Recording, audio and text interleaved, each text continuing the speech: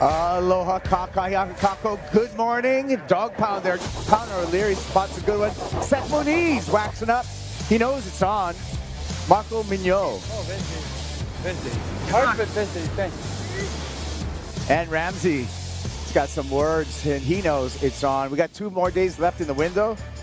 Easy call. We're on, but the good news is the waves have shown up on Kaipo Girl along with North Shore stalwart Ross Williams. Morning, Kaipo. Swell came up. It did. I was looking at the buoys throughout the night, 10 at 15 seconds. So, yeah, we woke up to some swell. It's cranking. Yeah, and what do you think about direction right now? You know, there is some north in the lineup still. It's not real peaky A-framey, but there's some stretched out slabs. So the surfers are, you know, long gone are floaters and aerials. We're looking at barrels today. Yeah, exactly. That's what we were waiting for. I mean, it's been Mahina Olelo Hawaii. It's Hawaiian language month, so I'm going to start off with one word, and it's a fun word. Bring it. E ho'omana wa nui. It means patience, and we've been patient up until this moment to make this happen.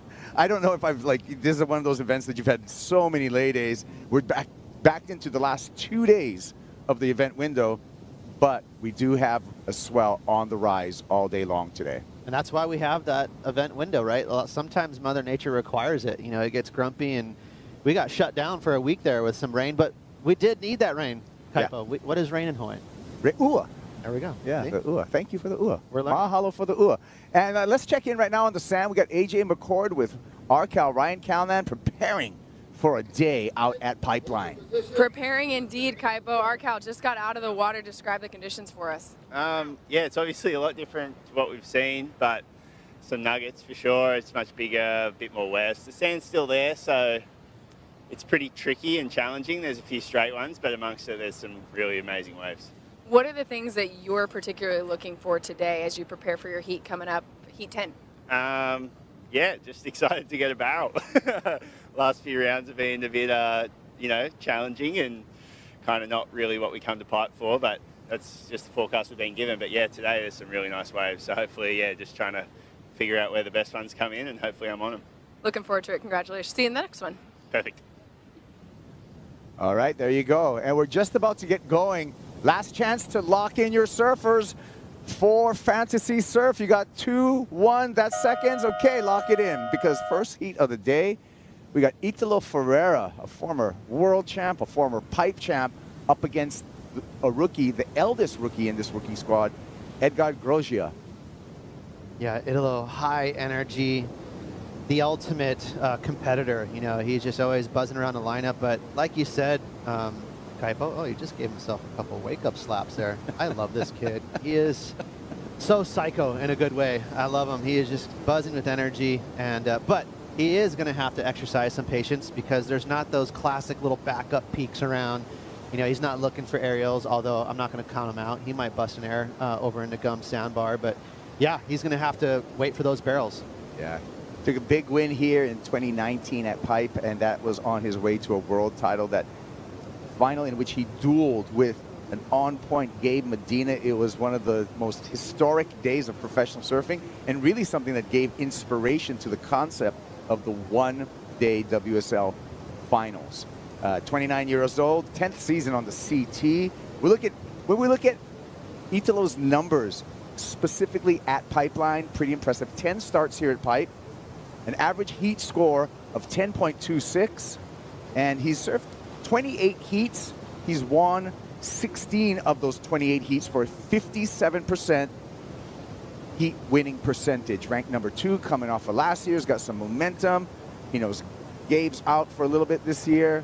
No John, maybe a second world title for Italo Ferreira, but he's got to take it heat by heat, and there's going to be a big heat against someone's Ross that we really don't know a lot about in this context. We know his performance on the Challenger Series, which has been outstanding, but Edgar Grosjean, 28 years old, coming kind of late to the party a little bit, you know, as a rookie, but earned his way there, finishing number 9 on the Challenger Series to come into the big league, the championship tour. So actually a big opportunity for Edgar. Yeah, this will be a good test of his patience, of his nerves, to see if he can settle down and compete. He is a bit of a veteran, even though he's a rookie on this tour. He's been on, you know, in a lot of big surfing events, you know, the last 10 years. He just hasn't made that next level of the CT. So we'll see if he can keep his nerves at bay. He's in the big show. Yeah, so, you know, I've seen his performance. I haven't seen the barrel riding yet from Edgar. So this is going to be a new skill set that he's going to be on display over here. We know he's like super progressive, super fast, got a great air game. But today, all about the barrels. And the guy that loves barrels is on the beach at Ehukai, Strider Wazalewski. Yeah, Kai, it's down here on the beach, and well, we're going to talk about the sand flow right now. We still have a lot of sand out on the reef, as you can see, but as all those huge sets roll in, it pushes all the water to the inside here, and the water's got to go somewhere, so it's dragging along the inside and shooting straight out here into gums where, you know, that's the flow of water, and all that sand's getting pulled out with it, and it's kind of almost recycling the sand back over onto the peak at the moment, but I feel like we're going to get a bigger, more intense swell coming in through the day from the west. This is what we really want. We were watching those buoys all night, and they did jack up to, like, I think 10 feet at like 16 seconds, which is a solid swell. That meaning all that swell is going to come across and hopefully take all this sand down the beach, and the waves should just get better all day. Hey, Strider, can you put your Wallace-Stradamus hat on and give us a prediction for today? What would you like? Swell? Swell. Surfers? Weather? We'll start with swell. Yeah, we're pretty neutral in the morning with the surfers. Let's go with swell. All right, swell. So we're going to see it rise all day from the west and get better and better and better. And hopefully we're going to see some black to green, which means the sand's going to clean off the reef, make it look all gnarly, and then make it look all beautiful as it comes onto the sandbar, and guys are getting blown out into the channel. All right. Thank you, Strider. Hey, hair looks great this morning, by the way, too. Thanks, guys. All day long. Hey, look at you guys can schedule. It's a really easy schedule for the next 3 days of your life. We have 2 days here at Pipe that you want to watch.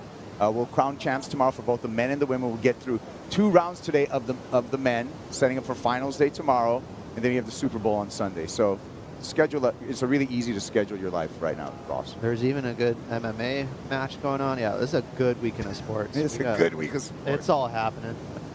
And, you know, it's at Strider's point, there is that plume of rip that kind of turns off and on, and right now it's on a little bit. You can see all that warble in the water that the boys are sitting in, but every now and then that turns off. So it goes on and off throughout the day.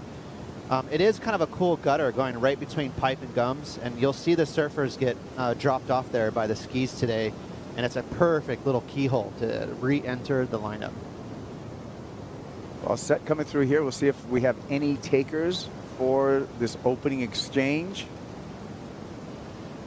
One more wave to come through. Again, open priority between these two surfers. 40-minute overlapping heats. This is the first heat of the day, so just 2 surfers in the water. No exchange there, so I'm going to check in with another member of our broadcast crew, the wonderful Flick Palmentier. She's in the Red Bull Athlete Zone.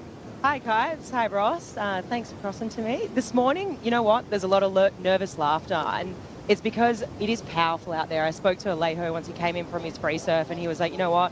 There's power out there. There's energy out there. But the good thing is that there's actually less current than any other day that we've seen, with that swell starting to swing a little bit more to the west. And if I think back to the early season, you know, winter here, all those early swells were sort of overperforming. At the crack of dawn this morning, I was having a look, and I reckon in that last sort of hour till we're live, I reckon it's jacked up another couple of feet. It is absolutely pumping out there.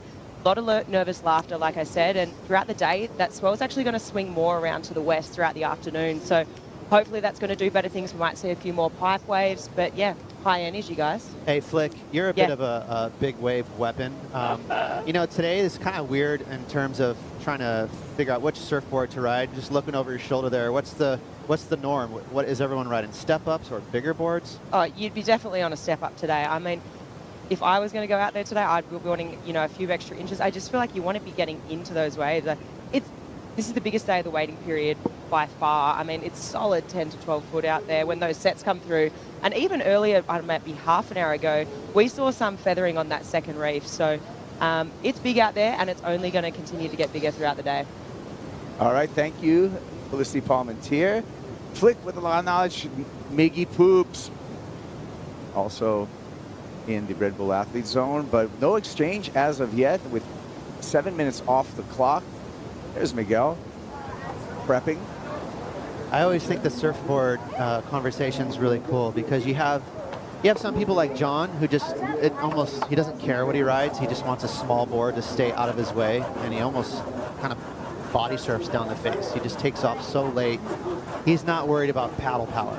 And then you have on the other side of the conversation some surfers that are really concerned about getting in, and maybe they're a little more apprehensive and they want that extra foam to give them that little bit of a roll in or a chip shot so they don't have to like kind of drop themselves over that ledge. So you can kind of read these surfers a little bit just by what kind of board they're riding.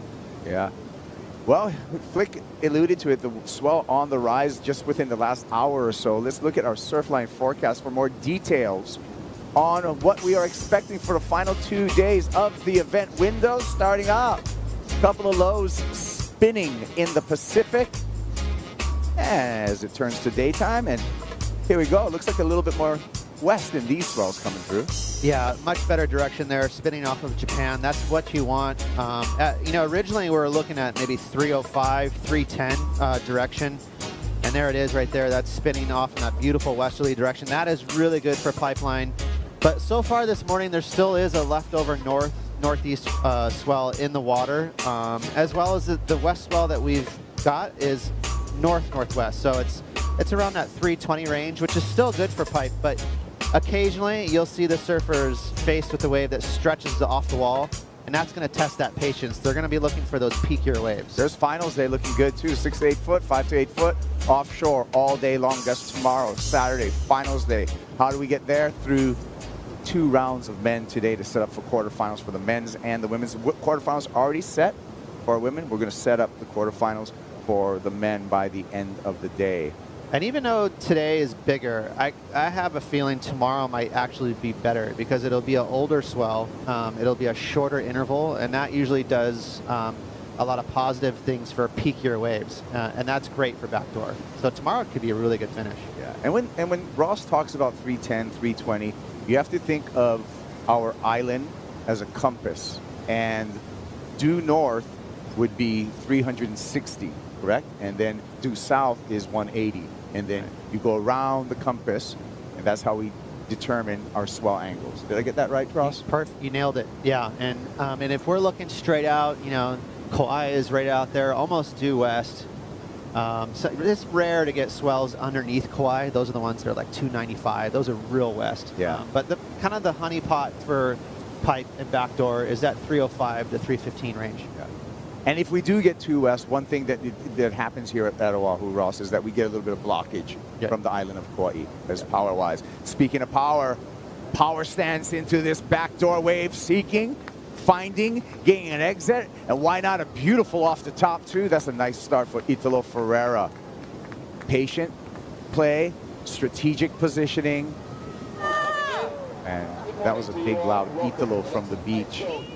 It's a giant Brazilian flag already in the AM here. Oh yeah, Brazilians bring the energy straight out of the gates, and all the fans of Italo are going to be super psyched because that was a smooth start right there. That wave had a little more of an A-frame to it. That's what you're looking for today. We talked about it in the morning show. We showed you this is the sandbank that the skis can't get over. There is jet ski assist, but the surfers are going to have to do a little sandbank run / paddle / run to get to the Red Bull jet ski. Yeah, and I don't think they mind it. The key thing here is it's safe. Normally it's really, how it is, Kaipo. It's tons of rocks and reef, and it's just sketch zone over there. But it is covered with sand, so they'll take a little trot over that sandbar, jump into that trench, and get popped over to Gums, right in that little keyhole he's heading towards. And they'll be right back in the lineup in, what would you say, 1 minute? Oh, yeah. It's pretty quick turnaround, which is nice. Especially with Hawaiian Water Patrol on the Red Bull jet skis. These are the best PWC operators in the world. And no problem. Just threaded the needle. These guys are so good on it. They are really good.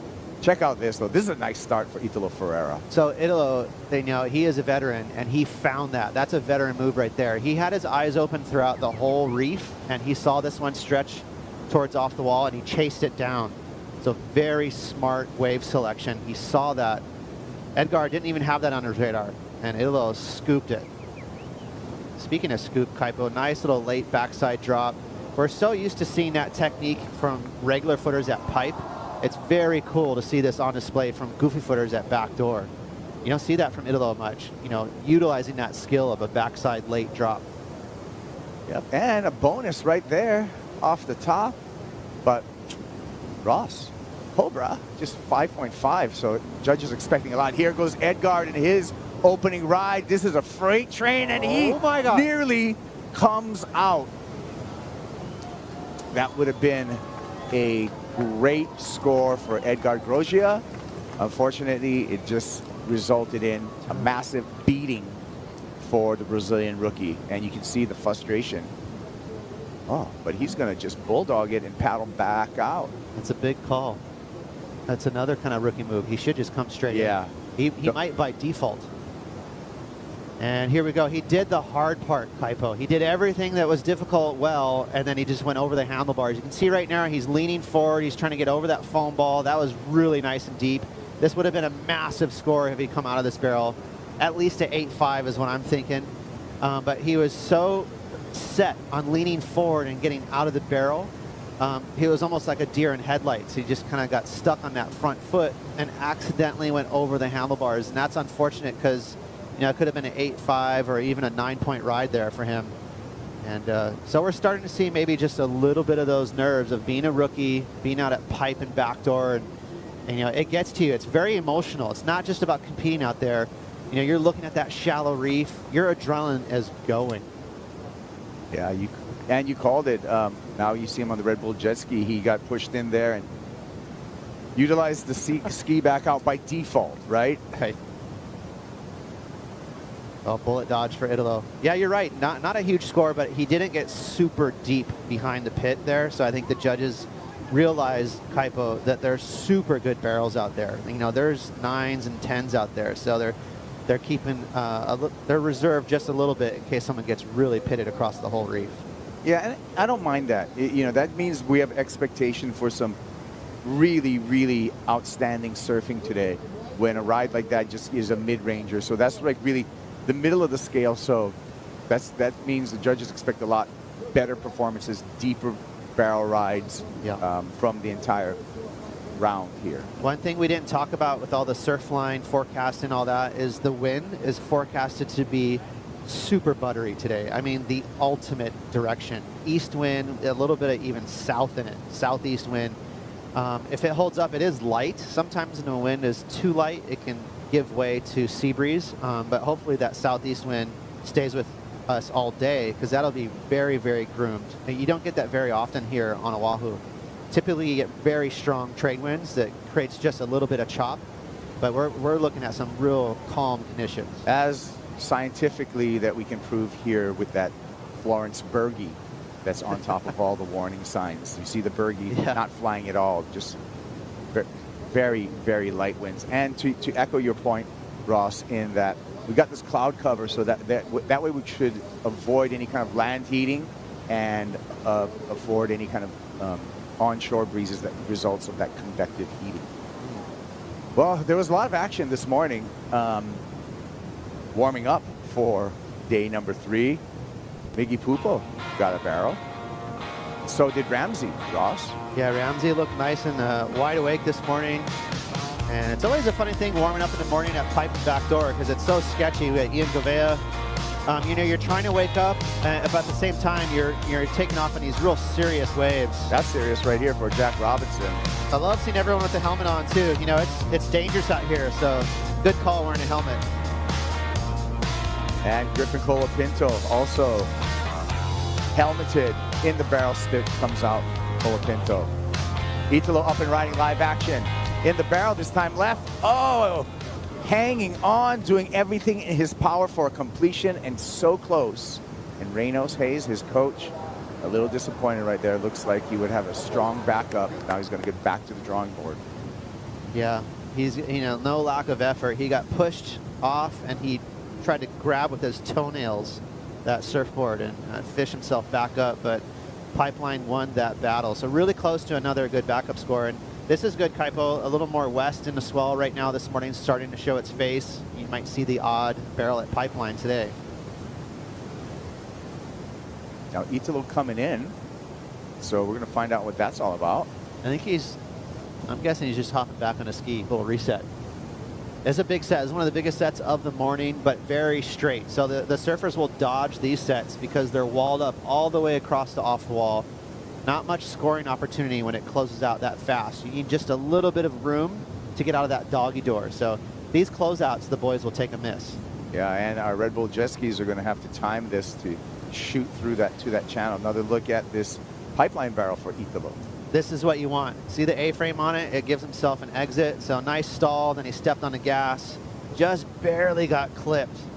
And you know what? That actually might be due to the sandbar. The sandbar at the end of this wave gets kind of shallow and it creates a pinch. So watch his right shoulder. At the end of this barrel, you'll see from a different angle, he gets clipped on the shoulder. Ooh, talk about getting clipped.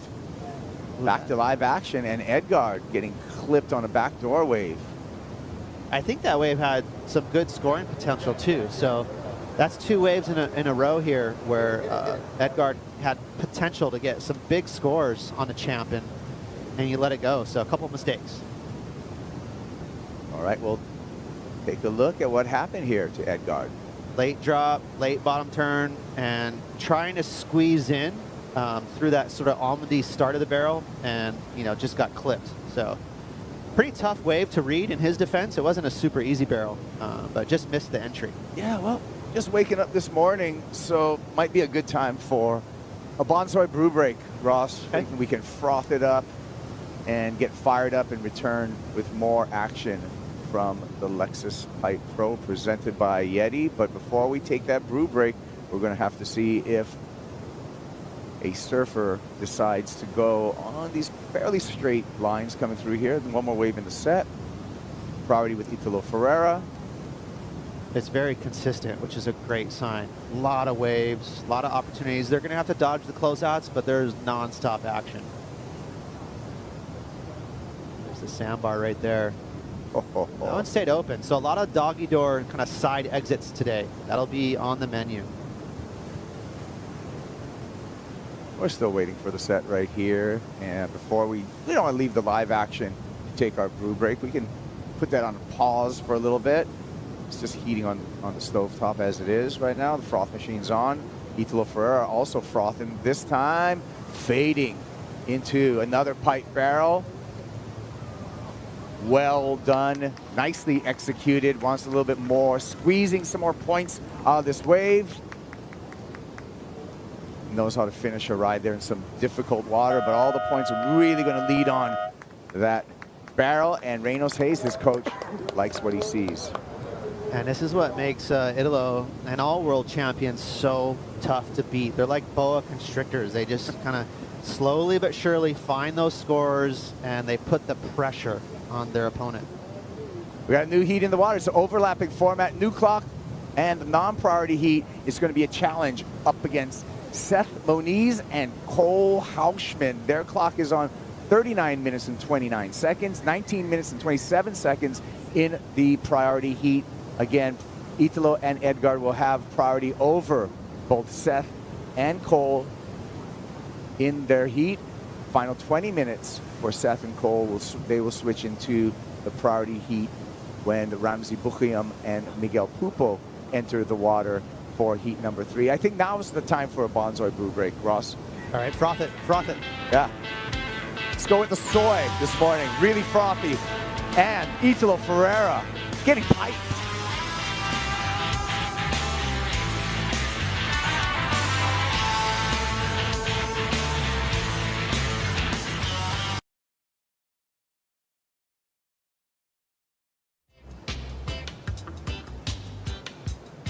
Who was your biggest competition for a title this year?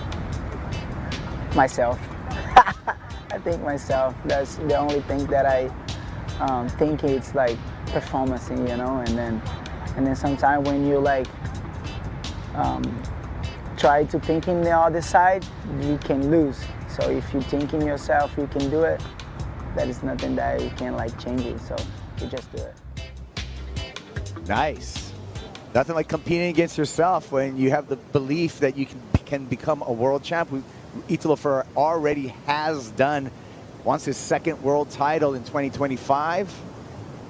And he's got to be one of the top contenders in anyone's book, boss. That was a really fun interview, and that's what makes surfing so original. You know, you're on your own, and you have to lean into that. You know, it's not like team sports where you got so many coaches and you got all these teammates, and it's such a group effort. In surfing on tour, you really have only yourself to lean into. So you mentally, you got to be very confident. Exactly. You can't ride the bench to a championship on the World Surf League. You can't ride the bench to a world title. I mean, in team sports, there's guys who have Super Bowl rings. Yeah. Here we go.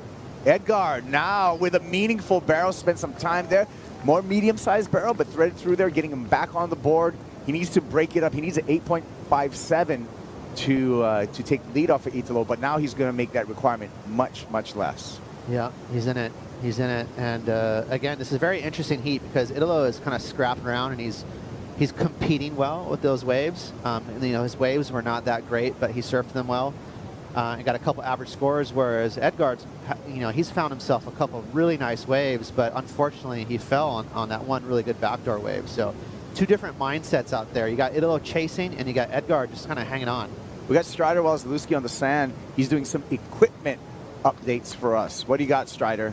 Well, I just came over to Italo's quiver. He's got 5 boards on the, down here this morning. He's got 4 on the beach. He's got 3 6.6s. He's got a 6.4, and out in the water, he's on a 6.8, a little more lumber under his feet. These are Timmy Patterson pintails, all pretty much with the same template and ready to go. We got multiple leashes, everything ready to go, because you can break probably 4 or 5 boards in a heat if you really think about pipeline. Every wave, you could break your board, especially today with that end section and how heavy it is. So a lot of lumber on the beach, a lot of lumber under his feet. 6.8, biggest board. Love it. Hey, Strider, do us a favor. Put one of those boards under your arms. Let's have a look. They look nice and chippy. They do, but you know what, though? There's some foam in there for him. He likes it. He's ready. And you know what? These boards are really perfectly made by Timmy Patterson. Timmy Patterson really actually is showing a lot of people how to shape, including Matt Biolas. That's right. What kind of fins are on there? We got some future action. Solid base out, really solid. A lot of athletes going for the futures here in Hawaii because they're really solid. You feel the connection. Can you see the model? What's it on the under the features? They'll give you the model. I'm pretty sure you can see it right there. It's a prototype. Oh, it's a prototype. Gotcha. All right. All right. We got a lot of intel right there. We're researching here. We're doing our homework. Well, it's nice. Those Timmy Pattersons, like Strider alluded to, Timmy Patterson actually was a mentor for Matt Biolas, who's built Mayhem Law surfboards, 2-time Vissla Shapers Series champion. Matt Biolas. Timmy Patterson comes from an incredible board building family. Timmy's dad and his uncle worked in the original Hobie Alter factory in Dana Point. Now think about Hobie Alter and what happened in Dana Point there. That's when that was the first manufacturer of foam core surfboards, with, which we all come to love, polyurethane cores. Right. Yeah, Timmy's been a popular shaper since the 80s, really. Let's see, some legends have been riding his boards over Matt Archibald. Yeah, Matt Archibald comes to mind. He'd be probably one of his main team riders, right? Joe Turpel. Pat O'Connell got a lot of boards from Timmy Patterson, but he, all the Cali shapers are known for shaping fast boards for performance, but Timmy Patterson, in my eyes, has been one of those Cali shapers that has always shaped a beautiful rail, really nice templates. His boards flow into the heavy Hawaiian waves really well. Yeah, and he's got another team rider on tour this year, Timmy Patterson, to join Italo Ferreira, Alan Cleland Jr. Another weapon who doesn't mind some power. So, yeah, it's nice to have a Cali shaper who will shape you a fast, zippy performance board, but easily translates those smooth lines into powerful waves. All right, so 4-point ride for Edgar Grosjean. Now just needs a 6.5 to take the lead off of Italo Ferreira. Lots of swell coming through here. Remember, Seth Moniz, Cole Hauchman still out in the lineup in the non-priority heat. And this may give, multiple waves may give the non-priority heat some opportunity for rides. Priority with Ferreira, pulls into a beautiful pipe cavern, slows himself down. It spits behind him. He yanks through that beautiful carve, straightens out. He will increase upon his scoreline right there. Well done by Italo Ferreira. Edgar Grosjean grabbing rail. It gets a pump in. Let's go the rail to get that pump in, but that wave just a little too fast down the line. I'm actually pretty impressed with that backside tube riding effort from Edgar. That was a really nice let go. You see that Kipes on that? As he got in the barrel, he let go of the rail, and he did that to get a pump in. So he's looking pretty comfortable, actually. Let go of the rail, get the pump in, a la Andy Irons. I think Andy and Bruce were some of the guys who first started doing that. Yeah, John does it like John does it. 50-foot waves. You know what? But we got to give it up to the GOAT too. Kelly's got every technique. Kelly's, he is the GOAT, and Edgar just took one on the head there. Ouch. Boys are going to get being clipped today a bunch. A lot of water in the sinuses today. There's some action out there.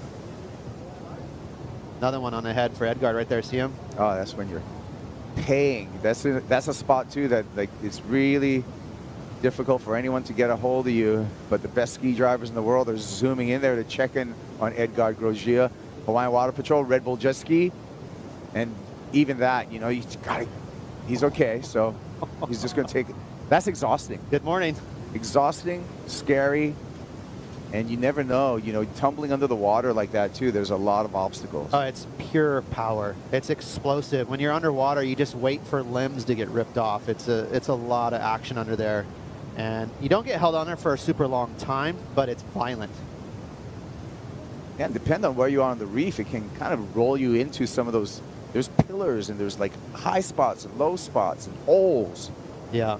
Yeah, there's some action out there. But and there's also still two swells in the water. There's that leftover north swell.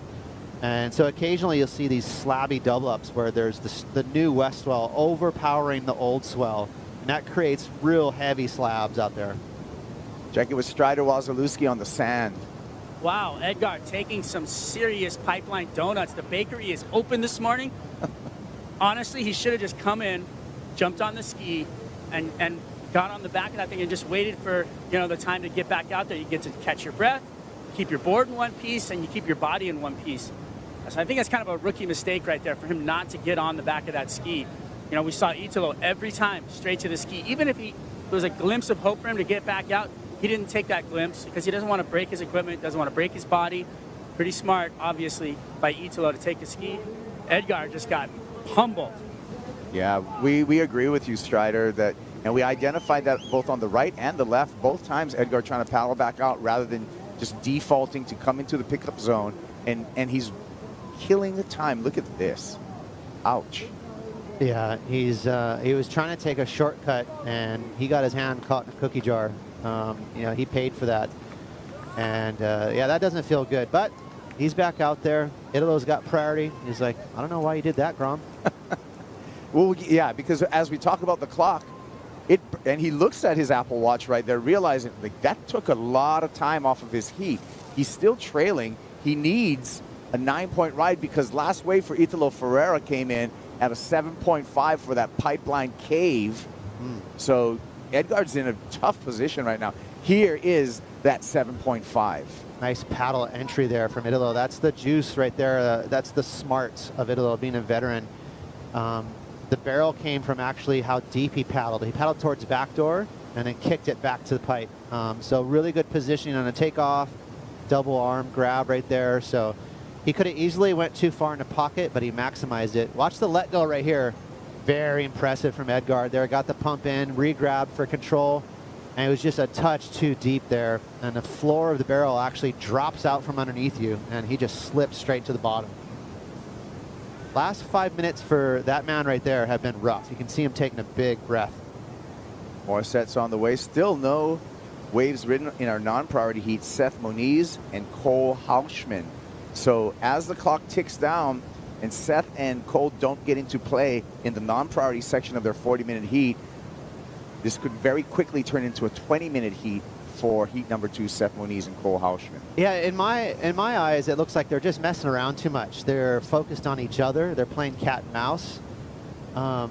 You know, just playing the game, like maybe trying to get in each other's head, trying to, you know, make sure they get the first backup score or some kind of score. And they maybe have dropped the ball a little bit of trying to escape from your opponent and get away and get a score.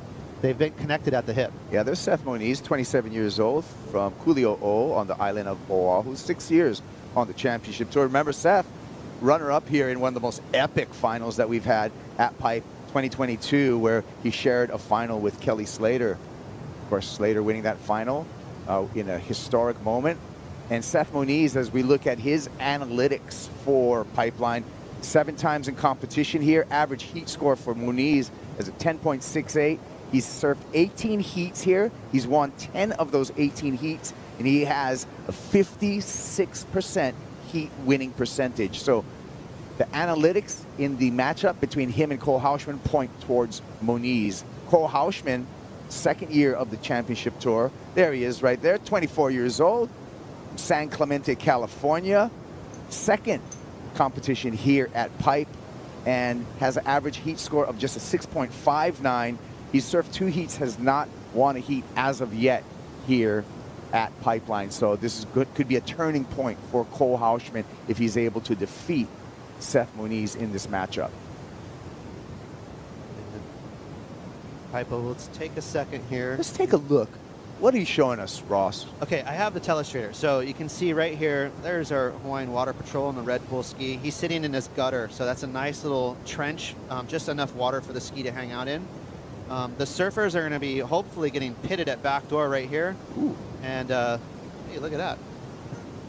And once they finish right around here, they'll run over this sandbar, hop in this little trench right there, and the ski will pick them up and buzz them right back out here to this keyhole. That keyhole is maybe a 10-second paddle right back out to Pipe, and that's going to give you that that really relaxing effort back out to the lineup, as opposed to where Edgard was. He was right around here during that set, and that set was just nasty. All those closeouts, and he tried to take the shortcut back out and got pummeled for it. So if you get a right over here, finish right around here, you're going to hop in that gutter right there, take the ski right back around, and that is a nice shortcut back out.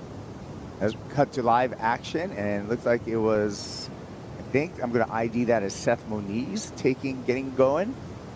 And it was Moniz. But thanks for that tutorial there. And it's all about time management as well as positioning today. Seth Moniz got kicked off in the non-priority heat. Unfortunately, he was not able to find an exit out of that backdoor barrel. And I would have been telling Seth to do this from the beginning. You know, get away from Cole, find your backup scores. He's the local out here over Cole. He knows this reef a little better than Cole. So he might be able to find those random slabs that separate, you know, a little more towards off the wall. Now he's in the rhythm. Edgard looking back door, wants more down the line. Nothing's going to present itself for the rookie out of Brazil. And now he's in a desperate situation on the paddle back out. Just 4 minutes remaining for Grosjean, and he needs a 9-point ride. Yeah, now Italo can control and play the priority game, sit next to him, make sure he doesn't get that freaky perfect wave for a 9, which, by the way, they're out there. And look at Cole and Seth. Yeah, you're right, Ross. Tangling still, even though Cole does have priority. Too much focus on each other. Like, Seth is so good out here. He should just be on his own program and spitting numbers at him. Yeah, I mean, they're really connected. At 27 years old, Seth Moniz has easily a decade out here of a lot of waves over and over and over again. Him and his family used to post up on the Billabong house here for the entire season when he was much younger. And he's put in the hard yards here. So you would expect that he's going to have the best wave selection in this matchup. But, you know, it's easy to get pulled off of your game. And like you said, Ross, look at Italo in the red jerseys, just going to lock up.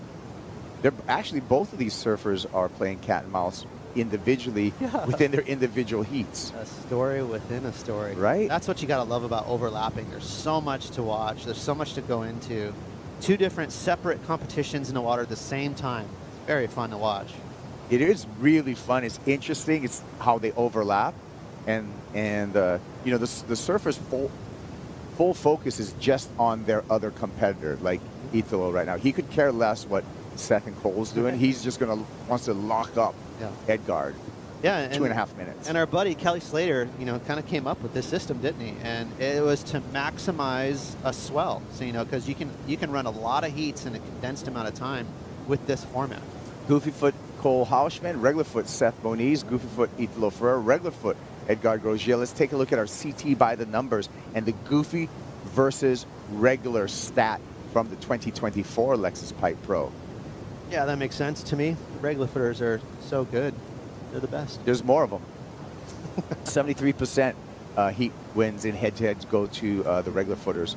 A little bit skewed because there are more regular footers on the tour than goofy footers. So we always take that with a grain of salt. No, they're Ross? they're better, though, just in general. Maybe. I mean, For those folks out there, Kaipo's a goofy. I'm poking fun. Here we go, Seth. Under priority. nice. Oh, and goes for the second section instead of for the doggy door exit. And is going to get another small score. There you go. Ooh, I don't know. We'll see it in the replay. I don't know if there was a moment for him just to turn out of that and get the completion. It looks like he pumped for a second section. kind of liked it. You know, he gave himself a shot at a really big score. Let's take another look inside. There's a little pump. There's the exit you were talking about, but he went for more. It looked pretty tough there. So he just kind of got in a trance there. Sometimes you get locked in a barrel and there's just one gear, and that's just go to the end. And live by the sword, die by the sword there for Seth Moniz, but he is surfing. So, you know, Cole's still completely locked up, and he's found himself in a 20-minute heat. And our first heat of the morning, 50 seconds till the buzzer. And it looks like Italo Ferreira will be walking his way into the round of 16, that round of 16 happening this afternoon. Yeah, that heat is almost done and dusted. And Cole playing the patience game. He's waiting for the first proper score. You know, Seth's stood up a couple times, but no keepers. So very interesting heat unfolding there. One being very patient with Cole. Seth trying to get things started, and nothing really happened yet for him. But they were very connected at the hip there. They were, you know, kind of battling there with priority and a little bit of hassling. Interesting. Buzzer's going to sound, and the great sportsmanship there. It is Italo Ferreira on to the round of 16. Edgar Grosjean eliminated from competition. Reynolds Hayes, Italo's coach, feeling good. It's a great way to start the day. I hope you're enjoying the show. We got more on the way, more from the Lexus Pipe Pro presented by YETI. Italo Ferreira, the first heat winner of the day.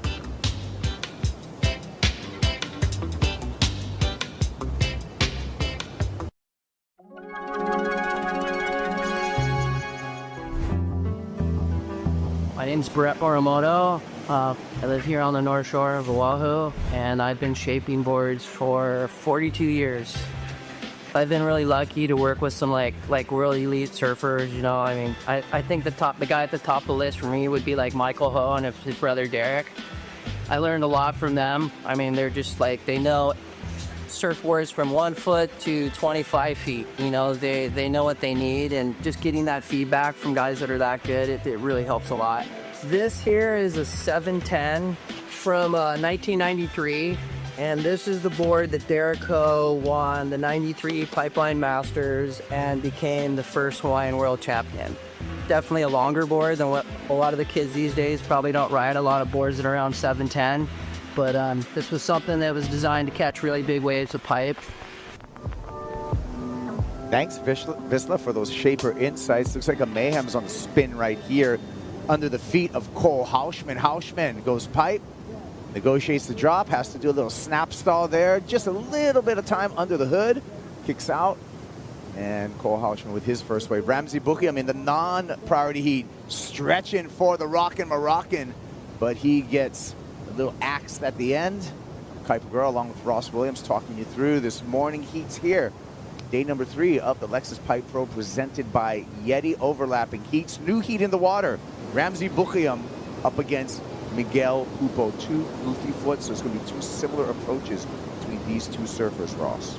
Yeah, that's going to be looking and focused on pipe for those gentlemen, but can't say no to a peaky backdoor wave either. So hopefully they'll keep their eyes peeled there. Close to a good score there from Ramsey. But first up, Cole Does a little check stall right there, doesn't get it, so he goes for a turn to slow himself down. But both those efforts, he wasn't quite positioned deep enough. This is the opposite. Nice and behind the peak there for Ramsey. Gave himself the pump through the barrel, but unfortunately just gets clipped on his outside shoulder. We've seen that happen earlier today too to Italo. So, you know, you get that the soundbar on the end, it'll create a little bit of an almond shape on those barrels, and you got to really take care of that exit. They're smaller. You got to stay high and tight and just kind of sneak out. Ramsey Boukayem, 31 years old, representing Morocco, 3rd years on the championship tour, but actually that comes with an asterisk next to it. In 2023, Ramsey, at the beginning of his rookie year on the championship tour, broke his ankle out here at Backdoor. One of the many injuries that have been sustained in this stretch of beach, both in competition and leading up to competition. That's something we got to talk about a little bit, because you're starting the year off, Ross, with danger. This is a dangerous wave. Yeah, it's really extremely easy to get hurt out here. It's shallow, so a lot of people get hurt just hitting their body parts on the reef, but you can also get tweaked. You can, a lot of people injure, a lot of surfers injure their knees. Obviously hit your head out here, so a lot of surfers are wearing helmets. There's just, it's a dangerous wave, but you got to pay to play. It's proving grounds in the surfing world, and pipe is where it's at. It's a gauntlet. It is. And Ramsey recovered from that injury, found himself back on the championship tour, finishing 15th last year. He's going to be one to really, he's been around forever. It just took him a long time to get to the CT. He started back in the Pro Juniors days battling with guys like Gabe Medina. Gabe was really quick to get onto the championship tour. Ramsey, with really a similar skill set, took him a long time because, the QS, the qualifying series into the Challenger series, it's a tough road. Ramsey finally made it onto the CT, and I feel that's where his surfing is going to shine, because he's a big, powerful surfer. Yeah, and he's confident. He's hangs out with Jeremy Flores a lot, and they have that old school kind of mindset, like Andy Irons. They got swagger. It's good word. It is swagger. They have swagger. He's not afraid to go out at night and have a beer, and he just brings that swagger straight into the jersey in the morning. A little more old school. It's very cool. Not your typical competitor these days on tour. He's very relaxed. He's a fun guy to be around on tour. Yep, he's faced up against Miguel Pupo out there. As you can see, the surfers started repositioning themselves. I want to say, Kaipo, the west swell is starting to show a little more dominance. This is good. You can see that big peak out the back. That was pretty west. There's Miggy Pupo, 33 years on the championship tour. 33 years old, 13 years on the championship tour. Remember, he had made a semifinal here at Pipeline in 22. We're going down to Kelly Slater that year. 13 times in competition here at Pipeline for Miguel Pupo, one of the veterans here. Average heat score for Miguel Pupo at Pipe, 9 points. But he surfed a lot of heats here. 35 heats. This is his 36th heat that he surfed at Pipeline. And he's won 16 of those 35 so far, 46% heat and winning percentage for Miguel Pupo. So by the numbers, it's leaning towards Miguel Pupo in this matchup, just as far as the analytics. We talked about analytics. He was way ahead in the numbers. He was way ahead of the score, and he's on to the round of 16. Our 2019 world champ, Italo Ferreira, is on the glass with AJ McCord. Kaipo, what a way to start our morning here at Pipeline. Italo, putting on a show like we've come to expect from you. We were just talking about the difficulty of being the first heat in the water, especially when the waves look like this. Haven't gotten a lot of chance to do practice on these types of waves this window. How did you approach this heat? Yeah, that was a fun heat against Edgar. He's one of the rookies this year, and I tried to catch a lot of wave during the heat, but we were waiting for 10 minutes for one set, and then I start viewing the score right, left, and then I had 7.5 on a good left. I talked to Reynolds before the first set. It's good, the first one, and then I had nice clean barrel, and yeah, and then after that I just tried to get the priority and waiting for one more moment and do it again. But yeah, it was pretty fun here. And on to the next round. How do you get ready for that next one, knowing what the swell looks like it's going to do the rest of the day? Yeah, I hope they can change a little bit for Pipeline so that we can enjoy a little bit more the lefts, and because on the last couple of days I was only right. I have been surfing long caps try to get lefts, you know, and but it was pretty fun. I hope that we can have a more action during the day, so let's do it.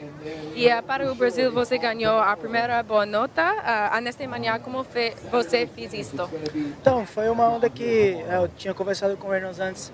A primeira onda da série ela vem um pouco mais limpa e aí depois as de trás acabam fechando um pouco e tendo um pouco mais de água branca ali e um movimento estranho na correnteza. Então acho que a primeira onda é a mais limpa e que te dá a opção de fazer uma boa nota. Então eu tentei no início da bateria trocar as notas e aumentando o ritmo, e foi o que aconteceu. É muito difícil porque você pode fazer 2, 3, como você pode fazer 2 notas 8 numa bateria, então você tem que saber o momento certo ali para poder administrar, mas foi bem. Eu espero que as ondas melhorem até o final do dia e que a gente possa ter mais ação no dia de hoje.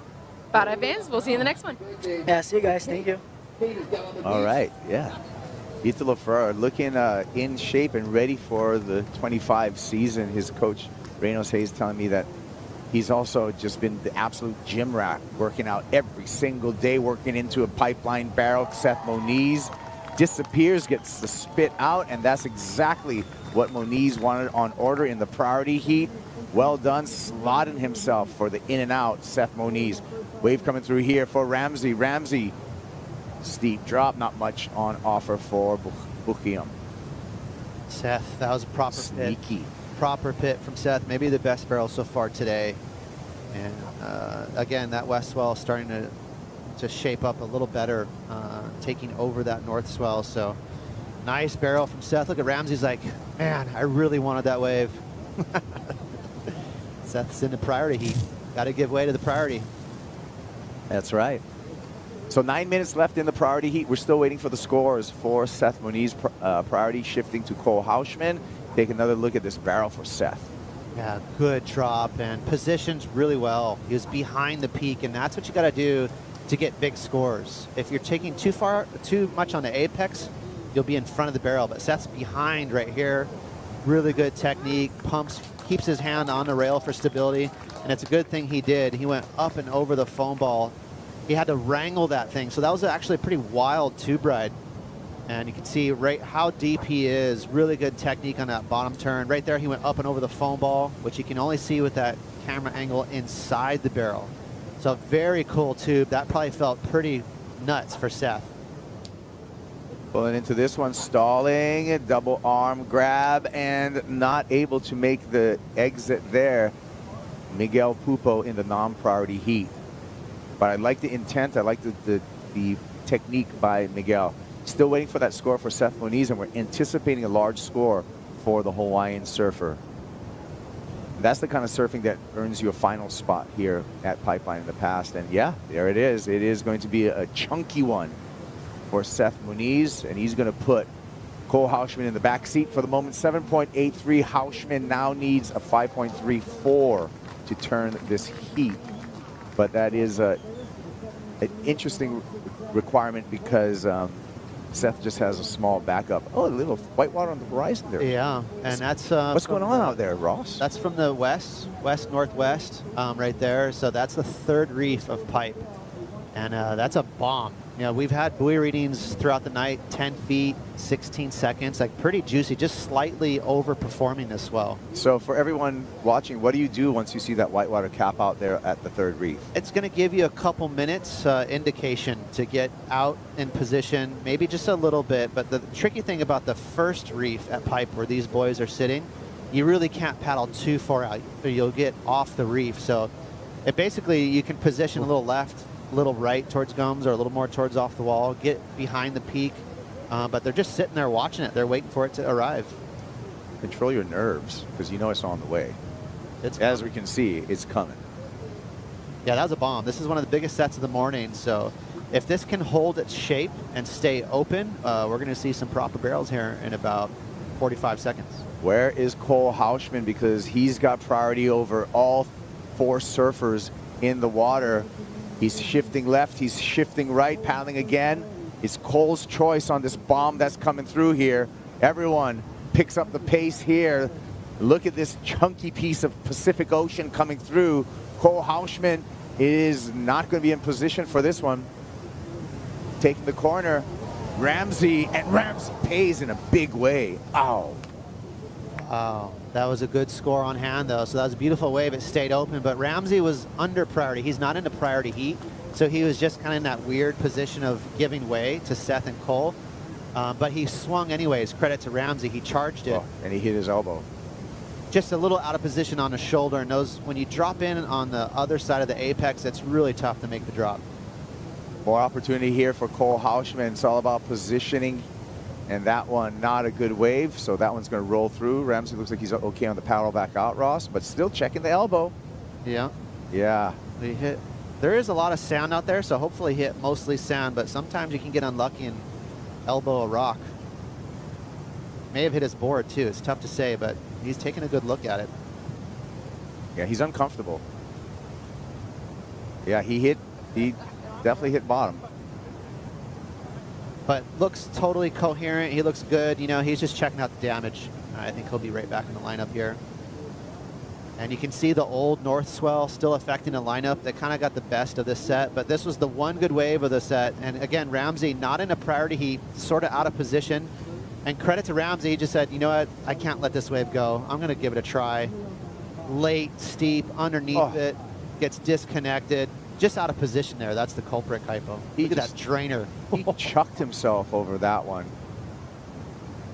I mean, this is like a 8 or a 9 point ride ready to happen. He just needed to be in earlier and deeper. But like you said, Ross, I feel like the train already left the track, and once this wave starts peeling down the line and bottoming out, if you're not there at the takeoff spot, you can't really take off on the shoulder because it's just barreling down the line. I mean, it's just physics, right? Exactly, and that's one of the, well, here, a quick ride. Oh. That's one of those weird advantages, potentially, I could be wrong, but it's one of those weird advantages of actually being a regular footer at pipe. You can get those late drops, that technique of dragging and kind of riding the wave down, almost partially body surfing on your backhand. Sometimes those late drops are a little easier for a regular footer. Cole Hausman just threw away his priority on a pretty substandard wave right there, and so that's going to be tough for him to come back, because now 4 minutes remaining. Seth Moniz in the priority heat, who has heat control, the lead and priority over Cole Hausman. Strider's on the sand. Strider? Yeah, Kipes, just down here. I've been in the competitors area where they go and they check in with the beach marshals. Jackson Bunch, he showed up, I think 15 minutes early for his check-in. He was so excited, but to note, the waves are so heavy today that he had an impact suit on. So he's got a wetsuit with a bunch of flotation in it that he's going to paddle out in his heat with. I mean, it is heavy. We just saw Ramsey take heavy gas on that one wave. Like we talked about earlier, the Pipeline Bakery is open. Donuts are getting handed out. And I think we're going to see a lot more of that all day as this swell is just rising, and it's going to be insane. Let's see what happens. Back door. Yeah, that was Ramsey back door, and that was not a cakewalk. That was a hard wave to negotiate. Seth Moniz uses his priority, wants to get a backup score, and ditch that 1.67 that he has in his score line. Local crowd loves that. There's the support squad. The crew. There's a lot of Monizes and friends. Crew likes the backup score, and they should. Summer Street representing. Yeah. Seth from Townside there, beautiful neighborhood. And but he's been, like you said, Kaipo, surfing on the North Shore his whole life, and he's definitely a favorite in his heat. You can see Cole doesn't look quite as comfortable, in my opinion, in the lineup, and slowly but surely you can see Seth and his knowledge of this reef paying off. Here comes Cole. He needs something significant. He goes back door, pulls into this one. Just a little pocket ride, a little frustration. You can tell on the kick out because he knows that's not enough to turn this heat. 2 minutes, 20 seconds. Sprint paddle back out there. Give himself one more chance. Everyone has strengths, you know, and when I look at Cole, I think of a power backhand surfer who would do really well at J-Bay, Bells. He's just got that beautiful backside power surfing. But you can see out here on this slabby reef, he looks a little tight. And sometimes when you're stiff like that, your technique doesn't allow you to get in the barrel as deep. You know, you need to be loose and comfy. And you can see Seth looks really comfortable. Even in these small ones, he'll drag. His body parts are dragging. See right there, his knees slowing him down. Just looks a little more loose. He's actually surfing inside these barrels. Whereas Cole, he looks a little more stiff. And as a result, he'll get ahead of the barrel. He doesn't get as deep as Seth. So a small wave here for Seth, but he maximizes it and gets a nice little backup score. Yeah, he's going to improve upon his score line, and he's going to up the ante for Cole Hauschman when the number drops in. Hauschman, to add insult to injury, also paddled back out into second priority behind Seth Moniz. So Seth can really control this final 1 minute and 10 seconds in the heat. Should be a simple play for Seth Moniz to move into the round of 16. Wow, there is bombs coming now, Kaipo. Look at that. And 2, 3 big lines coming in. Maybe some last-minute heroics. But you said it takes about a minute from out there to go in. There's about a minute on the clock. How many chances? And Cole under priority as well. So he's going to have to get Seth going on one of them. And baited Seth into this one. So Seth pulls in. A lot of warble there in the sandy section. A lot of backwash and ribs. So giving him a breath of chance. Cole Hauschman, and here he goes. Doesn't go on that one. Still hang on to priority. Ooh. Hauschman needs a 7.44. 7.44 is what the San Clemente surfer needs right now. He's down to 15 seconds. That wave he didn't go on had scoring potential. I'm surprised because this is a lot smaller. And just, again, the little out of position on this reef. Well, there you go. Seth Moniz on to the round of 16. Moniz family likes it. It's a party on the sand for the Moniz family, which continues to grow. So the fans are going to stick around for Seth Moniz as he's into the round of 16. Cole Hauschman out of competition. We've got more action underway. Seth Moniz, highest score of the day so far right there.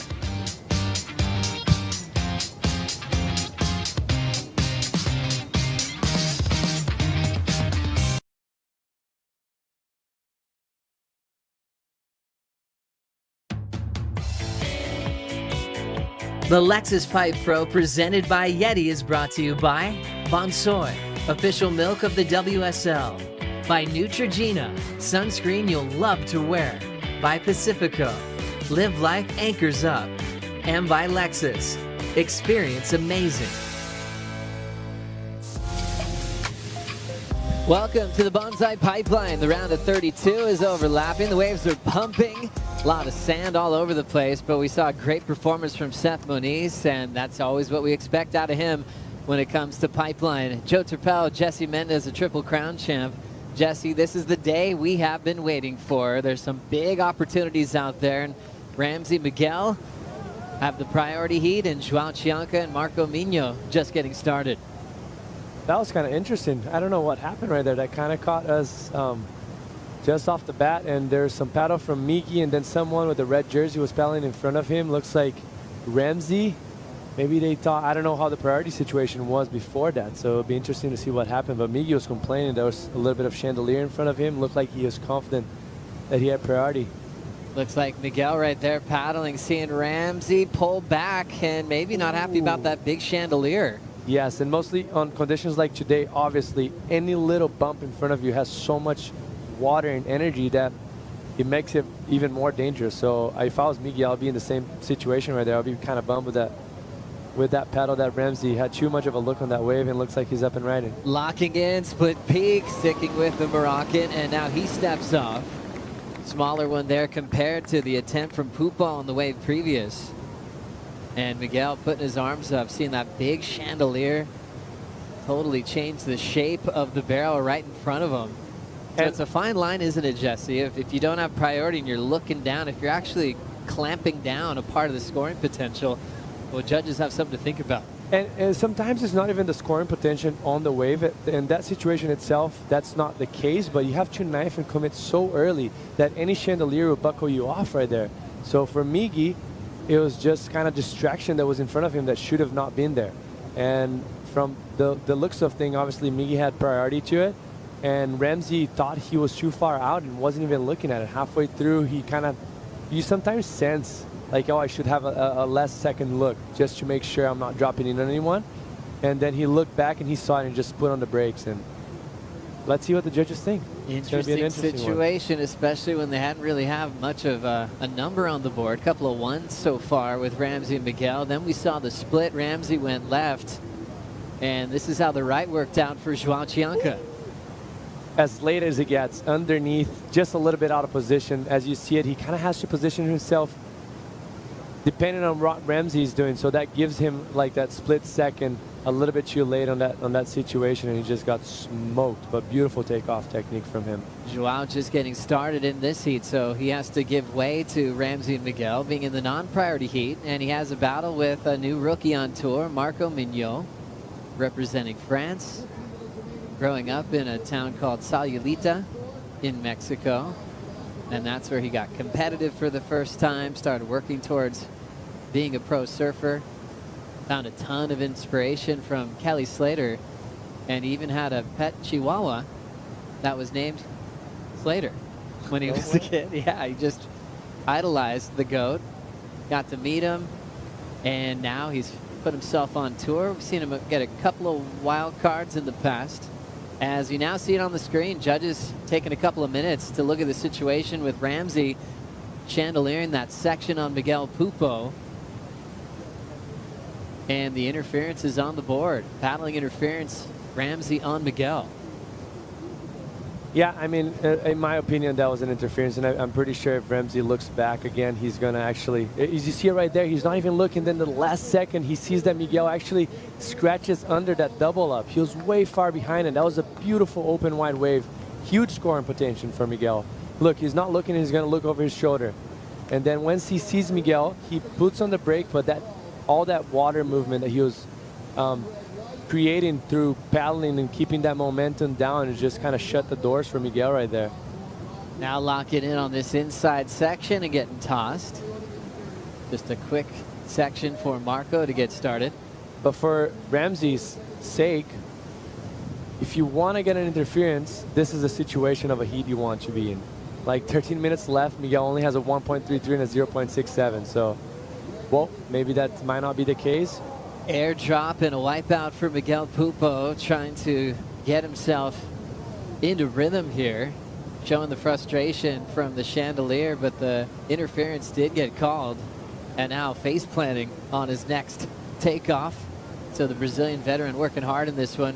The moment just counting a 1.33 and a 0.67.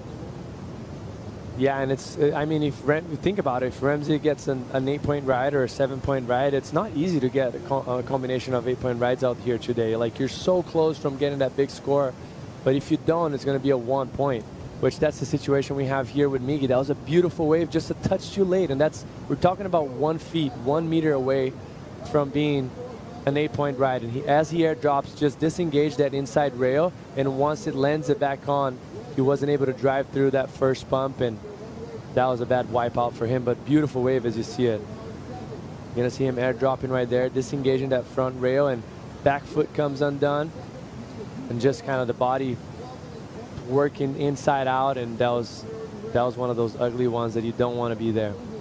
Wow, wild day so far. Definitely the biggest we've had in the waiting period for the Lexus Pipe Pro, presented by YETI. Pupo on the comeback from the Challenger Series and into an event that he really enjoys. Has come close to perfect tens. He's got that cool style, absolutely charges, and looks like Miguel and Ramsey talking things over.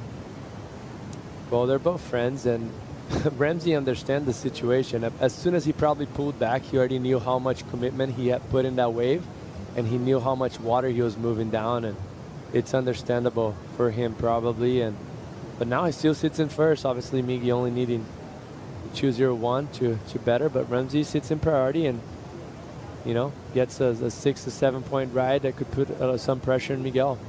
Ramsey's going to try to do it on one wave, losing an entire backup score for that penalty of that interference. Still with 11:20 to go. Big names coming in the draw today, and local heroes defending event champ Baron Mamiya, staring at his favorite lineup in the world. That's his filmer, Parker, behind him, getting all the clips, including the clip that was what Baron calls the best wave of his life at Pipeline that he got the day after Christmas. Solid win for Seth. Let's catch up with him and the fam on the glass with AJ. That's right, Joe. We have an entire family here. Seth with his nephew Levi, and Seth, we know this wave, one of your favorites. You do have your family and friends always rooting for you on the beach here. Describe this type of pipeline as somebody who has surfed it in so many conditions. Yeah, it's really great to have the whole family down here, you know, and the waves are pretty intense right now. That heat was kind of sketchy for me. Just like a slow start, but there's some amazing waves. I think guys are going to get like wave of their lives today, but yeah, grateful that we got some waves. As somebody who has surfed so many waves out here, has gotten some really impressive moments, how would you describe what you're seeing on the forecast and what you expect it to be later on when you surf in the round of 16? Yeah, I mean, I think it's going to be pumping all day, so I think it should just get better. I think a lot of that sand should get moved away from pipe, so there'll be a lot of more opportunities. But yeah, just stoked here with Hona Levi. Enjoying the day, huh? You having fun? Yeah. Cruising on the beach. We love it. Congratulations, Seth. Thank you. Thanks so much, AJ. Seth is a great uncle to a lot of kids because he's got a lot of siblings. And you saw Levi there. That's the son of his sister, Kaylia Moniz, a two-time longboard champ. As you see champions all over the place around here. Bright yellow, the #1 seed, a wild card in this event, is the three-time world champ, John Florence. We'll have a heat with a rookie named Jackson Bunch coming up next. That's going to be an exciting one. Obviously, a lot of expectation. But Jackson Bunch, I think a few of us picked him as the Rookie of the Year contender. So let's see how he's going to. That's a big name. You got to take it down on the first event of the year. But if you do that, that's a huge confidence booster for the rest of it. And what you always remind me, Jesse, it's like if you want to compete on the biggest stage, this is the biggest stage there is. Jackson aware of that, also knowing that big matchups make his career. So he actually went on social media and said, here we go, you know, all out. I can have no mistakes tomorrow, so it's on. He's looking forward to the challenge of what he said also, one of the best ever at Pipeline today. No doubt, and I think that's the strategy you have to have if you want to be on tour. You need to be able to beat those big names. Why you're there for? That's the only reason. You've done your whole life, you worked your whole life to be in this platform, going against the best, and that's the literally what the best part of being on tour is, just surfing against the best in the world in the best conditions. And today, kind of have we're kind of scoring right now. We did not expect coming into this event thinking that it was going to be this good. Rolling in now, nice cool fading takeoff and a nice pipe wave for Pupo to get into this heat. Needed a 2.01. Remember, Ramsey with the priority interference loses an entire wave. Grabbing around the takeoff, burning off some speed now, lunging for the opening. Marco Mignot with some travel time. But the rookie goes down. Still wide open in the non-priority heat score-wise with Marco and João Chianca. As he deals with all that energy on the head. We keep talking about the sand and where it is at the moment. Seth talking about he's hoping that it does move off the reef. What are the serious challenges you're seeing with the amount of sand we have where it's positioned today? Just the wave turns into kind of a bit of a closeout on the left, but I expect it to be even more. I think the swell kind of grew throughout the night and already groomed a little bit, so it's not that bad actually. And the worst part about it is when there's steps. Like, you get so shallow to the point that there's in the barrel there, towards the end of it, it turns into almost like a stationary wave under you and just makes it very tricky for you to ride the wave. But today I don't see that, and as much as there's a few closeouts, still pretty wide open, and we've seen a lot of good waves to Pipeline being ridden already, and no excuses today. No excuses. When we talk about rules and priority rules, you can actually download the entire WSL rule book on the website, worldsurfleague.com. As we have priority with João Chianca, Marco working his way back out. We check out this wave here from Miguel Pupo. Yeah, that was a beautiful, smaller Pipeline wave, typical, just coming out with the spit, and just very clutch and smart from Miggy right here.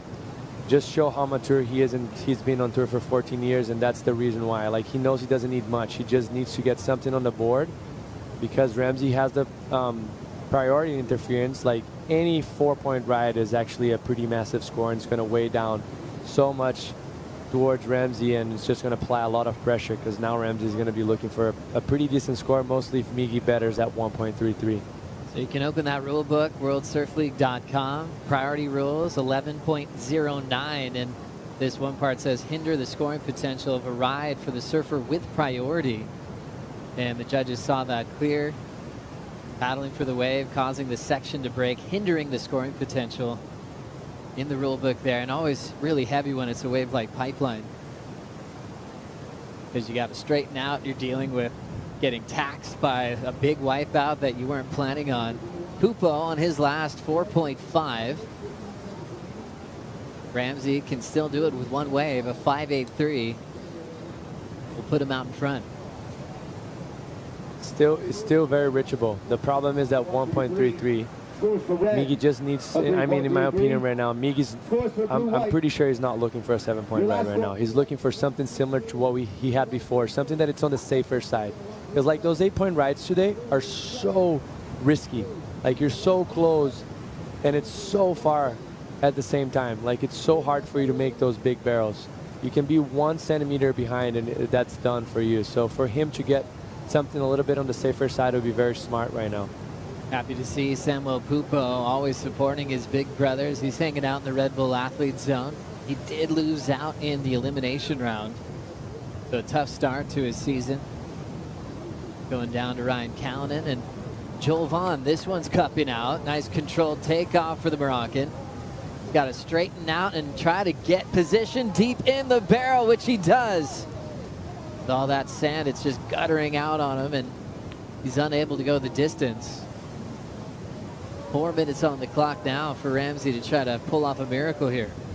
Yeah, now it's going to get tricky for Ramsey, obviously, without priority, and Megan just needed to bet it at 1.33. Anything's going to apply much more pressure. 3:48 on the clock. Miguel Pupo with one major win in his career, winning in Tahiti in a tube shootout with the local hero, Kauli Vost. And it was an event he always knew that he had a great chance at winning. He said, even though I wasn't always in the quarterfinals each and every year, he had huge scores in the early rounds. So the confidence he had didn't match the results on paper before that victory. What happened to Ramsey here? Just that takeoff, he was a little bit underneath too much, so he had to kind of go around that first section, which that's basically what he had to do when the position that he had. And as soon as he started pulling in, the wave started stretching out to that sand bank, and he ran a little bit too fast for him. There was no exit whatsoever right there. But it looked like a beautiful wave as he was taking off. Jeremy Flores breaking it down. Good friends with Ramsey for many years. Two-time pipe champ. And now a super coach these days. I try to get a hold of Jeremy later on today. We should have him here, right? Yeah. It'll be fun. Let's work on it. What a fiery competitor, amazing coach. Wears his heart on his sleeve. And he's really retired well. You know, he's been in Tahiti, right? Yeah, he just looks great, doesn't he? And his passion is just right there. He loves giving back all his knowledge to his crew. I think that's some of the best parts. Like he created throughout his career so much knowledge, and the best thing for you to do it is teach someone new. You know, like someone that hasn't been to the situation, and mostly in places of consequences like Pipeline and Chopu. He's kind of second to none. Like he had the technique, he had the drive, had a competitiveness in it, and also he was one of the biggest chargers we had in history of competitive surfing. Like the guy was not feared of swinging underneath. Definitely. Also working with Marco Mignon in the non-party heat was Joao Chianca. Always is grateful for all the support from his mentors, from Jeremy to Mickey Picon as well. He said he doesn't even know where to begin with the thank yous that he hands over to Mickey Picon, who spent some time on the championship tour. Still living in the southwest of France. Amazing surfer, still getting really barreled on those beach breaks at home as we look at a late decision to pull back. Ramsey aware of the time, minute 15 to go. Last year as the replacement surfer for Joao Chianca, Ramsey ended up with an equal 9th finish at Pipeline. And this is a big heat for both of the surfers in the white and red jersey right now, because obviously you go into the tour and you know your specialty, you know where you're good at, and this is an event that fits those both surfers very well, and they know they need to count, so it's an important one for them to capitalize. And this third round doesn't make that much difference. Like, you moving over, that's when things start to get, and you get the big points in it. Let's see what's going to happen. Paddling shoulder to shoulder, Pupo wisely playing some defense here.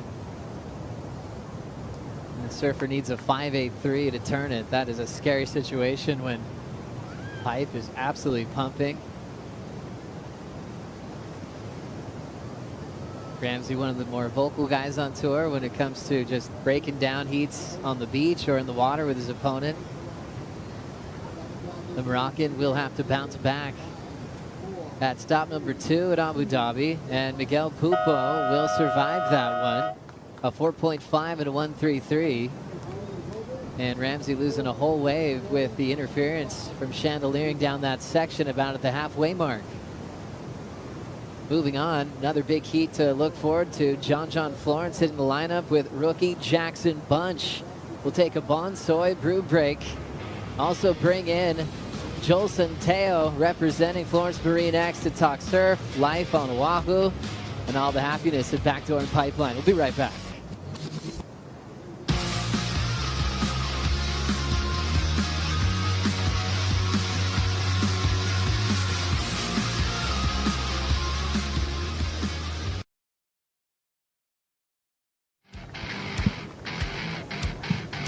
Flashing back to 2021, John Florence had already been featured in big pipe finals at the championship tour level, but he finally got to win one. Made it even better, he had his true career rival in Gabriel Medina in this clash to kick off the season, world number 1. And sometimes it's hard to reflect on those big starts from John in the world title race because it was really injuries that ended up being the reason that he was taken out of the world title hunt, but he was so happy to finally check that last mark off the list of officially winning the big pipe event. He had won all the other pipe events in the past, and now he's looking for another, this time as a wild card. Thanks for being with us. Joe Turpel, Triple Crown champ Jesse Mendez, and a legend around these parts, Joel Centeo, winning the Reef Hawaiian Pro, your 10 at Backdoor. We could go on and on, but first of all, thanks for joining us, Joel. Oh, thanks for having me, guys. Stoked to be on here. Yeah, really cool to see you in this new role, you know, with Florence and being the GM of Hawaii, right? Is that your official title? Yeah, so I'm the general manager of Florence here in Hawaii, and it's an amazing brand to work for. You know, obviously, John and his brothers partnered with the Hurley family to start this brand, and we make amazing gear, and the brand started right here on the North Shore, and we're just we're doing some fun things in the community. Oh, so stoked. Thanks for joining us for the call. This overlapping format's moving very quickly. Florence in the water now, taking on Jackson Bunch, the rookie from Ho'okipa on Maui. Everyone's picking him as a potential favorite for Rookie of the Year. I know you love all waves around the North Shore, Joel, but you love Haleiwa, and Jackson Bunch has a win out there a couple years ago. What do you think about this kid from Maui? Jackson is incredible. Here it looks like we have a wave coming. Dropping in and out. It looked like Joao Chianca. But anyways, yeah, Jackson, you know, I seen Jackson first surf when he was probably 10 years old.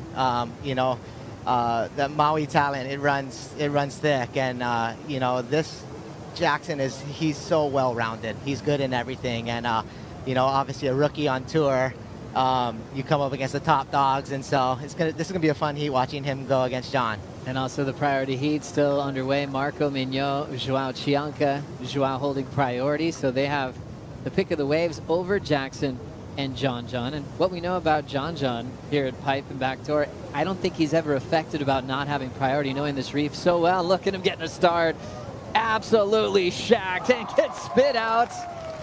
Unbelievable how he can work the system with non-priority at his home break. It really doesn't matter, Jesse. It really doesn't. Like, and he had last priority right there sitting, and he was just in the perfect spot, but perfect spot for John. Anywhere else, anyone else, or most of us would have just eaten on that takeoff, and he was just in the perfect spot to get underneath enough and do that big pump, and he drives through, gets that energy off the wave, and kind of matches. As you're gonna see right here, as he's paddling, the wave is almost breaking on top of him. And that first bump he's going to drive through that section, just be in front of the foam ball and coming out clean. And that's a very average wave, and he turned into a decent score. Or actually a good score to it. How do you break down the approach, Joel? Yeah, you know, like Jesse said, John's positioning out here is second to none, you know, and obviously we all know there's a lot of sand on the reef right now, and for him, for the rest of the heat to not look at that wave, and John be in the perfect position to probably get the best wave of the day was pretty insane. And that's what John does, you know, he's been doing this for a very long time, and he knows exactly what he's looking for before he even goes out there. Just never gets old, does it? The thousands of barrels he sat out here in his backyard, with or without priority. But I always thought the overlapping format just made him even better. You know, when John could just be released in an ocean when it's pumping and just find corners, it actually doesn't have to be backdoor and pipe. He's just so freed up. Score is already in the X1 range, 8.5. Mostly on a day like today, Joe, like that we have kind of like a combination of swell. So we're going to see some very sneaky backdoor waves that are very hard to identify once you're out there because there's so much energy and the waves are big. He's going to sit in positions that's going to give him the advantage to find those waves, and other guys are going to be thinking like, oh, he just got 2 8s and I'm still sitting here with priority. Hawaiian Rod Patrol, always the heroes of this event on the Red Bull ski. Getting everybody to safety so they can keep getting more waves. Looks like we could potentially have a board change here as we see Marco pushing off the sled. Has a 163 and a 107 as he's been putting his head down on a few against Joao Chianca. And just a little breakdown. I don't know if many people know, but João actually got hurt about 2 nights ago here at Backdoor once again. Kind of like hit the bottom and hit his face pretty bad. So like, I don't know if he might have had a few stitches and some scratches as well. So he's still here swinging and he's up and riding. And we see him right there. What a warrior. Joao Chianca on a split peak, still traveling, stretching out and trying to punch free. What an effort. Just getting clipped at the tail end. Looked like he had a great pace on that running right. Just getting clipped on the exit. And who was on the split? Well, it was John Florence. We'll bring you that in just a moment. But yeah, crazy insight, Jesse, that he's dealt with a serious wipeout right before this heat, and knowing what he's been through for the last couple of years. Here's the split. Centeo, take us through this one. John, just on a little smaller left-hander here, and you know, obviously with no priority, John's on the hunt.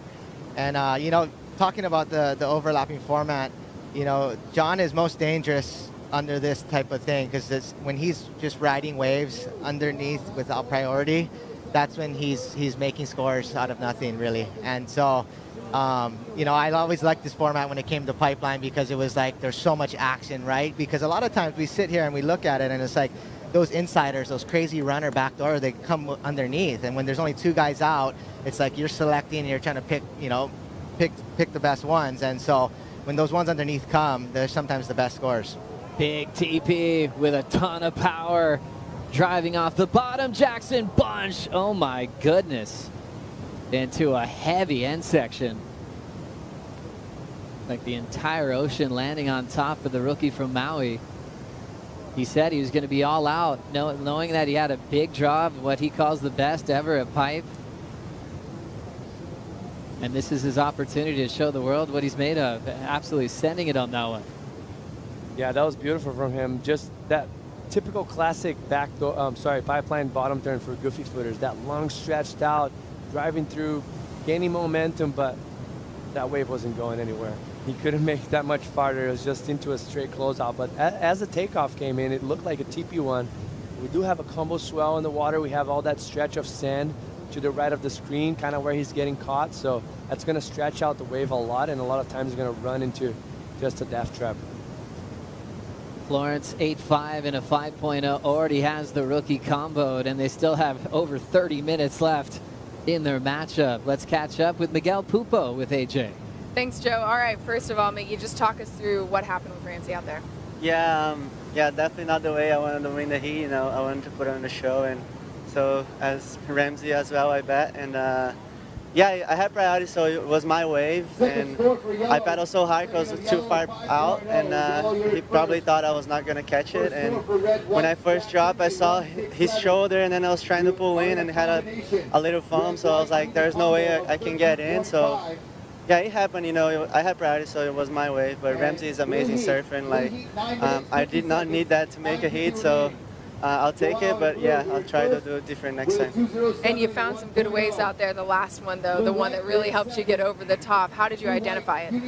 Yeah, I was stressing after because I had no scores and he only had one wave, and yeah, and I knew he was gonna go for a big one because you know you're only counting on one wave, so he wanted to go big, and I saw the medium-sized one, and I was like, this is perfect for me, and I'll take it. And I was looking for actually another one, so I'll make the score higher for him, and I couldn't get it, and that's it. Yeah. Congratulations, Mickey. See you in the next one. Thank you. See you guys.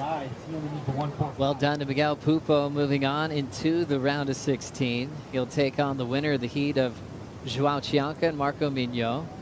So this is the last round that you reseed the matchups. Now you can easily follow the draw and make sure your fantasy team is surviving.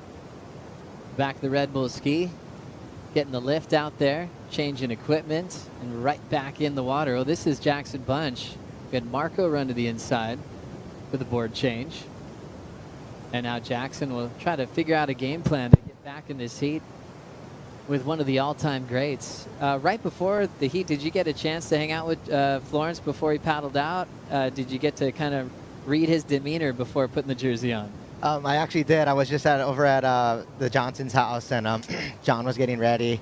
He had about 7 boards laid out, anywhere from like 6'1" to 6'6", and you know, I could tell this year he was obviously taking a break from competing, that he was pretty calm and cruisy, and so I think a calm and cruisy John is going to be dangerous. And but it was good. Everybody's just cruising. Darren was there, Lauren. They're just having a good time. Cool, growing the family. I love it, baby. Darwin watching his pop surf. Now we got a nice hollow section looking back towards the pit. Marco Mignot in the matchup with Joao Chianca, only needing a 1.45. Next opportunity setting up for Joao. Getting nice and deep, just well played. Kind of reminded me of his ability to stall backside. Remember his Olympic performance in that crazy big day Super West with Ramsey. He could basically slide straight down and control that speed really well. That's the classic backhand tube stall that Chianca has. And this is some of the guys are capable. Most guys are capable of doing that, but only a very few are capable of doing that in these conditions when the water is heavy, when there's so much water moving, it's pushing you away. You need a lot of gut and technique. And that was the point of difference on the last 2 rides that we saw from Joao and Marco. Marco like took off on actually probably a better wave than him, but had that first little pump and just put him a little bit in front. He still got barreled, still got decently deep, but he didn't maximize the scoring potential of that wave. And Joao on the other side put on the brakes and make the most of it. And I don't know if you guys noticed, but he threw his helmet off right before the wave. You guys see that? He got his helmet and threw it out because obviously he's not feeling good. Some people don't like it. I've never rode one, so I don't know how it feels, but they complain that you kind of lose your vision a little bit and it gets tricky to ride barrels or anything. So yeah, it's been interesting seeing the roll of the helmet out here at Pipe and Backdoors. We'll go to a series of replays. Joel, Marco on the first one. Yeah, Marco, I'm excited to watch him surf this year. As Jesse said, I think that he could have gotten a lot deeper on that one. But, you know, probably just trying to put some scores on the board here. But that was a great ride. I think it puts him right in the heat. Look at his helmet on the left, right there, going over. Yeah. Interesting talking about the helmet. You know, I never surfed with the helmet, you know, but obviously, like, I respect all the guys that do. But it is tricky when your ears are covered and, you know, like if your face kind of your vision gets a little blocked. And so I know a lot of guys don't like to use it. But obviously with what happened with Joao last year and the injury, like, I mean, I see why he's wanting to wear a helmet, you know, but obviously in the competition, I think he was not really feeling it and took it off. For sure. Yeah, I saw that go over the falls as we saw him pack that barrel. So Joao getting the better of that exchange, which is still being factored in upstairs. Strider is on the beach. We did see a board change for Marco Mignot. What'd you see there, Waz?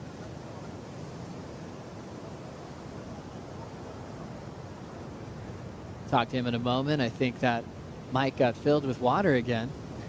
He knows how to shake that out and get right back down to business. We'll catch up with Strider in a moment. With 5:15 on the clock, Joao and Marco fighting for a spot into the round of 16 and still enjoying our time hanging out with Joel Centeo. Congrats on the store opening as well, right in Haleiwa. You can get all your Florence gear there, and one of your best friends, Nalu, holding it down. You can say hi to Nalu, buy some great Florence product. What has that been like over the last few months since you guys opened? It's been great. You know, I think for us with the Florence brand, we were looking for a location where we could really showcase the brand on the North Shore, and this place right here in Haleiwa opened up for us, and it's a great location. It looks like an old plantation home that we just turned into a nice little North Shore Florence store.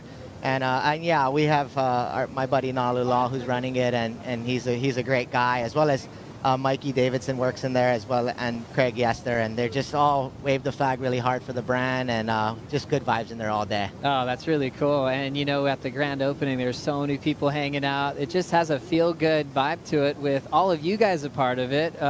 Born and bred on Oahu, been a part of this since day one, and then having the Florence brothers, all of them now officially on the team. It's got to feel great.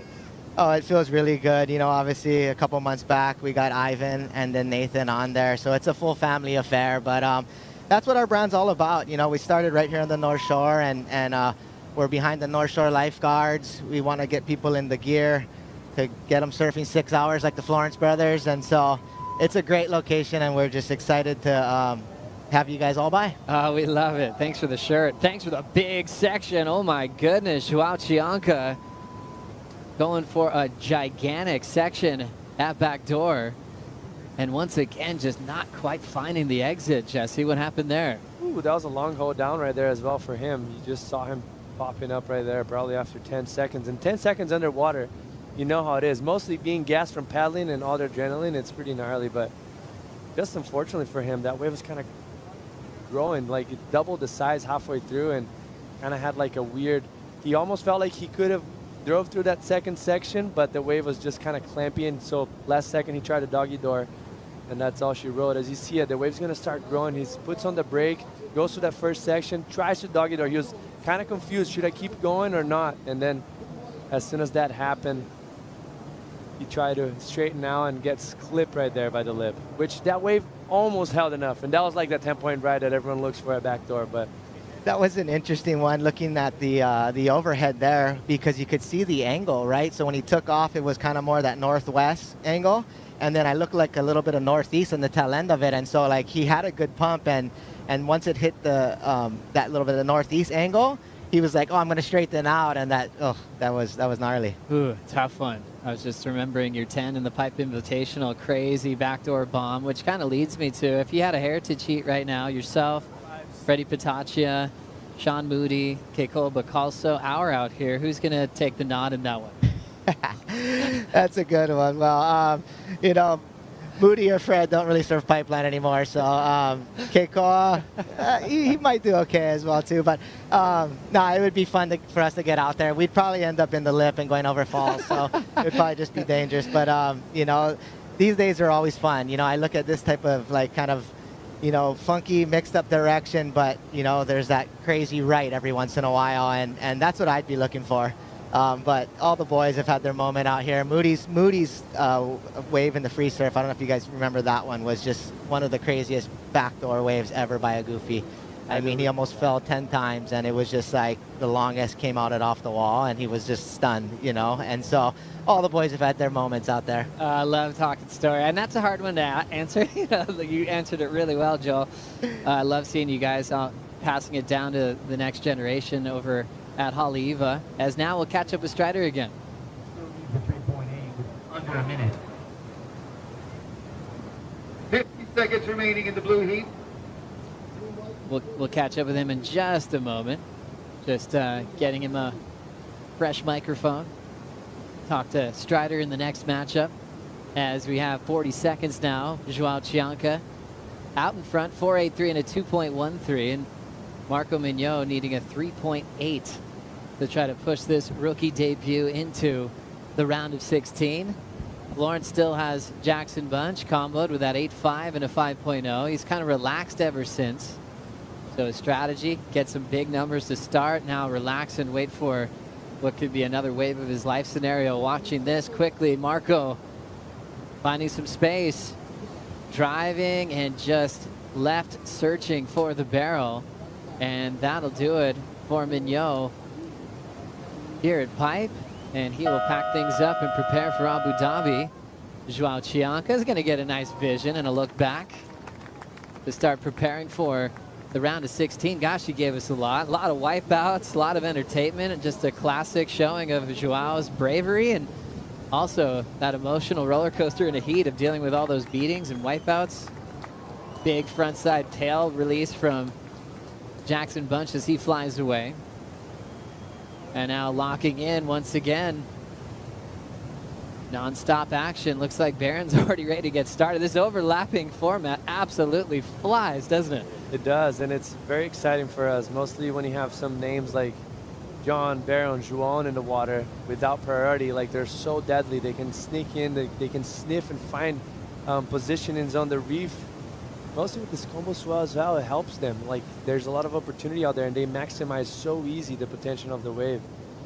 Fun for us to watch. Fun for us to just fly through the best part of the waiting period. We always knew this was going to be the best day. It also helps us just take advantage of a big Friday swell. And I think Barron Mamiya is most likely going to apply the same heat strategy that John applied at the start of his heat. I think so. You know, Barron's another one here. Maybe spent more time than John on this reef. And so he just loves it. You know, I think back, here we go. We got John on the right. And so... Oh, and getting the spit without him. So Florence going down for the first time in this heat. Yeah, that was a tough one. I could tell, like, it looked like it was good, but I could tell the barrel just definitely breathed. And usually John pumps right through that, but for some reason it got him on that one. So plenty of time for John to continue to put on a show. 18 minutes, he'll be the priority heat. McGillivray and Barron just getting started. And Joao Chianca just got past Marco Mignot to move to the round of 16. We'll be right back.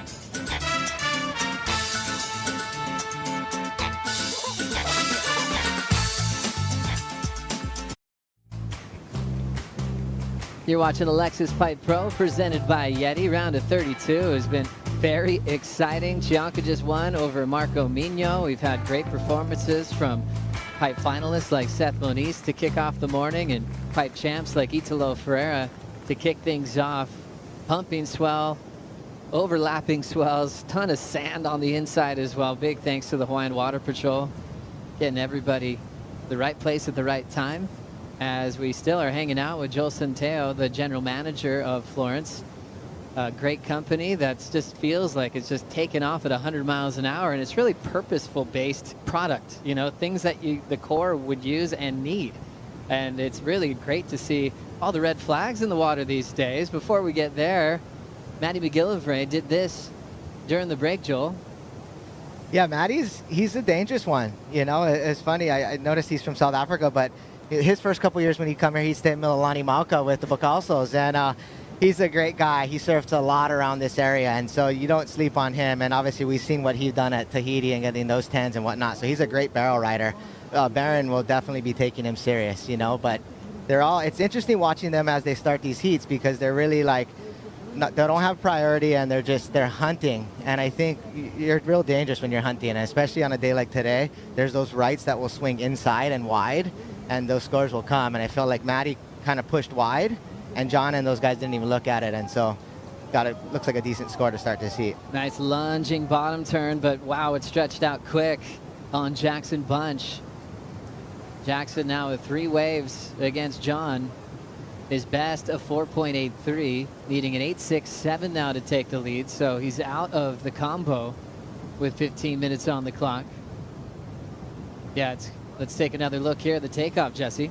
Yeah, that was a beautiful wave ridden for him, just a little bit behind, and that's the difference when John takes off on the waves. He's just in that perfect sweet spot. That was a great ride, and there was a lot of scoring potential on that wave for him, and unfortunately he got not clamped, but just got smoked by the foam ball right there, and it was a missed opportunity. He would have been right back in the heat. He does have a 4.83, but still feels like you're miles away when you're needing an 8.67 against John at Pipeline. Like, it seems so hard to reach, you know, like it's not easy to find that wave, and not think that John's not going to better his 5-point ride.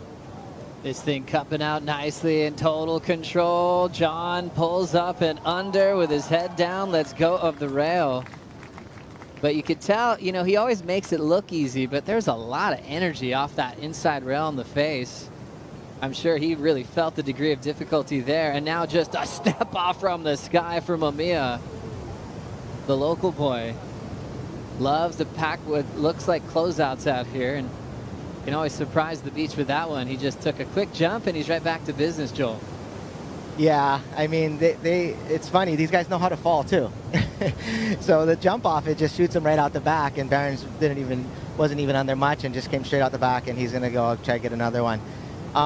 But just watching this heat unfold with Jackson and John, you know, it's just, I think you got the veteran in John, and then you got Jackson. Jackson really needs to just settle in, you know. It's like now they have priority, and he needs to try to get priority off of John if he wants to get back into this. But I think John he just put another big score up on the board right here, and like just that technical tube riding, you know, his positioning, Jesse called it, you know, it's like he took off not too deep, just right in the sweet spot, almost purposely like airdrops a little bit, and then just right there, that little pump. It was like he was guaranteed coming out, but positioning, insane. It's so cool when you get to see so many angles of this, because that pump made the difference in the world with the foam ball right behind him, Jesse. And that's the problem. It's easy to do that pump when it's a 3-foot wave, but not an 8-foot wave out of pipeline. You know, with all that lerp, kind of like a backwash. It felt like it was the second or third wave of the set, so he had some water coming back at it. And that was the difference. Like, that's what makes him so dangerous. And guys like Barron as well, not in this situation, but usually, you know, like, they have the perfect read. They're just always deep enough, and they somehow manage to pull it off. We see what happened here, like you mentioned, Joel, knowing how to wipe out and get out of these situations. Yeah, that was one where, you know, he knew from the time he was getting to his feet that it was too late, and there was a lot of foam on that one. And so once he jumped off, it was like feet first. Most times it just shoots you right out the back. Sometimes it'll suck you back over, but like I said, these guys know how to fall. So, and Joel, you lived through the movement, really, the evolution of riding tiny boards, and certain surfers that were like, you know what, I'm not sitting out the back, I'm going to just take off underneath it, you know. And I think Barron wanted to put his hand up for that when he was about 12 years old. You know, Barron is an interesting one because, you know, I was tripping out on him because I sponsored him for Hurley when he was 11 years old.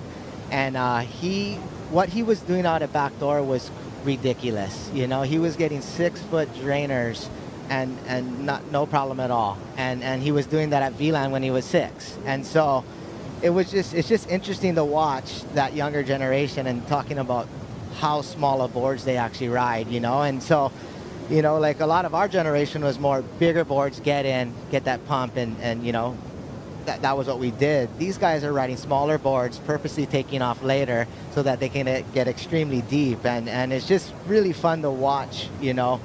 Barron's probably on a 6.2, you know. I mean, in our day, we probably would have been on a 7.0. We probably would have poked on every wave, but, you know, that was the one that, like, it's just insane. I don't think John rides anything more than a 6.4 out here, you know. And so, but it's cool, you know, when you see like some of the older footage and what the guys were doing on 7.4s and 7.6s, you know. But it's really cool to see how late these guys are pushing it on small boards. Absolutely pushing it. This was the final last year, Barron and John, Jesse. But yeah, thinking about the boards changing. I think it's just a situation that it's just positioning, right? Like people used to position differently, and those guys started getting so comfortable on just riding so late and so deep that they had to like automatically change the equipment and get smaller. Otherwise, like you said, you're just gonna poke. But both ways have like a special occasion to it. It's just different type of riding, and generation is evolving. I love that.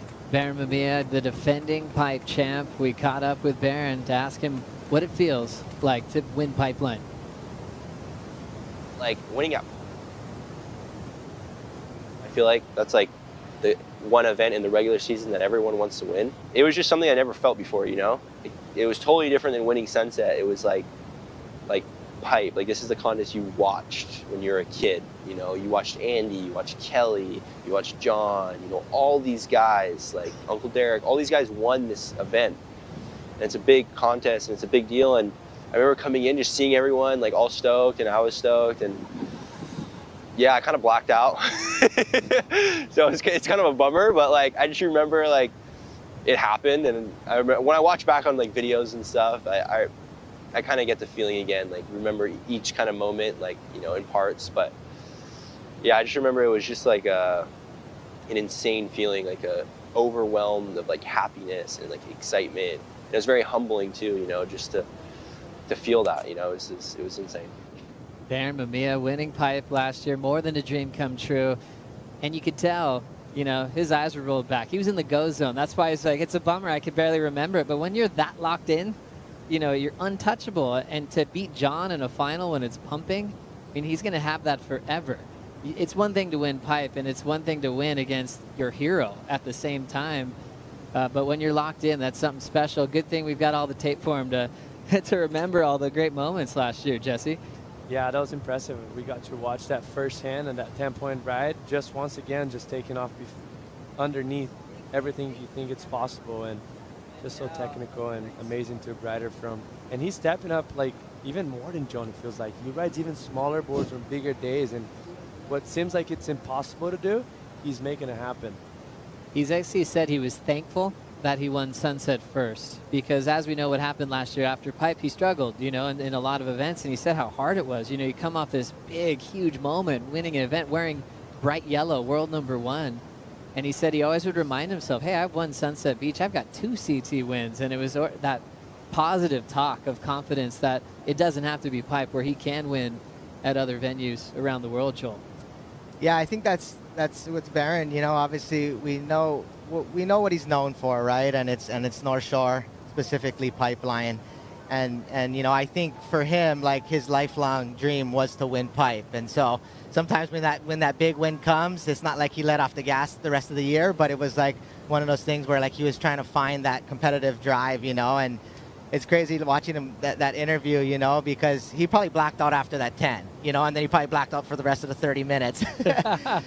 But you know, I knew what that meant to him, you know, and his family, and Uncle Barry and Megan, and you know, it was just one of those things where like he's put in so much time out here, and for him to win against John was something special. And here we go, he's picking up that little inside one that's swung underneath. You know, one thing I'm noticing is like the sand is starting to move. The swell's a little bigger than I think we thought. And so we're starting to see those lefts open up quite a bit. So that's a good sign. Great sign. There's that classic McGillivray backhand tube style. It brought him a 10 at Chopes, and he's putting it to use at pipe today. He already has a 617. John's got priority. 3-time world champ locking in, just sliding beautifully, holding his line, coming out before the closeout. Unbelievable timing. You're witnessing one of the best backhand tube riders on the planet, making it look easy with speed management, paddling into the wave. All of it is really second to none. And the positioning, once again, I just like to mention, like, because that's what's the most important out here today, not just the technique, but just how you put yourself in the wave. And you're going to see that on the paddle, he slows himself down. He's not scratching, trying to rush anything. He's trying to put himself as deep as possible, just in that borderline of not being too deep. And that's what manufactured that score. And how he doggy-doored that, I'm not sure, but I think there was a little bit earlier, but he slows himself down on the paddle, lets the wave run a little bit in front of him, and then he starts to put on the gas pedal. So that was beautiful reading from him. And he's gonna probably like disappear right here. Yeah, he disappears from the angle that we had, but that was such a deep wave. You're gonna see the spit coming out with all the energy off the barrel coming out, and he somehow squeezes in on that inside rail on his toes, which is very critical to do.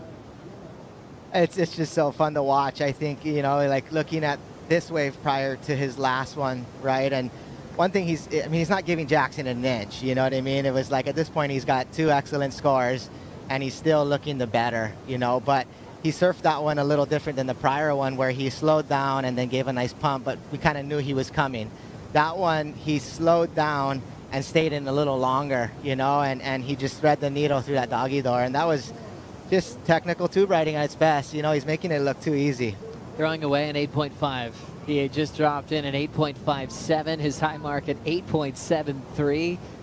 is working his way through the judges' scale. He's one of the highest scoring athletes of all time. That's why all of you guys are so smart out there when you pick your power surfer playing fantasy on worldsurfleague.com. 49% of you picking John for double points, and wow, it's paying off big time. 17.3 combined total at the moment. Well, with doubling that too, that goes to over 30, 34. So people are very smart to pick him, right? Gosh, genius pick there. And it's also going to be sentimental as well, knowing that he's taken the year to do different things. And, you know, Joel's not worried because you guys are going to be working closely all year long on probably even more product development through 2025. Yeah, I think it's going to be an exciting year for the Florence brand and the Florence brothers. You know, everybody knows, you know, what Nathan's been doing on the slab tour and what they do around here. But I think they're going to go explore and they're going to go find some incredible waves. They're going to document it, and they're going to be testing out the latest and greatest Florence gear. You know, that's the one thing with us, with our gear. It's like we want to make quality gear that can handle the elements, the sun, you know, keep you protected, keep you warm. And so they're going to have a fun year. And I think John's going to come back fired up. You know, he said this year he's taking a break to get better at surfing, which is hard to believe. But, you know, I think he's going to go out there, find some good waves, and he's going to come back fired up for 2026. How many times a day do you talk to Pat O'Connell? Me and Pat talk probably anywhere from like 3 to 5 times a day. That's a lucky thing. Been on Sundays? Oh, yeah. It was funny. He called me last night. He was just got back from a trip. He called me at like 8:30 at night. Like I was watching a movie with my family, and I'm like, we just talk a lot, and we have a really good crew at the Florence brand, and Pat O'Connell, like I said, the Hurley family, the Florence brand. It's really fun. It's a fun place to work at. Oh, and they're really lucky to have you too, Joel. It's really cool seeing this all come together in such a great way, and see how close you are still with your whole lifestyle of still in love with surfing yourself, still one of our favorite surfers, and giving back to your kids, your nephews and nieces over at Haleiwa. Also a great farmer as well, by the way. How do you find the time? Well, you know, it's, you know, the farming side of things, it kind of came about 5 years ago, and we have some land down in Wailua, and it's just an amazing lifestyle to kind of raise your family and grow your own and raise your own meat and different things. And so, you know, Beach to Farm is doing good, and you know, we have a special thing down at Haleiwa at that beach. You know, it's that's where the community comes together. You know, the North Shore community, and that's where all the guys are raising their kids, and just a fun place to grow up and fun place to raise our kids. And so, yeah, life is good. Most people's first heat right there at Haleiwa in the Menehune contest, which is so special to see the next generation. Joel Centeo working with Florence, but also winning the Reef Hawaiian Pro. In that final was CJ. Yep, it was a form of CJ. It was Jay Bottle Thompson, and it was Alan Rue. That's a classic final. Yeah. Jay had qualified for the tour with that result, if I remember correctly. Also love your local motion win. Remember that one? Yep. Sonny was in that final. He was in that one. Kaimana Hakias. Yes. Keep going. Hank Gaskell. There you go. We got there in the end. 55 seconds on the clock here. Jackson Bunch with priority, with that big combination, but he got an opportunity to be with the all-time great of John Florence, the 3-time world champ, the top seed. So Jackson will shake that one off with pride and move on to Abu Dhabi. You know, proud of himself for turning in just a valiant performance. Big closeouts. He's learning the reef, and he's already had good ones over the years, so now he's going to take everything he learned against John and move forward. Matty McGillivray, Baron Mamiya will turn into the priority heat in just a moment. And we're also still celebrating the return to the Jersey for Felipe Toledo as he takes on a good friend of his, David Silva, coming up next. Those guys have been competing against each other for about 20-something years. This is going to be very fun to watch. That's a classic. Here's John. He might throw a little rotator for us. The happy father with a big performance, 17.3 combined total. Looking for another pipe victory before he moves on from the tour this year. Congrats to all you guys that picked him as the power surfer on your fantasy teams. Jackson Bunch out as we will continue to dive into the Rookie of the Year story. We'll get Felipe and David in the water in just a moment. Fun hanging out with you, Joel Centeo. Come in anytime. Thank you. As action continues at the Lexus Pipe Pro presented by YETI, we'll bring in Kaipo and Flick for the call right after this.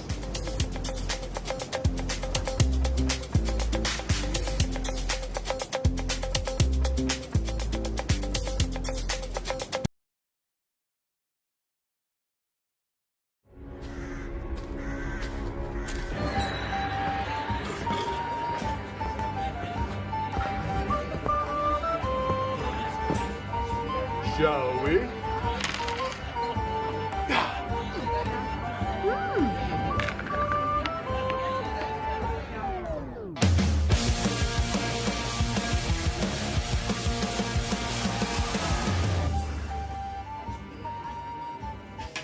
Fantasy, WorldSurfLeague.com.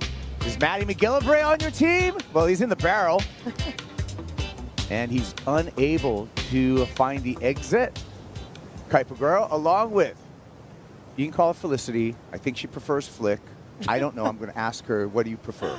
Let's go with Flick. It's nice and quick. Flick Palmentier, Kaipo Guerrero, bringing you the action here. Day number 3 of the Lexus Pipe Pro, presented by YETI. Wow, John made his heat surprise.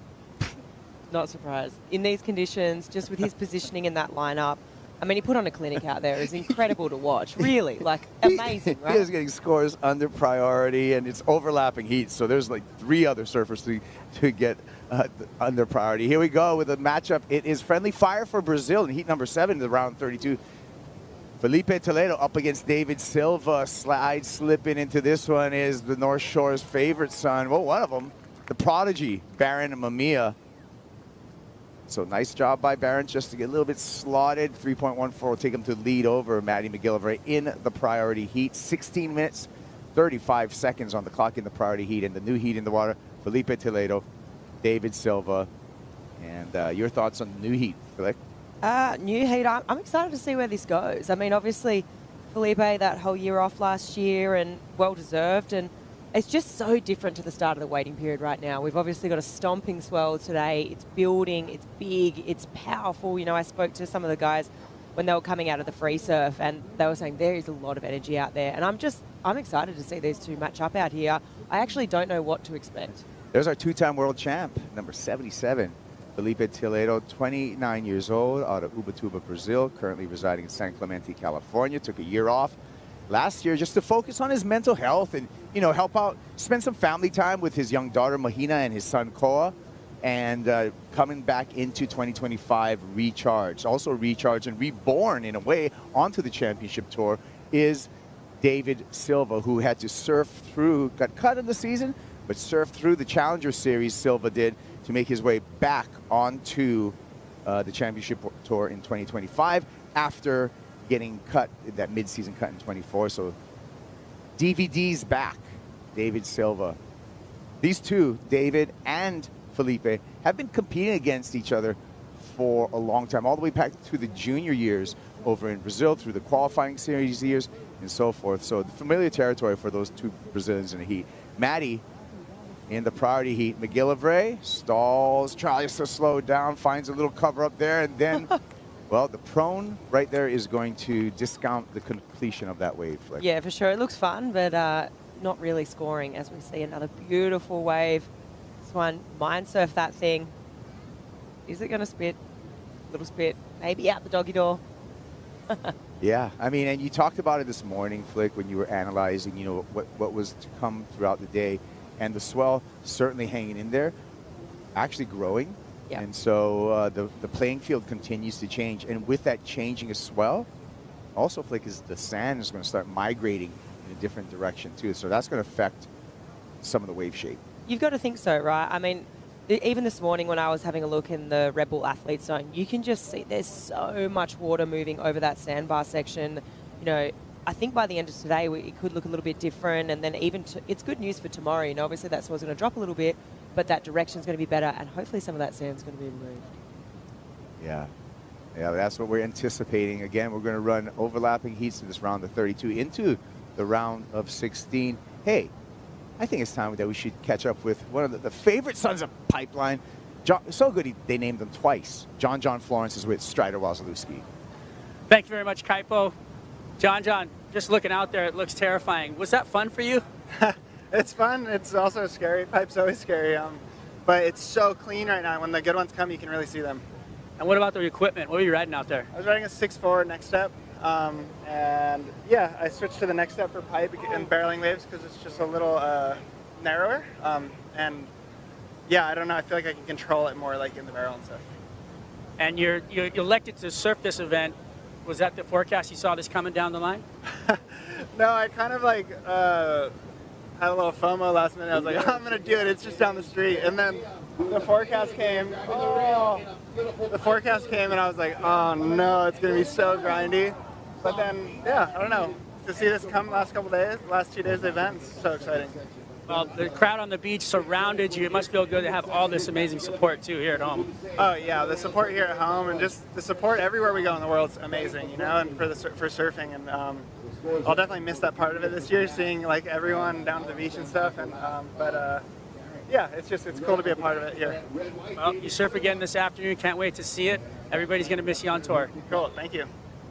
Back to you guys. Everyone loves John. Isn't it true?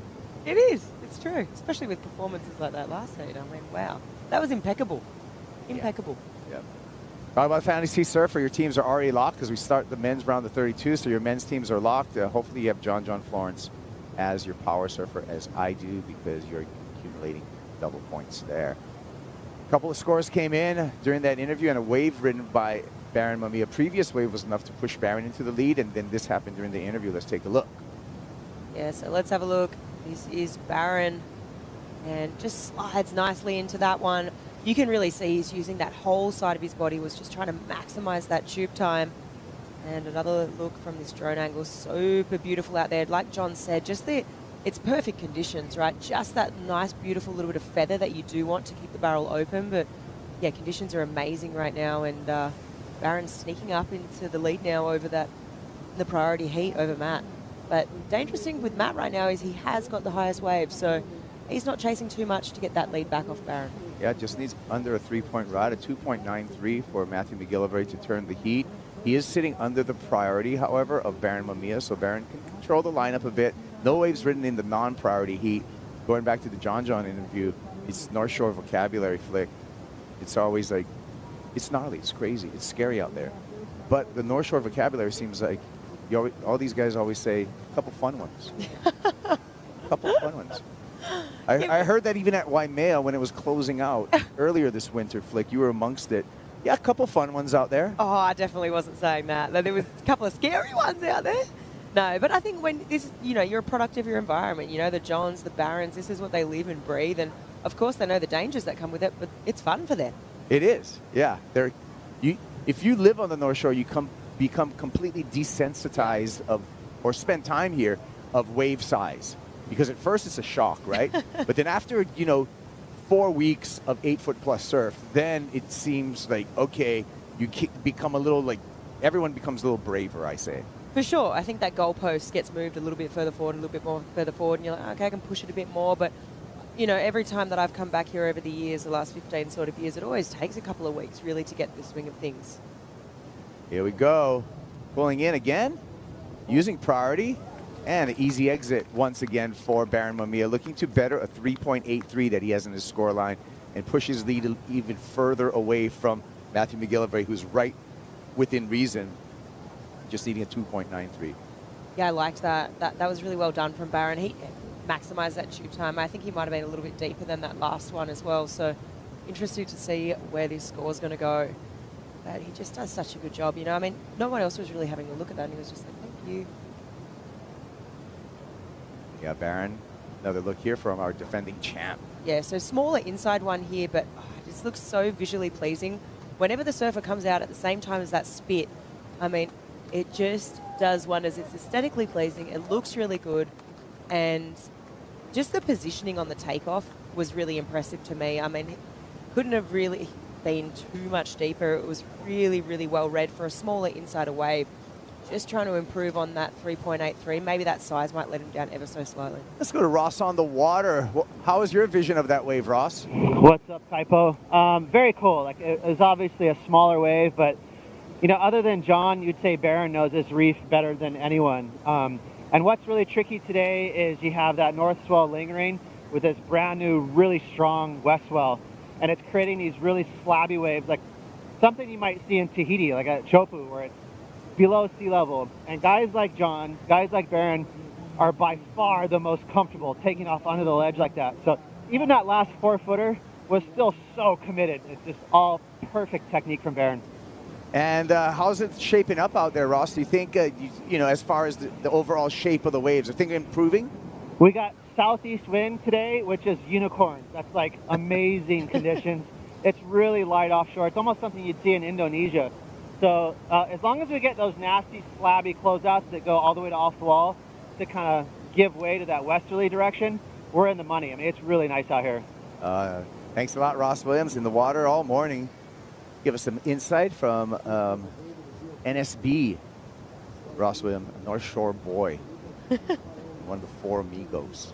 It's a trivia question, by the way. Anyone who can list off the other 3 amigos in that Surfer Magazine article that happened, put Ross, first glimpse we had of Ross Williams when he was just 12 years old in Surfer Magazine, along with some of his other buddies out here in the North Shore.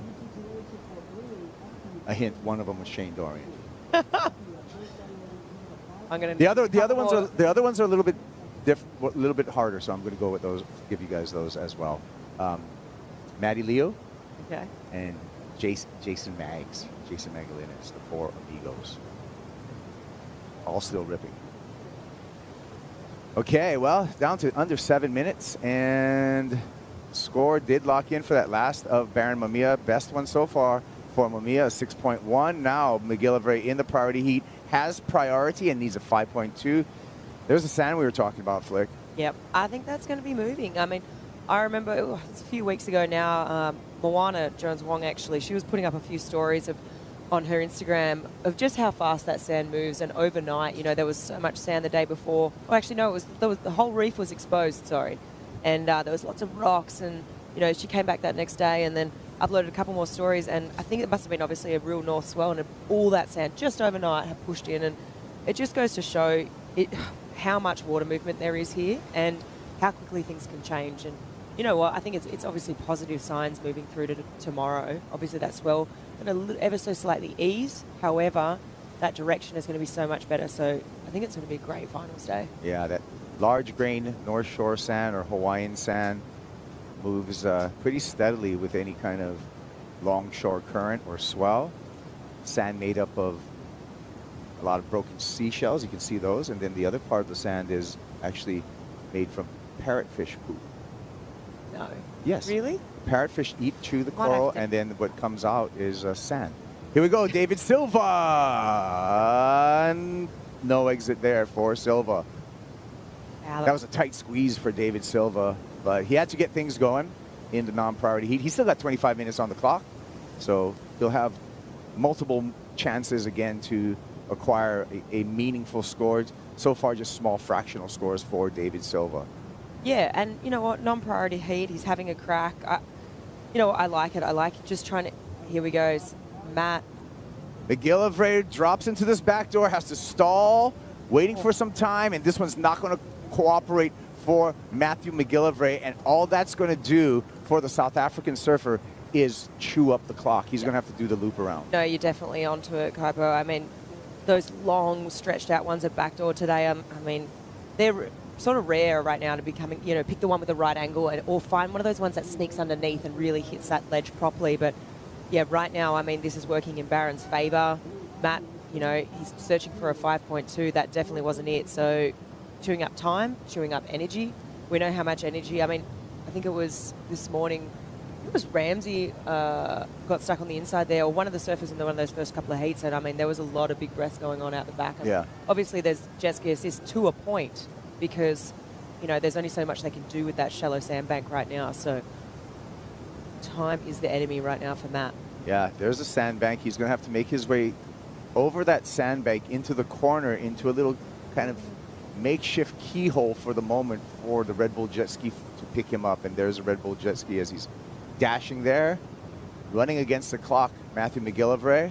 But even that's just such a good demonstration of how fast that water moves, right? He just jumped straight off that shallow sandbank into that gutter, and within seconds, you could just see him being whipped from left to right on the screen there. So, I mean, surely that sand is there's going to be a lot less of it tomorrow. And that's what we're looking forward to. But we got an action-packed day today. 8 hours of surfing is going to go down, and by the time we finish off today, we'll have our men's quarterfinals. We already have our women's quarterfinals established, so looking good for a finals day tomorrow. McGillivray and the Red Bull jet ski has to take a U-turn. No gap there, so you've done some ski time. What's the technique? Just patience, really. Patience is the virtue. I mean, you don't want to commit beforehand, but also, you know what? Those jet skis have a lot of grunt.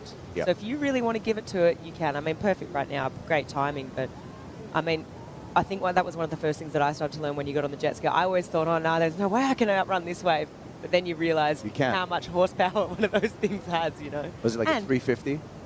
I actually don't know, Kai. Yeah. Motors aren't my expertise. But yeah, they're beefed up now. Four strokes, beefed up engines. I can go really fast on mine if I want to. Yeah. Speed. I had a terrifying experience on a ski with Poto, with Batia David in Tahiti, where he showed me how little water he needs on the reef to actually operate a ski. He said it's just a shaka, that much between that distance between your thumb and your pinky finger is all that Poto needed. And talk about grunt, he was going very fast over some very shallow reef. You could tell I was hanging on for my dear life right there. Oh, yeah, that's super scary, but no, they're definitely good workhorses, those jet skis. Yeah, and the people driving them, even more valuable. Yeah, Hawaiian Water Patrol, some of the best in the entire world, and we're grateful to have their assistance here, not only to taxi the surfers out, but as first responders and watchful eye on all these surfers. Really one of the world's most dangerous waves. Completely. I mean, this is the most dangerous wave on the planet. You know, if you think about all the waves, I mean, sure, Jaws, Waimea, you've got Nazare, you've got the big wave spots, I mean, but this wave right here, you've got chopes, of course, and all those sort of slabs, but this wave, I mean, the reef underneath, I think WSL posted it was a piece on Instagram and on TikTok, and you could just, it was a shot of Katie, it was only a 2-point ride, but the drone shot, you could just see the caverns, the holes in the reef, how undulating it is, and it just gives you a good idea and perspective of what the surfers are dealing with. Well, you know, when you're pin dropping at backdoor or even at pipe, you're pin dropping sometimes only into a few inches of water. It's super shallow and, yeah, really dangerous. No, a number of surfers have gotten hurt just pin dropping in this wrong spot where you can hit your tailbone or hit your feet and just get that stinger up your spine. Oof. You know? And that's happened to a lot of people. I mean, back in the day that happened to me. There we go.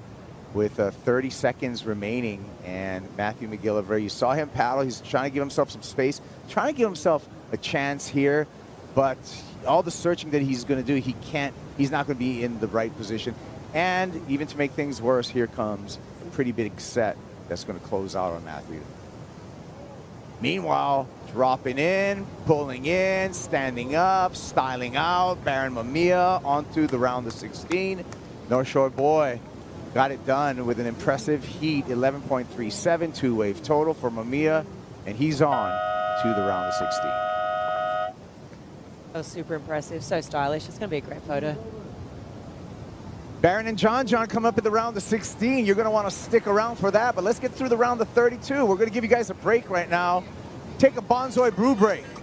Baron Mamiya, styling.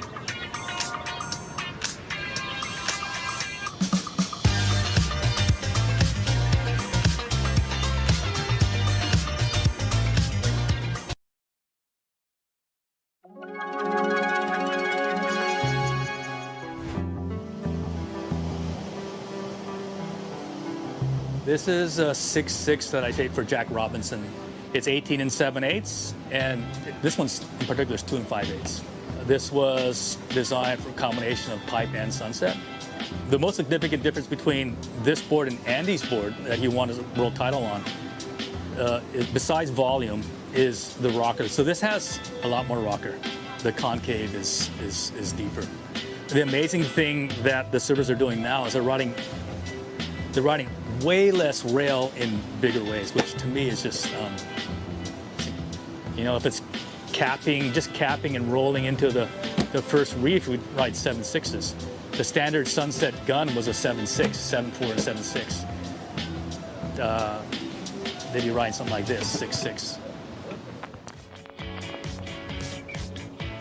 Yeah, Eric Arakawa, North Shore proven equipment. That RP model from Arakawa Surfboards, a sturdy steed for the North Shore through decades. Jack Robinson, a lot of his development happened on those Arakawas here on the North Shore. Jack is out up against Alan Cleland Jr.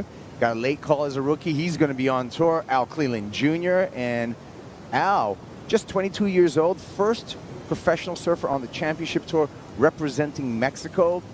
He's the dark horse, I feel, in this event. Dark horse in the event, and then dark horse as a rookie on tour too. It's kind of a dark horse, but also not, because you think about the waves that are on tour, and I mean Pipe today.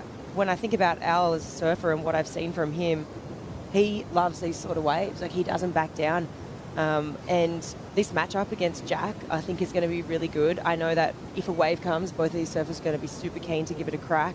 Obviously, Jack, I mean, he's won out here before 2 years ago. I mean, it's definitely an event that Jack's been eyeing off for a long time. And it feels like, when surfers get on tour, there's sort of events that you think, okay, this person's going to win this. They're probably going to win this one. And, I think that Jack had been eyeing off this one for a while. But I love this matchup between these two surfers. It's a great contrast, right? It's Al Cleland's first CT event coming up against Jack Robinson, who we look at the numbers at Pipeline, 7 starts at Pipeline, Jack Robinson.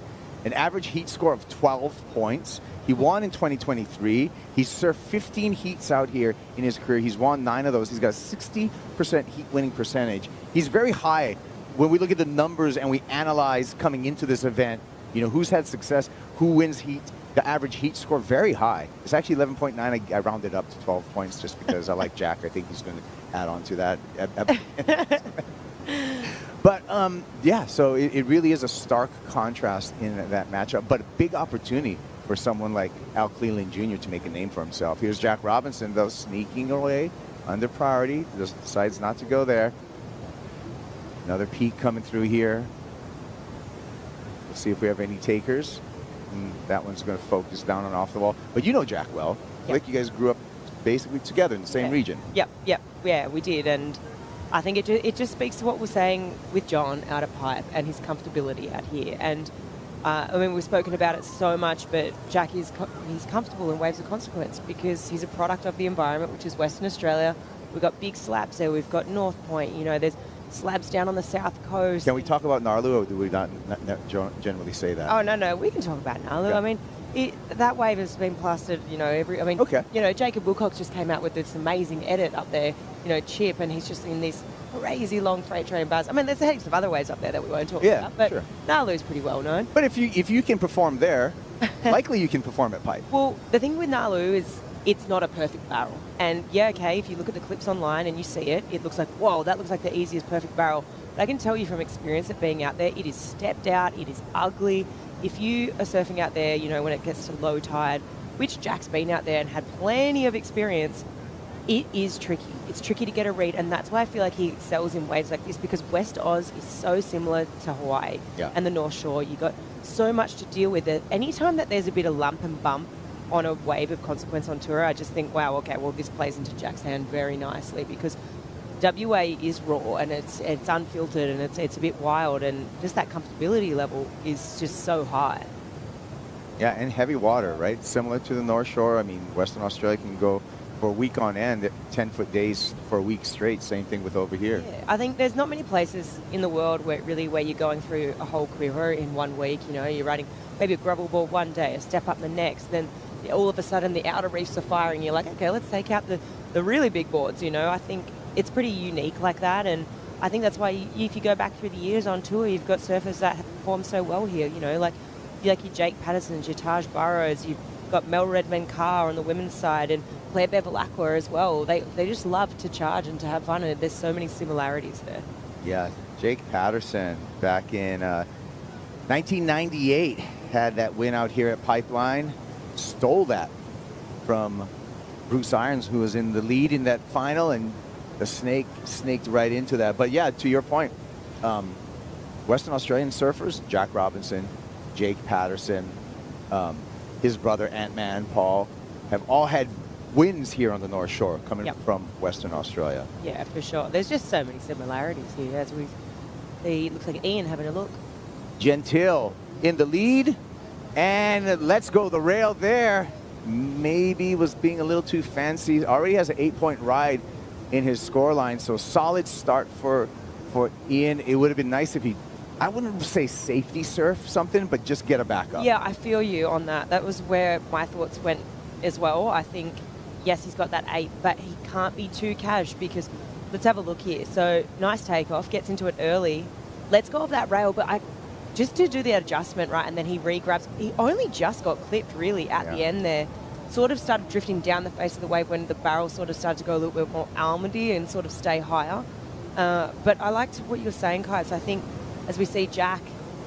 Robo, backdoor. It's a combination that you can't ignore. Looking in the cave, can't find the exit for Jack Robinson, but I'm sure he made all kinds of strides down the line there.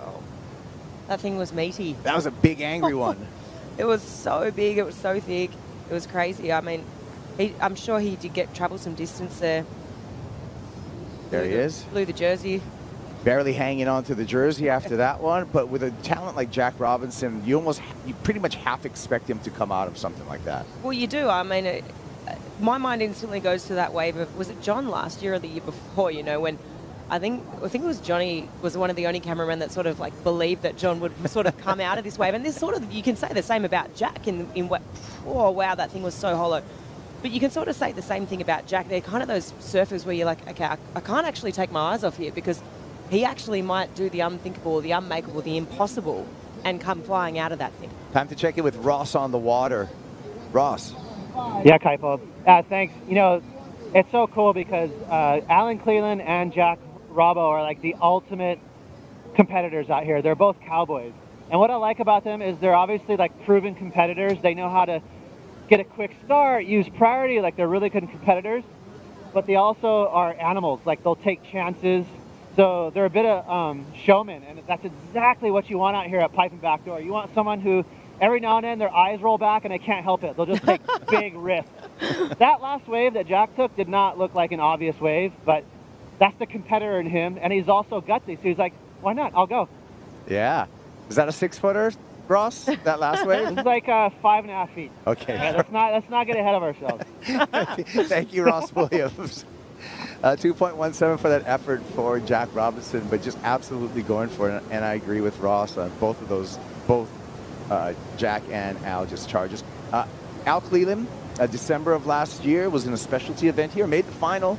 Runner-up finish to Nathan Florence, also shared the final with Cole Smith and Ivan Florence. So has had already a warm-up and some success here at Pipeline. Al Cleland. Yeah, and also success in a jersey as well, and that sort of competition. I guess that was a different sort of format of the event, but just to have that time in a jersey and replicate those same sort of feelings as what he would have today is just really positive and yeah, really good for today and being out there in the jersey. Let's hear from Felipe Toledo. He's took a win. He's on to the round of 16. He's with Strider. Thank you, Kaipo. Toledo, I know you've already surfed a heat, but that was a true welcome back to Pipeline. Yeah, with real waves now. That first day was a bit tricky, but yeah, that's what we look for when we come to Hawaii, when we want to surf pipe and backdoor. Those are the conditions that we want. Even though, you know, the rip still comes out, you know, when there's big sets, because there's a lot of sand still. Conditions are amazing. So yeah, super stoked. Great heat for you. It's been talked about a lot on the side about you and your performance here at Pipeline. And if you could get a good finish here, you're a shoo-in for the top 5, for the final 5, and a world title. Yeah, it's always important to, you know, start the year with a bang and just get the rhythm going. And I just feel like once you start well, you kind of do well all the way through.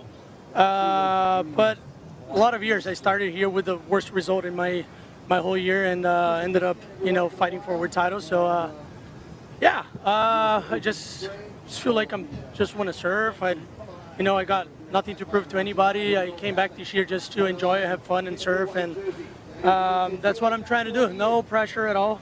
Have fun is the #1 priority. Well, it was fun to watch that sick 8-point ride. Anything you want to say in Portuguese for all the Brazilian fans? Yeah, thanks.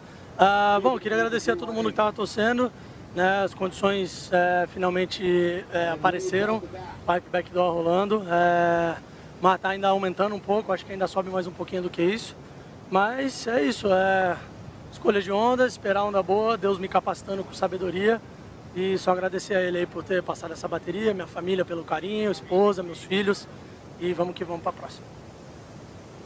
Thank you very much, Felipe. Back to you guys. Beleza.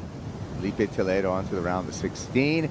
We saw Ian Gentile attempt a wave there to get the backup to his excellent 8-point ride. Wasn't able to come out of that wave, and now he's paying on the inside here, looking for Hawaiian Water Patrol on the Red Bull jet ski. Yeah, he's definitely got the right idea. Obviously, he's trying to replace that. You know, he needs to get a backup score, really. I mean, we spoke about it earlier as we see Jack having a little look at this one on the inside ledge. But we spoke about it earlier. I mean, he's not exactly safe because Jake's sitting out there on that 6.33, 6.5 minutes on the clock. He's got priority.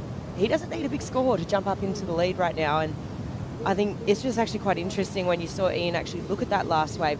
It brings up a funny conversation of, you know, when you got guys in the water like Jack and John, they can kind of look at waves, and if they're, because of their level of skill and everyone knowing that, everyone thinking, oh, hang on a sec, is this a good one? And they can kind of deter people, and just because of it is that person in the water, they sort of can force that hand of others. And I don't know if, you know, that Jack having a look at that one maybe thought Ian was like, oh, is this a good one? You know, it's just that there's a certain few surfers at each break around on tour that have the ability to do that.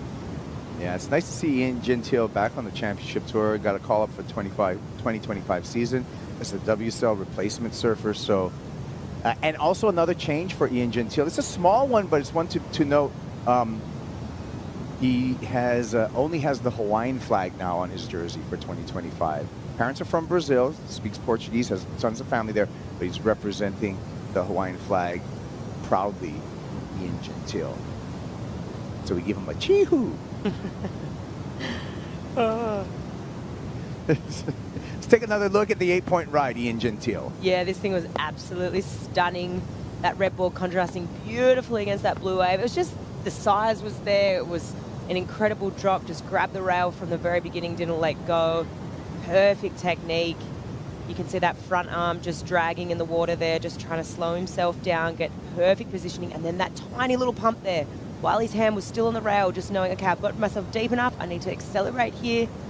Comes out with the spin, and 8-point ride. I mean, so beautifully done. And since then, he's just been trying to find a backup. I mean, it's so crazy, right? Like, you can have the wave of your life, and then just trying to find a small score on it today, like today, can actually be quite a hard task. And the door being open for someone like Jake Marshall with priority. 4.5 minutes left for Jake Marshall. Marshall, at this point, just needs a 3.18 to turn the heat. So, to your point, Flick, Ian is not safe at all with that 8-point ride. No, not at all. And I don't know who would be feeling more comfortable right now. Is it Jake knowing he's got priority with 4 minutes on the clock, thinking I only need a 3, or is it Ian being like, okay, I got an 8? I mean, you'd think it obviously would be going to Ian with the 8-point ride, but stranger things have happened. We've seen it happen. Yeah. I mean, it's a game of numbers, and it takes 2. You need 2 scores.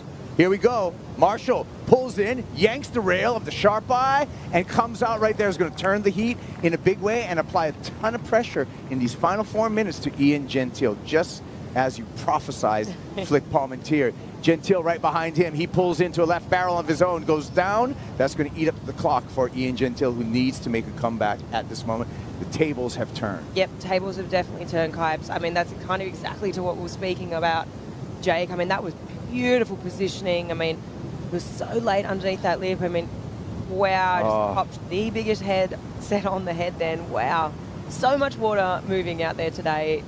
And it's so shallow on that little sandbank too, as we see Al. Junior, Al Cleland in a cave, and he comes out roaring. Second section for Al, and he comes out of that second section.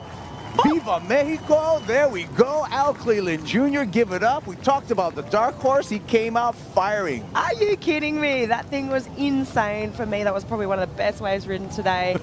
Look at the emotion right now. Of course you're going to be feeling it. That thing was insane. It was the commitment to that second section. I was like, oh no, he's done here. He's got his one barrel. He's out of there. But no, he committed to that second section. I mean, he's smiling. He knows. Yeah, we talked about it, Flick. We've talked about it in the build-up to this event. I told you, don't mess with Al Cleland Jr. He's got some skills right there and a lot of courage. Wow, this was impeccable. So late, under the lip, big cavern, comes out of that. You think it's over? Oh no, I'm committing to this last section. Oh. And then as late as you can possibly be, comes flying out. I mean, this was textbook. I mean, and also, this was a lesson in courage. Yeah. And having, you know. That second section exactly had no water. Exactly what Ross said. Cowboy mentality right here. Up under the lip. I just love that style of the straight leg up underneath the lip. It just looks so beautiful to watch. And then this section here, I mean, what are you doing? There's only a few people in the world that are going to actually commit to a thing like that. Oh, that was spectacular. It was so beautiful to watch. And I love it. You know what that's also going to do? That performance right there, historically, as I look back on tour, when Jack is on the ropes like this and his opponent pushes him like this, we have seen incredible things from Jack. I think back to the semi-final or quarterfinal at Chopes, right, against Gabriel Medina, and Gabe got these incredible waves, and then everyone's like, oh, wrote Jack off, like, okay, he hasn't got a chance here, but he came back and he found these scores and manufactured them. So we've got an incredible heat on our hands. Incredible. As we wait for the score for that last wave for Al Cleland Jr., we have to pay off this ride here for Jake Marshall. A 5.93 for Marshall came in. It's official, and Jake Marshall has taken the lead in the non-priority heat with priority, by the way. So Jake has heat control with just a minute remaining in the non-priority heat. So Ian Gentile could be going down with an 8-point ride in his scoreline. Going down with an 8, that's going to be a hard pill to swallow. I mean, it's never really where you want to find yourself. And, you know, if you're nitpicking here, you think back to earlier in the heat, you know, maybe I went a bit hard, or I could have just sniffed around a little bit harder and tried to find a bit of a backup. I mean, he's still only chasing a 4.26, but with 30 seconds on the clock, Jake's got priority. He's going to stick to him like glue here. And, you know what? Hats off to Jake for putting it on the line when the pressure was on there and finding that score, because that was a really well-read wave. I mean, that barrel, that section, oh my.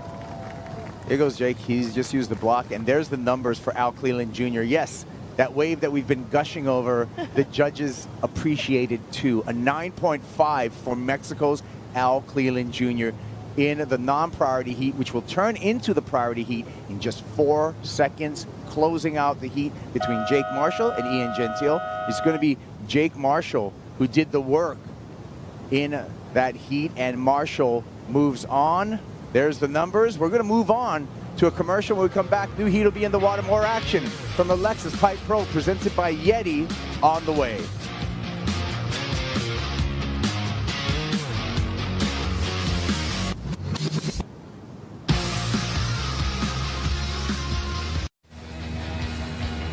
We always love to crack open the WSL Vault. Let's go back to 2010. Kelly won his 10th world title. When it came down to pipe, Jeremy Flores, probably about 22 years of age at the time, hadn't won a CT event yet.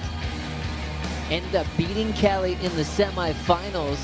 Kelly making a rare priority mistake. Jeremy was on fire. Beautiful backdoor conditions, 4 to 6 foot.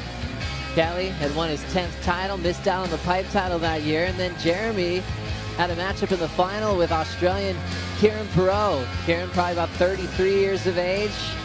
The young surfer from Reunion Island representing France.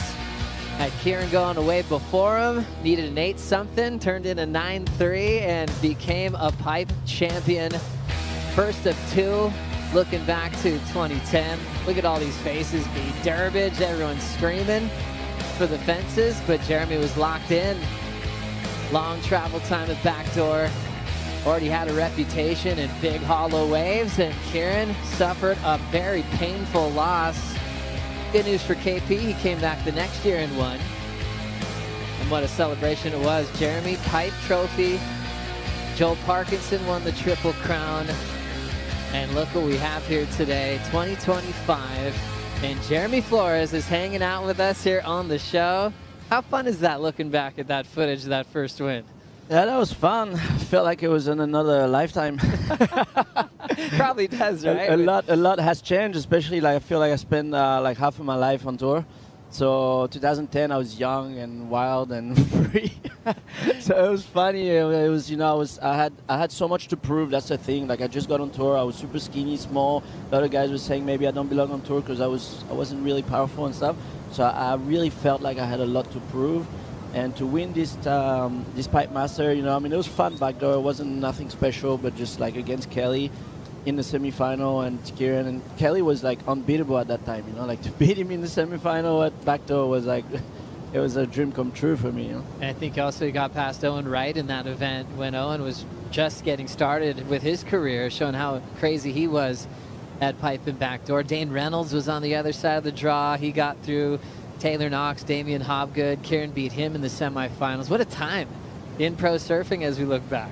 Oh man, it was crazy. Huh? It was crazy. Like that whole generation. I'm in that generation with Julian, Jordy, in Dane. That's, you know, and we just had to adapt. And it was like a wild generation because these guys are just like doing all these airs and they're like doing all these movies and stuff. So really had to step up because there was that generation with like Kieran and Kelly, obviously, but we're the young guns, you know. So we really need to show and to prove the world that we're capable of beating these guys. Love having Jeremy Flores with us for the call here. We've got Al Cleland Jr. with Jack Robinson in the priority heat, and we've got Ian Gouvet and Ryan Callanan just getting started. So Jack winning this event a couple years ago over Leonardo Fioravanti, and Al Cleland Jr. just got everybody screaming as he turned in a 9.5 in the first half of this matchup in the round of 32. Jesse Mendez, you kept pacing around the room when you saw this thing go down. Big double chamber, packed the end section, and he's a rookie, so easy to call his best score of his career so far. I mean, no doubt, and probably the best wave he's ever got on a jersey. Look at this, how sketchy this section is right now. It's like literally knee-deep water right there, and he somehow is able to squeeze out through that thing. I was just baffled on how sketchy that wave was. Like, you know, Jeremy could tell even better than me going back there how shallow it is, and that wave was not small in this second section. Just looks like a straight closeout almost, and he somehow squeezes through. Yeah, that was a big wave. And, you know, I think Alan's been waiting for this moment his whole life. This is what he wanted. He's been jumping around. He's been psyching, surfing more than anyone from 1 foot to like 15 foot, 20 foot. He even came surfing during the YETI and stuff. So that's what he wanted. You know, he was waiting for this moment. As we look at a quick in and out from Ryan Callanan, 32 years of age, just like Ian Gouvet. As the goofy foot square off, let's get caught up with Ross Williams in the water. Yeah, guys, just interesting to note in the water here, you know, you get this cool glimpse of the guy paddling back out. And, you know, Jack right now is doing his Jack thing. He's like such an energy guy. He's literally got his arms in the air and he's trying to like will a set wave to him. He wants to get back in his heat. I will say he looks a little uncomfortable though, because he knows that Alan is literally breathing down his neck. Every time Al paddles back out, he's like grunting like an angry pirate. It's pretty classic. Two extreme characters in the water. I love the insight, Ross. That's insane. And trying to keep your focus as we look at Al again, getting drained. That's got to feel real fun. He got a crazy big backdoor, and now he's just looking at the left. 267 was his one before, as he's trying to improve his total and take down a huge name in Jack Robinson.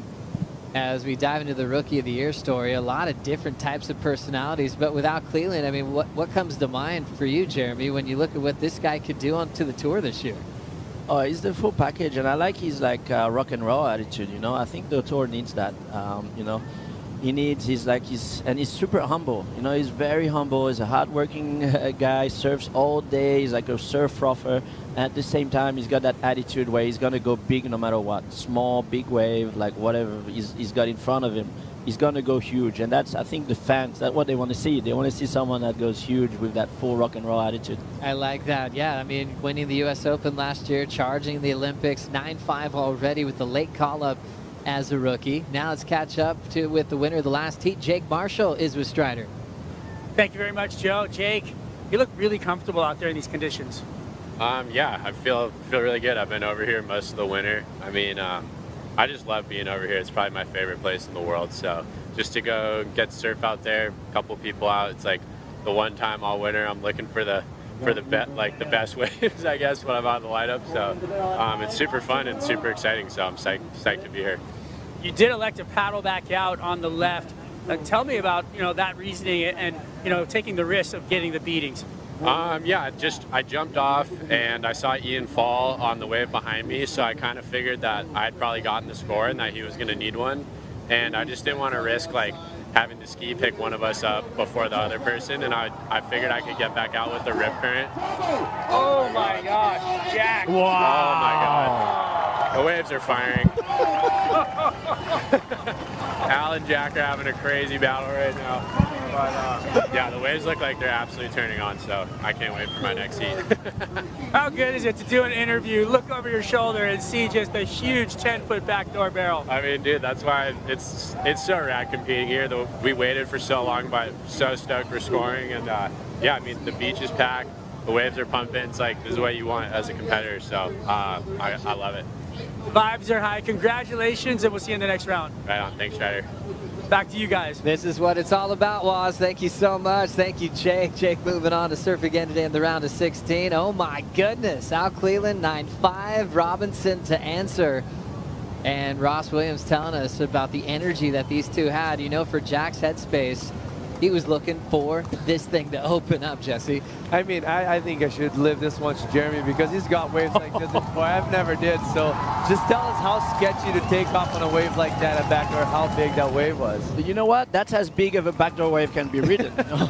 You know, and then only someone like Jack, a few guys actually, you know, a few pipe chargers, a few backdoor chargers. There's not many people that can actually ride a gnarly, big backdoor wave like that. And I mean, that's what we expect from Jack Robinson. You know, it's nothing.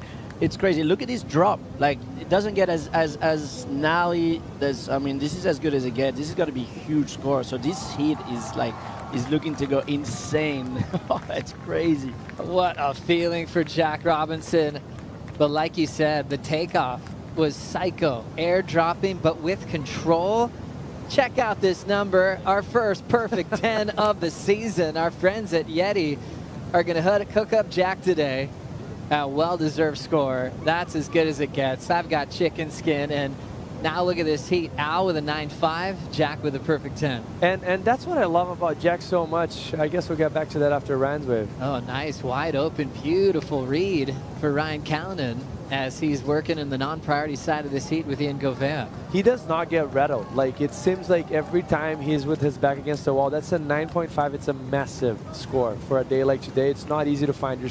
It's so easy for you to just get a 1-point ride on a 10-point ride wave. And he just showed us that he kept his calm.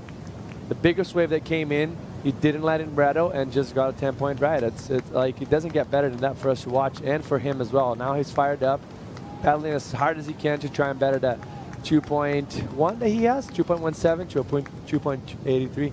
Good job, Jack Robinson. Scoring a 10, scoring some YETI gear, because that YETI cooler is going to be filled with YETI products. And thank you for giving us one of these 10s, the first stop of the season at the Lexus Pipe Pro, presented by YETI. What an all-star Jack has been, and it really was a quick turnaround for him to find that winning feeling. Remember his win in Mexico in 2021. That was to stay on tour at the time. But after that victory, he's been consistently winning all around the world, putting himself in the final 5 basically every year to compete for a world title, Jeremy. It was a really fast pace to put himself in that top 5 picture. Yeah, he's in contact with nature. He's doing this whole meditation thing. He's super mellow, but at the same time he's hungry. He fights hard to the end. I mean, it's got like the perfect balance for an athlete, you know, because I've seen him, and you know, it's pretty funny because during the Olympics, the final with Cowley and Jack, so obviously I was helping out Cowley.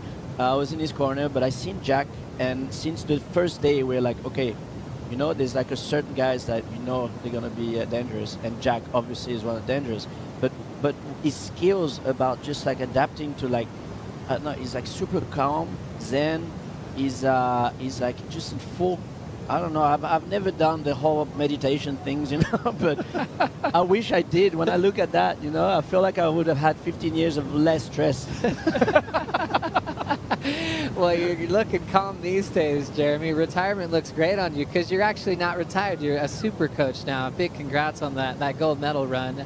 Your passion was real. You were one of my favorite parts of the Olympics by far, of seeing your energy for not just Cowley, but also Vahine and the rest of the crew. It's really cool to see Kelly, a guy that you've known your whole life, basically, Jeremy, still competing as a wild card. You know, it's a story that we hope never ends as far as a guy putting on the jersey at now 52 years of age. I hope he's in this event when he's 70. He's Kelly's, you know, I'm his #1 fan, you know. I mean, I still look at clips sometimes, at videos of him young or even now and stuff. I mean, he's in his kind of condition, he can easily win this event. And I'm sure everyone knows that. And I feel like, and I hope so, I hope he gets the opportunities to show the world that at his age, he's still capable to do some crazy stuff.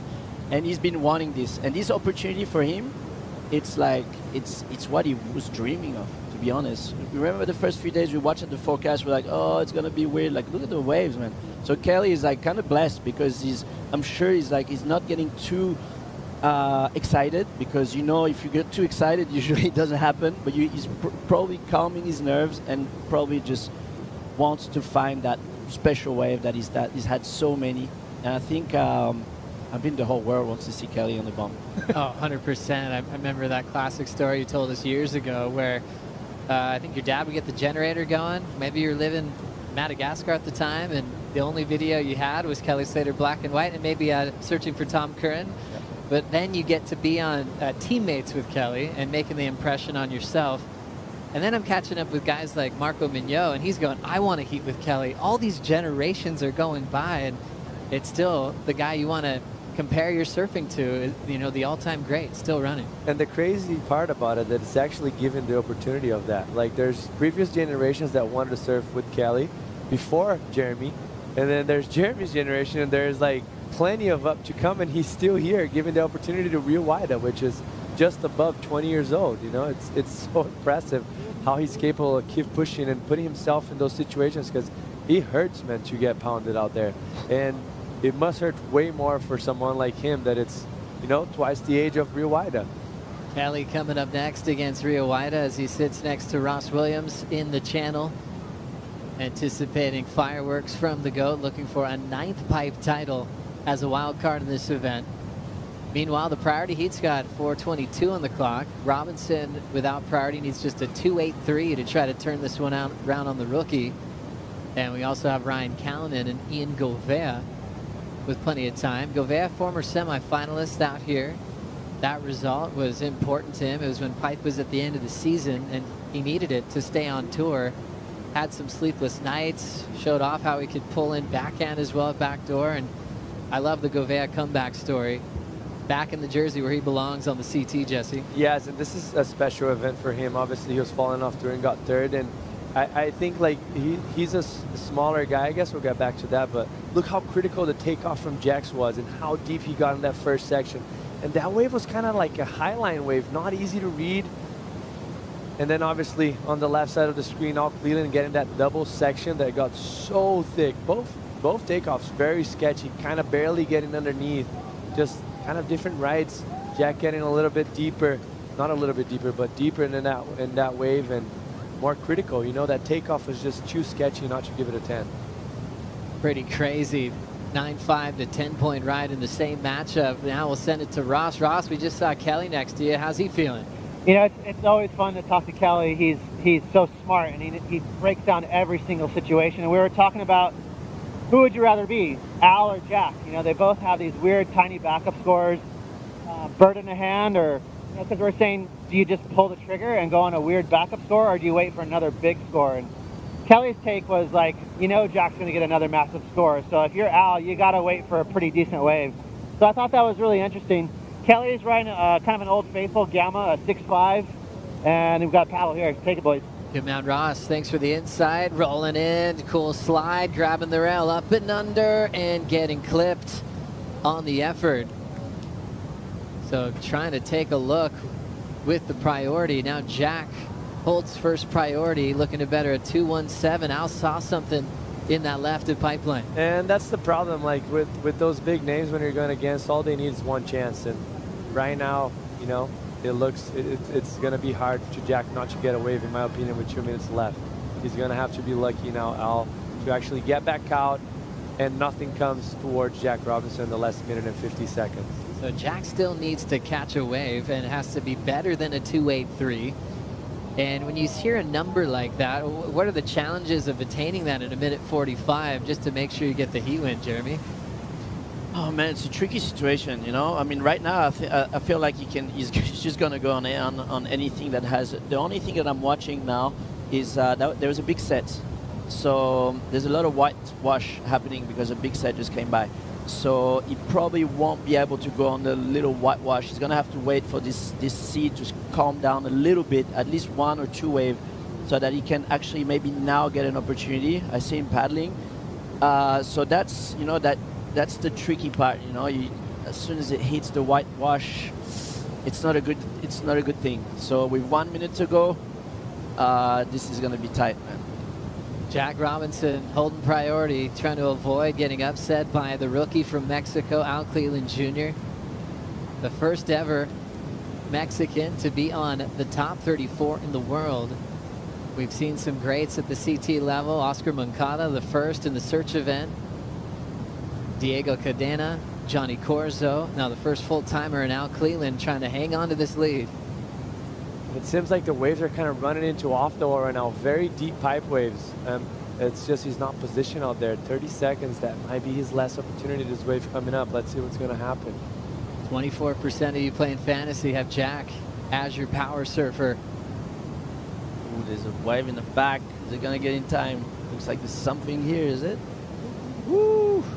Jack's had a ton of buzzer beaters in his career. He has that calm Zen approach.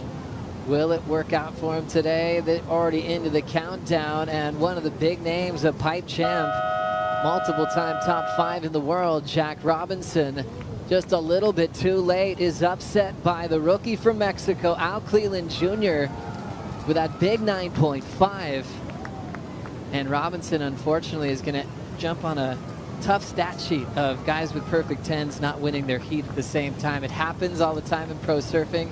Tough one for Jack. It happened to John in 2017 J-Bay. That was the last time we saw a surfer lose with a perfect 10. But for Al, he's going to be heating up, and this fire is going to continue into the round of 16. When we come back, more big barrels like this, hopefully for Kelly and Rio. Stay tuned.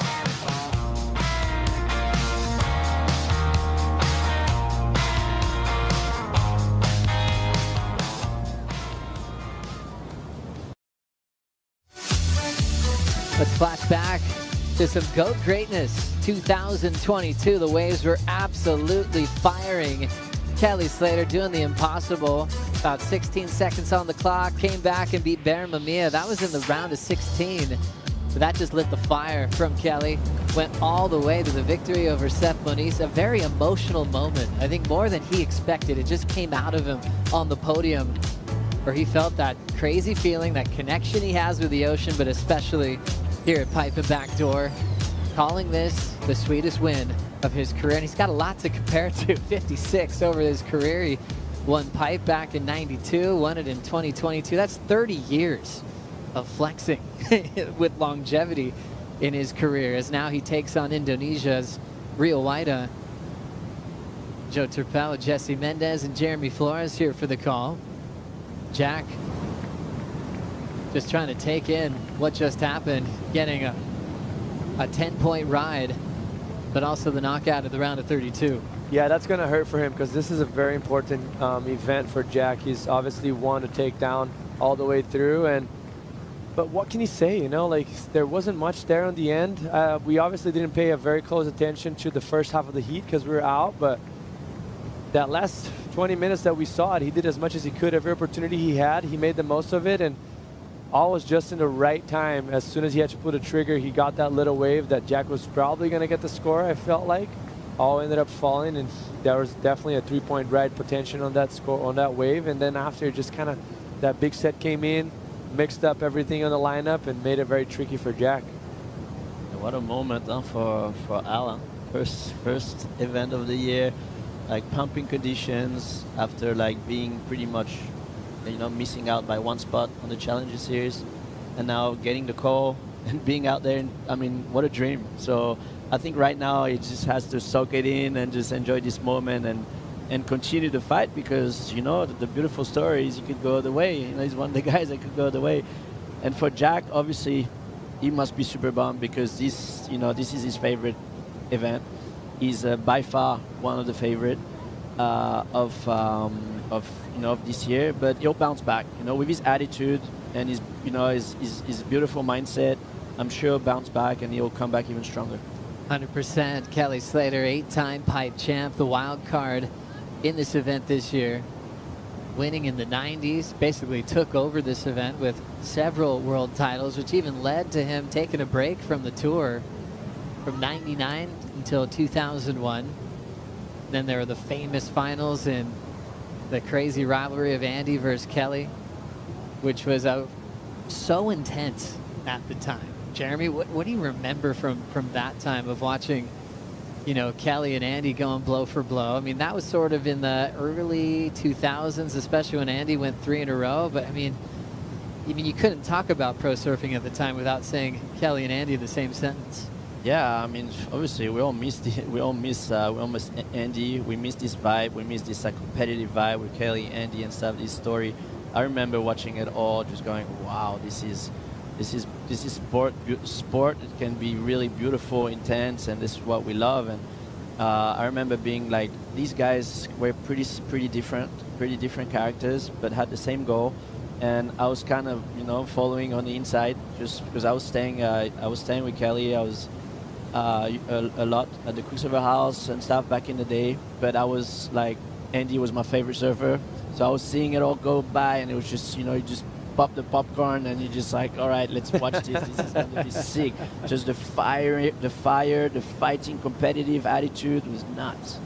As we see that late takeoff and going out of control, Ian Gouveia takes a beating on a big attempted pipe on his second wave of the matchup with Ryan Callenden. And with your win back in 2010, you had AI on your board, and also years later in 2021. Yes. AI was it was big, huge inspiration. When I first got on tour, I didn't make many friends, because I was kind of, I was a little bit tough attitude, tough character. I was a bit cocky and stuff.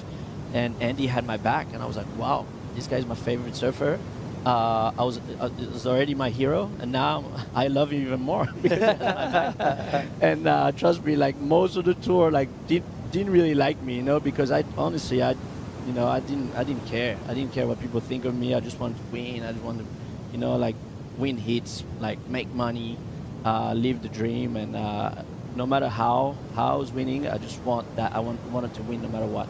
So I had that attitude. So I didn't make many friends, but Andy was, I don't know, he was just like, had my back, and he was like, hey, you know what, screw those guys, you're different, blah, blah, blah, this and that. I was like, wow, like, okay, this is like, I love that. I was like, okay, man, this guy's my hero. Oh, that's all time. I love that story, and just giving you confidence to be yourself and to go ahead and do your business. As we look at what happened to Gouveia on this one, Jesse. I mean, he was way far behind, not just deep in the section, but kind of out the back, and that wave doubled up. The energy came inside. He probably lost a little bit of power from that second reef and then moved in, and he kind of had to pull the trigger early, and once he lost the priority already from paddling, he had to give it a go, and as soon as he was taking off, he wasn't under enough.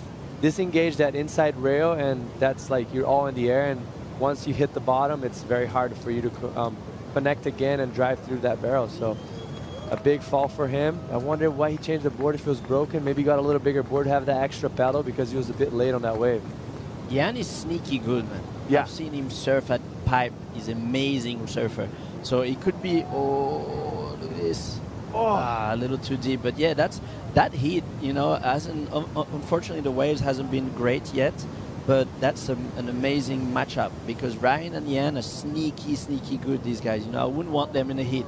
Real wide up, pulling in some travel time, and we'll get a first score against Kelly. Backside whip just to throw it away. Another guy that was so thrilled to have this matchup on paper, looking forward to surfing with the GOAT. And he'll get a completion for the pit on the board. Nice Rio. I love Rio. Rio's such a cool He's kid. epic.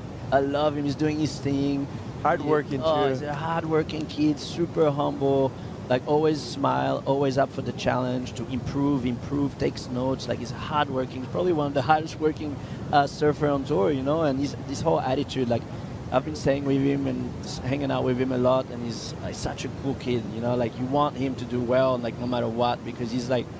His whole attitude is beautiful. Oh, and his heart and soul is just so invested in the game here on the championship tour. Let's check in with Ross Williams. Yeah, guys, got Rio paddling by me right now. Interesting hit on Ian Govea. He kind of made a point, he paddled up to me, he said, hey, I got something really cool on the bottom of my board. It's like shark skin, so it's like a huge decal, like a sticker that they put on the bottom of your board. And he said it helps him paddle faster. Fast forward to him going over the falls just now on that last wave. I was like, I guess it didn't work for that time, but here we go, Kelly up and riding. Thank you, Ross. As we look at Kelly doing that cool, just subtle slide up into the pit. Not as deep as he would have liked, but just that timeless entry into the wave at Pipeline. Comparing that to Rio's 6.33 already in the non-priority heat. But yeah, Ian trying to get involved quickly on that bomb. Cool insight from Ross Williams. Like when you're looking for the right board at Pipe, sometimes you want a board that's not going to go too fast where you're going to outrun the scoring potential. Got to think about that as well in Tahiti as well. You want to get as deep as you can, but also have control and want to be able to have good speed management to come out when you need to, Jesse. Yes, completely agree. And sometimes, depending on the board selection you have, you're going to have to position yourself differently. Obviously, guys that surf with smaller boards, they're going to tend to sit underneath and just get that late takeoff. And some guys like to have a bigger board and paddle into the wave from behind, do that more drawn out bottom turn, which is the classic Pipeline that we've seen it. I mean, not the last 10 years, but all before that. So it's really, it's different comfort zones that people have out there, and everyone surfs it differently. But mostly nowadays on tour, I feel like everyone's on smaller boards and trying to get underneath. Yeah, such a good point. With plenty of time in this big heat, AJ, Rio versus Kelly, this place got even more crowded as soon as that horn went off. Could you blame them, Joe? But nobody more excited about this heat between Kelly Slater and Rio YETI than Rio himself. If you've seen WSL socials last night, they posted this adorable picture from years ago. Rio posing with his hero, Kelly Slater. And I talked with Rio this morning about what it means to be in this heat with Kelly. He said, hey, last year I had a heat with Kelly, but it was a 3-man heat, so it doesn't count it. He DM'd Kelly and he said, hey, man, you can't retire until I get a heat man-on-man against you. So Rio, so excited to be in this draw, and he said winning today against Kelly would be almost the same thing as making the finals at Fiji last year, which was a massive moment for Rio. So already off to a great start. And quickly to touch on what happened with Ian Govea earlier in the heat, I caught up with Leandro Dora as he was running back. Govea buckling his board just below the nose, but Govea now riding the same exact dims, a 6.3 here in the last part of this heat. Thank you, AJ. Right in action, a backdoor with Rio YETI coming free into daylight. Went left to start, now checking out the right and giving some backup to a 6.33 split peak. Sticking on the left, Ryan Callanan exploding on the exit, and a wipeout that's not going to help his top two. And looked like he split it with Kelly as Kelly's punching through that wall. So important split, important time for Kelly to get going because Rio has been making some great decisions on his first couple of rides. Yeah, that's a great way for him to apply pressure on top of Kelly, but man, you can't count it out. Like 27 minutes, you expect Kelly at least to find a bomb out there. And once he found this, he barely ever misses. As we see here on this wave, just kind of stretched out too much. See the backdoor waves just growing in size, different than Pipeline. The wave kind of getting a little bit smaller. Ian up and riding. Ian trying to slow down. A nice low center of gravity. Super deep. Govea gets blown out. What a read. Giving us flashbacks from his semifinal performance years ago. He spent a lot of time on the QS and Challenger Series. That one had to feel amazing, Jeremy. Oh yeah, backdoor backside, goofy foot. It's really hard. It's really hard. I'm sure you know what I mean there, Jesse. Huh? But it's I don't know. It's got some bumps on the wave, on the face of the wave usually. So front side you can really adapt and adjust on each little channels that goes through the reef. So that's why this he did amazing. Like stall, and then right there stall deep enough to be completely covered with the speed. So that's gonna be a great score because that's hard. Front side you just fade, you go in easy, but backside stalling like that on a big backdoor wave, it's definitely not easy to do. So good job. Well done. Ian Gouveia just got drained. Ross, how you feeling? Wanted to give a little props to Ian. I was kind of writing him off there with the shark skin comment with going over the falls on the left. Surfed that last right really beautiful. And equipment check, Kelly's riding 4 fins, so I'm pretty sure he's the only guy in the draw doing that, looking for a little more speed. Ian Gouveia switched to a little shorter board, so there's 2 swells in the water. It's real slabby. You got to get underneath it, so it's really tricky today to get over the edge, and Ian did that really nice. Ross, do you know how long the 4-fin is for Kelly? It's a 6.5 and it's a Gamma. It looks like it's got a little color on it, so I think he's had it for a few years, so one of his favorites. Thank you, Roscoe. Great job out there. Ross, longtime friends with, well, a lot of us, but Kelly especially in the Momentum generation. They do acting parts in those movies and surfing parts. Maybe we could bring that back. That wouldn't be bad. Wouldn't be bad at all. 4:45 on the clock, and Gouveia is building 7.33 with that effort at backdoor. Now, let's hear from the rookie from Mexico. Al Cleland Jr. is with Strider. Thank you very much, Joey. The Mexican coming through. You had a veteran move in a rookie year. That was amazing to hold off your opponent at the end of that heat. Yeah, I mean, the waves, we've been waiting for this day for a while now, just calling days off, and we knew this day was going to be special, and once the heat draw came up after the elimination round, I knew I had, one of the toughest heats ever in my life. So I knew I really had to play it smart and really had to just, really put my strategy into it and really put my mind into it mostly than anything. And yeah, tough heat, but made good decisions. And at the end of the heat, I came up on top, small score for a backup, but did what I had to do, and yeah, stoked to make it through. Talk to me about the 9.5 and the second section and the decision to pull into that thing. Yeah, that 9.5 was crazy, so I ended up waiting about 10 plus minutes. Acá está y sí, súper feliz. Viva México y aquí vamos para otra. Oh, Viva Mexico. Thank you very much, Al. Back to you guys. Let's go. What a great way to represent first Mexican full-time on the championship tour. He is carrying the nation on his shoulders. U.S. Open champ, just beat one of the favorites in Jack Robinson with a big 9.5, and now he's into the round of 16 to surf again later on today. And catching up with Kali Carranza, who a pro surfer from Mexico. He's like Al Cleland Jr. all day long is surfing big hollow beach breaks where he's got to bob and weave in a giant playing field to get barreled. If the takeoff zone gets any closer, it's only get easier for a guy like Al Cleland to get drained like that. Real impressed with that performance.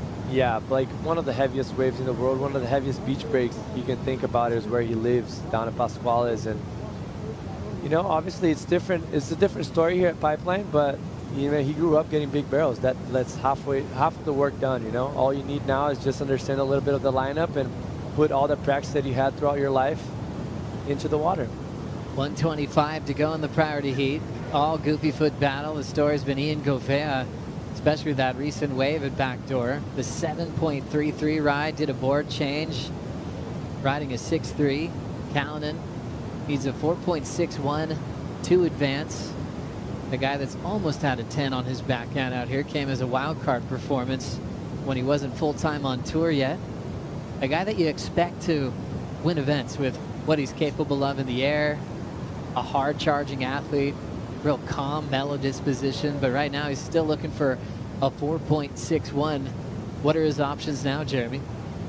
Oh man, 45 seconds. He's gonna have to get going. I don't see much coming. I'm not too sure, but he's gonna have to go now. Oh, look at these little bumps, and this could do something. What? I think he's gonna have to go here, and I think this wave looks pretty sick. Okay, There you Counting go. with priority, locks in, split peak, the important ride on both directions. Ryan makes it, Govea makes it on the other end of backdoor. Wow. Ian so smart, knowing that Ryan had first priority, had a great opportunity to knock out that 1.6. Advantage Govea with 2 great rides at backdoor. Ryan getting his best at the end, but it might have been too late for the Australian. People don't know how sneaky good Ian is at tube riding. Like, in my opinion, this is his best event. The event he has most chances of winning, and he's showing to us how good he is, even at backdoor, which is usually a dilemma besides Gabriel Medina going right out here. So, yeah, like, props off, getting that wave without priority in the last 9 seconds, because Ryan was in a good left as well. And also choosing backdoor. You know, for Ryan, he's looking pipe with priority. You can think maybe he could have forced the right, but obviously there's so much going on with the time winding down. We just saw a quick ride for Ethan Ewing. He's in the next wave. Now let's break down Ryan's wave first. What'd you see on this one, Jeremy? Yeah, well, he did, you know, at that point, he needed a small score. So he got the job done on that wave. He could have ridden better, but Ian got that wave in behind. And I'm pretty sure Ian's going to get a great score here. So, I mean, in my opinion, we'll see, you know, but, you know, the timing. And Ian was super smart to go on that wave on the right, you know, because it plays, you know, it gives attention to the other surfer. So, you know, for the judges to see a split peak like this, you know, it's like it's smart. And I think, you know, Ian is pretty experienced. He's been, it's not his first rodeo. He knows how it is. And, you know, he fought to the end. And, you know, too bad for Ryan because, I mean, I'm sure he would have loved to go even further, but just the timing of the heat just went against him. Let's call it a pair or pocket 733s for Ian Govea, both on his backhand and on the buzzer, being so smart to back himself up and takes a huge win over Ryan Callanan to move on to the round of 16. What a comeback to the CT for Ian Govea. When we come back, Ethan Ewing and Alejo Muniz getting started. Kelly and Rio have priority. We're going to take a break. Bonsoy.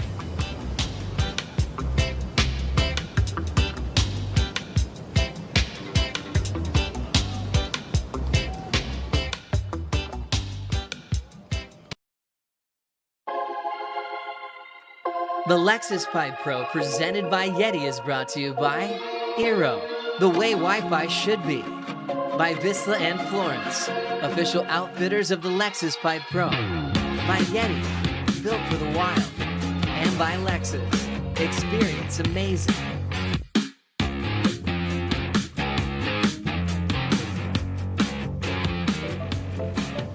Happy Aloha Friday, everybody. How is this view? Beautiful waves on the north shore of Oahu. Beautiful community as well. A lot of great people live in these homes. And a lot of them have come down to watch the world's best compete. Ethan Ewing, what a man he's been the last couple of years. World number 4 last year, runner-up in the world the year before that. And then Alejo Muniz came on tour, battled in the Rookie of the Year race with Julian Wilson at the time. And sometimes we see rookies take fire. Sometimes that first year on tour is actually your best. We've seen that story unfold a lot for Alejo. Things got a little tougher due to knee injuries and other things that happened along the way. But we're celebrating a 8-year journey on the Challenger Series in QS to come back to the top 34. Never giving up. And now trying to see if he can get past Ethan Ewing today. Joe, Jesse, Jeremy still on the call. But what a career to celebrate. Alejo Muniz still with plenty of gas in the tank. And even all the maturity, I was talking to him earlier, obviously, I'm good friends with him. Jeremy also is a good friend of him for how many years, but he was saying how nervous he is. He couldn't barely sleep knowing the waves and the buoy was that big. So he's just excited. He said, today's the day that if I have to go on a swing on a big wave, this is the platform I need to. And that was a nice ride for Ethan to start. Yeah, we saw that wave from Ethan before we went to break. 6-point ride. Jeremy, we've seen a lot of Ewing, and typically what gets really lifted as far as his game is what he does on rail. You know, what's your take on him in real hollow big conditions like Pipeline and Tahiti? I love the way he surfs. Ethan, yeah, definitely top favorite surfer at the moment. Just the way he carves his lines, his style, obviously, and he stepped it up big time in the big stuff, in the barreling stuff, in the also, and in the airs too. You know, like he's got this sneaky air game too. So I mean, it's the full package. I've been a fan of Ethan, yeah, for a long time. I remember when he first got on tour, I see his technique and stuff. I was like, wow, it's so nice to like watch him surf. I remember surfing against him, and I think I beat him like a few times. But every time I was expecting him to be, smashing me, But the thing is, at the beginning, he probably lack of experience. He wasn't as strong too. So every time he was doing big turns and stuff, it wasn't as much spray as now. Now he's a tank. The guy is huge, like he's like one of the most solid human. So yeah, I mean, Ethan's great, man. I'm a big fan. And Alejo's beautiful story, man. And I see him. I was talking to him last couple of days, and with his son and his wife, and just living the dream. Imagine the moment he's having right now, coming back from the dark, from the deeps, because. I mean, it's not easy, when you go on tour, you live the dream and stuff, and then you go down and you get injuries and stuff, and at some point you think, okay, well, this is done, I might, get a job and do something different, and he never gave up, kept dreaming, kept living, kept working hard. He had a family, his son's like his beautiful son, like I see him walking around, his wife must have his back too. So the story is one of these stories that you love to hear, So it's full deserving. He deserves all he is, and I see in his smile, like he looks like he's really enjoying. I feel like he's enjoying it more now than he was the last few years on tour. Last few years on tour is a bit tense, and the tour eats you sometimes, because it's tiring, and when you start losing and stuff, it's really tiring, and it gets repetitive and stuff. And now you see him, he looks relaxed, he looks stoked, he looks happy, and that's. He's gonna have fun no matter what. He's gonna have a lot of fun. It's an emotional roller coaster as well when you're trying to keep your spot on tour, and the format's evolved over the years. But then also the mental state you're in when you go to what is, the minor leagues or the Challenger Series or the QS, but you're not winning at that same time. You're from the CT. You're expected to win that event by a long shot. I remember when you made me cry when you won Cascais, Jesse, because that was just all the hard work and dedication, and you're on the tour, and then you got to go to a QS and sometimes prove yourself in harder conditions. Totally, that was against me. Yeah, me on the same. I wanted to get there at some point. But yeah, it's just like Jeremy said, it's so easy for you to get stuck on that repetition of things not working your way, and it's so easy for you to just get the easy route and like, hey, I'm done. Like I'll do something else, because it's very taxing. You're like away from your family. He has a kid, has a wife at home, so it's just shows how much of a warrior he is, and I'm super excited. He seems free. It's like a bonus for him. Like, so most people didn't believe he could have been here, and he's here. He proved to everyone. He proved to himself that he could get back. And now it's just bonus. He's going to enjoy and have a good time. His son went to surf night across the street at Sunset Beach Elementary School. And Alejo was cracking up because he said he knows in his son's mind the only pro surfers on tour are the uncles like Miguel Pupo, Ian Gouveia, all the ones that have been to his house and he hangs with. So it was like a pretty rad moment for him to see his son get all excited to get Kelly's signature and John. And I think he's starting to realize, hang on, my dad's a part of this whole thing. This is a global scenario. So Alejo is cracking up. He says his son's really shy, but he's been the loudest on the beach during his heats, where it was a smaller day on the opening day. And Alejo was kind of frustrated with his performance. He got third, and he's going, my son was so proud of me. He just couldn't believe how stoked his Grom was when he came in. And he's like, all right, I can shake this off and prepare for the next one. So cool, huh? It's beautiful. It's amazing moment to be living the dream like this with your family, because there's a lot of hard work behind. Surfing, I mean, is the most beautiful sport in the world. It's amazing. Everything's amazing about it. I mean, people have a tough time nowadays everywhere in their, in life in general, in their job and stuff. So we're feeling really lucky to be surfing and be a surfer, and especially having this job as a surfing. But it gets tough, man. It gets tough, like every sport, I guess. As we see Kelly Slater, who is adapted to longevity more than any other surfer of all time. He'll be 53 soon on February 11th. Sometimes whoa, look at this thing. Nice exit there for Ethan Ewing. Yeah, just Kelly's having trouble finding his rhythm, and he's such a rhythm type of surfer. Obviously, we see Alejo up and riding. Alejo dropping in. This one wide open, incredibly deep. The wave spits, and Alejo getting sucked up into traction. And back to what I was saying to Kelly, like, he's the type of guy that should be getting those waves, like those beautiful backdoor square barrels. Oh, just because I mentioned. He heard you, and he's going to soul arch his way out of that pit. Yeah, and then, like, he needs to find his rhythm, you know? Obviously, like, he's out of rhythm. It's been over 20 minutes that he's been in the water, and he hasn't got anything of substance. And every time he seems to be catching a wave, better waves come behind, and that's what happened in that situation. Alejo got a beautiful backdoor wave, as square as it gets for that, how tall that wave was. And Kelly kind of pulled the trigger a little early, but soon enough, he made himself a favor and rode a good wave. You can see the backwash coming off that sandbank as they're both hitting the beach. Come on, Kelly, give us a little run. We want to see you run, brother. Ethan Ewing saves Kelly from the running shot as we see him get barreled on his backhand. So 2 on the right, and he has 2 scores to come in the non-priority heat with Alejo Muniz. There we go. There you go. That's the attitude. That's what we want to see. He's a showman, and look at his age and stuff. I mean, age is not an issue for him. We all know that.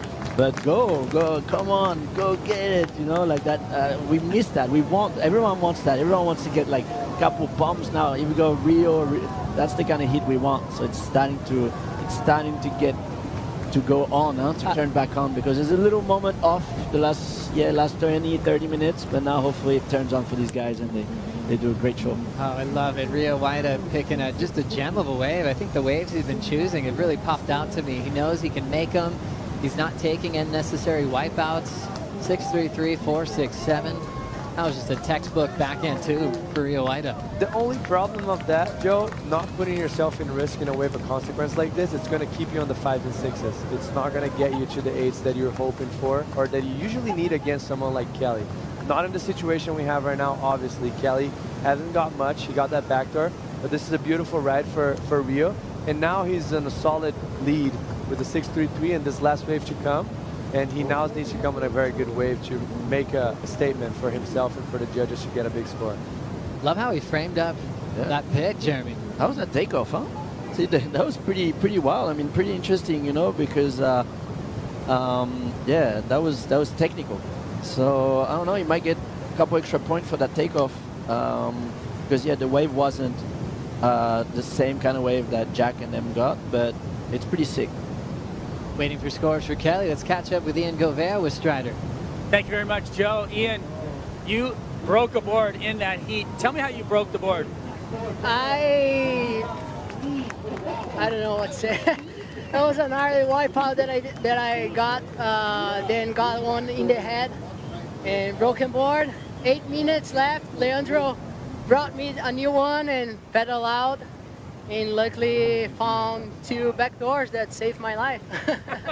So you went from a 6-4 down to a 6-3, and then that last wave came in where you split the peak. Talk to me about being quiet behind your opponent. Yeah, I know. I was just fighting against the ocean, I guess. So I was really focused on myself, and that first backdoor came like a really perfect peak, and I was able to listen to my idol Kelly screaming, "Wow, go!" It was a beautiful backdoor coming, Kelly in the channel, and I got that first one, and I run for my life at the beach, got the ski, and was able to find the second one, and so stoked to make this one. All right, well, Kelly Slater's pulling into a nuts barrel. Wow, so fun to watch. The Masters out there at the moment, but for you in Portuguese, what's it like surfing huge pipeline? Cara, isso é o que eu mais... A minha maior motivação esse ano que passou para entrar no WCT era para estar vivenciando isso aqui agora, tá competindo no Pipe Master num mar como esse. Nada melhor que isso. Isso é o maior sonho de todos, é isso aqui. Obrigado. Thank you. Back to you guys. Good man, Waz. Thanks so much, Ian Govea. What a story. To get through that heat, backdoor, saving his life as he said it. Going through his backup board, working well with Leandro Dora to kick things off this year, and he will be surfing again later on today with the rookie, Al Cleland Jr. that just got past Jack Robinson. Some crazy matchups already in the next round. We've got a rematch of the final last year's early as the round of 16. John has Baron Mamiya later on today. As we're down to 4:30 on the clock, and Kelly's been turning things around, which kind of is interesting, Jesse, with your point about having your scores kind of a little bit dampered by the waves that you're selecting. When you have a guy like Kelly who can turn a heat around in less than a minute, and we'll see what happens in the next 4 minutes. And not just the wave selection, because I guess the both waves that they had were kind of similar in scoring potential, but Kelly knows how to dramatize and make things more exciting than they should be.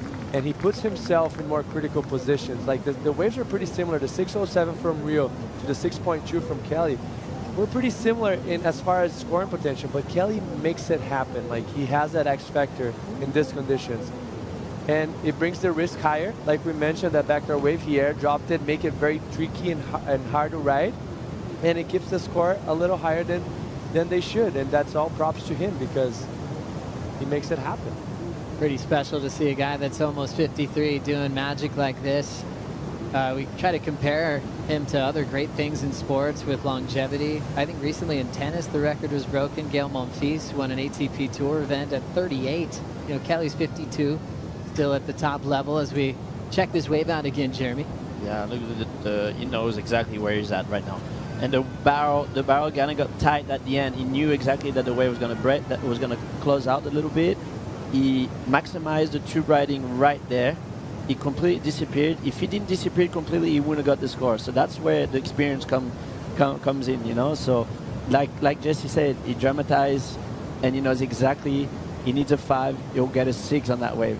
And not everyone can do that, because that wave, I don't think there was a 6 on that wave, but he created that 6, which is cool. Same as the right too, that backdoor wave. I mean, that wave wasn't great, but the takeoff was so technical, so he just made it happen. And that's where, in his type of condition, that's where he's still one of the very best in the world. Really crazy to see his connection to Pipeline. Thinking about NBA basketball, you've got LeBron James, 4-time NBA champ, 40 years of age now. And Kelly's 52. George Blanda was a kicker and a quarterback that played for the Bears and the Oakland Raiders till about 48. I mean, currently you're looking at Aaron Rodgers, Mercedes Lewis in the 40 club as the oldest in the NFL. Wow. Waves on the way, 2 minutes to go. Well, that's interesting. Okay, Kelly, wow, look at this wave, man. Maximize the thing. Oh, he's kind of letting the door open right now because he's going to get a score, obviously, but not sure it's going to be that much higher of a score. So I think the door's still open for Rio. He's still going to get an opportunity here. And this hit is still on, man. It's game on still. Wow, game on. Kelly looking at the time left in this heat. 6.2 on his wave previous. That's what he's trying to improve on. But yeah, that wedge kind of shoved him out of the pit really quickly. Feeling like his situation will remain the same. Rio with priority has a chance. The moment he'd dream of to have Kelly at Pipeline, and hoping that a sets comes where he can maybe turn this one on the greatest of all time. Ewing, meanwhile, is improving. His last is 6.10. Opened with his 6 as he leads over Alejo Muniz. This is going to be an interesting end. Let's see if there's going to be another opportunity for Rio, because just because we were saying he manufactures scores, that wave had more in the bone. Obviously, easy for me to say here, sitting on a chair, but he could have been a little bit deeper on that wave, and I'm sure he's going to be looking at back. Still a good score, still a massive score, actually. Oh, wow. Wait, it's coming in now. It's coming in at an 8-point ride. Let's see what happened here. I better shut up now. I mean, I'm in agreement with you, Jeremy. That was a beautiful wave, very as square as it gets for the size that we had, but he could have been deeper on that wave. Yeah, well, you know, it's so great, great to see these guys battle. There's still gonna be an opportunity. 15 seconds. He might have to go here. Let's see if maybe he gets like a backdoor wave. Watch this. Oh my God, this could be pretty sick. Well, that was a cool wave, man. That was a cool backdoor. You know, let's see where it goes. It was like it wasn't a long barrel, but it was a thick section. So I guess I'm fired to be a judge, and I don't want to be a judge. And good luck to you guys. But yes, we love it. We love the read, Jeremy and Jesse. An 8-point ride for Kelly. So that left Rio chasing at 8.5 on that last wave at backdoor. So he picked off a wave within the time frame, and judges will make their comparisons to see if it's better than Kelly's 8. One more look here, Jesse. Well, beautiful entry from him right there, just behind the backdoor section. Obviously, we're seen from a side angle from off the wall, and he still disappeared from that angle. It was a very deep barrel. He did as much as he could. I don't see that coming in 8.5, but hey, props to him. That was a well-surfed wave, and let's see what the judges think. We could be wrong again. So interesting one for Rio, just waiting for the outcome of this matchup. Had a good battle with Kelly. Scores in the 6 range, and then Kelly broke free of the 6 range with that 8-point ride.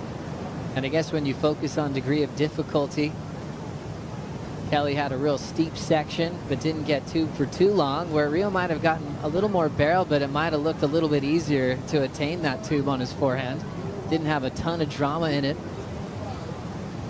And so he's left chasing that 8.5. Kelly providing some magic once again at pipe and backdoor for over 3 decades in the jersey. And with scores coming in for Rio in the 6 range, it won't be enough. And Kelly will be surfing into the round of 16 later on today. Always fun to talk shop and hang out with Jeremy Flores. We really appreciate your time. Always your energy and your passion for the sport of surfing. Thanks for hanging out with us. My pleasure. Good to see you guys, and good luck for the rest of the event, and I hope the show goes on. That's right. Enjoy, everybody. The Lexus Pipe Pro, presented by YETI, continues. We'll bring in Kaipo and Flick for the call.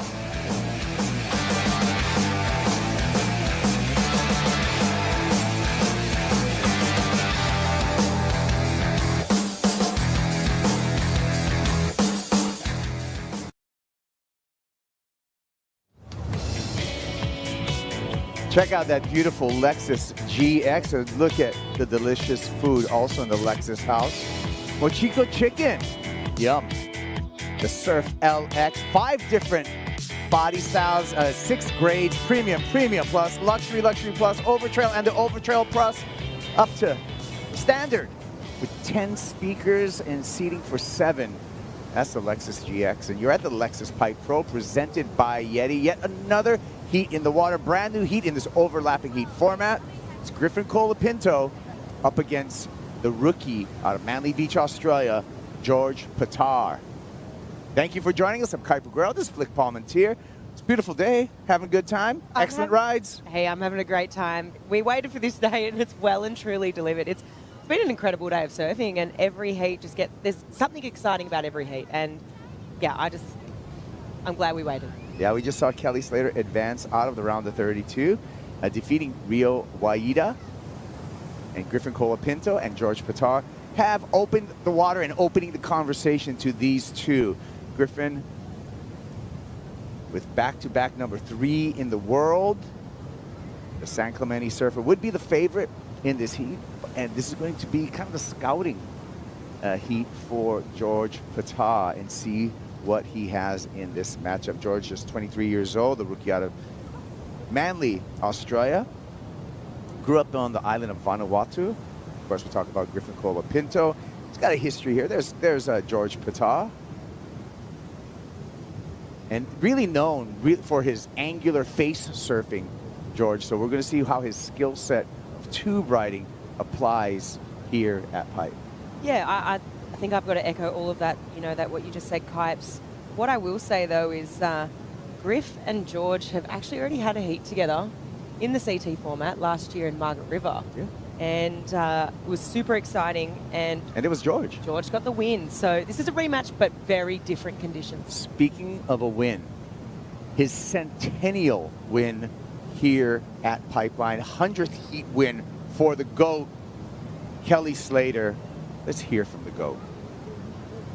Showing up and showing out exactly when Pipeline shows up and shows out for you. Kelly, what does it feel like for you to be out at Pipe on a day like today? Well, I didn't really go out there wanting to compete. I just saw there was a lot of good waves. I just wanted to try to maximize the quality of waves. That's the real star on a day like this. You just got to kind of get in the way in the right way. Jack had the heat before me with a 10 and he lost. I needed an 8 for more than half the heat just to kind of get back in it. I didn't get a good start. And to be honest, I could have hassled for that first wave that Rio got, but I thought in the end it probably wouldn't. I don't know. You got to be in the moment. But I was thinking there's going to be better waves than that out here. I don't want to hassle for the first thing, so I'll sit with priority. And then my first wave didn't really pay off, and I was sort of on the bad side of priority for a couple. And Alejo got a really good one. If I had waited, I would have got that wave. But it's just the way it goes, you know. But there's incredible waves. I mean, Ethan's on a perfect one right now. There's a lot of good waves. The whole day is going to be really exciting, so I'm glad I'm still in. You may not have wanted to compete and instead just sort of worked with the ocean. You've done it a lot of times out here. Your 100th heat win here at Pipeline. What is your reaction to that statistic? That made me tired. I was just thinking, like, how much mental focus does that take for 30 years, you know? But that's great. Thanks. Congratulations, Kelly. See you in the next one. Thanks a lot. All right. Yeah, the numbers for Kelly Slater are astounding, especially when we look at a place like Pipeline and his success here. Youngest world champ, oldest world champs, done everything in between, Kelly Slater, and he's still one to be reckoned with anytime the waves are hollow and barreling. Meanwhile, during that interview, we saw Ethan Ewing pick off another gem. Ethan Ewing currently in the lead over Alejo Muniz with a 6.1, a 6-point ride. He may have bettered that on his last effort for Ewing. Let's take a look at it, Flick. Yeah, so Ethan here, backdoor wave, stalls here for the pocket, and just trying to get as deep as possible. It was quite a short barrel, and he did the best he could. You could see here on the takeoff, you can see he stalls a little bit, snaps it there, really trying to maximize that tube time. So sort of a smaller, shorter barrel, Yeah. a little bit more punchy, but we'll see where that score goes. After review and replay, we've decided it is not one of his top two, actually. Actually, we didn't decide. The judges did that, but we'll concur. 5.33 because of, you know, it didn't come from behind it. Got that little snap stall, which is all good, but he'll remain in the lead, Ethan Ewing. Yeah. Let's listen in. Perfect. Thank you. Kelly, could you get a step out 2 feet for me, please? Thank you. All right, so these are the days that you live for, right? Is this the motivation to come back this many years to keep competing for days like this? Yeah, days like this is what we live for out at Pipeline. This is kind of live, makes or breaks a day at Pipeline. Is something like this. It just sends it to another realm.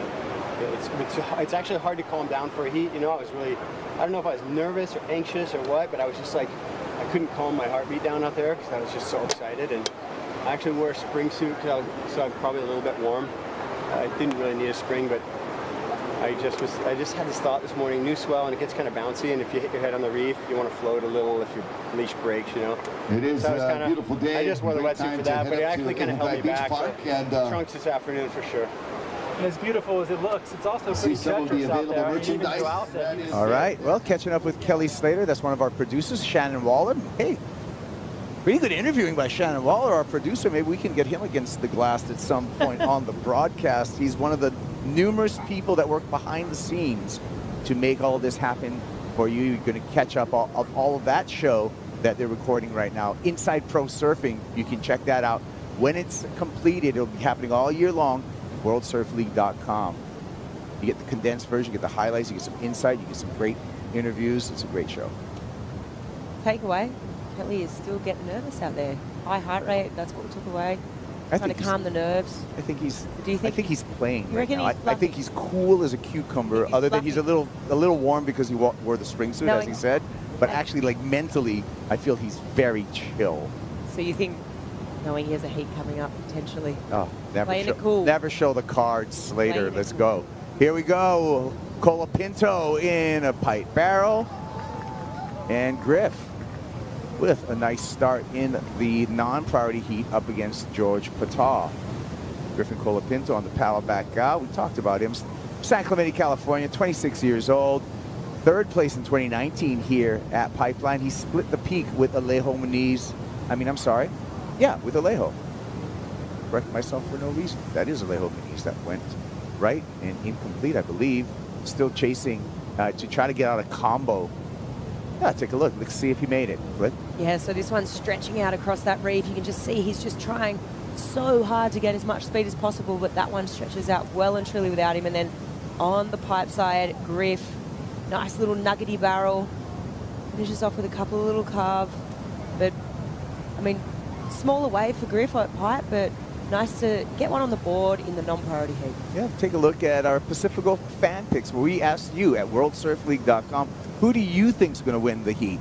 And 88% of you, the majority, said Griffin Colapinto. And that's probably because the majority of you are just getting to learn about George Pitar, but Griff with a big favor when it comes to the Pacifico fan picks. Oh, for sure. I mean, for the last couple of years, third in the world twice. I mean, it goes without saying, and all the experience that he's had at pipe here over the years. So I'm not exactly sure of the amount of experience that George has on this reef. I know that he's had experience matching up on the CT against Griff. Yep. Griff's surfed 7 events here at pipe. Average heat score of 8.27. But what's impressive is that he's surfed 15 heats, Griffin Colapinto. He's won 8 of those 15 heats, so he's above the 50% mark at 53% heat winning percentage here at Pipeline. So those are actually good numbers for Griffin Colapinto compared to when you look at the whole field. Yeah, they're great numbers. It's not Kelly Slater numbers, but they're great numbers. They're great numbers. I mean, you'll take that for sure. And as we see some lines sort of rolling in out the back here, maybe stretching down a little bit towards off the wall. Let's see CT by the numbers and our combo heat wins in 2024. Griffin made the list there with 3 heat wins where he comboed his opponent. On top of the list, John Florence with 5 for Gabe Medina, 3 for Yago, Griffin, and Baron Mamiya. Counting head-to-head heat zone. That's a stat you really would like to be at the top of, wouldn't you? I mean, I saw the other one the other day that came up. It was CT heat by the numbers, combo heat losses. Yeah, that's the one you don't want to be on. That's the one you don't want to be winning. At all. So Ewing in the driver's seat. He's got the lead over Alejo Muniz. He has priority heat control to North Stradbroke's Ethan Ewing. Taking a look at the entirety of the year, you're going to have to put Ethan as, barring any kind of injury throughout the year, as one of your favorites for a Final 5 position and potential world title. Definitely. I think we've been talking about it for a while. He's a surfer that has range, and probably, in my opinion, some of the best rail game on tour, the best transitions between maneuvers, seamless surfing.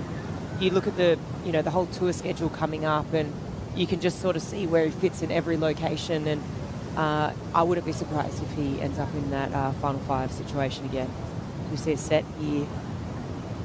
And priority with Ewing. Doesn't even look at that one. Everyone takes a peek at it, but pretty straight there. The conditions, though, have been cleaning up. The sand's been moving. The swell has been moving into a more favorable angle for the wave. We've seen excellent scores today. We've seen a perfect 10. Good stuff. That heat was absolutely incredible. I think we got to call the start of that heat, and what impressed me about that heat was, Al came out of the gates with that 9.5, and I think I said to you, watch, like, this sort of is what Jack thrives on. He thrives on that energy, and he was able to turn around and get that 10, but unfortunately just couldn't get the win. Scratching. Alejo, backdoor stalls. Very careful for a completion there to get out of the combo. Alejo Muniz. Likely, well, maybe we'll see what the judges come through to see if that gets him out of the combo. I think that wave right now is pretty crucial, right? As we see Ethan. Ethan pumps off the bottom in the cylinder, cruising through there, makes it look easy. Ethan Ewing just kicks out with a ton of momentum, looking to improve upon a 6-point ride. Semi-paddle battle, but Alejo should regain priority after this paddle back out. We'll see. Yeah, that last wave of Alejo's was super crucial right now. I mean, with only 4.5 in the clock, he sort of needed to make it, sort of a bite at sort of nailing down this combination situation. And so he's made it out of this one wave. He's got a bit of confidence there, and hopefully he's going to break this combination. And let's have a look here. So this is Alejo, and you can see here just really measured approach, really calculated, really just wanting to stick that. You can see that. And then you switch to Ethan, there's a casualness to it. There's an effortless. And for me, that's the stark contrast right now. It just really looks effortless. It doesn't look like he's hanging on for dear life. It looks easy. And that's something you take into account if you're a judge and you're looking at these two waves and, scoring them back to back. coming out of this. So we could report to you that Alejo Muniz, his last wave, a 4-point ride. He did break himself out of the combo, now needs an 8.1. Still waiting for last score for Ethan Ewing and how that affects the situation. They have 3.5 minutes in the priority heat.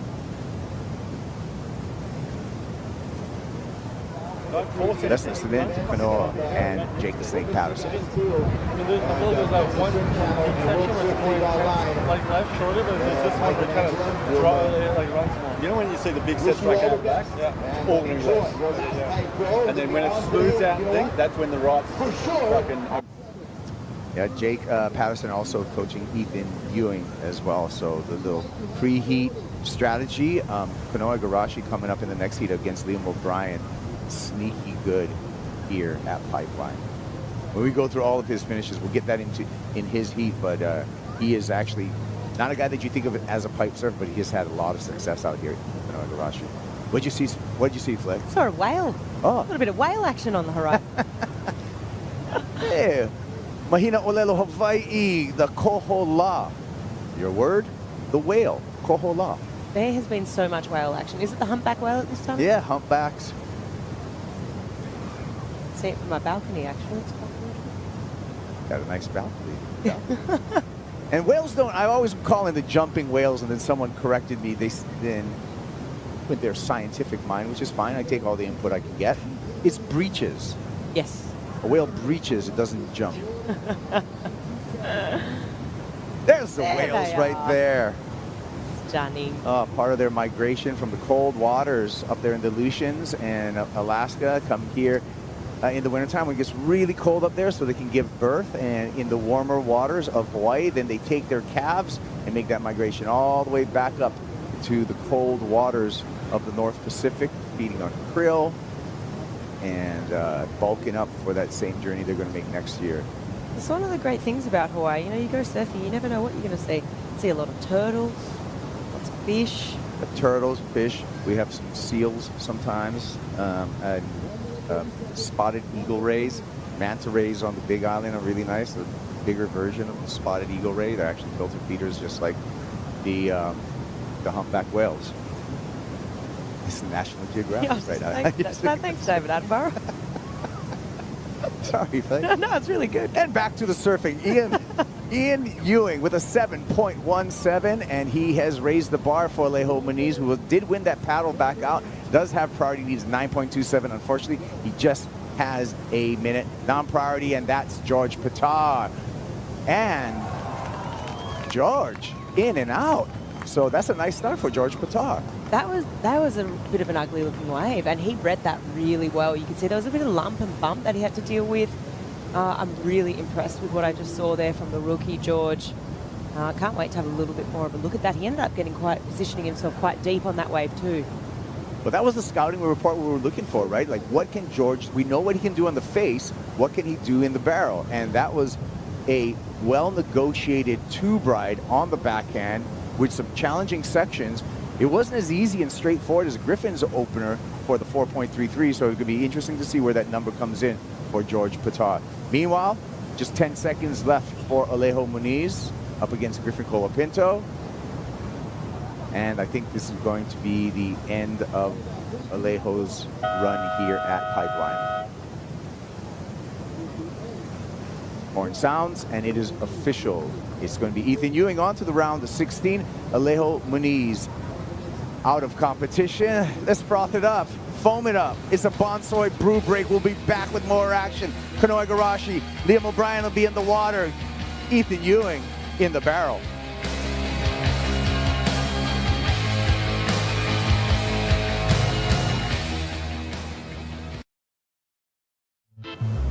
Oh, look at the Ritz-Carlton Turtle Bay. Leave the keys with the valet. They're styling up there.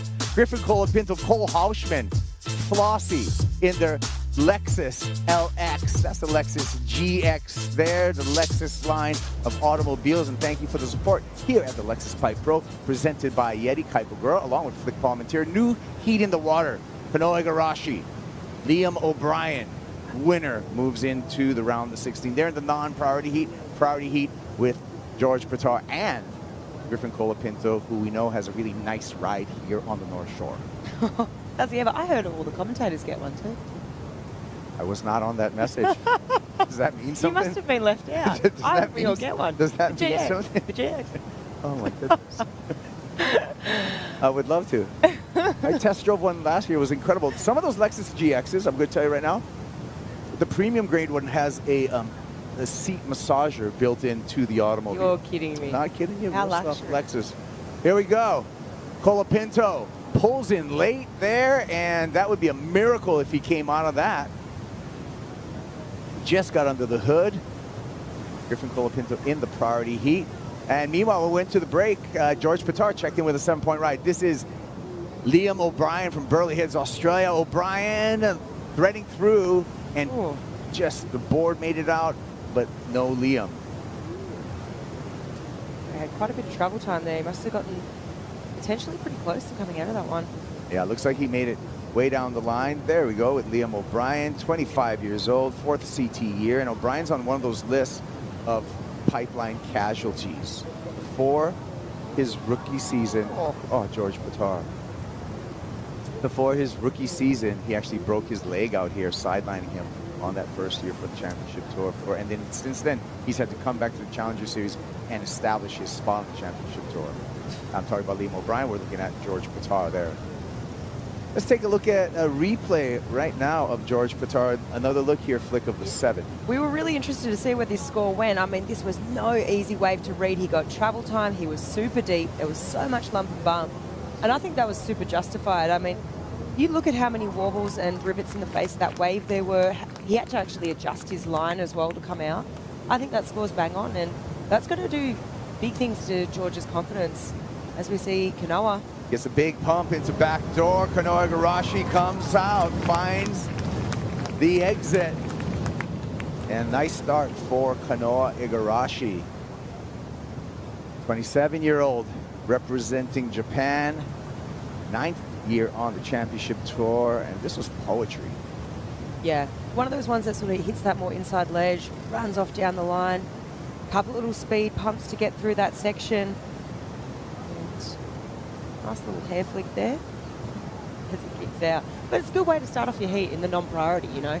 You're getting a score on the board and potentially a backup wave. Yeah, Kanoa made the final here in 2016 up against Michel Borez, had a runner-up finish there. 2017, he made the semifinals here at Pipe and also has made the quarterfinals in both 2021 and 2022. So he's had some great finishes here. You can see the best result here, looking back to 2017 at Pipeline in that final with Michel Borez. And when you've had so much success, obviously you're making it further and further into the draw, right? Which means more time in the jersey, in uncrowded waves at Pipe, and more time to figure it out, and just so much more experience. And you could really see that on that last wave, just being able to navigate your way on this reef. Yeah, great point. Kanoa's actually surfed, this is his 29th heat surf at Pipeline. Let's hear from Double E, Ethan Ewing. He just won his last heat. He won his last heat, and Kaipa, we were just reminiscing on the last time you feel like you were able to compete in conditions like this at Pipeline. 2022, these conditions, describe them for those of us who are not out there. Yeah, it's actually pretty rare. Whenever this place is good, it's usually got a lot of people, so it's challenging to get good practice in. And yeah, I just try and make the most of those times when you just got 3 other people out. It's pretty surreal. And today you certainly did that, making the most of the waves that you were able to get. How did you identify what you wanted to pick out during your heat? Yeah, I just wanted to get a quick start. I knew Kelly and Rio hadn't had too much, so I knew it was going to be pretty hard because they were kind of scrapping around too. But yeah, I found a few and was just trying to look for the clean water. And yeah, didn't get huge scores, but just had a lot of fun out there. And we've seen a lot of water moving, a lot of chances where you have to, come in, go around, get back out. How do you get ready for surfing another heat later today? Yeah, I'll just try and go back and switch off for a little bit and then come back down. And I mean, it's hard to, oh my God. Can't take our eyes away from the ocean. Wow. He almost had it. Oh. Yeah, it's you get down here, it's so exciting to watch. So yeah, I'm sure I'll have good energy into the next one. Congratulations, Ethan. See you then. Thanks. Well done. Wow. Wow. Griffin Colapinto falling from the sky into a backdoor cavern. Almost comes out and looked like he took the entirety of that lip on the head. Oh, that was really, really heavy. I mean, deep breaths right now for Griff, because that section was just, they had some serious thickness to it. And he did well. I mean, the drop, the size of the wave, and he was so close. I mean, let's have a closer look here. So, late drop, up underneath, so deep, so incredibly deep. And then, wow, it literally broke straight on top of his head. And just the lateness of this. This is beautiful, this beautiful tube riding, and then also to avoid injury right here, that's a huge impact right there. The weight of that and the energy and the power, that doesn't tickle. Real white, let's hear the reaction.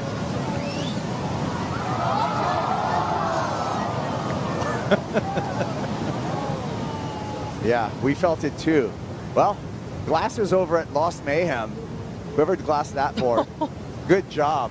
I want to know what glass factory that came out of in San Clemente, because that was a sturdy glass job to survive that lip square on the board. Oh man, that was just so crazy. And then behind him was Liam, right? I think as well. Yeah. I mean, wow, both those waves, that set, I mean, just had so much grunt to it. And Griff right now, I mean, he's looking fine, but I mean, to get your composure after a wipeout like that and get your head back in the game, that does not tickle, getting a lip like that. Oh, normal human being surfers would be on the couch for a week after that. It's like serious whiplash, right? Oh. They're the ones where you wake up tomorrow and you're like, oh, I can't move my neck towards the left. Yeah, that was pretty heavy. Good thing he has the grid people over at Red Bull. They have a nice crew of physios. As we see George Pitar, he did get that pump in, and you saw how that tube did fill up with water, and so did not allow him to make the forward progress. Griffin Colapinto straight back out there, this time Pipeline, slides in, grabs, whoa, getting loose right there, and manages to make that barrel, and still a little bit loose, so something did change on that board, I think, because I saw him, okay, here we go, Igarashi, Pipeline, spit, no problem for Kanoa. Second section, the bonus, and the chop there in the sandbar. Wow, we are seeing professional surfers really earn their pay today. Are we ever? Wow, I mean, I think to go back to Griff's wave, it definitely did look like when on that takeoff. Something was up. It looked a bit loose, it looked a bit fins free, something was sliding around. I don't know if that's because he got a little bit bucked off on the takeoff and maybe just didn't have the right footing that he wanted. But yeah, maybe there potentially was something wrong with fin box, maybe something like that. It just didn't look quite. This is, of course, there's all speculation from the set, but it did look like maybe a fin issue. Yes. Could have just been the wave, and could have been just, if you're too high up on your board, you do get that fin that can drift behind you. Yeah. But for me, not really, because Griffin's usually very... Here, we can take another look. So let's see. Grabs that rail. It looked like one of his back foot's not correct, I don't think. I don't think he had the correct footing that he wanted. So that's sort of justifying that. Even that chatter, though. Let's look from this angle. Oh, see, his hand, he actually had to let go of the rail and then regain the rail, and that wasn't intentional. That was just because how late that drop was. So I'm just going to pinpoint that with sort of just a little bit of lump and bump there that he didn't really account for, and he did so good to regain there and actually get that little bonus section at the end. It speaks to the strength, the core power, and then as we see Kanoa behind him, and I mean, nice little pocket ride. But this bonus section here, this was really beautifully done, but just gets detonated. And we've seen 3 of those in the last sort of 3 minutes. Just that lip just landing on the surfer's head. Yeah. Yeah, and looking at boards, interesting, maybe we can get a better shot or do a little bit of research on Kanoa Igarashi. He's been riding Sharp Eyes for a long time. Recently, he's been spotted on some JS surfboards here on the North Shore. Yeah, I did hear that. So it'd be interesting to see a little bit of a reconnaissance mission on the beach to see what he might have. Oh, so actually I'm getting news right now. Kanoa actually going to a local shaper and a wise decision, riding an Eric Arakawa board here at Pipe. So one of those RPs from Eric. Backdoor, Griffin, this is a big one. It's a huge barrel running section, and it ran right down the line. And it looked like there may have been an opening, but not the case. Here we go. Liam O'Brien finds a pipe wave. O'Brien easily threads through that to pick up his most meaningful score upcoming for Liam O'Brien in the non-priority heat. Griffin Colapinto really putting in a lot of work here and surviving a lot of meetings. Hey, he is putting his body on the line right now. He is leaving nothing on the table. And to have two sort of wipeouts like that within 5 minutes, let me tell you right now, that is not easy. He's going to be gassed. He's going to be, as we see him right now in all that turbulent water, doing this paddle around. But, I mean, that will make you work. It makes you work for it. It's hard work right now. And the hard thing is, and the thing to remember, when you have a wipeout like that, sure, it looks like they're only under for what, max maybe 10 seconds. But what you got to remember is that it's with a super high heart rate. They're working so hard before that even happens, so it's already intensified. What is a 10-second wipeout feels probably 3 times more, 30 seconds, 40 seconds. I mean, it's such hard work, and I mean, obviously they're the best in the world, but yeah, this is exactly what you said, guys. They're earning their money today. Yeah, and really showing, you know, how even the cross-training comes into play with the athleticism to get back up there, you know, not be gassed and get back out into the lineup and go for it again. For sure. I think, oh, wow, look at that one. Just mind surf that. Beautiful wave. The dragon just spin all over the Pacific. But we do have the situation for Griffin Colapinto. He's still trailing. And like George Patar, there would have been some magnificent, excellent rides had he made it. But honestly, when we look at the math, Griffin Colapinto, he needs a 6.85 right now. George Patar with heat control, Patar with the lead and priority right now. It's kind of crazy, right? Like sliding doors moments in this heat. If Griff potentially would have made it out of either of those last two waves, I mean, he's on his way to an absolute excellent score, if not one of the top scores of the day. But all it takes is, you know, a couple of seconds too late or not being able to push through, and it's a different story. And right now, George has got him on the red. Let's have a look at this last one. I mean, this thing was big, deep. It was thick. I mean, it just stretched out on the reef, and there wasn't an exit. And behind him, Liam. I mean, Liam did so well there. I mean, he was positioned super deep, and he knew that on this takeoff. So you can see he gets this pump in right there. One big body adjustment while his hand's still on that rail allows him to really propel forward. Oh, my goodness. That was a trip from the roof for George Patar. So not a smart exercise of priority and opening the door a bit for Griffin Colapinto. So the rookie kind of threw away his heat control there, took that wave with priority. I don't know what he saw in it. Let's take a look at it again. Yeah, let's have a look. Just a bit late there. You know what? Let's see if this thing actually peels off, but just had to go to that sort of pin drop. I mean, that thing was very open. You got to think if he got in a bit earlier, could have set that rail. Wow, I mean, George is a tall guy too, and you know, when you see his body fully extended, that's a big wave. It's a big wave, and probably given that he was late on that and it bottomed out, a smart decision just to kick the board away and get, you know, penetrate, get through that water and get back out there. So he's already back out. He did hand over priority to Griffin Colapinto, George Patar. Colapinto with 4 minutes to rustle up 6.85 and earn his way into the next round. Right now is where you sort of ask the question, is Griff going to make, you know, George pay for that?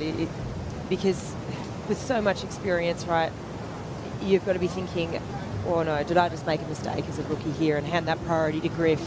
However, you know, I go back to earlier today, Al and Jack Robbo, and Jack Robbo went down with a 10 in his pocket, and you know, in the dying seconds was only searching for, I think it was about a 3, and he just couldn't find it. So on a day like today, it's a difficult decision. Yeah. We'll see what happens here. It's really going to matter how this next series of waves hits the reef, and if it's going to give an opportunity now for Griffin Colapinto. And also, one of the 4 Ps of surfing, he's got to position himself and pick a good wave before he paddles. He needs to perform to a 4-point ride. Liam O'Brien. And I'll correct myself. Actually, Griffin, again, needs a 6.85. Sets through here, repositioning on the outside. under 3 minutes, and an important 3 minutes for Griffin Colapinto. Let's go down to the street beach with Strider Wasilewski. Thanks, guys. Yeah, well, just a quick update. George Pitar came in. He was on a 6.6, and then he switched out for what his backup board was a 6.4. So that might have loaned into him not getting underneath that one in time and having to kick it out and take that big donut where he just got pounded. But right now, he's got a couple of minutes, and Griffin's looking for that one magic wave. Here we go.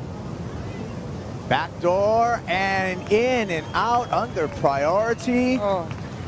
George Pitar. Just getting absolutely detonated there. There's just so much water moving. I can't emphasize that enough, just how much power this ocean has today. And we saw it all last night. Those buoy readings were really big, and that swell's still really stomping through. Let me back tag that also from the intel on the beach. George Pitar trading his boards. George Pitar riding Channel Islands surfboard, so he's part of the Channel Islands crew. Pulling up, pulling in. Kanoa Igarashi looking for the exit. It spits. Yes, he does. Way down the line. Kanoa again in control, making it look easy, very smooth, and he will gain upon Liam O'Brien and build his lead upon Liam with that last effort. Yeah, that was so well done. Really nicely done. And I mean, he's going to have sort of 2 semi-meaningful scores in his non-priority heat. So hats off to Kanoa for getting busy. Got the work done early, right? And when you get the work done early, it's not a guarantee, but it does liking your percentage of coming out of this heat right now for Kanoa to get 2 basically keepers in the first 20 minutes.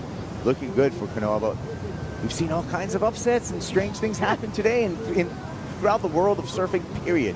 Right now, we're looking for George Pitar. We're still waiting for his last score for that wave at backdoor. And I'm trying to recall that wave. Was that going to... I mean, if the judges are taking a while to give us a number, that's going to be a make, right?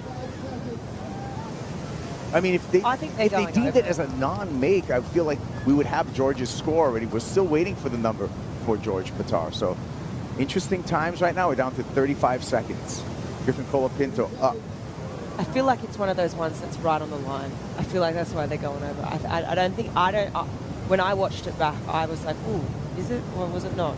I think anything over 4.17, he's increased his lead. And it may be a non-issue just because Griffin Colapinto is not able to find a wave right now to respond. Down to 10 seconds.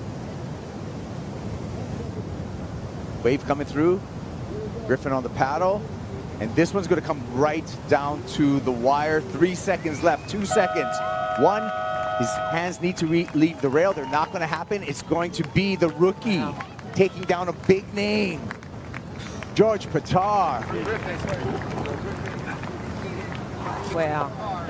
That's 2 from 2 now for George Pitar. There you go. George Pitar onto the round of 16. Griffin Colapinto eliminated from competition. You're going to call that an upset? Got more action on the way. Stick around. Lexus Pipe Pro, presented by YETI, continues after this. George Pitar is a rookie, making it happen.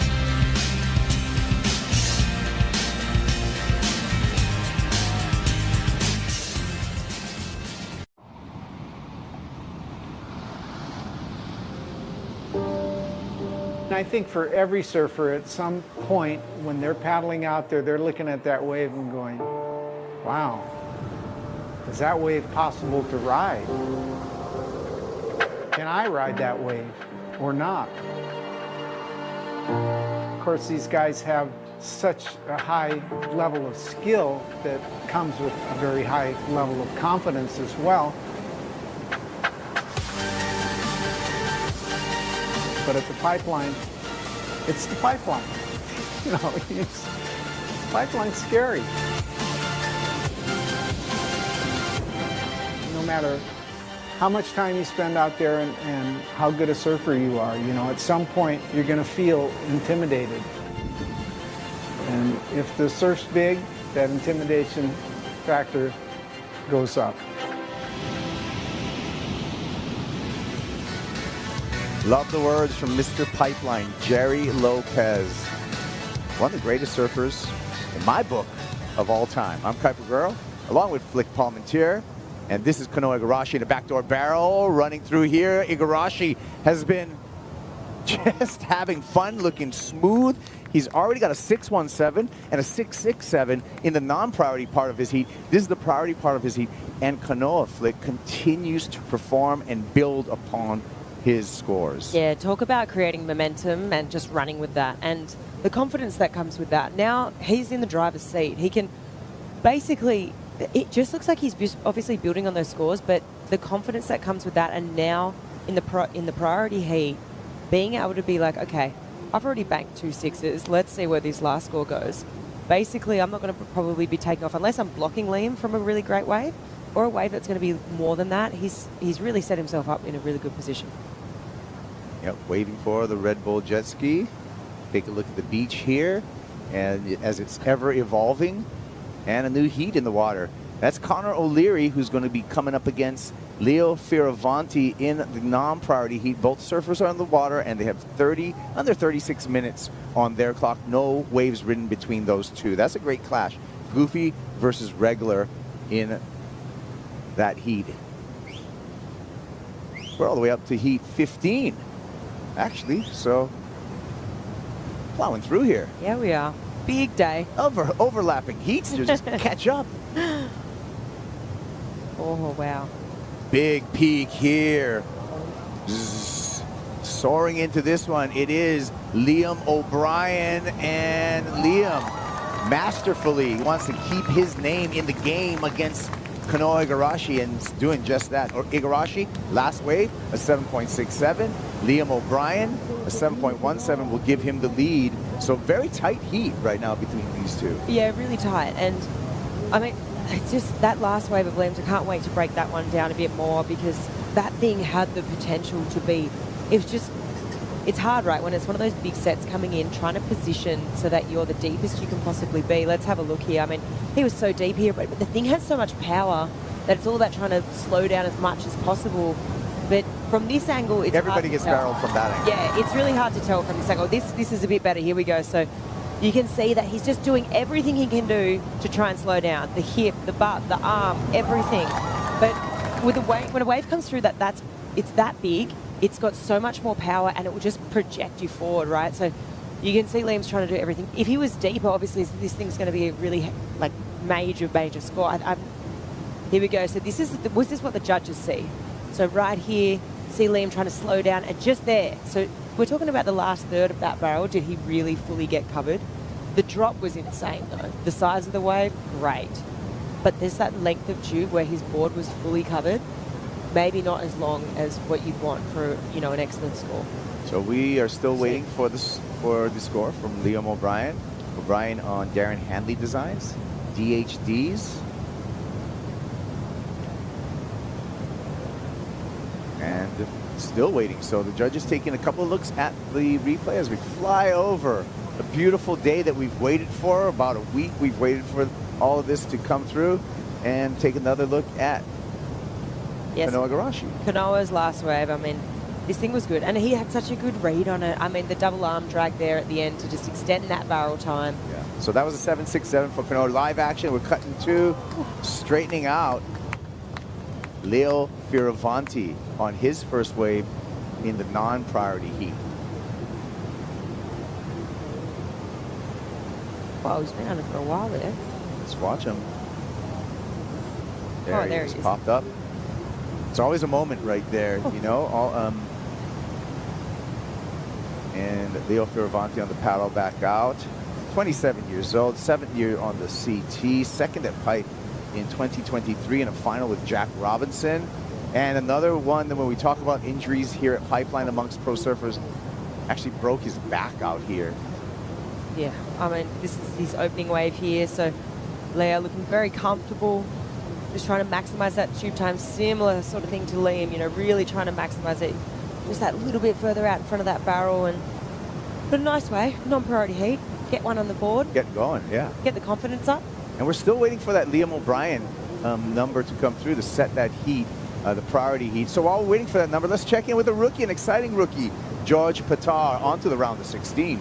Exciting indeed, Kaipo. George, how would you describe what it felt like to surf in that last heat? Tiring. I'm rooted. I was like, I snapped my board on one of them and then did like a full run around, and then just paddling around, getting smoked, and then I don't know. I was lucky to get a couple in between the beatings, but yeah, it was definitely a bit more of a welcoming to pipe than my first heat, so it was fun. Yeah. And you're now 2-0 against Griffin Colapinto in these man-to-man heats dating back to last year. How big of a moment is it for you as a rookie to get that kind of win at Pipe? Yeah, Griff, I've watched him for a long time now, and I look up to the way he surfs so much.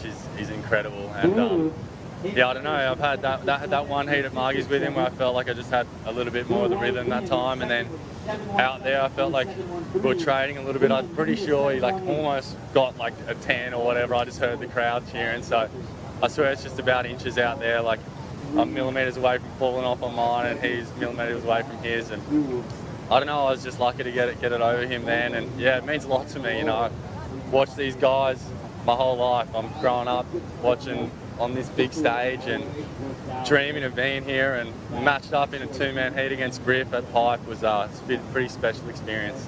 And it's not over yet. How do you get ready for the next round? I'm going to drink some water and eat some food and just go chill out. I don't know. It's weird thinking I'm going to be back out there again. I feel like I could sleep for 3 days, but I don't know. I'm just so frothing to still be in the contest, and yeah, to have one of those heats out there was a pretty special experience for me. It's something I've pictured for a long time now, so it's pretty sick. Congratulations. See you in the next one. Thank you very much. George Pitar,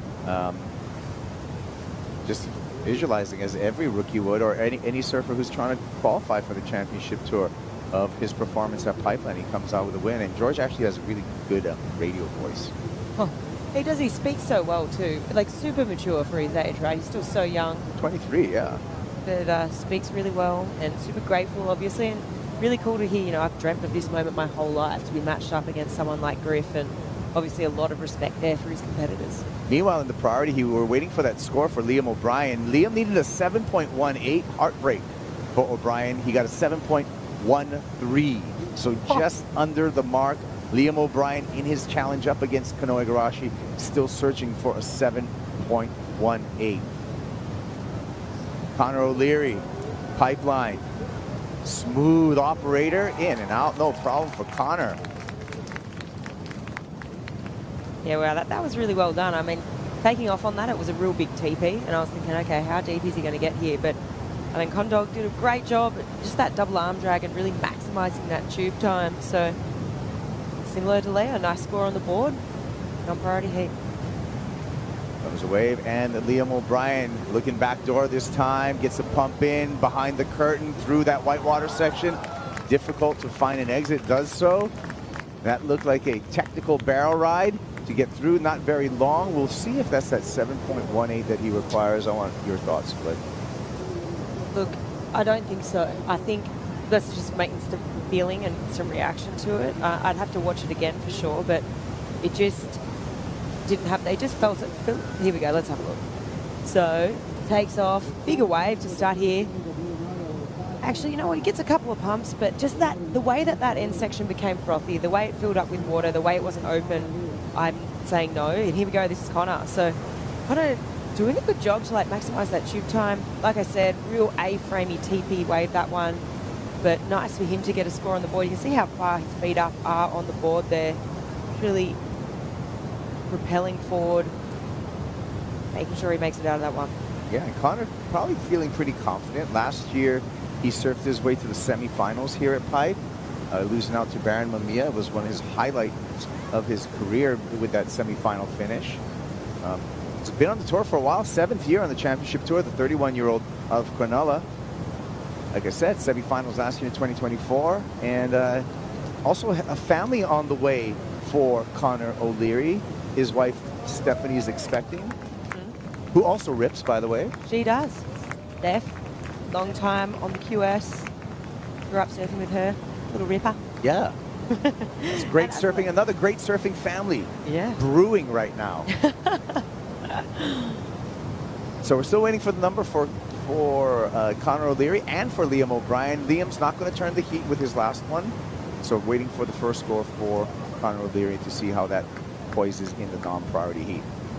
Hey, you like what we're wearing? You like what you're seeing around? You want to memorialize? Or you got you have a birthday or a surf fan in the family?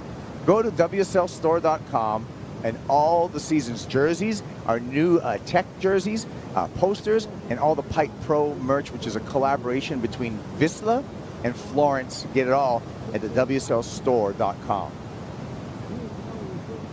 The hat's exceptional. I think the hats might have almost been sold out right now. You want to check out there? Yeah, they have Eva birds on the rim, and there's a sport mode feature in the Pipe Pro hats. What's sport mode? You got a chin strap, so it's an elastic on top of the brim right there, and then you can pull it the run. And on a windy day, or if you're kite foiling, maybe you can just put it in sport mode. Full drive. How beautiful is this? Oh boy, it's February in Hawaii. Corduroy lines to the horizon. Stunning. Blue-green water, coconut palms on the shoreline. This is what we've been waiting for. After fighting the wind and hibernating for a bit. It's true. I mean, you start to somewhat, you're like, oh wow, okay, we've been on hold for about 6-7 days now, almost a week, and you start wondering, hang on, are we making the right decision now? But well and truly did. Great decisions for everyone. Yesterday was a great lay-day surf. Here we go. Connor. Spit out right there. Fights the lip. Connor O'Leary had a 6.33. Oh, he wants a little bit more. Greedy tube hound right there. Connor O'Leary. And applause on the beach. Support from the Japanese crew. Connor representing Japan. Yeah, that was well done by Connor. Another little bonus section there at the end too. But just, I mean, I think he sort of thought he had it.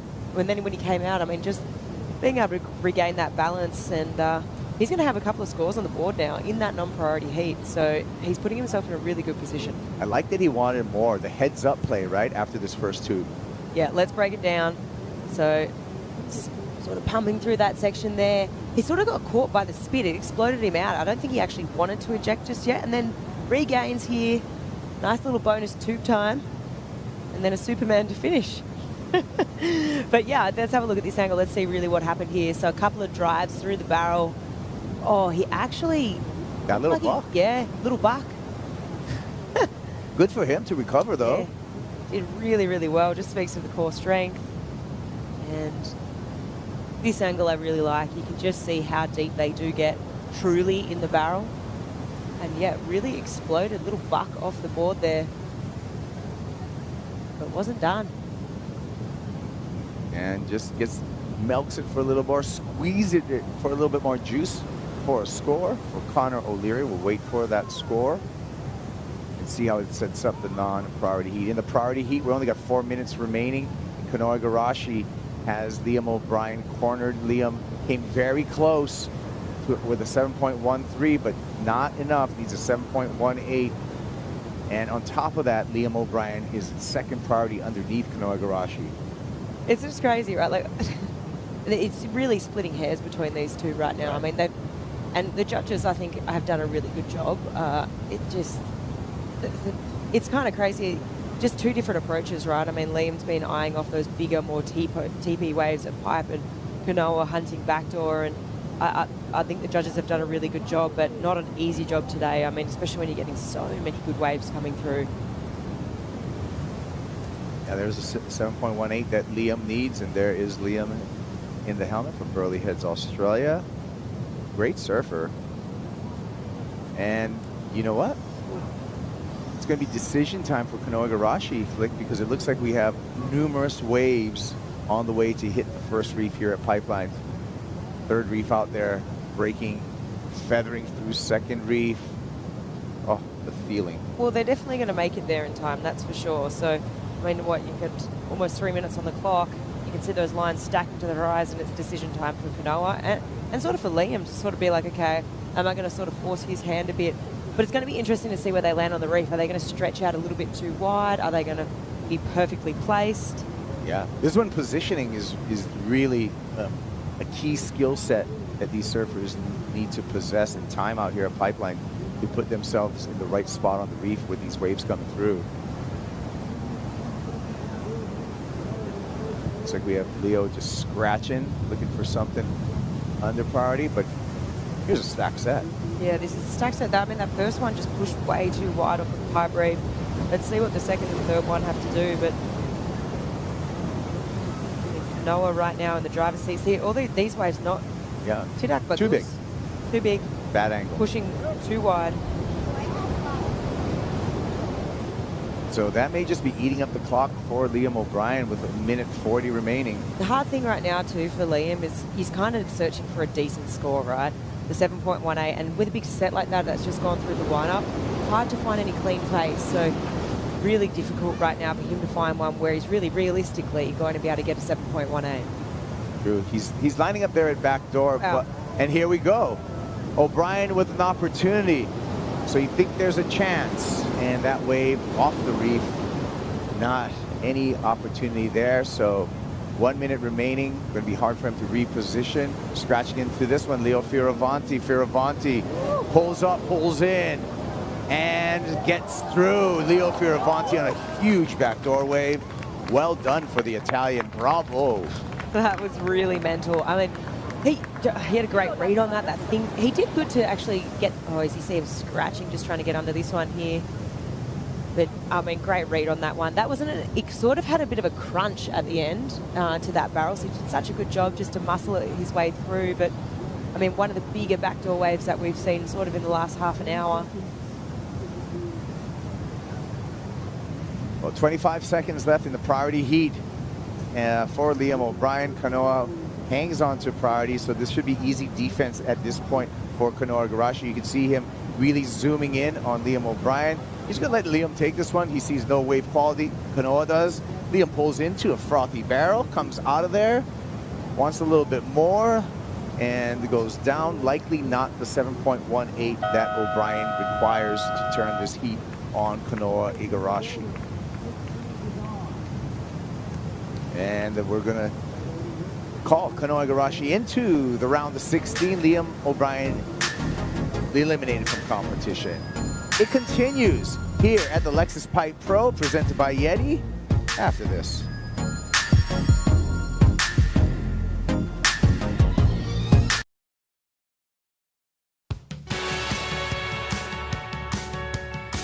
The Lexus Pipe Pro, presented by YETI, is brought to you by Lexus. Experience amazing.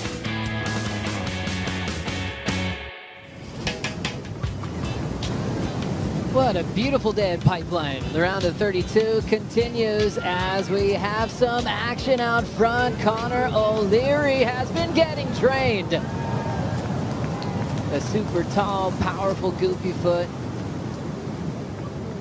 Raised in Cronulla, representing Japan, battling with Leonardo Fioravanti in the priority heat as we introduce Jordy Smith and also a rookie named Joel Vaughn. This guy's not a rookie. He's been around. One of our favorite surfers of all time. Ross Williams, how's your day, Ross? I'm an old crusty man. Not even. Still a Grom. I had a lot of fun. Yeah, I got to go in the water and watch a few heats from there. And yeah, a lot of energy out there. It's cool feeding off those guys and watching some gnarly tubes get handled today. It's pretty slabby out there today, Joe. Kind of cool for you. You've been in this event as a competitor, but now as a water reporter, is that same feeling looking back at the beach, all the houses, the energy coming off a big reaction? We've had 9 5s. We had a 10 today. Right. What was it like hearing the crowd get behind it? It was really fun, and it did bring back some of those memories. As you see, backside drop here, live action. This guy coming out, wow, really good. Was that Connor, I think?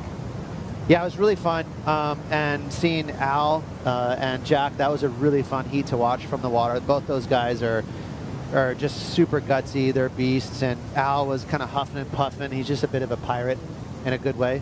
And Jack was out there doing his energy thing, and what a drama-filled heat there. 2 big scores, 2 small scores, but yeah, happy to be in the booth here with you, Joe. You're a ledge yourself. I'm psyched. Love you, Ross. As we look at the scores, Leo 5.5, 8.6. Connor O'Leary 6.33 and a 6.67.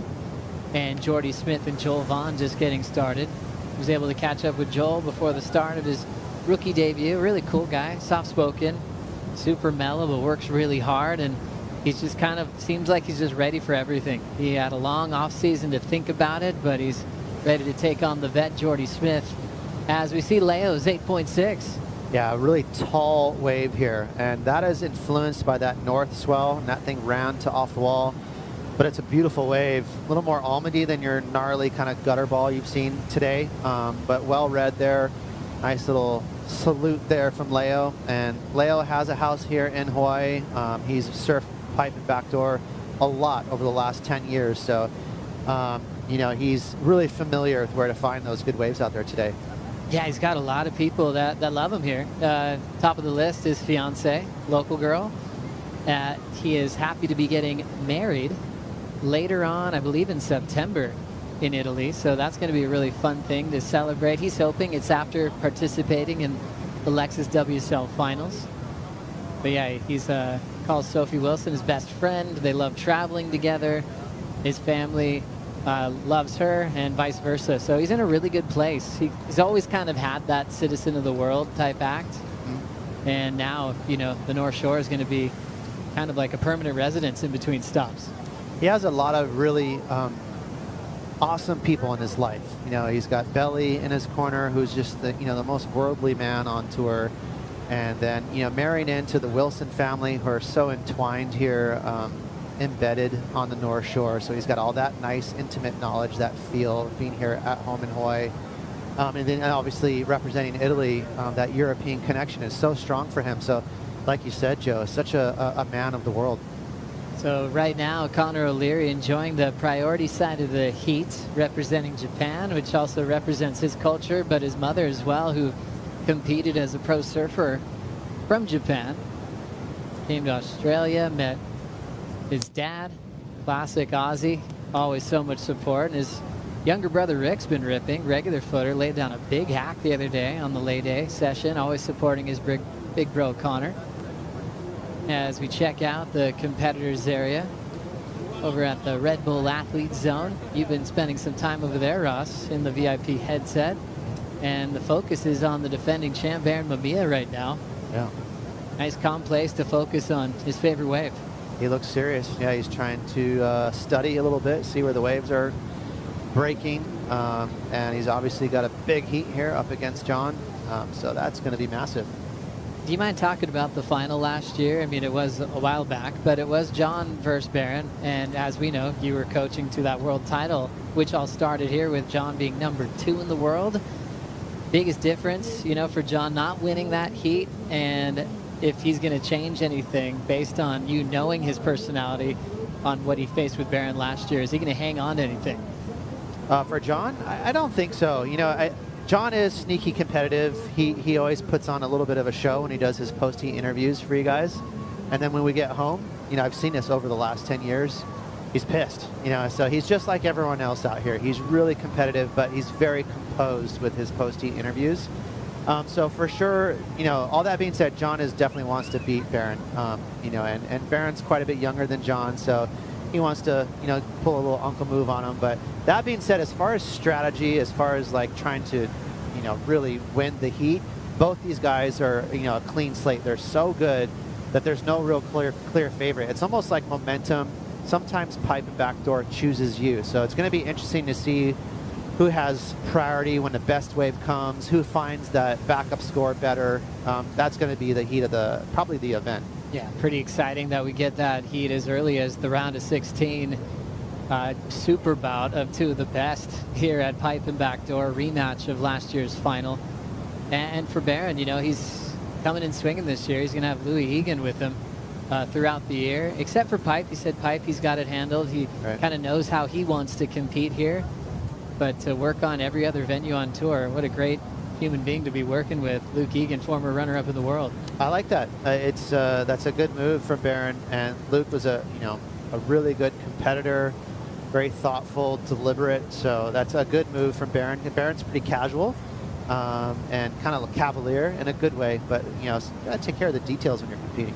Rolling into this and paddling and grabbing the rail, pulling up and under. Still traveling and punching free. Nice exit there for Leo Fioravanti. Looking to improve on a 5.5. Leonardo was runner-up in this contest a couple years back to Jack Robinson on a completely different type of day, condition-wise. They're running after these messy little backdoor waves. Leo fought hard for it, ended up starting off that season #2 in the world. And you look at the conditions this amazing at the moment. I mean, how does this day rate for you at Pipe and Backdoor? It's a really good day. There's better days out here as far as like perfect direction and just big old spitting barrels at Pipe, but we got a lot of sand on the reef. We're dealing with that north swell. The cool thing about the conditions today, Joe, is the wind. That southeast wind is so groomed. It's a rare direction out here, and it's really making it perfect as we see Leo sit down in a nice little backside barrel. Looking to get rid of a 5-5. It's probably going to be close to that same score. Yeah, it's really pretty out there. It was easy to sit in the channel. Leo waiting for that number. As we do, let's connect with one of his best buddies. Kanoa Garashi's with AJ. And Kanoa telling me that he lost track of how many barrels he caught out there because it just felt like you were going back and forth in that heat. How did you keep identifying those waves? Oh, I mean, it's like a lot of people say, like Pipeline is like it's a special, you know, like a creature almost, and you have to have a relationship with Pipeline, and there's times like this where I feel like Pipeline is just gifting all of us with waves and with its aloha, and I feel like, I don't know, I just felt like a really good connection out there, and I was having so much fun, and you know, it's one of those days where the waves are so perfect, you forget how dangerous it really is, and that's why it's kind of like this weird balance of, you know, like really scary waves and just like perfection. So, you know, I was playing back out and I saw Liam's 7, and I started screaming because I was so excited, and I'm like, oh my God, he's in my heat. Like, but the waves are just so good out there. You just want to do your best and just see where you end up at the end of the heat. 0.04 the difference between you and Liam O'Brien in that heat, by the way. So back and forth. We know you have another round to get ready. So before we let you go, do you want to say anything to fans watching you in Japan right now? Yeah, I mean, real quick. I mean, yeah, Pipeline is a really special wave, and we're here for the first event of the year. I just want to say, my condolences to everyone in LA that have been affected by the fires. I have some friends that were affected by it, and it's something that I feel like we all have to come together as a community. And being a resident of Huntington Beach, it's a really sensitive one. It was really scary for me as well, and you know, seeing people close to me get affected was you know, it definitely hit home. So I want to be auctioning off my jersey from this event. You know, hopefully I can go far, and hopefully it can be on the podium. And I want to auction that off and give it to you know, there's many great charities right now helping out. You know, the fires are over, but the destruction continues. So I just want to say that, and hopefully I can make some more heats and you know, have some more fun. But yeah, みんないつも日本のファン応援していただいてありがとうございます。これも本当にすごい大変な難しいヒットだったので、その中でやっぱりいい波乗って、パイプラインの怖い波でいいライディングに乗ると本当に嬉しいので、次のラウンドも頑張ります。Thanks so much, Kanoa, and thanks for doing that. Thank you. What a great cause. Thanks so much. Kanoa Garashi dedicating his run here at Pipe this year to all those that have been hit by that devastating fire in Los Angeles. So surfing, I think, for a big cause has kind of been smart for Kanoa in his life. When he has to create a spot on tour for a good friend like Zeke, he ended up going all the way to make the final. Sometimes as a competitor, it's good to have something different getting you motivated to succeed. Yeah, I mean, it's such a funny game we play here in the water. Like a lot of it has to deal with being confident and sort of willing waves towards you and being optimistic in the water. And if you have that one extra bit of energy in your head making you feel like it's more than just about you, you know, that could be the something that pushes you over the edge for that extra little bit of magic. So Kanoa moving on, former runner-up in this event, now trying to win it. He has a win behind him over at Karamas, but now trying to get multiple wins. Growing up with guys like Leo around the world as child prodigies, as we see one stepping out, pulling up and under into a running section at Pipeline. And incomplete.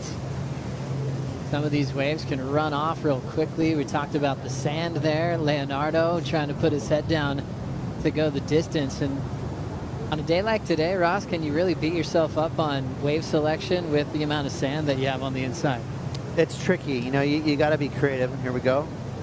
Rolling up and under again. Nice hollow pit. That one with a nice, easy exit for Joel Vaughn. Yeah, that would have had a nice spit. Yeah, it's not your typical pipe backdoor, so that is a little bit of an advantage for some of the local surfers or some of the veterans that have surfed out here a million times, where they're used to seeing. Right now you have 2 swells in the water. There's still that leftover north, and there's this new high energy west swell. It's creating these slabs, so a lot of double ups. And the problem with that, or the trick with that, Joe, is you have to forecast where and when that wave's going to break. You really got to paddle towards the beach and kind of get underneath it. It sort of reminds me of Chopu. You got to get underneath it, and it's a sketchy double up vibe. It's real slabby out there.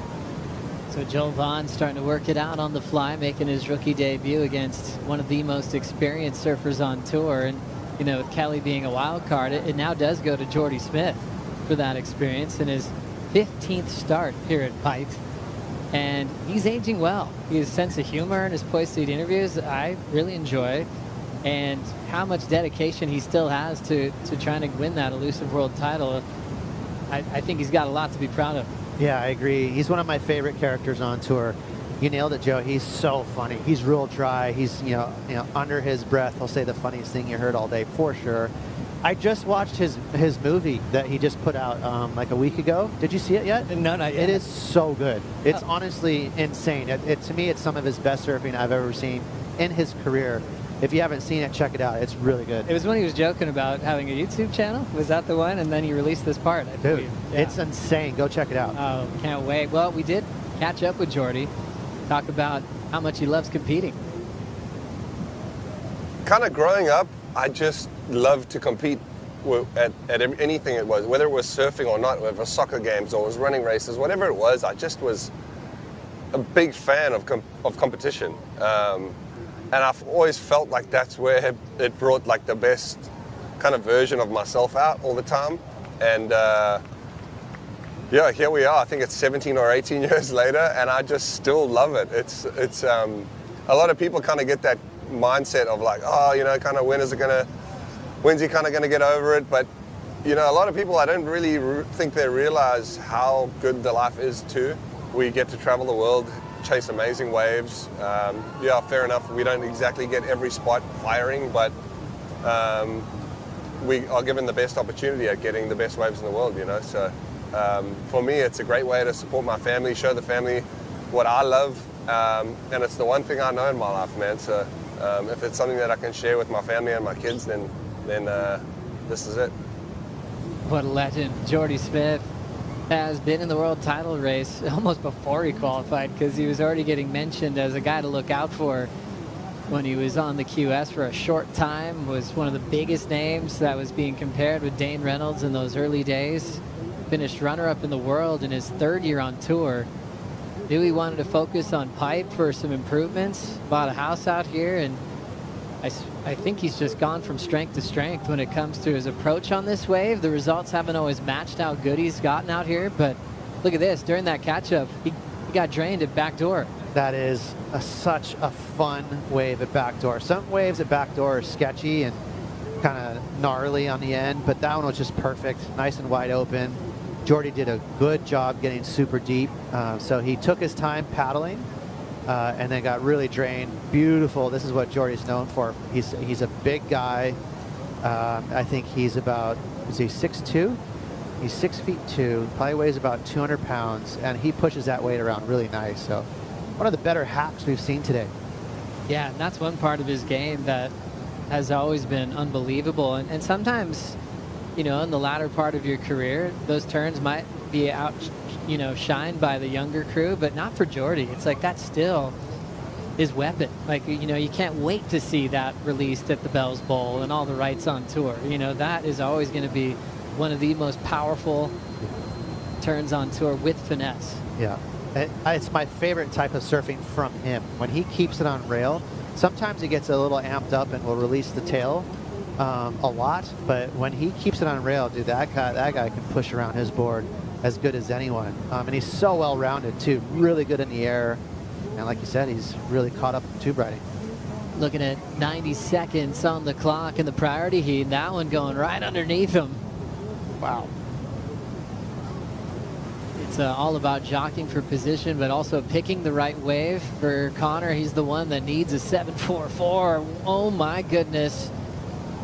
Leo's probably one of the worst people to have against you if he's got priority and he's playing the game. He's really tack sharp.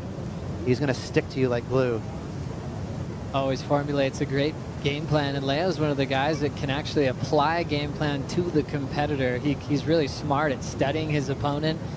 I remember a heat Leo had with John at main break, and he just had a whole approach to be on the best waves to try to beat, you know, the best guy on that venue.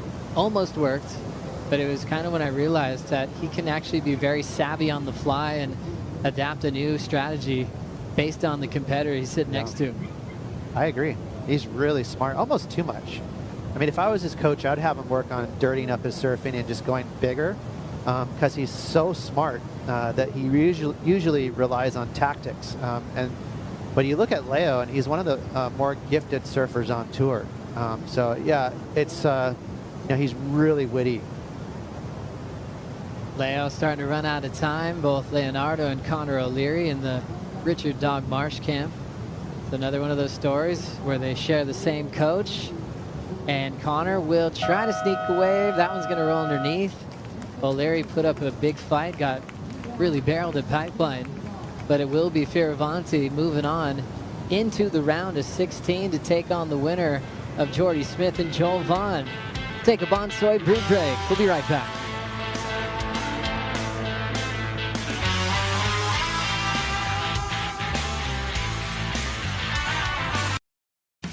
In the 80s, there's this crew of surfers. Yeah, these surfers. They decided to draw a line in the sand to protect the waves they loved. From that first wave saved, the Surfrider Foundation has grown into a coastal protection powerhouse. We take on the big guys, the major polluters, the powerful corporations. You name it, we've been there. Become a Surfrider member today, because the ocean needs more friends. We always recommend joining your local Surfrider Foundation chapter and taking care of your local beach. And also you can promote protecting beaches all around this beautiful world.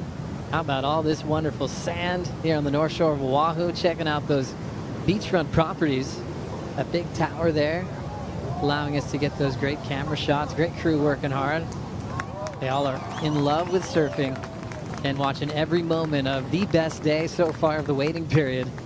Pumping conditions continue. Italo in the water now, making the first barrel of the matchup against Seth Moniz as we've just started the round of 16. More waves on the way, locking in, pulling up and under, a cave for Joel Vaughn. Welcome to the Dream Tour, kid. I think he gave a little claim there as he was kicking out. He is so amped up. Beautiful barrel there from Joel. All right.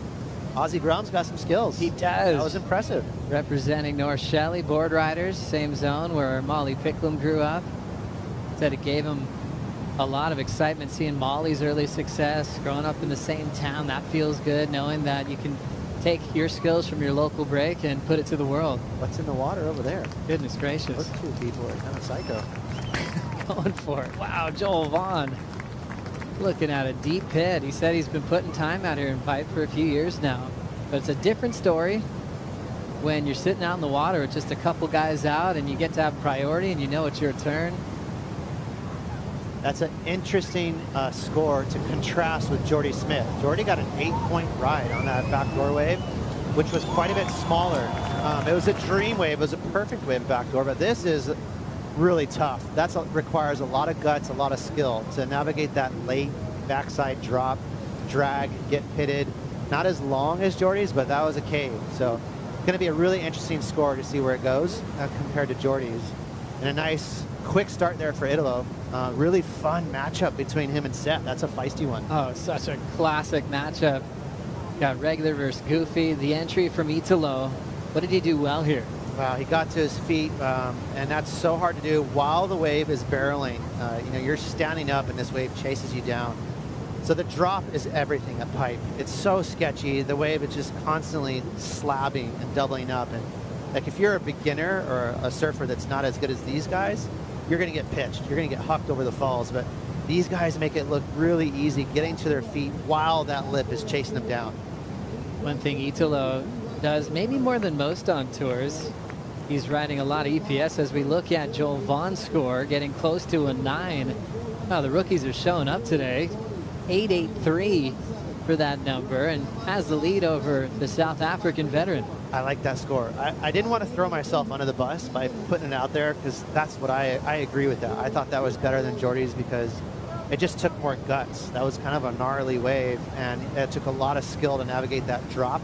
So he got the edge over the kind of perfect little backdoor wave that Jordy got. We got a heat on our hands. Yeah, you want to have those heavy sections, nice and critical. Joe Vaughn deserving score with the lead over Smith. But remember, yeah, Jordy does have an 8. So far from over, needing a 4.17 as we saw earlier today.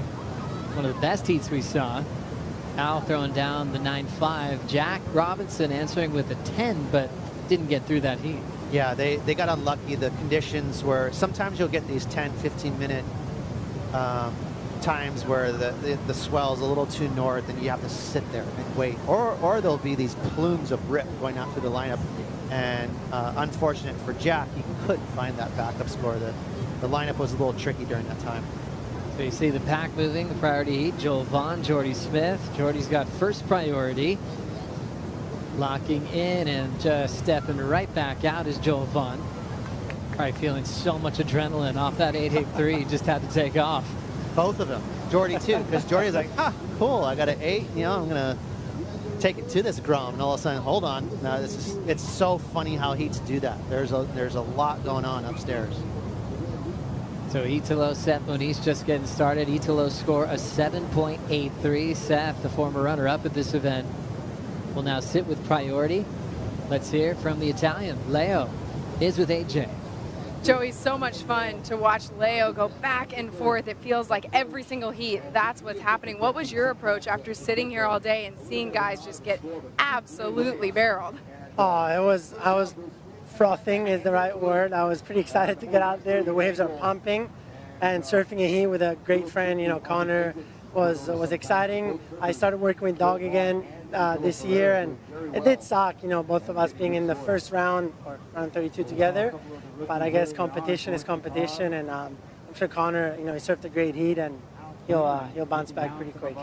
Meanwhile, you've got to get ready for the round of 16, so we'll let you go pretty quick. But before we let you go, have anything you want to say to friends and family back home? Ciao a tutti, grazie per il tifo, and happy birthday to my filmer Tommy. He's such a hard worker, always on the beach, smiling and grinding. Happy birthday, Tommy.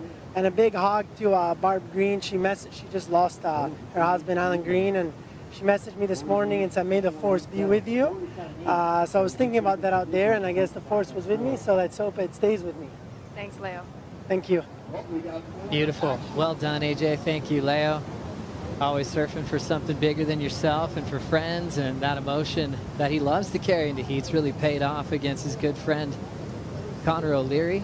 Fioravanti moving on into the round of 16. And Ross is interesting. After the year he made the final with Jack out here, he seemed like he's heading the right direction. Remember, he had to come off the Challenger Series again the year before. He's had that kind of crazy roller coaster ride of getting set back to the minors more than once. And then it all seemed like it was coming together for him, where I thought he was going to be a Final 5 type guy last year. It ended up being a fairly tough year for him. You know, he got past the cut, but then he's also balancing the pressure of the Olympic Games at the same time. And it was almost like, okay, I need to reset in this offseason and get back into gear to really consider a run at that Final 5. Yeah, you know, it was a great interview with Jordy, actually, who's, you know, obviously the vet now on tour. You have to have things in perspective, and that's one good thing. You know, all these guys are young out here, but, you know, time just peels away pretty quick. And all of a sudden, Leo's kind of a veteran on tour. He's been around. He's seen a lot of different looks on tour and what it takes, and it gives you perspective. And hopefully he can translate that into a glass half full all year, pop a few airs, you know, have fun out here, be a showman, and still compete at the same time. Round of 16's moving by quickly. Up next, Joao Chianca taking on Miguel Pupo. Jesse Mendez, one of our co-commentators, very close with Pupo over the years. Jesse in the Red Bull Athlete Zone. You've got to be proud of the Brazilian vet making another comeback to the CT. I know. I mean, this is so exciting for me to watch him here, mostly in this classic type of conditions here at Pipeline, which suits his surfing very well. But just a little note that I thought was very interesting. Adriano de Souza, world title before, is working with Miguel Alejo and Tatiana Weston Webb, and their flight was actually leaving today to go to Abu Dhabi in order to train at the wave pool. And he decided actually to move on and go into the next stop to work with the 2 athletes that already left the event so far. So that was pretty interesting. Like, you never really see that to happen so much with an athlete being inside the event still and your coach leaving. So let's see how it's going to play into his strategy and how it's going to play into his mind in this next heat, which is the stacked heat for Pipeline with João Chumbo. Good man, Jesse. Thanks for the report. Big split peak. Italo not in the barrel, ends up going for a flyaway on the split. So big old TP. And Italo in the non-priority heat just had to take a look. And seeing this bottom drop out for Joel Vaughn, squaring up and just getting detonated on the exit. My first instinct is that's a make. And he made it out of the barrel, then he got lipped in the head. Very interesting. Oh, now things getting excited for Sethy Boy, getting a nice little exit to answer to Italo. And hopping out. So Seth finding his opener against the pipe champ and world champ from 2019. And Jordy Smith getting clipped on the split. Joel Vaughn getting his jersey ripped off of him. Welcome to tour. Goodness, he's had a little bit of everything. The glory of an 883 and then the clothesline at backdoor. I'm so interested. I'm calling to make. What's your take on? What do you think the judges will say, Joe? I think the judges are going to say close, but you're not getting it. Yeah. Oh, okay, no. Yeah, that was interesting. I'm excited to see the replay. Jordy got in the mix there too. We'll cue it up. Hollow pit there.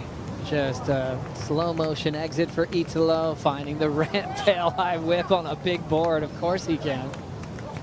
They've actually updated his equipment for the entire season. Where he used to have these wider outlines, kind of flatter decks. They pulled in the nose and tail to actually help him with his pocket surfing and rail to rail. He's so good in the air, he doesn't need help with equipment to do that. So I'm looking forward to seeing how that goes this year. Good homework, Joe. That's nice to hear. I like that. He's a beautiful rail surfer. And this is the wave I wanted to see. Wow, Jordy Smith, almost out of 10 right there. Just a little too deep. And this is the discussion right here. Is this a make? Comes out clean. He's in front, and then it gets lipped in the face. So a very, very interesting call here to see what the judges do. He did all the hard part well. Super deep, right over the foam. I mean, it has a classic gnarly backdoor wave. And like you said, he made it, but then there's that little conversion there from off the wall, just enough to clip him in the end. So we'll see. Tough one there for Joel Vaughn. Ripped his jersey off, Joe. Crazy amount of energy. It's like the TP starting 6 foot plus, and then it's like down to 3 foot, but it's converging on itself. Yeah. I think Jordy just was a tough one being a big guy. He had to shrink down to 2 foot on the exit, but all that power exploding behind him. Yeah, Jordy's was a massive barrel, and he was inside the barrel just a touch too deep. When you're a touch too deep out there at backdoor, usually the floor just opens up, and you're just kind of, at that point as a surfer, you're hoping you don't slam the bottom, but Jordy looks to be okay. As scores coming through, Joel Vaughn, 2.4 for that wave. That's locked in, Joe? Locked in. So no make, you called it. No make. Yeah, tough one there because you saw him come out, but the section on top of him, they made the decision where he's going to try to look for a better wave, so that doesn't factor in. Jordy falling on his crazy mutant backdoor attempt. Still needs a 417 to continue to the round of 16. I think the good thing about that, you know, because if you're at home, you're like, well, geez, that's a bit harsh. You know, Joel got pitted and made it out. The good thing about that is there's a lot of gray area there. If you get too caught in the weeds of what's a make and what's a not, you can get really stuck there. And there's going to be a handful of those rides that are going to fit into that gray area. But if you make the surfers aware, like, hey, no, you absolutely, without a doubt, need to be riding out of the barrel into the channel or towards the beach, that is a make, then there's no questioning. There's no gray area. It's black or white. Yeah, it almost felt like maybe he was just still in transition of the speed of the tube where he hasn't had control to get credit for what would have been a crazy make. You feel for the surfer, right? Because it's like he did so much great surfing there. He charged it. He got barreled. He came out 2.4 for your efforts. Jersey over your head. About a gallon of the Pacific Ocean down your sinuses. He got drained though. Come on, he's a Grom. He can handle. Yeah, he's ready for it. Priority with the lead over one of the most experienced guys in the event. The rookie's making a statement today. Brother George Pitar getting past Griffin Colapinto. Right. Al Cleveland Jr. rookie class upsetting a pipe champion, Jack Robinson. Roms are doing good. Not every day you see this happen at pipe, but every once in a while it's like the Joao Chianca year. You know, Luca Macinas was in the quarters. Callum Robson showed up. And sometimes there's something nice about being an underdog and not being the favorite. You can just do your own thing and surprise the world. Absolutely. And you got to come in sharp and ready on a CT tour. You know, it's quick with that cut line. You got to come in hot, and the surfers know that. So even though, you know, Joel, for instance, is not from Hawaii, probably hasn't surfed out here that much, I think mentally at least he said, I got to bring it. Got a lot of people backing him here that came from Australia to support him. A lot of brothers. The surfing world definitely knows Huey Vaughn, the younger brother of Joel. Great character, coming up right behind Joel these days, but his older brother's Rip as well, so he had a lot of inspiration in the family.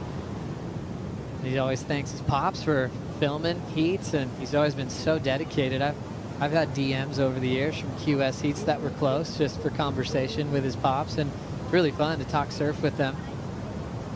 They always keep a cool head on their shoulders and take their moments and move on and get better. And I think we saw that last year with Joel.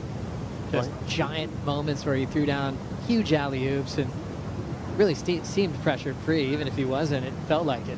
Well, he's going to have to show that prowess now, that competitive spirit, because he's being put to almost a cliche test right here. Hey, you got priority. You're holding off Jordy Smith. He only needs a 4. 3 minutes to go. This is the fam here. 3 minutes. Family portrait. Pickles coming. Where's Zach? Where's the family portrait? Zach's not in. Yeah, Pickles. Yeah, it's red. It's red. See, they've been around the cameras. When the red light goes on, that means they're live. They knew exactly what was going on. Vonnie, what a legend. Molly Picklum, their own support for Joel Vaughn coming from North Shelley Board Riders, representing big time. Okay, so there it is, Joe. I mean, this is a litmus test. If you're a rookie on tour, got priority, you're holding off the veteran on tour, Jordy Smith. He only needs a 4.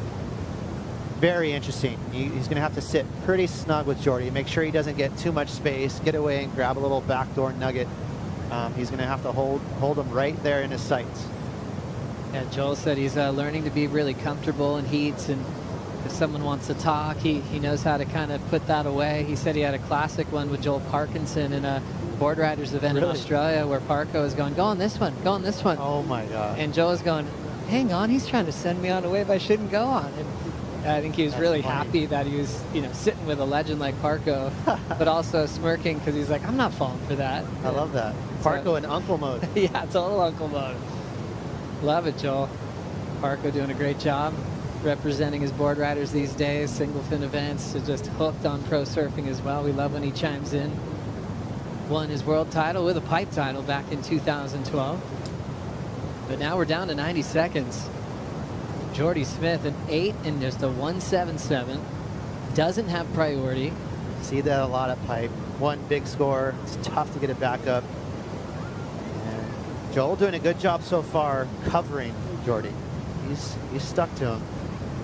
Can't give him any space. Winner of this heat moves on to fill in that last heat of the round of 16 with Leonardo Fioravanti at the end of the day.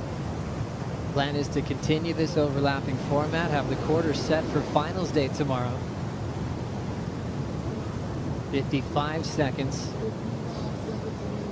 Because what an advantage it would be for Jordy if he can get out of this heat, have a huge result before he gets to those, you know, pet events for himself, like the Bells Bowl, like the Jeffreys Bay on the calendar at the end of the season, where he's actually living full time these days. Just a huge result here could really make sure that he's in that final 5. Get him on a run, but he's got to run away from Joel Vaughn at the moment. Yeah, he's trapped. He's like a trapped animal. There's nowhere to go. On top of that, make things worse, there's no waves coming his way. So he's cooked, and the Grom got him. What a fun heat. That was a couple of good, impressive barrel riding there from Joel Vaughn. What an effort. That 883. We're going to be watching that one for a long time. Well done, and a rookie debut against one of the best competitors in the last 15 years in Jordy Smith. Shutting this one down is Joel Vaughn, the Australian rookie, just 21 years of age. Wearing the jersey number 68 to represent his mother, who passed away a few years ago, making her proud today. And the rest of the fam enjoying that one, along with Molly Picklum, who's in the quarterfinals tomorrow to take on Brisa Hennessy, as the Lexus Pipe Pro presented by YETI continues, bringing Miguel Pupo and Joao Chianca in Heat 2 of the round of 16 after this.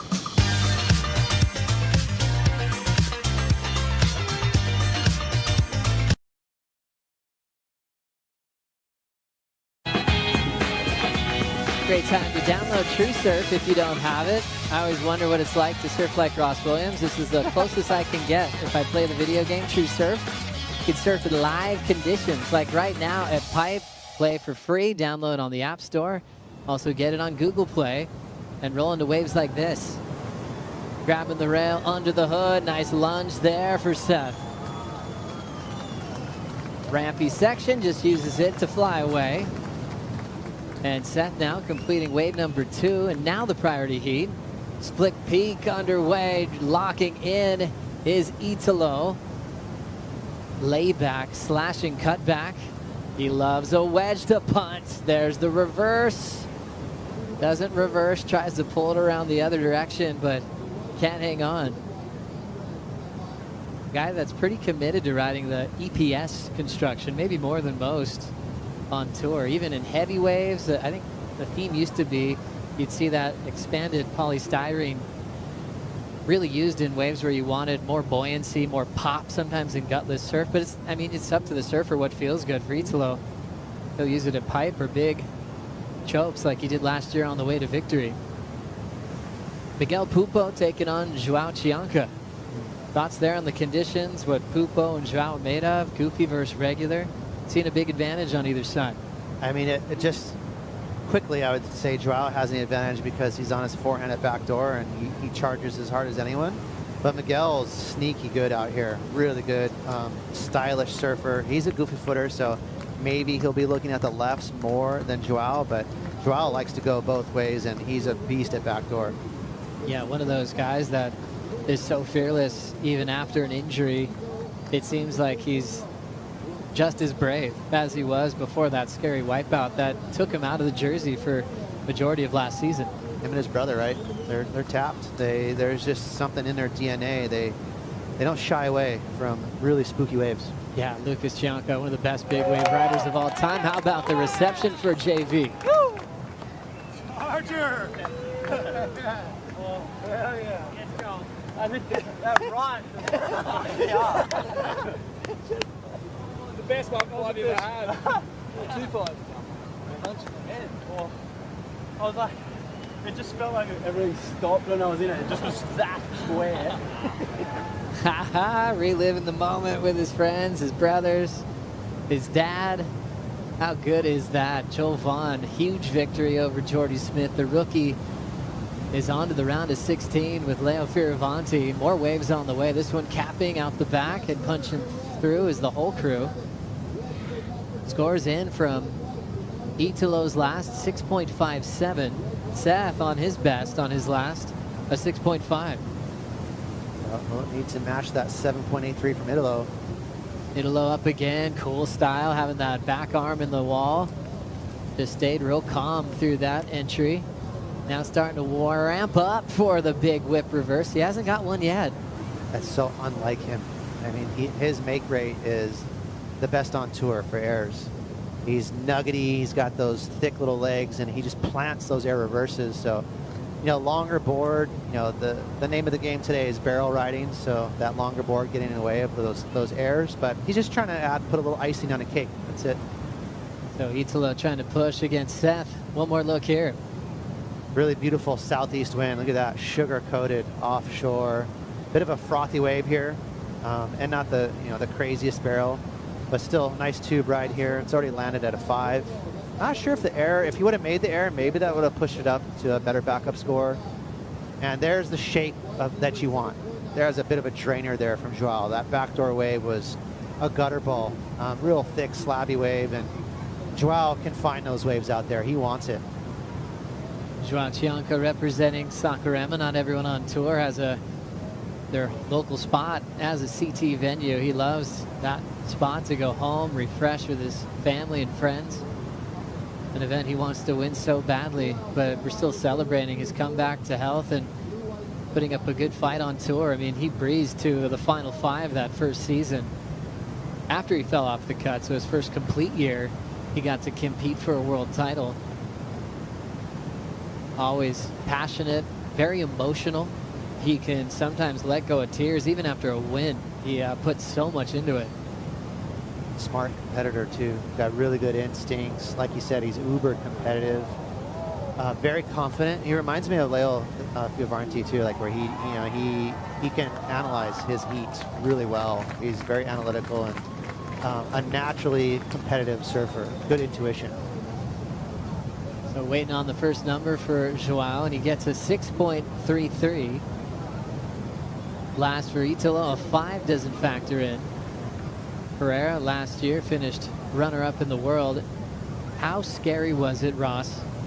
Coaching John to that 3rd world title, but seeing a rampaging Italo getting through, Jack, Griffin, Ethan, and it never looked like he ran out of gas. We were kind of forecasting it in the morning. We were looking at it, we're like, you know what? Italo's probably going to smash everyone, but maybe it'll be a good thing because he's going to have to, create more energy for that best 2 out of 3 against you. And our whole vibe was like, hey, just lean into your power surfing. It's a nice contrast between you and Italo. Throw some water around, and finally John hooked up with a couple of those clean walls where he was able to do it. But yeah, definitely a spooky guy to go up against. Oh, what a feeling that was. The buzz was electric in the air. John getting the 3rd world title, and credit to Italo, who really salvaged his season last year. There was the talk of maybe falling off tour at Margaret River. Crazy. As we look at him step into this one, standing tall, soul arching off the bottom, stalling, hoping to get some of the barrel, but I just love how calm he looks on his last 2 waves where he's just locking in, enjoying the ride. Careful from those fins, man. He almost got filleted right there. And now grabbing the rail and keeping it nice and low and tucked in. Looking for a little bit more on the way out, and a wild wave to try to ride there. Hold it. Almost made it out the end. So Joao Chianca, great at backdoor, great at pipeline. Not the easiest wave to ride right there, especially when you're looking for scoring potential. There's a massive set rolling through right now. So still lots of size out there. You can see it, look at that, from 2nd reef, Joe. A lot of energy in the water still. Start see it capping, and then it's just gonna reload on the inside reef. Let's hear from rookie Joel Vaughn on the glass with AJ. Joel just continuing the rookie show that we've had so far today. You told me when you came to the glass that you feel like today was the first day that you really got a proper pipe wave. How'd it feel? Yeah, it felt pretty incredible. I don't know, I just got that wave with priority, and I haven't really been able to get a good one out here before. I'd just come here for a few weeks before the event, and I've just been sitting out there and waiting and just watching the waves come through, and I'm pretty stoked to get one. How important was all that time in the water, even if you didn't get the waves that you were looking for, when it came to knowing, hey, this is the wave that I can get an 8.83, which, by the way, 3rd best wave score of the day so far? Yeah, it was super important. I spent a lot of time out here before the comp started, and we got some days like this before the waiting period, and yeah, it was super important to get some time out there, and yeah, I'm stoked I got a really good one. How would you describe as a rookie what it feels like to go out there on a day like today, knowing it's a massively important moment to start the season well? It's pretty daunting, to be honest. I had Geordie, and he's such a good competitor and such a great surfer, and someone I've looked up to for a long time, and yeah, it was just cool to to be out there in the lineup with some of the guys I look up to, and yeah, it was really cool. Congratulations, what a start. Thanks so much.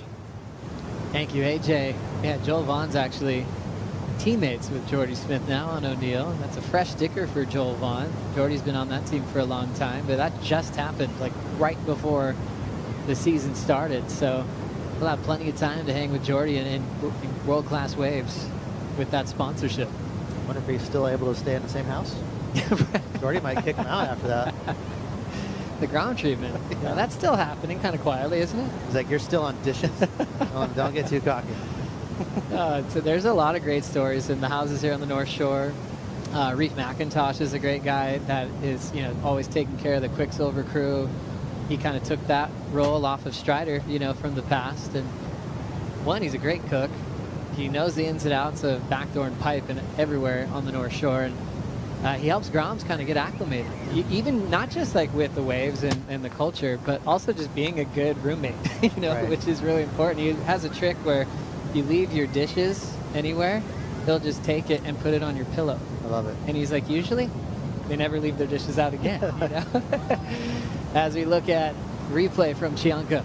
Wild ride here. Really bizarre. I mean, he didn't get too deep, so the score is going to be pretty low, but just such a tricky wave to navigate. It stretched to the sandbar, so he didn't know whether to step on the brakes or step on the gas. And it made for an awkward ride, but he just shows you how much of a charger Joao is, trying to wrangle that beast. That was a big set that rolled through. So Joao Chianca said he's a different person after his wipeout he had out here. Had some scary moments and finally worked his way back into surfing form, and then charged in the Olympics. Didn't want to lose that chance to represent himself and his country, especially in Tahiti. Did well there, and then all his prep work to come back right into the title race. So it's kind of cool when you kind of break down 2025. There's all these kind of guys kind of sneaking back into the spotlight that have been in the Final Five, like Joao, a kind of a comeback trail for him. But then also the Felipe Toledo story after winning 2 world titles and taking a year off. Yeah, absolutely. It definitely wears on you, right? There's so much emotions, and there's no teammates to rely on. It's just you out there. You're representing yourself, and it's warranted. Some of these guys need to get out a little bit and take a break and not worry about winning or losing. Big whale jump out there at the back. But it was cool to see Felipe out there with some juice at Pipeline. He had that heat earlier today, and just to see Felipe in New Jersey again was rad. And now locking in, just a step into this wave and quickly stepping off. Nothing changing into the top 2. Chianca kicking out of now is 2:17 before that in the non-priority heat with Miguel Pupo. John Florence, Baron Mamiya coming up next. As far as the evolution of Pipeline, we always talk about the wave stays the same, the characters can change, the vibe of the lineup can change. Going back to your first sessions out here, how different does it feel with the crowd when Pipeline's on these days? Oh, it's so different. Obviously surfing just gets more and more popular, so the mass numbers out there, it's a different lineup. As we see the boys talking, they look pretty loose. John, Baron. Again, a good age gap between the two, so John's been around for a little bit longer, but he has a lot of respect for Baron. Baron's just an absolute charger, and he grew up right here on the North Shore, so that's going to be a crazy heat. But Joe, just to get back to, the lineup back in the day, I remember surfing backdoor and pipe, like with Dane Aloha and Johnny Boy, and you had to step a little more lightly. Nowadays, it almost feels like lowers or snapper rocks. There's like maybe 100 people in the water, and it's just mayhem. Surfing's gotten really popular, so it's different. Definitely different these days. 5:30 on the clock. Italo still out front of the priority heat. Great chance to catch up with Dr. Spencer Chang with AJ. So excited to be here with Dr. Spencer Chang. Hi, how's it going? Hawaii awesome. Pacific. I know this day is the one that we waited for at Pipeline. You guys, though, always on standby. Can you tell us what you're doing today in particular, just to be ready to surf these surfaces? Today it's like all hands on deck. It's big. It's like 8 to 10 feet. It's like super shallow right now. It's like low tide, and it's like crazy, like unreal barrels. But we have to be can never be more prepared than, you can never be unprepared. I mean, like, you just got to go because it can be really dangerous out here. This is a really big moment for these surfers, but you guys do work day in, day out here in the state of Hawaii. Just tell us about the great work you guys are doing. Yeah, so I'm part of Hawaii Pacific Health. We have 4 hospitals. We're the biggest entity in Hawaii. If you want to get the best care in Hawaii, I think you got to come and see us at Hawaii Pacific Health. Especially orthopedic care. What is it that you guys really pride yourselves on as an entity in the way you serve your patients? So I'm biased because I'm an orthopedic surgeon. So I'm a sports medicine doctor, and of course I think we have the best orthopedic surgeons on island. And comparable to much of the states as well and stuff. So I think that's what I got to be pushing for. But we're great in all of our specialties. So I think if you need any kind of care, I think you come to us at Hawaii Pacific Health. I can see why. Thank you so much, Dr. Chang. Thanks, AJ. Thank you so much. Always great to hang out with Dr. Spencer Chang. Great guitar player as well. They were going Connie Kapila style the other day right here at the Pipe House. And as you can tell, he's passionate about what he does, and we're really lucky to have him on hand every year. With now 3:45 on the clock, Italo out in front over Seth. And Strider, you're in your happy place watching Pipeline. Very happy to be down here on the beach. You know what? It's been epic all day. Some heavy action, but we love every bit of it, Joe. Oh, it's amazing when you see the performances from new names like Joel Vaughn, like George Pitar, and one man I know you've been excited about, Al Cleland, putting on a show today. Yeah, the rookies have been showing us that they're here to stay, and you know what? I feel like that Al Cleland Jr. heat with that double barrel and him just wanting to just pack it for the boys. That was one of the moments of the contest for me. Is it hard to predict if we'd have less sand on the reef for tomorrow on finals day, or do we kind of have to wake up and check it? You know what? We are being blessed. We got this big west swell that's been pushing sand all day. Right now, you got less sand on the actual reef out there. So right at the peak, it's starting to pull away. So you're starting to see that darker kind of color in the faces of the waves. And then as you come down over the channel side, well, what's called the channel, it has a lot of sand in it. So it's making the waves kind of double up and break pretty heavy. But there's still so much sand getting moved off the reef every set that comes through. The waves are actually bigger than anticipated. So everybody, really having to put their head down and charge. But let me tell you, looking into those waves, watching this stuff go from black to green onto the sandbar, the bigger the set, the more west it is, the more open it's going to be, and that's what we've been blessed with. Love it, Waz. In his happy place. He's been on page 1 of Surfer Magazine for his relationship at Pipeline over the years, and now breaking it down condition-wise, and also critiquing the world's best on this venue. Yeah, we've been really lucky to score after some shredded in this northerly conditions that came up right before the waiting period started. Packed all that sand on the reef, and we've been waiting for Friday, and here we are today enjoying setting up the quarterfinals. Yeah, it's a good thing we got this nice swell here. So even though there's still sand on the reef at Pipe, this swell is a great direction here. It's mixing in with the north, but that's making some big old A-frames, and the wind, again, the wind is the X factor. It's beautiful out here today, and they have to every now and then sift through a couple closeouts, but there's some great barrels out there. Down to minute 25 for Seth with priority. Well, he's got most of his family on the beach here today. Needs a 7.9. Came really close to his first CT win of his career at Pipe back in 2022. Had the huge performance at Margaret River where he was the underdog against the rail game of Ethan Ewing at Margaret River main break rights. And Doug Silva coached him to one of the most meaningful results of his career to extend his season and ultimately requalify for this year as well. Yeah, Doug, just a big character, big energy guy, and Seth probably needs that, just to get pumped up, to remind him like, hey, let's go. We're here for a reason, and it's a fun character in your corner. But right now, 35 seconds, Joe, 7.9. Looking out to the second reef, you need to see some stacks, and I'm not sure there's many sets coming in. So, Italo, the champ, getting through this one. Italo fired up, last year's runner-up in the world, the 2019 world champ that won it all in a final against Gabe Medina when everything was on the line.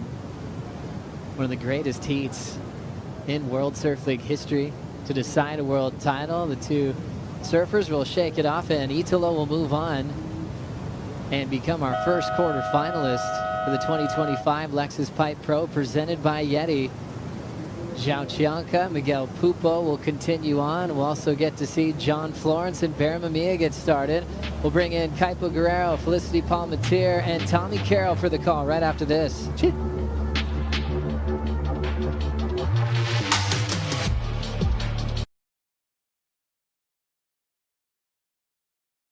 Two North Shore locals gonna do battle.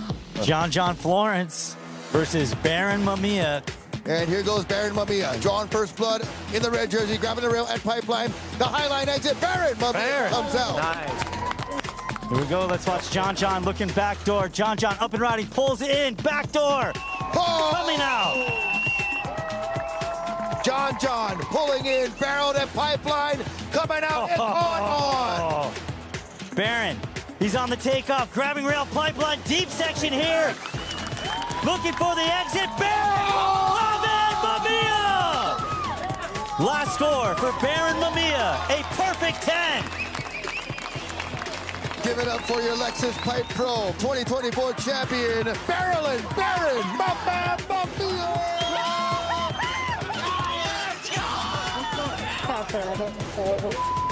Thank you so much, Bob. It's a pleasure to be out there with you.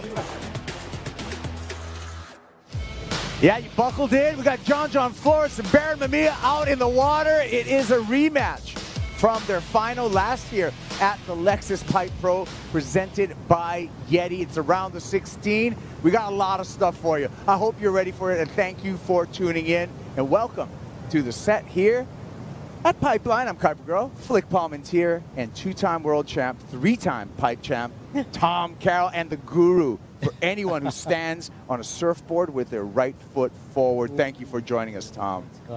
What about this heat we got right now? John, and Baron. Wow, it's well, they're going to lift it up, that's for sure. And I'm super excited to see what happens because, wow, there's nothing like kind of, you know, John might be all nice and calm and cool and collected, but underneath there's a competitive animal. It's very, very strong. I feel as if it's an undercover rivalry, and we haven't had a lot of big rivalries in surfing lately. Everyone's been so nice to each other, Tom. You know, back in your day, I know, like, there was no niceness going on. Everybody wanted blood and to win. It was all out in the open then. Yeah.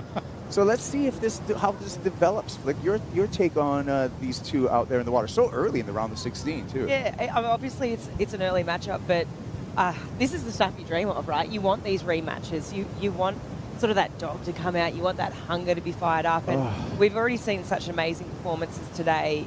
And we saw what John did earlier, what Baron did earlier. I mean, you've got to be thinking with the conditions the way they are, we're just going to see that performance elevated. I got to actually acknowledge a big occurrence that has happened during the break. An interference on Joao Chianca on Miguel Pupo in their matchup. They're in the priority heat with 15 minutes, 45 seconds remaining, and that is a detrimental blow to Joao Chianca.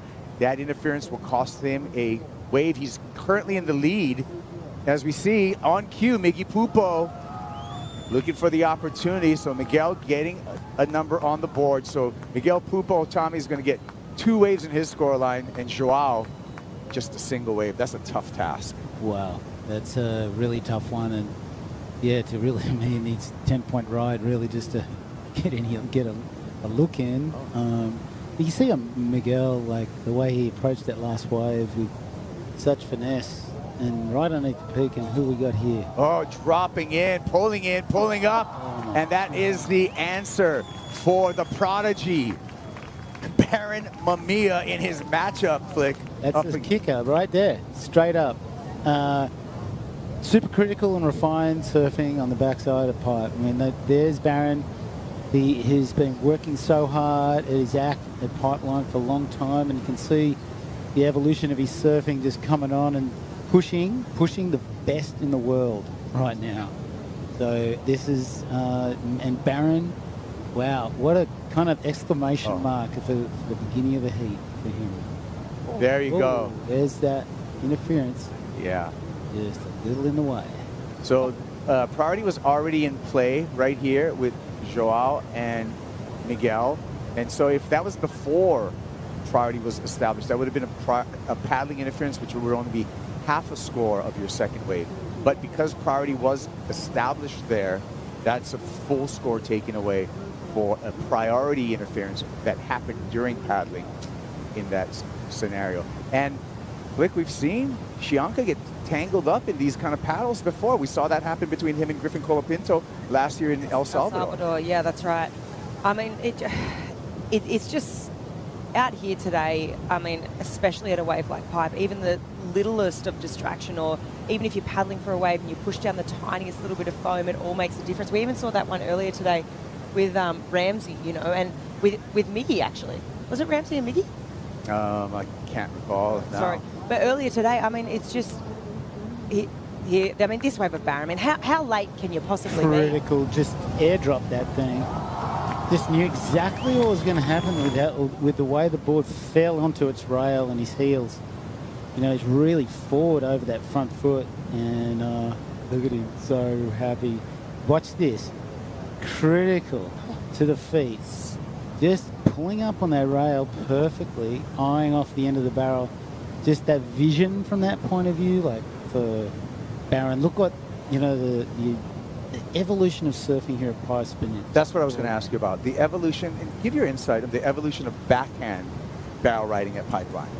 Well, it was seen as a real, you know, like, it was a handicap big, in a way. Big handicap, and we were really going out to take off way out behind the peak. Like, you can see. Yeah, Miguel Pupo getting another wave. Just trying to stay busy and execute on this priority, right?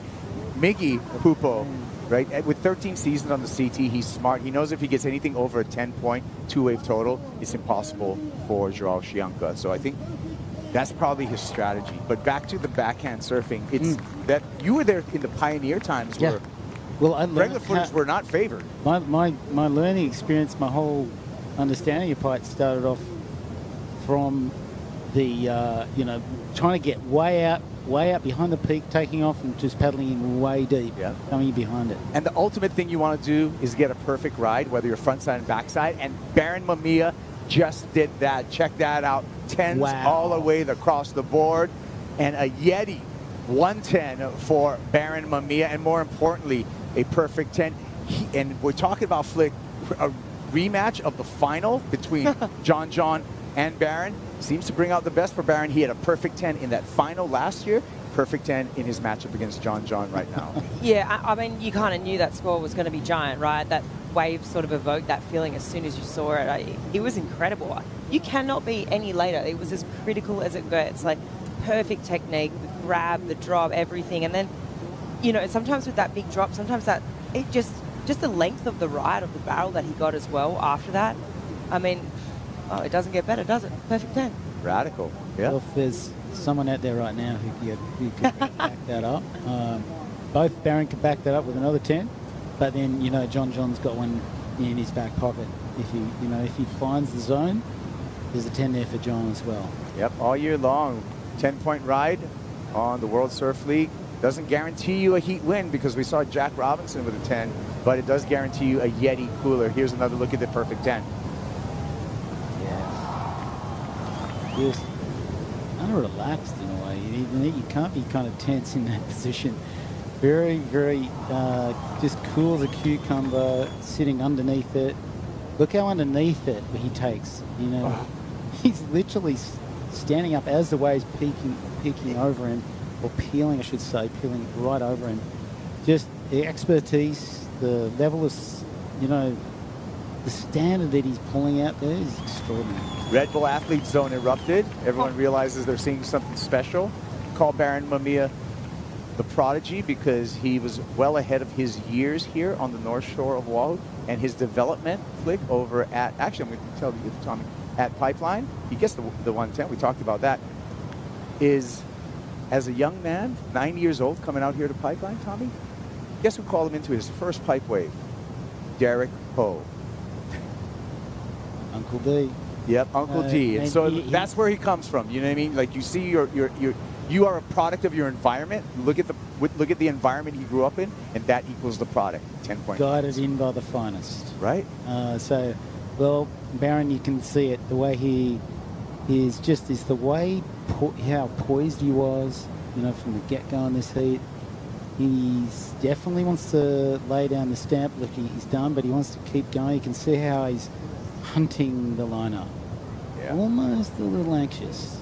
Yeah. I saw him go on a backdoor wave, which was kind of unmakeable. And it looked like he was just, oh, yeah, I want to get it. Just another 10. Here he goes. One more time. This one tricky with a backwash. Pulls in, and he's going to put up John right against the ropes, Flick. Yeah, it's smart, right? I think you just rewind today to, we'll get back to that. Looks like out the back, Miguel. Miggy Pupo pulls in, slotted, comes out, and he's going to make it very difficult for Joao Chianco, who has the interference in this heat. Again, Miguel Pupo just needs a 4 and some change, and then he can lock this heat up because Joao has that interference. Yeah, I mean, right now, with that last wave of Miggy coming through, I mean, he's making it incredibly difficult, but sort of back to what I was saying, I think Barron's not silly, you know, if you just rewind a few heats, Jack got knocked with a 10, right? And I mean, hindsight's 20/20, the perfect science. You know, you could have said Jack could have been a bit more busy in the non-priority section of his heat because he was doing everything he could in those last 20 minutes, but he just couldn't find a score. And I think Barron, knowing, you know, the caliber of surfer he's up against, I think that probably speaks to what you were saying, Tom, just that little bit of nervous energy, a bit like, hey, I know this isn't science. I've got a 10, but it isn't science sealed delivered. I was really surprised. I mean, I wasn't, because he came out of that 10 with a real energy. You could feel it was going to be a really high score. Without the score coming up, he paddled straight into a backdoor, big, thick backdoor closeout. I'm going, oh, you can break your board on that. He's ready to just move on. Well, let's hear from Barron Mamiya. We caught up with him earlier and talking about some of his motivation and how he gets there mentally for performance. Let's hear from Barron. It's actually pretty funny. Like, I haven't told this story to anyone, but there was a free surf session that I had. It was at Pipe. The waves were really good. It wasn't super crowded, but I got a bunch of fun waves. And I remember my last wave I got, and I kind of bottom turned, and I just like stood in the barrel. It was just perfect barrel. And I just remember looking out, and then this like feeling came on me in the barrel. Like, I don't, it's like gonna sound really weird, but like I was in the barrel and I was looking, and like I was just standing there. Like, I wasn't grabbing my rail, just standing, like just looking at the view. And I remember it spit, and like right when it spit, like I had this like feeling of like, whoa, like I'm gonna win this year at the contest. Like it's like the craziest. It was like the craziest feeling. Like, it was so defined, and I was like, whoa, like it almost felt like someone was there or something was going on, and I just like felt it like instantly. And then everything that happened in the contest till when I won, I was like, holy shit, like it came true. Like that was it. Like I remember that. Like it was just a crazy moment, you know. And when it all came to like fruition, it all happened, and I was just like, I kind of sat back, and like that's the moment that I remember so vividly. Well, it wasn't even in the contest, it was before it happened. I was just like, how did that like happen? You know, it was like almost like something like came down and was like, yeah, this is your year. And like and I felt it in that moment. It was crazy. Yeah, that was before his win last year, Tommy. A spiritual connection, and I'm sure you've had that feeling yourself. Well, that happens for us when we're in the middle of that flow state. We talk about flow state, and I hold that lightly because it's so elusive. But, you know, Barron's been pushing himself in the zone for so long, and he's so driven, he's so focused. You keep that focus on tight, and you keep putting yourself in the position, keep putting yourself in position, and you're aiming.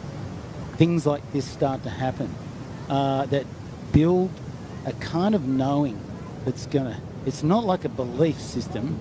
It's more about a knowing within yourself, and you could probably talk to Kelly quite a bit about this too. Well, Yeah. Kelly and yourself are on a short list of people who've gone back-to-back with wins over here at Pipe. Barron has the opportunity to do that this year. Well, these are the kind of feelings that come from Pipe because it's such an intense arena, demands so much. Look at the concentration and the effort and the letting go that he actually performed in that first wave. I mean, the combination of all the energy that went into that takeoff, and you could see the replays and how it all played out underneath that lip. That's just a knowing. Do you remember any of your spiritual moments that you experienced out here? Yes, particularly one with Derek Ho. Yeah. And you know, Derek and I were hustling. Was in the final in 1991, and I had to kind of we were all up this second reefer, and I kind of spun around right at the right spot just to put Derek in the wrong spot because he was on the inside of me, and I was able to spin around, and I didn't know. I just, had to just move with the whole takeoff, and it was very late underneath the lip. And similar to I had this sensation of knowing that I'm going to make this. And those, they come from time to time, and sometimes in the most strangest times. Premonitions the way Barron had, but definitely through surfing particularly, because we're mucking around with this crazy stuff called water, the ocean, natural environment, and she's at play. It's so dynamic, and we're it. Yeah. And when we're molding into it, you'll get messages like what Barron's had, and that was a full knowing in my experience. That's just come to me just then, but there's been many. That's great.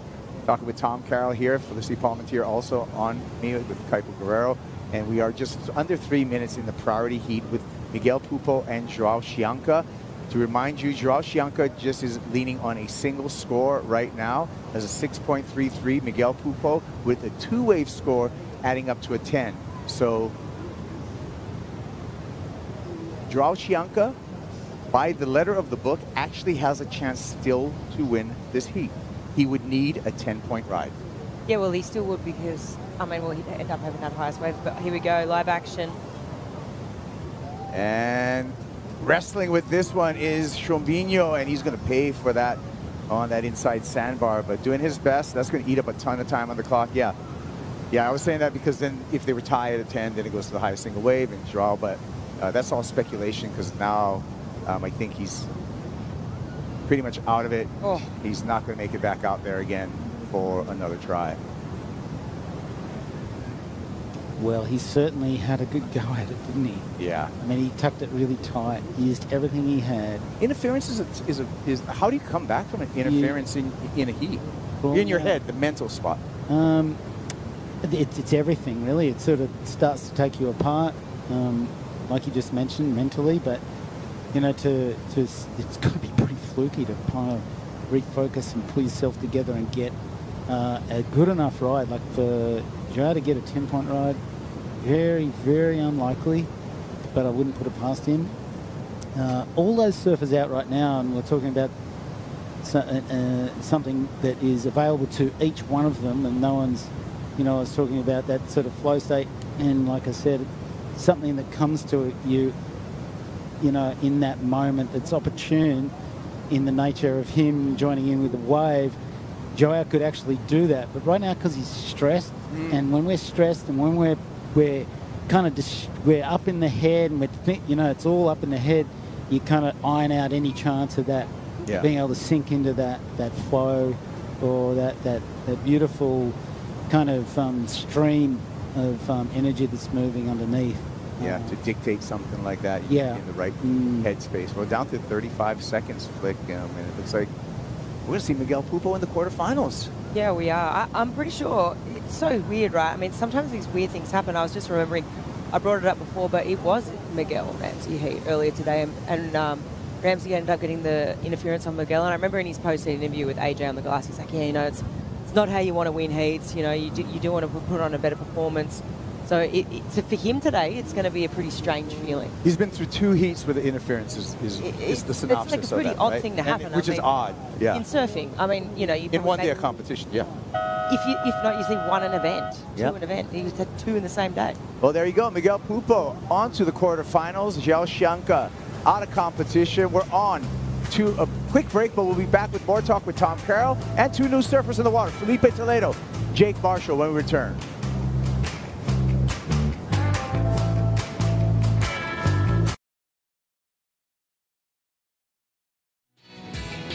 WSL Wood Ocean got together with the support of YETI and Open Water to protect the albatross nesting area at Kahuku Point. Volunteers that day got to hold an albatross egg and see albatross in the wild, which are amazing creatures. Albatross soar over the ocean, sometimes gliding over 10,000 miles without flapping their wings. Another fun fact about albatross have been a symbol of good luck for sailors. Once the sailors saw them, They were harbingers of safe travel and good fortune. Also, think about albatross. They mate for life and take care of their children as the mom and dad switch off roles there. Great stuff. Save the albatross. Don't touch them when you see them in the wild or in the bush. Okay, that's enough nature talk. Now let's talk about the new heat coming up right now. Heat's in the round of 16, heat number 4. Felipe Toledo, two-time world champ, up against Jake Marshall. In the non-priority heat is Kuiper Girl, along with Flick Palmentier, and two-time world champ Tom Carroll on the call. And it starts with a paddle, Flick. Who do we got? Looks like Baron. Backdoor Baron this time, and Mamiya comes out behind the foam ball. Already has a perfect 10-point ride, Tommy. Wow. What's this kid got? Well, he's on fire. He's feeling it. He's very, very feisty in the lineup, and he's feeling it. But you talked about the flow state. Yeah. I think he's in it. Well, it's I mentioned sort of that sense of being in the stream. It's the intuitive stream of existence. That's what he's in. He's really in it.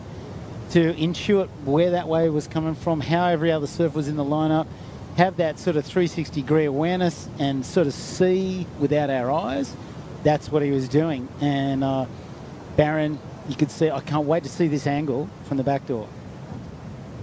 Him go, drop. Beautiful drop. Sorry, yeah, here we go. He knows that wave so well. All he had to do was relax, right? Just get down that little bit and just hold himself tightly to the face. Just increase his time by dragging his hands. He almost sort of knifed himself at the end section, but it's, he knew that he had to sort of pull himself back. That barrel is so wide in there. There's no way that thing was going to touch him. Lots of sort of compressed air coming out, and there he is. Incredible. Enjoying a bit of air at the end. Let's go to Strider on the beach. Strider, Baron just ran by you after another exceptional ride. Yeah, you know what? Watching Baron run down the sandbar looked like just another day at home, right? On the beach, hanging out, and he's so relaxed because this is where he grew up, and he feels that energy. And you know what? He's just in a great rhythm right now.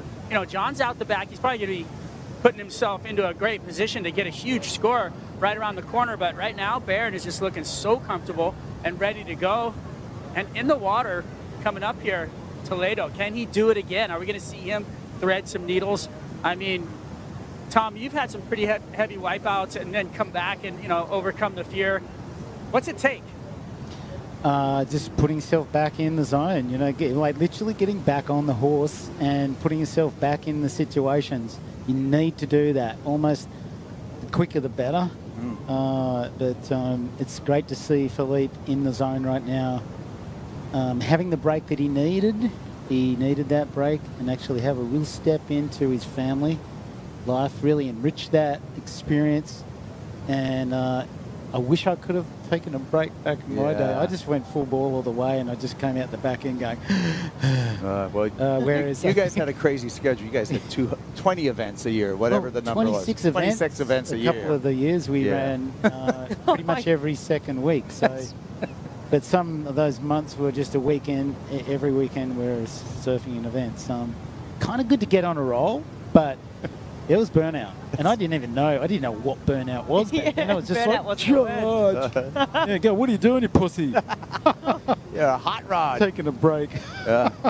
Well, let's look at the numbers right now for, hold horses, because here's John looking to come back.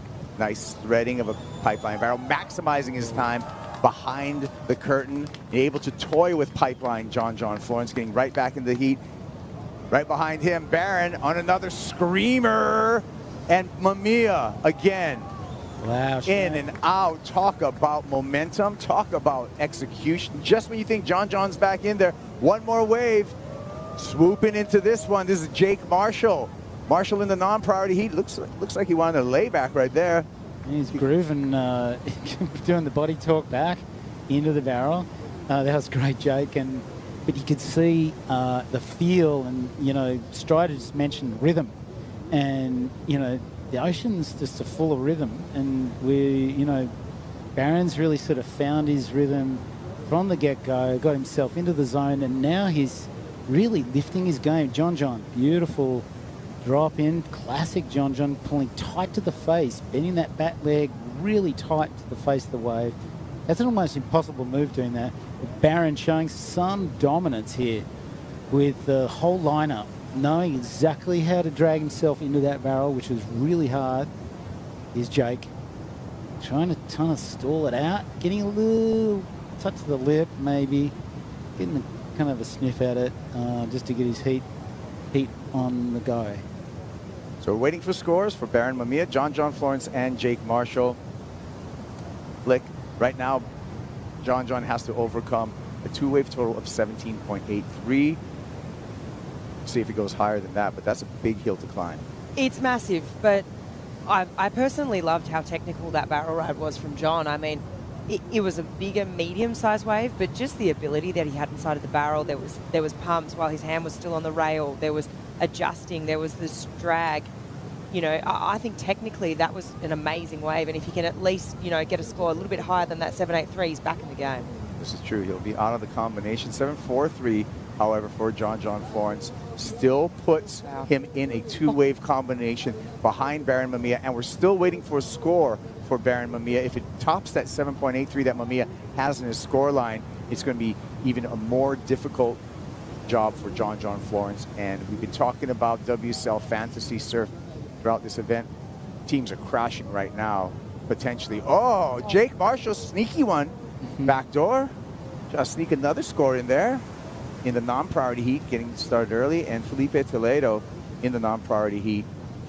He's just kind of planted out there, being very patient. Yeah, he did this, though, in his first heat, too, earlier today. He was super patient, and it wasn't until he dropped that 4 and, you know, we crossed to Ross, he was in the channel, and he goes, you know what, I think that's what he needed just to build on his confidence. And once he made that one, as we see John out the back. Big backdoor barrel. John in a cave comes through there, and the challenge is on. What an answer back from John Florence. That set the beach on fire, and we are going to have some big numbers between John Florence and Barron Mamiya. TC, your reaction? Back in the game now, like just short of 11 minutes, he was in the barrel, a deep barrel. He's, you know, that was a crazy walk, just getting wider and wider, and he knew exactly where to get that wave from. You know, the level of expertise that Barron's up to, that's why Barron's been so active. Yeah, really active, but John, let's take another look at this. This thing was an absolute cavern. I mean, he absolutely got coned on it. It was big, it was hollow, it was long, he had travel time. I mean, look, John... See, there's a little, he gets that deep hit, really beautiful pumping it. You have to get out of that thing, because you get that got a channel between backdoor and off the wall, and he reached. Is this another 10? I wouldn't be surprised. Let's see what the judges have got to say. I mean, it's extraordinary timing. How often do you see John with this much emotion, right? Yeah, that's right. Rarely claims. That's exactly right. And for me, you can see here the travel time, the distance. He actually, from the drone angle, you could see he was on the foam ball for a second. The deeper you are, obviously, the more you're on that foam ball, the higher the score. That wave was thick. It had size to it. And just, look, instantly the emotion from John tells me 10 potentially loading. Yeah, we're waiting. Give him a 10. John needs a new YETI cooler, and it just comes just short at a 9.63, but John already sponsored by YETI. He's got some coolers, but now he's right back in the game. John Florence, look at the spread from the judges, and now John an 8.21, well within his wheelhouse to take the lead off of Barron Mamiya, Tom. It's beautiful work by John. You know, what can I say? It's so exciting seeing him get that emotion out at the end of the ride, like Flick said, and what a clash. You can feel the tension right now. We've had so much going on, you guys, here. We forgot. We got to get a word in from Miguel Pupo, because Miggy's in the quarterfinal. He's on the glass with AJ. Here at Pipeline in a few years, and Miggy stood on the glass this morning and he said, hey, an interference is not how I want to keep moving on. But back again, what happened with Joao? Keeps happening.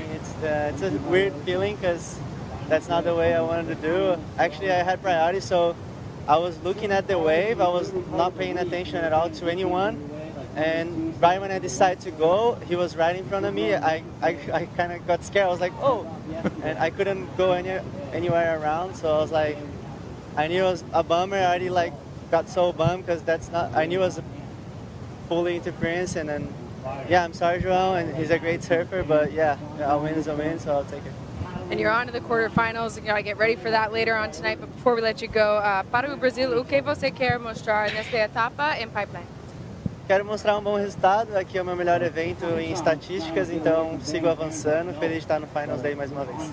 Parabéns. Obrigado. Yeah, he looks forward to Finals Day. Miguel Pupo, the family man, veteran on the tour, 13 seasons on the tour. Again, another Finals Day. He made Finals Day a semifinal finish back in 2022, so nice start of the year for Miggy Pupo. John Florence here in the priority heat needs an 8.21 to advance over Baron Mamiya in a high-scoring duel between these two as a rematch of last year's final. Flick. This is amazing, right? This is, as a spectator, as a lover of surfing, as surfers, this is what you dream of, right? You want rivals to be created, and you want that. You want that hunger. This is exactly the day you sort of dream of and the heats that you want to see play out. And right now, I mean, Baron, yeah, okay, sure, he has John on the ropes, but it's so within John's wheelhouse, and just with the conditions, everything today right now is a 10 in my books. Yep, that's it. And, well, I think with those two right there in the water, right there, just hanging on the moment and just awaiting the ocean to sort of deliver. We've got 6.5, just under 6.5 minutes remaining. I feel also, we got a heat recap. Let's do it. Heat recap of a heat. You want to recap. This is a perfect 10-point ride. Baron Mamiya to start off. My God. Boom. Underneath. Look at that. Oh. Wow. Just pulls it together.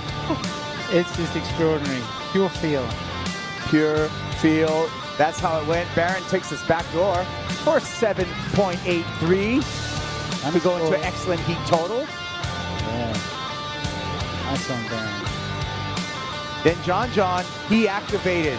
Found this 7.43 at Pipeline, maximizing tube time, and then this like 9.63 for the back door. This was a sliding doors moment. This was a huge tube, huge cabin, and he just comes flying out. You can see the emotion. He knows it. He's like, hey, this was a sick one. I'm back in the heat. Let's go. 5.5 on the clock. I just want, I want one more great set to come through. I hope everyone's frothing with the recap, with the guitar riffs, 10-point rides. What more do you want? This is a great day in surfing. This is a wonderful heat, and we get to share this with a 3-time pipe champ, a 2-time world champ, Tom Carroll. Tommy Gun. Probably no one's called you that in a long time. Yeah, it's great to be here, and here we go. Jake Marshall. Non-priority heat, being really smart. Great barrel at backdoor for Jake. And he is going to put some pressure on Felipe Toledo, who he is matched up against. So that's going to be a meaningful score for Jake Marshall, and he's doing that in his non-priority section of his heat, getting a head start. Looking like he's riding a board with a bit more length. Yeah. Definitely on the rail line. You can see him in the carve. He could look really, really nice and long on the turn. And he pumped beautifully. What about Baron again? Disappears. Come out. Baron Mamiya looking unstoppable. It's like you're looking at me like, what's going on out there? Wow, if you're a grommet right now and you're watching this, take note. Oh, no! Coming out of the barrel. And that is Felipe Toledo. He wants to join in on the barrel fest, on the barrel party. He's like knocking on the door saying, come on, let me in. I want on this. And Felipe Toledo engages with a beautiful backdoor barrel. Oh, yeah. We're going to see a lot of high scores this afternoon. Toledo's going to come in, get picked up by the Red Bull jet ski, and deposited out on the channel at the left. Take a look at this, Tommy. He looks very comfortable here. Just beautiful high line. Just going for that tucking tight at the face, making sure he's going to come out. That's for sure. Great first wave for Felipe Toledo. That's the way to start it. So we're waiting for a score for Baron Mamiya. Is he going to grow his lead on John Florence? What did Jake Marshall get early on for that backdoor barrel, and Felipe Toledo answering back on that exchange to set up the non-priority heat with 23 minutes? on the clock. John Florence with priority over the entire lineup. Flick, he needs an 8.21. 3 minutes. Danger. Danger. Tell you right now, I don't think Barron feels safe. I mean, he's potentially going to improve on his situation, maybe, with this last wave. And he does, a 7.97. Yep. So he's improved. Yep. John chasing an 8.5. Yep. Is it within John's wheelhouse? Of course it is. Definitely. Right there. And look at his friend, the Bonsai Pipeline, his childhood backyard, a place that he grew up on right here on the sand, building sand castles. He's going to give him, Tommy, another opportunity looking like from the sets right now. Wow. Like imagine that, like every piece of reef he knows, every grain of sand, every which way the water moves, he's experienced it there at the beach since he was a baby. So if there's someone who knows it like the back of his hand, understands the way this direction swell is moving, and how the water's moving across the reef at any given moment, it's John. And Barron knew it from the beginning. Yeah, what a matchup. And much like Jamie O'Brien kind of being top dog here at Pipeline, and then John Florence comes up ahead of him, as a younger surfer. So I feel that we're seeing Barron Mamiya with a similar situation. Jake Marshall dips the shoulder, gets a cover, and he will need 2 scores for Jake Marshall to set the heat. 90 seconds left for John Florence, Flick. Yeah, I wouldn't mind having another look at that horizon, see if there's another set on the way. As we see some sort of corduroy lines marching in, are they going to be on the button? Are they going to hit the spot? Here's the 7.97. We'll take another look, Tom. Whoa, tight to the face. Beautiful. Well there. Just improving on his score. The beautiful positioning. Like I said, he was feeling it. He was, he wants to win. He wants to win. John seeking, surveying the lineup. He's going to have 2 more waves. Time for 2 more waves to hit the reef at Pipeline to give him an opportunity. This would be a huge buzzer beater moment for the 3-time world champ, John Florence. And a lot of the energy seems like it's going down the beach, more towards off the wall from what I'm seeing on the screen. Yeah, I feel the same way, Copes. It definitely looks like it's pushing down towards off the wall. But what an incredible heat. Like, absolutely incredible. Just going wave for wave and inspiring each other, to go harder. A moment between these two, and another illustration of generations. 32-year-old John Florence, 24-year-old Barron Mamiya, both incredible pipe surfers, but this time the younger Barron Mamiya takes the win in a big wave. 17.97, 2-wave total for Barron Mamiya. He's on to the quarterfinals, and we are on to a Bonsai brew break. If you weren't frothing enough, another look at the perfect 10 from Barron Mamiya. Fantastic. Look at that.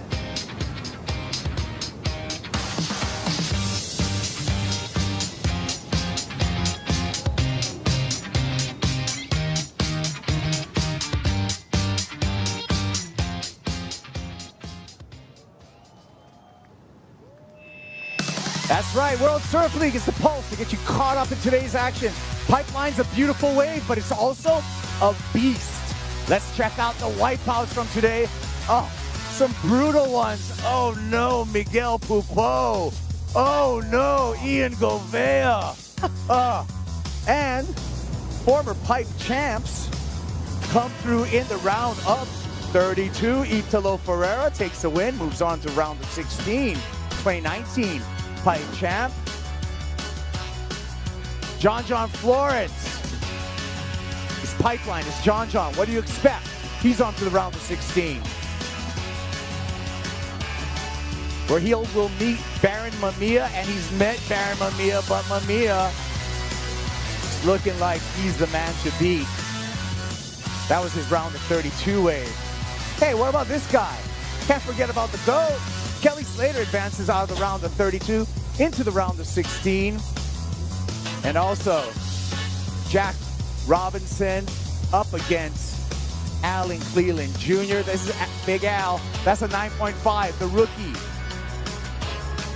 The rookie also got a backup score at Pipeline. Alan Cleland Jr. defeats Jack Robinson in spite of this. 10-point ride. Perfect 10. Western Australia's Jack Robinson, but unfortunately didn't find the backup. Jack Robinson eliminated from competition. That's the pulse. Back to live action. No, that's not live action. That's more Baron Mamiya.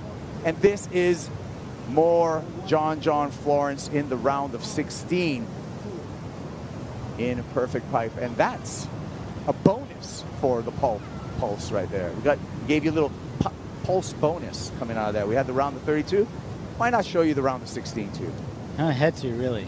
It was like, those two waves were just next level. Next level. Piper Guerrero here, along with Felicity Palmentier and two-time world champ Tom Carroll.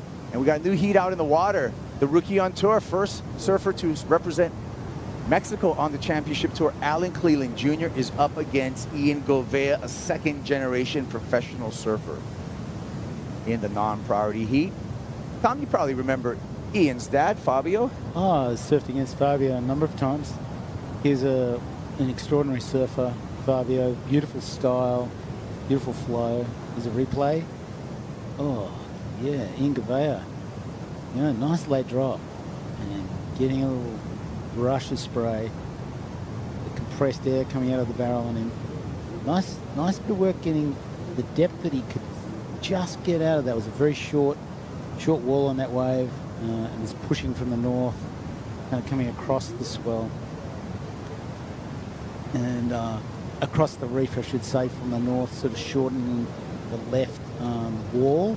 And it tends to, you can see on those big, that 10-point ride of Jack Robinson and that last really high score of John Johns, and the back door just sort of wide open and growing all the way through. That's the classic northwest swell approach into the reef of Pipeline. So the scores are in. We saw that exchange at backdoor for Felipe Toledo against Jake Marshall. Now in the priority heat, 5.67 for Felipe Toledo, a 6.83 for Jake Marshall, standing out. 14 minutes remaining, Flick. So still a very tight heat in heat number 4 of this round of 16. Yeah, for me, it's still pretty much wide open, really. I mean, they've kind of got one nice backup, but in today's conditions, you've got to be thinking, hey, there's some good sets coming through. Most likely, we're going to be dropping bigger scores. And they're in the priority heat now, so they got right away as we see live action. Live action dropping into this one, pulling up, pulling high, looking for an exit, needs to hang on. That was Felipe Toledo. And no out for Felipe. Meanwhile, dropping into this one, Al Cleland Jr. once again looking in touch and in control and impressively in control, Flick, for a rookie.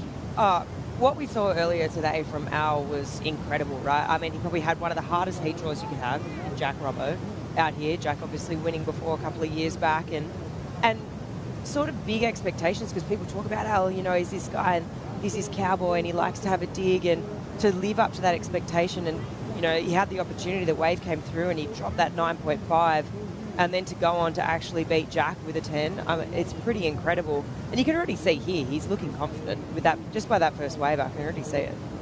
Well, Al's yeah, I mean, he's used to power. He loves power. You know, coming from Mexico, those beach breaks, Pasquales, yeah. You know, getting barreled since he was a young kid. Like, so we're going to see more of the good stuff from Al. You know who else has been getting barreled since he's a young kid, and now he's getting barrels and on to the quarterfinals? Baron Mamiya from the North Shore. Let's hear from Baron. Right at home, Kaipo. Baron, what is it about going up against John Florence at Pipeline that brings out the 10s in you? Yeah, I mean, serving against John anywhere, it kind of simplifies everything. You know, like, you already know it's going to be big scores, and going up against him in, well, I mean, when the heat draw came out, I knew I was like, hey, if I make my first heat, I'm going to have him. So I was like, all right, like, let's just focus on the first heat. Got through the first heat, and then I was like, all right, I got John. And I knew it was going to be in my head I was like, it's going to be the heat of the round. You know, I knew he really wanted to beat me from last year. And yeah, it was a wild heat. His backdoor wave that he got, I honestly think when it came in, it was one of the best backdoor waves I've ever seen. Like the way it was bending and the way where it came in and just like how big the wave was, I was just like, wow. Jake paddled back out and he's like, dude, are you kidding me? Are you kidding me? And I was like, oh, you got a 10, huh? And he's like, I don't know, dude, I think so. And I was like, oh. But yeah, it was a crazy heat. I was just super stoked to be out there and surfing with him and getting good waves. Back again, 2025, looking a lot like 2024 against John for you. You come out with the highest heat total of the day. What does it say about your surfing that you're able to have this consistency, particularly at this wave? Yeah, I mean, I grew up on like surfing here every day. You know, the first time I surfed here was I was 9, and I just like fell in love with it. You know, and whenever it's firing, I'm always surfing it, and I surf it. When I was younger, I would surf it if it was 2 foot, 10 foot, whatever. You know, I just love surfing pipe, and I put a lot of time in out here, and yeah, just to see the rewards is super cool. But you know, we still got a couple more heats to the final, and I'm just gonna still stay focused and keep going.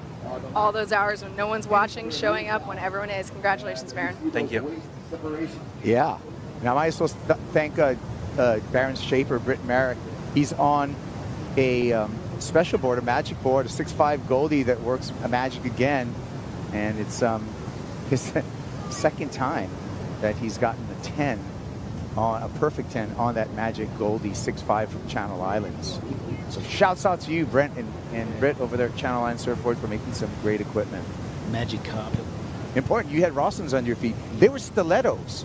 Not like a heel, but as a blade. Those things were blades that you used to ride. Well, yeah, it was the last one I won was 91. That was on a 7/8. Yeah. By 17 and 7. Under 18 inches, eh? Under 18. It was a blade, and it was only just shade over 2 1/8 thick. So it was very thin. I can't believe that board made it through 2 days of pipe. But it finally ended up snapping in half 5 minutes towards the end of the heat, and so it finally just went, can't take it anymore. Yeah. You actually transitioned, Tom, from surfing this event on a single fin to surfing this event on a thruster. And it was a big change in surfing pipeline, and you were right in the middle of it. Well, I evolved through, because I didn't trust the thruster out here. Rusty Priestendorfer made me a couple of really nice widow makers for the kind of transition into thrusters, and I got some success on that. Got to the finals of the pipe, and here we go. It looks like the surfers are lining something up here. And for those of you who don't know what a Widowmaker is, it's a single fin with little side bites. It was kind of a transitionary board for is it called a 2x1? Yeah. But yeah, the Widowmaker. We know it by the Widowmaker name. And then I transitioned into Pat Rawson's, which he made just beautiful boards from the get-go. Yeah. 985. AJ McCord caught up with Italo earlier after his heat win. Let's hear from Italo Ferreira. Italo, what a quick start, a round of 16, 7.83, your high score in that wave. How did you figure out what you needed to do to move on? Last score, a 117. Yeah, that was with a 5.83. Crazy heat against set. We have a lot of sets, but big sets that we can 11 minutes remaining in the blue heat. That was not like rideable, but I try to find my way in my first few waves on the beginning of the heat, and then I had a couple scores. Yeah, we saw some big ones out there, but sometimes not good angle. And then the last Battle Mamilos one was insane, and we was waiting for that, but okay. But I made my heat, and then I had some good walls, and just for myself and try to get the best clean ones, because I knew Seth was looking for backdoor or something like that. He's good for backdoor as well, and but yeah, I'm so glad to make that one. As you should be. Before we let you go, para o Brasil em português, por favor. Você parece ritmo aqui, Pipeline. Como você encontrou? Então, galera, realmente foi uma bateria bem legal de competir, porque é um local, o Seth ele tem muita experiência aqui, para os dois lados, né? Tanto para backdoor quanto para pipeline, né? Então eu sabia que ele ia estar focado ali e aí eu meio que tentava tirar ele um pouco da onda de backdoor, mas é isso, eu fiz o meu jogo, eu foquei em mim ali no início, tentei pegar as ondas e deu tudo certo. Tem altas ondas hoje, finalmente, depois de muito tempo a gente esperando, a gente conseguiu ter um dia muito abençoado, então é isso que a gente estava esperando. Parabéns, we'll see you in the next one. Obrigado, galera. Valeu. Obrigado, galera. All right. That was a tough interview to get through sometimes because the beach announcers, speakers right there, those guys. Hey, man, you're not giving a score. You see someone getting an interview. Quiet for a second so we can hear Italo Ferreira. It's a world champ. Come on. All right. Back to the show. 6 minutes and 30 seconds between Jake Marshall and Felipe Toledo. Piper Girl, the commentator. Tom Carroll on the call here. And a really close heat, Flick. And but a tough go right now for Felipe because he's trailing and he's under the priority of Jake Marshall. Yeah, look, it's tough right now, but because it's so close, it's wide open, right? I think one more set that's going to come through, things could completely change. I mean, you just got to rewind back to that last heat, Barron and John. I mean, those big scores are out there, and Felipe's only chasing a 3.8, so he's having a look here. Here we go, Toledo under priority, getting sneaky, and that one's not going to work out for him, but I like the intent, Tom, that, you know, Felipe just with his awareness, you talked about the awareness and having that peripheral vision, looking for an opportunity under priority. Just a little out of position then, and a little bit too far out, and kind of looked like he had a kind of anxiousness to him to get something that he knows he needs a 3.8. So, yeah. How did you calm yourself in heats, intense situations like this? Well, it's I'd look at my board or just pinpoint focus on something just for a moment, breathe, and bring the self present to the moment. It's like, I suffered a lot from preheat anxiety and so on. And there was, I went through a whole bunch of different ways of kind of combating that and actually working with it because it's sort of something you can't fight against. It's something you have to work with and learn to, move with. And now you're helping others with your morning meditation. I catch you on Instagram Live with your morning meditation, and I feel like that's actually helping other people, to help calm their mind. Well, I tell you, I wish I had these practices when I was competing, and I had this back then. I mean, the way it actually refines your ability to put yourself in position to perform is you can see how it's happening. If you're a top-level athlete today, if you're not doing this kind of work where you're actually learning how you are at the stillest point in your being and the most active point in your being, the whole thing, if you're not familiar with that, it won't be available when you need it. So very, very important practices today. Words of wisdom from Tom McCarroll. You can check him out, follow him on Instagram, and you can also join in on meditations and knowing how to calm your mind. I know I need to calm mine because all kinds of stuff zigzags up here. Flick. You're not alone. Back and forth. Sparks are flying off of it. Yeah. Hey, look at the next heat, you guys.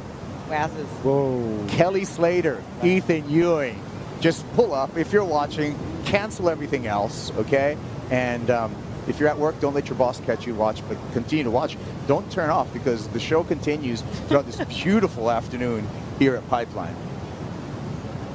And these are the magic days that we're waiting for with the kind of performances we're waiting for. But also, when all that magic is happening, there is times that there's a breather in the Pacific Ocean. That's what we're kind of feeling right now in the priority. Just 3 minutes remaining.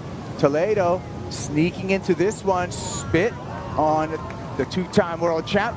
And a beautiful lip line float to turn the heat up against Jake Marshall. That's going to do it for Felipe Toledo. Answering back here, Jake yanks on the rail and also gets spit out. So what an exchange between these two. A little claim there. And, what a great exchange. I can't wait to see what the judges say there.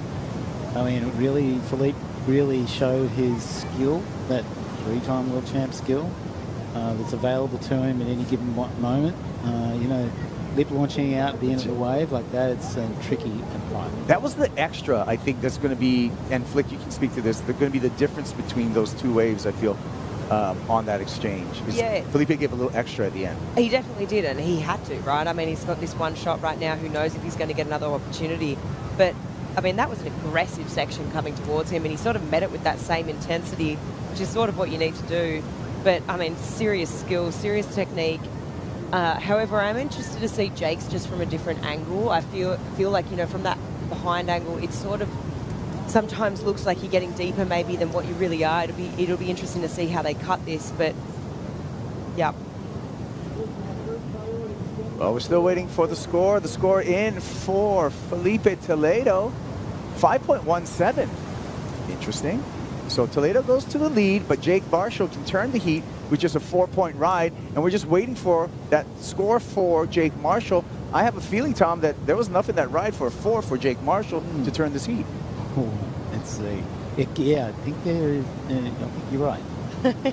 Yeah, so, I mean, Jake Marshall made it happen when he needed to. Let's take a look again, Flick, starting with Felipe Toledo. Yeah, Felipe maximizing that tube time, but this is the little moment we're talking about. I mean, that was not an easy section to hit. He got a 5.17, but behind him was Jake, and I mean, this thing was deep. I mean, just the theatrics as he came out of that barrel. You could just see the feeling. It was all over his, you know, all over his body. It feels like a good score, and it is. Ooh, yeah. And it is. It's enough to turn the heat. A 6.37. Jake Marshall goes on top, and he also has priority right now. So Jake Marshall is, unless some type of miracle happens, is going to close out this heat against Felipe Toledo and move on to the quarterfinals. 20 seconds to hold off Toledo for Marshall, and I'm sure he's not going to let him out of his sight. Well, the way Jake's wave definitely hit the reef better, and it was a bit bigger wave. So the way they're scoring is very consistent for the day.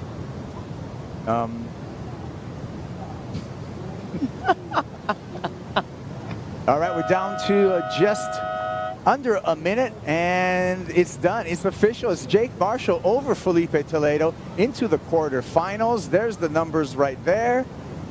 And thank you again, Tom. It's been great to have you catch up with us. Thank you for calling Heats with us. Thank you, Kuiper. Thanks for having me, Flick. Yeah. It's our pleasure. Tom Carroll, you're going to see more Flick Palmentier, Kuiper, and we'll be back. We got Joe. He's coming in with Ross, and more continues. That's some epic pipeline and backdoor. Don't go anywhere. Stay right here.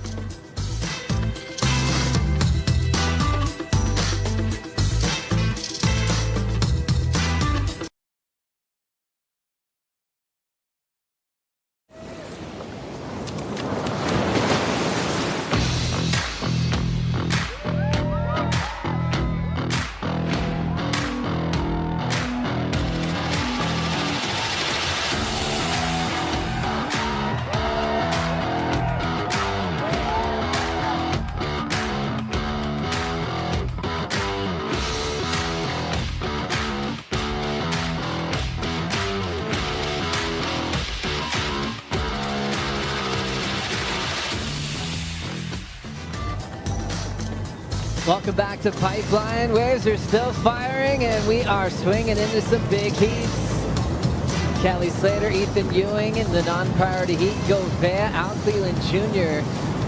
now have the priority heat for the next 17.5 minutes. Gouveia and Al Cleland going head-to-head. Biggest score so far, 5.5 for the Brazilian Goofy Foot.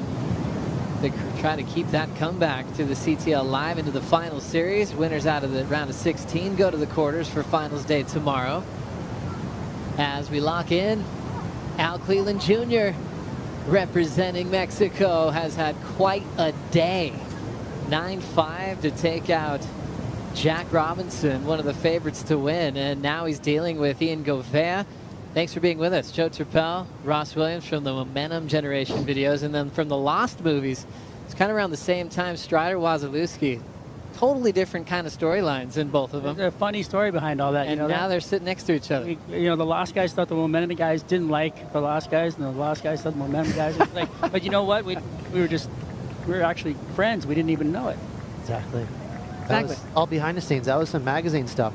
90s. We're talking different language. Let's get on the program. Well, one guy that was there in the 90s was Kelly was there. Both of your good friends, Kelly Slater, 52, almost 53 years of age, 30-plus starts here at Pipeline, taking on Ethan Ewing. It's a pretty rad matchup with these two. They kept running into each other last year 3 times. Ethan got Kelly at Pipe last year and Sunset. Kelly got him back in Tahiti, but it's actually 3-3 in one-on-one heats with these two over all the years. So it'll be a fun one to see who settles the score today. Interesting.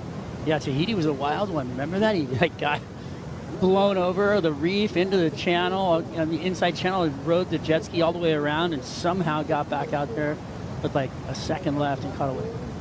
As Kelly's always breaking his own records, surfing in this event more than anyone, winning it at the oldest age. He was almost 50, won at 49. And his last heat victory was his 100th. That's not like in CT events. That's just at Pipeline. He's had 100 heat wins. Uncle status. He's like LeBron James. And, LeBron's breaking his own records every time he puts a jersey on. So him and LeBron, same. Couple goats. Doing their thing as we now lock in. Nice tight stance on the forehand. Trying to push for an exit and letting go is Ethan Ewing. He's really good at just identifying these real clean running rights and lefts at backdoor and Pipeline. Keeping things really comfortable. Remember, he was the guy that fractured his L3 and L4 in Tahiti. But he's only gotten better in hollow waves. Here's Ian Gouveia, big section at Pipe, running after the exit. It's just that time of day where it just looks so amazing to watch these waves pipe off. I mean, the afternoons here at Pipeline are absolutely magical. And to be in a heat out there, you kidding? Ian Gouveia, motorboat back out. He had the motorboat going. It is free psych mode out there for sure. The waves are perfect. Just wave after wave pulsing through. This is exactly what you're hoping for when you come visit the North Shore to see pipe like this, let alone in the big event to kick off the season on the championship tour. Al Cleland with priority over the whole lineup. His dad featured on page 1 of Surfer Magazine back in the day, a barrel shot at Imperial Beach. Ian Gouveia's dad, Fabio, one of the smoothest on the CT from Brazil, won events like Sunset Beach and finished in the top 5. Let's catch up with Jake Marshall with AJ. Jake, what a way to wrap up this day for you here at Pipeline. 637 in the final minutes to take down a world champ. How did that feel? Yeah, it felt amazing. I mean, I don't know, it was just so rad being out there, like, especially I was in the channel on John's like 9, just like looking into the barrel, and the waves were just like unreal. So that was amazing just to go surf that. And I don't know if I surfed like the best strategical I felt like I was just going on a bunch of waves, but it was just like, it's really hard to keep your composure out there when you're just seeing perfect waves come in. So I was having so much fun, and then the last like 10 minutes I had priority, and I was like, okay, I gotta like focus and really try to make this count. And then kind of gave Felipe the one before my wave, and it didn't look that good, but he needed a small score. So I don't know, it was one of tough call, but I was lucky that the next wave was good, and yeah, felt really good to come out of that one. The focus was enough to get you your first quarterfinal spot here at Pipeline. How important is that for you as you head into 2025? Yeah, it feels great. I mean, last year I made a couple quarterfinals. I was like pretty consistent with like 9s and quarters. So this year I'm really looking to get in those finals and try to win some comps. So this is a good step in the right direction, and gives me a good opportunity tomorrow. So I'm excited. Looking forward to seeing then. Thanks. Right on. Thank you. Thanks, AJ. Jake Marshall. I think everyone's going to take notice now. He kind of has this little underdog feel to him. Then he's snuck into the top 5 last year. He's really brave, charges, studies the game, works incredibly hard, and now it's making sense that he's taking out world champs like he just did in that last heat. Yeah, he's solid. He's just solid. He's a good rail surfer. He's got a lot of flow. He had good technique on that last grab rail replay they showed there, Jake did. So looking good. Those late drops backhand, it's sort of a litmus test of how you are as a pro surfer in slabby waves, and pass the test. Yeah, I mean, watching, the Kelly Slaters, the Baron Mamiyas, John Florences, Jake Marshall, That technique to get underneath that wave, Ross, it just takes a lot of mental fortitude to really trust yourself and believe in your own ability. Grabbing the rail, sliding off the bottom, and looking to get coned out. Cleveland Jr. has the coolest backhand technique. Viva Mexico. That's right, Pascuales. As we look at the goofy footer on the lineup, Ian Gouveia looking to try to get in there a bit. It's just going to keep him out in front. He's already gone through a couple boards today. Kind of an emotional first round win that he had John in, and this exchange continues. Nice hollow section and a wild ride, but a cool finish for the GOAT. Look at him go. That was the wave he wanted. He got behind it. Nice little backdoor section going left, obviously, but he backdoored that section. And that's the quad, too. No one else riding a quad that I can think of. So I don't know if you saw anyone on the beach, but you saw that extra zip, little extra gear of speed getting spit out of that wave. I think Mikey Pupo was riding a quad. Oh, sneaky one for Biggs. Again, not too many. There's not as many as you would think. What's your theory on that? Well, the quad is really amazing at riding over the foam ball. One of the drawbacks is how fast they go, right? So they go almost too fast. Right. So like guys like Baron Mamiya, they just want to stall and sit on the foam ball. But the quad will drive through it right over the foam ball, and kind of give you a spurt out the end like that, like we just saw there. So it's pretty fun. Yeah, as we see Ethan on the right as well, Ross. Yeah, so it's kind of a fun conversation about 4 fins versus 3. And for Kelly, he really needs to make sure, because he knows he has that extra speed, to get behind it and backdoor it. This is a lot of stalling. Again, this is better for 3 fins. You can kind of sit on that pivoting fin back there for Alan Cleland. And I hope he's wearing underwear. That was a lot of stalling there from the body parts. That can be tender. And big pit here. Wow, beautiful. Pipe is showing off right now. Really is. Well, we kind of looked at the buoys last night or this morning from last night, and you could tell it was just going to be one of those days. We're just going to get better and better through the day, and it has definitely done that. Checking the buoys. You hear that all the time on the North Shore. Watching this, driving. Ian Gouveia has a big end section, but he's super smart about that exit. He knew he didn't have a chance if he kept his line, so he's able to get the completion. As he still leads over Al on the numbers. Cleland 5.83 and a 6.5 with all Cleland scores in. So Al, a charger, we know that. Rock and roll all the way. He got that big wave that he wanted, but he wasn't super deep in the barrel. So kind of a close heat here with scores. You can see how it's really going to come down to who can get behind, that curtain, get in the deeper in the barrel. I think, we saw Ian and Alan on the rights. I feel like we could see some of that swing happen. The interval of the swell has dropped a little bit, and with that, you can see kind of a peakier arrival of those waves, and some of that backdoor could just be flaring up for us. This is when Ross gets excited. Yeah, definitely. I have regular foot-itis. Guilty. We were talking about the matchups with Kelly and Ethan through last year specifically. Ethan getting Kelly 2 times to kick off last year's season, and Kelly got to answer back when it came to the end of the road at Teahupo. That foam ball is so wild, Strider. This is what you're talking about. Yeah, you know what? Kelly is just pulling in so deep right off the bat, and just psycho. Crazy Kelly. And then Ethan just nice and calculated, super smooth. And then the GOAT, here he is, riding foam balls, just having the best time ever. Wow. Bowing down. I mean, switches the board out. This was the wave he got right at the end as the horn blew. Backup score needed for Kelly. What's he doing, you guys? 52 years old. Everyone's like, come on, buddy. Oh, he's 53 soon, right? Yeah, it's coming up.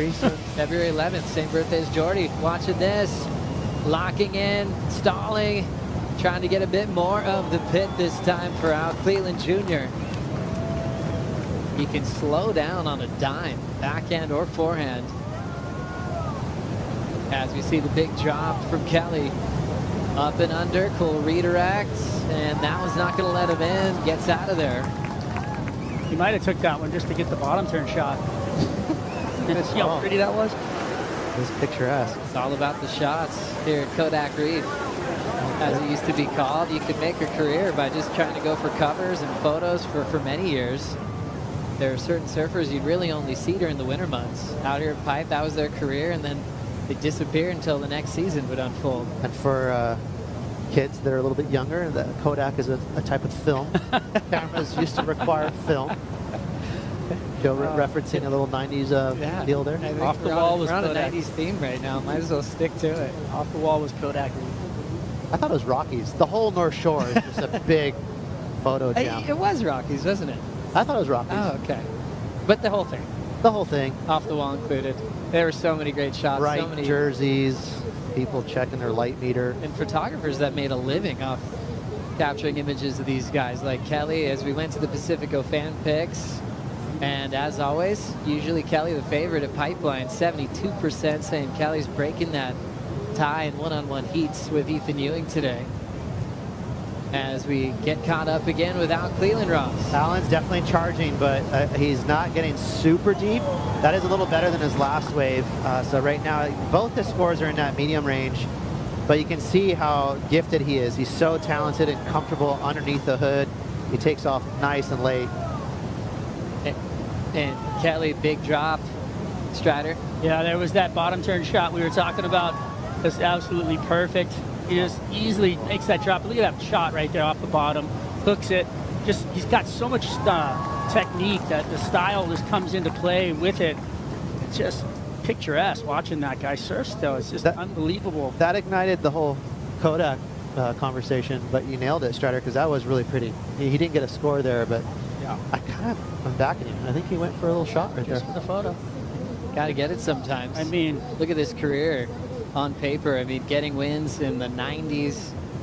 Last year got knocked out by Ethan Ewing. Year before, Yago Dora, after what he calls that win in 22, the best of his career. But all-time consistency, semifinals for 3 straight seasons. Unbelievable with his love for Pipe. Hopefully he'll always be in this event as a wild card. There's a couple of legends of sports we can maybe compare to for longevity. There's a guy who's 56 years of age, professional soccer player. Really? Miura Kazuyoshi, a forward for Japan. He's played for 38 seasons. That's a lot of running for a 56-year-old. He's now at a club in Portugal at the moment. He hasn't seen any field time yet, but still in the mix. You know, and gosh, it's just, you can't really compare Kelly to other sports sometimes with just how much he's accomplished, even in the late 40s and early 50s, as we see Ian Gouveia just with a little giddy up series of pumps and drives and a beautiful claim to let out some emotion. And why not? Pipes firing, you're back on tour, and you've got a solid lead over Al Cleland. Somebody tell him there's 3 minutes left. He is burning the clock right there. Maybe he's going to jump on the ski. You know, there's so much, and deservedly so, there's so much focus on Alan Cleland, but Ian's, you know, he is no one to look past. He's so good out here. He paddled past me when I was in the water, too, and he said he's got this shark skin coat, like a big decal on the bottom of his board to give him a little extra speed, which is very unique. You know, not many pro surfers on tour are looking for those kind of fun accessories, but Ian looked for something, and I must say, it helped there. Best claim of the day so far. Well, I mean, he's really deep, actually. And like when you look at, we were looking from the angle, and you couldn't see him for a second looking into it almost. So that was a really deep barrel, which we love to see. This is the judge's angle, Ross. Probably would have done well with a quad, too. This has got quad written all over it. But yeah, that is super deep, long barrel. Again, the judges, they love big waves, but if you can get technically deep in the barrel, that shows a lot of skill. And the judges usually fall for it head over heels, and they did. I mean, and also you got to look at, like, there's been some really big waves before that, so was kind of, you know, judging the size of that wave. It was actually a really solid wave when you kind of got into it right there. I mean, it was, look at this thing rolling in. Still more action. 2:10 on the clock. Remember, Gouveia got stitches in his leg this week as well, as we see a nice roll in, now grabbing the rail. Classic bottom turn shot. No barrel, so he's out of there. Al Cleland Jr. will still be in second. And with the 9 for Ian Gouveia, he now needs a 10 to advance. He'd have the 9.5 earlier, so a little bit more to be a part of finals day tomorrow. It's an interesting number, just dangling in front of him like a carrot. 10s are out there. And how do you just digest that in the water, Ross, when you're not comboed, right? But you need to max out the scale. He's going to have to look for some action. He needs a set wave. He's under priority. I think Ian took that long right out there, so he might have a sliver of a chance here, but he needs a bigger wave. For a 10, it's got to be, you know, a big, juicy, slabby wave. Whether it's right or left, he's got to have a long, thick barrel. So it's an opportunity. If we do get the set with an Al Cleveland Jr. that's so sendy, you know he's going to go in for every bit of that 10-point ride. Big part of the rookie class this year. We'll see George Batar in this round. Also, Joel Vaughn was really smart in that heat with Jordy Smith. Got the best wave of his life at Pipe earlier today. Now down to 54 seconds. Gouveia did a tribute to his father when he won in Bolito. He actually mimicked his dad's English accent. Oh, did he? And did the exact same speech his father did, you know, years before. He's been planning that for a long time, and he finally got to release it. It's one of the coolest things you can find on social media when you go to Ian Gouveia's Instagram. Oh.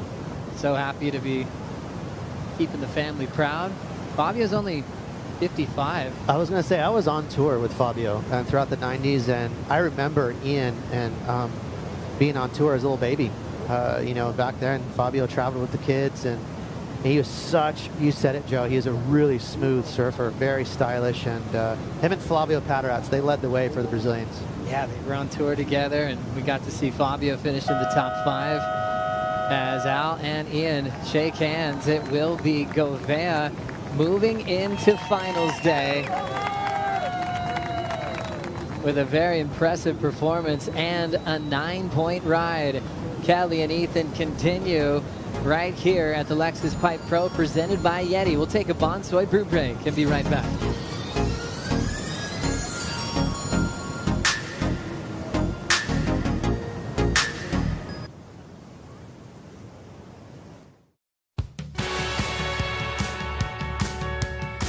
The Lexus Pipe Pro presented by Yeti is brought to you by Lexus. Experience amazing.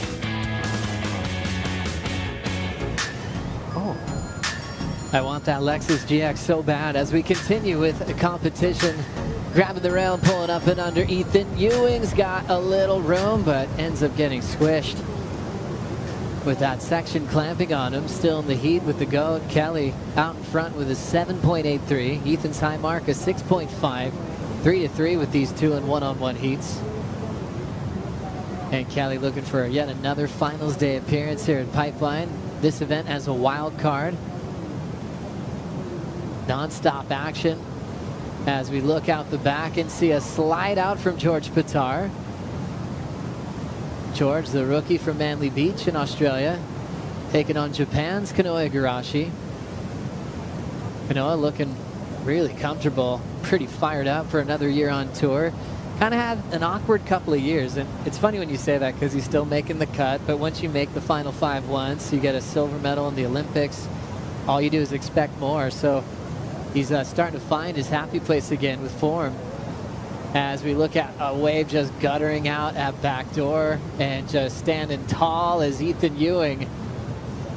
Solid read from the Australian Ross.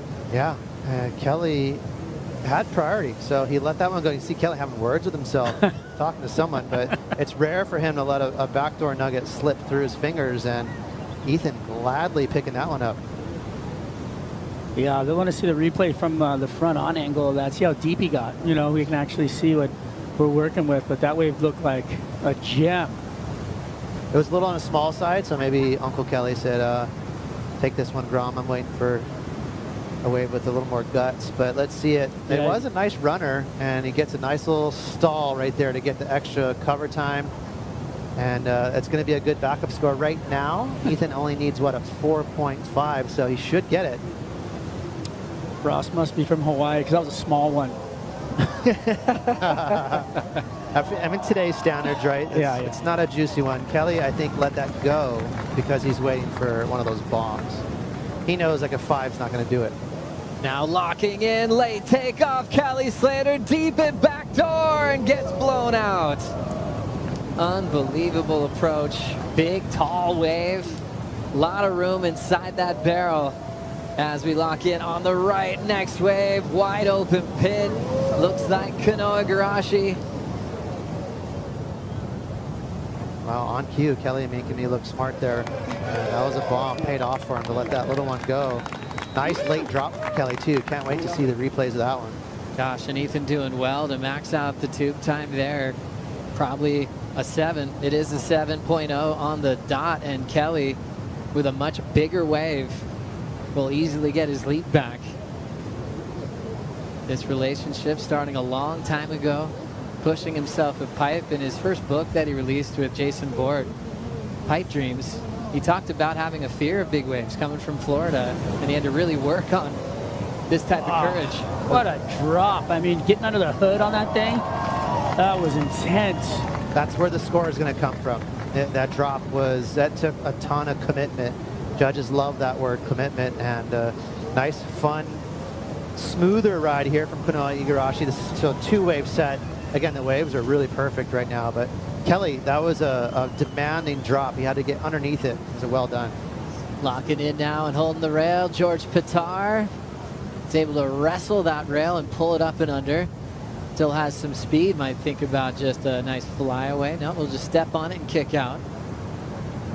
George, one of those rookies that we got to see him on the big stage as a wild card and turned in some big performances, especially at Margaret River Main Break. Real cool act. 21, still so young. Growing up in the early stages of his life on private surf resort on Vanuatu. As Kelly's number dropping in at a 9.33. A massive number. The GOAT takes over once again. Ethan Ewing now comboed with 13:40 to go. Uncle Kelly wanted a sassy wave, and he got it, and he delivered.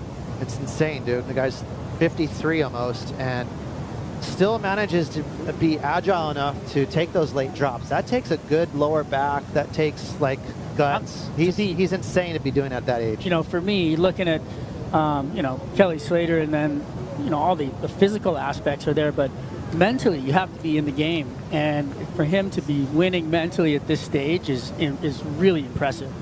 You know, I mean, he has been through a lot of injuries. He's had a lot of things happen to him. And for him just to be able to, you know, whip it like he did this morning or earlier today in his heat, and then on a wave like that to be getting under it, looks like he needs a little board change. Yeah, Kelly getting cleaned up just moments ago. Picked up on the Red Bull ski by the Hawaiian Water Patrol. Looks like Pomai Ho'opili. This is what just happened. Wow, right on the head there for Uncle. And you got to pay to play, man, right? And he got a nice reward with the barrel. And Pipe said, not so fast, Uncle. Little tax, straight on the head. Go to Trav Lee? Yeah, almost hit Trav Lee in the head with that leash. Trav Lee, one of Kelly's best friends. Works hard over at Kelly Slater Surfboards. And making the switch.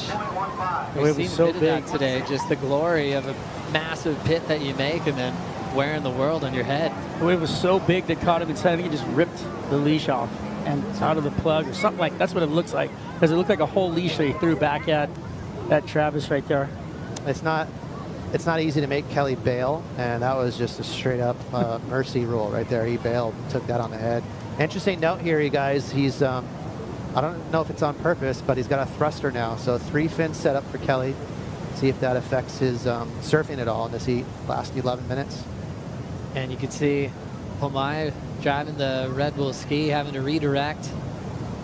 Pomai is an insane waterman. Rides just about anything. You'll see him on an Alaya one day. You'll see him body surfing the next day. You'll see him longboarding. Everything. It's just he's in the water getting barreled more often than not. He had a sponge out yesterday at Poops. All-time draining sandbar at Poops, and Pomai comes out there with a boogie board. I'm like, whoa. He's like, yep, keep your eyes peeled. I mean, sure enough, he got drained on it. So sick. I've seen him just on the sled from the ski with his daughter. And they're just doing 360s and like 4-foot Rockies. Oh my! See the board? Goodness, the board at the top. That didn't look right. That was Kelly's board still out there. Let's see this one. Oh, back good. Might fly right over the top. Kelly looks happy. That's a dangerous Kelly. And locking in, trying to get back in the seat. Ethan Ewing never changes his style, whether it's 2 foot, 20 foot, whether he's doing carves or pulling into the barrel, but he is comboed, so he's got to move quickly here. Now let's get some insight from AJ McCord.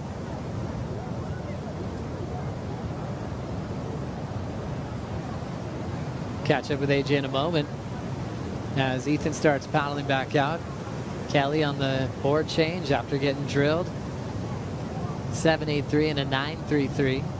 You guys have been right by his side through his evolution and approach at just becoming the king of this place. You know, coming from Florida, yeah, hanging out with you guys at Benji's old house right in front of Pipe. Where did you see it change into realizing he was going to take over this wave one day? I just remember his first couple of years, he came and Ken Bradshaw actually took him under his wing. And if you guys don't know who Ken Bradshaw is, just Google him and look at him. He was your classic 80s big wave surfer. He even had the beard, the whole 9 yards. He was just that bravado, kind of a grizzly bear guy. And he definitely put Kelly through the ropes a little bit. He made Kelly pal out some days that were really spooky for a young teen. But I think it made a big imprint on Kelly on how to handle the North Shore and get over that fear. Wow. All those steps in the process of creating an all-time great. He's looking for a 9th Pipe title this year. Over the ledge on the thruster. Let's go of the rail to enjoy a bit of that ride. You can see him almost trying to punch free. Kelly Slater trying to improve on the severe combo that he has over Ethan Ewing was. Before I get to you, Oz, I might have AJ standing by. Thanks, Joe. Just caught up with Kelly's team. He switched from a 6.5 to a 6.7 of that same Gamma model that he's been riding. So hopefully you guys can provide a little bit more details on why he's looking to do that when that board looked like it was riding so well. What kind of advantage does that give him? Great setup there, AJ. 6.5 quad, 6.7 thruster. What are the big changes you think you'd feel right off the bat, Ross? Well, we talked about the speed you get from a quad, but maybe he's looking to slow down a little bit. And thrusters are easier to slide down the face backside. A little more reliable with pivoting and slowing down. So, and then I'm also not sure that he just got separated from his board when he got cleaned up there. It's possible he let go of his board on purpose, and rather than trying to reconnect with his board, he just went in and started over. Yeah, I think that's what happened there, where he just decided, look, I'm going to get on another board, and that was his backup that Travis had for him. But with that, I feel like a little length is good for Kelly. I feel like, it drives out his turns, and you'll get him a lot of drive through off the bottom and into the barrel, and catching waves a lot easier. Now locking in, big drive into the pit, deep at back door. Ethan Ewing unable to hold his stance through that spit. But I just still love his pace, his tempo in the barrel. Grabbing the rail early. Kanoe Igarashi in the heat with George Pitar will get the make in Pipeline. And now setting up a teeny little inside corner. Might as well take a look at it. And comes out. Not bad. Kanoe's a real focus this year. I feel like he's kind of finding his flow again. There's some awkward energy with sponsorship in the past and rivalries, and I think it got a little caught up in it now with some time to kind of settle down a little bit. He's just really eager to show what he can do this year. And how about that? Just a dreamy one, and poking on the way out and getting slammed is Kelly Slater. This brings the question again. We had this a few heats ago, Joe, where make or no make. I'm still in camp of it's a make, but the judges before, they really want to see you ride out clean. I don't remember who it was, but that was with Joel Vaughn. Joel Vaughn. Back door, and yeah, he didn't get it. I think that's a no make. No make, Strider? Yeah, I'm giving it a no make, but I like to get back into the conversation of board size. I feel like that board was a little longer, and it kind of on the way out of the barrel, he wasn't used to the length, and it caught the nose of the board right there.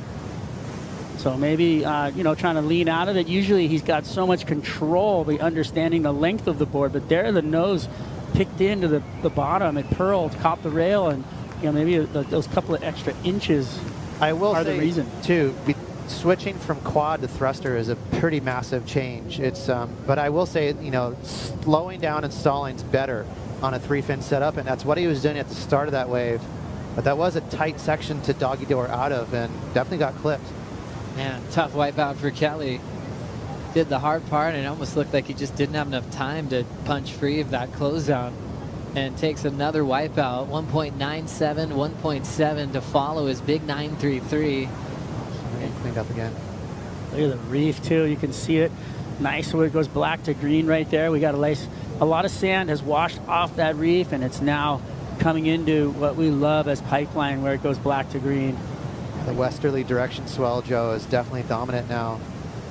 And it's pumping. Absolutely pumping, for sure. 5:19 on the clock. Kanoa leads the non-priority heat over George Pitar. Kanoa getting a 7.33. His second wave is 6.5, so a nice steady performance in the first block. Kelly has the lead, still comboing Ethan Ewing at the moment. And we were able to catch up with Ian Govea earlier with AJ McCord. Ian, what a way to start off 2025, make it through the round of 16 on to quarterfinals. How is that setting in? Yeah, I'm still tripping right now. It's unbelievable. That's what I train, I work for, to be here at Pipe, living a day like this. It's surreal. I don't know, speechless. Congratulations. We'll see you on finals day. Thank you so much. I gotta thank all my family, all my sponsors, Shark Pipe, for this amazing board. Also, I'm using this Shark coat, that it's a new thing, technology. 6:50 remaining. Behind the board that for sure helped me on that 9 points with speed and on the foam balls and stuff, and yeah. 6:40 remaining. As you should be. We'll see you tomorrow. Yeah, thank you. Thanks, AJ. Thank you, Ian Govea. Arashi, we're talking about the bottom of his surfboard in the water, and then he just referenced it as well in that 9-point ride. What are the chances he doesn't own part of that company? Because he is really psyched to talk about it. He pulled me aside in a channel and had me like touch the bottom of the board and everything. He's amped on it. What did it feel like?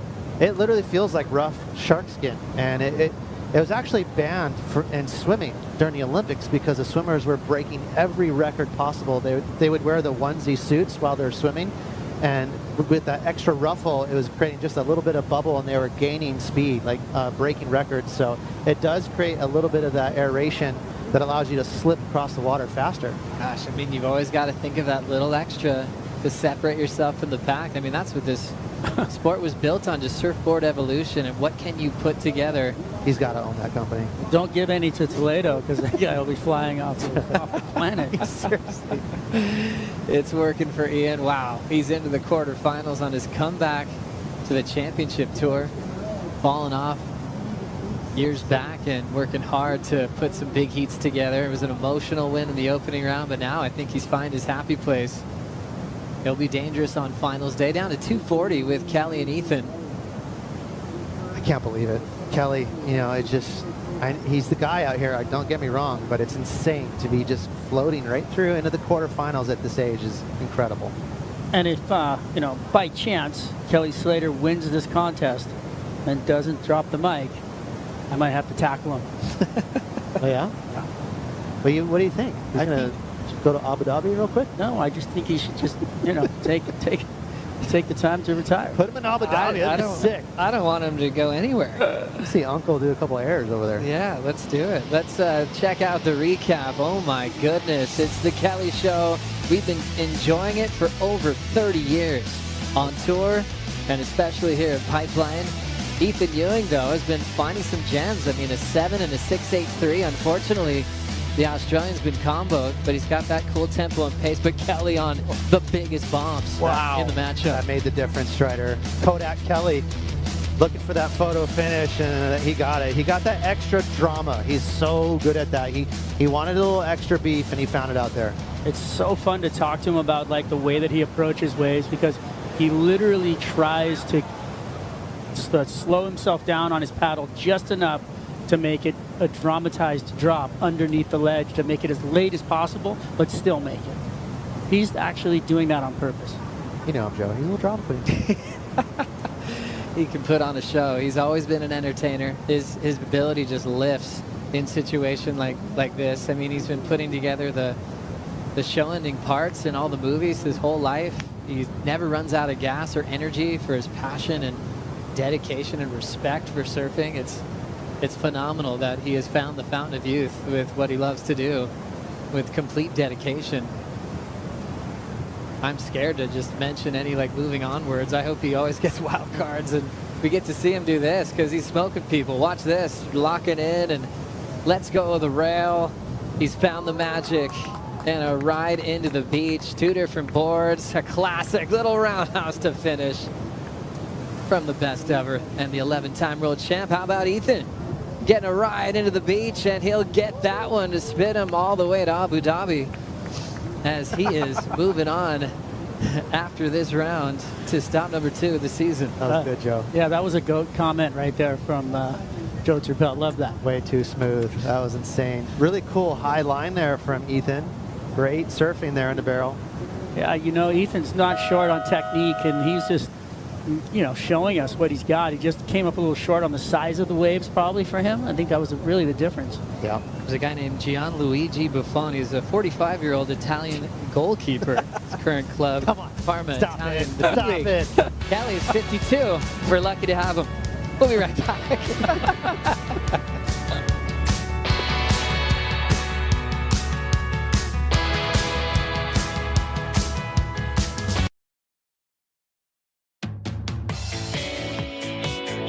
The Lexus Pipe Pro presented by YETI is brought to you by Bonsoy, official milk of the WSL. By Neutrogena, sunscreen you'll love to wear. By Pacifico, live life anchors up. And by Lexus, experience amazing. Good afternoon, Kelly. Good afternoon, everybody. Quarterfinals.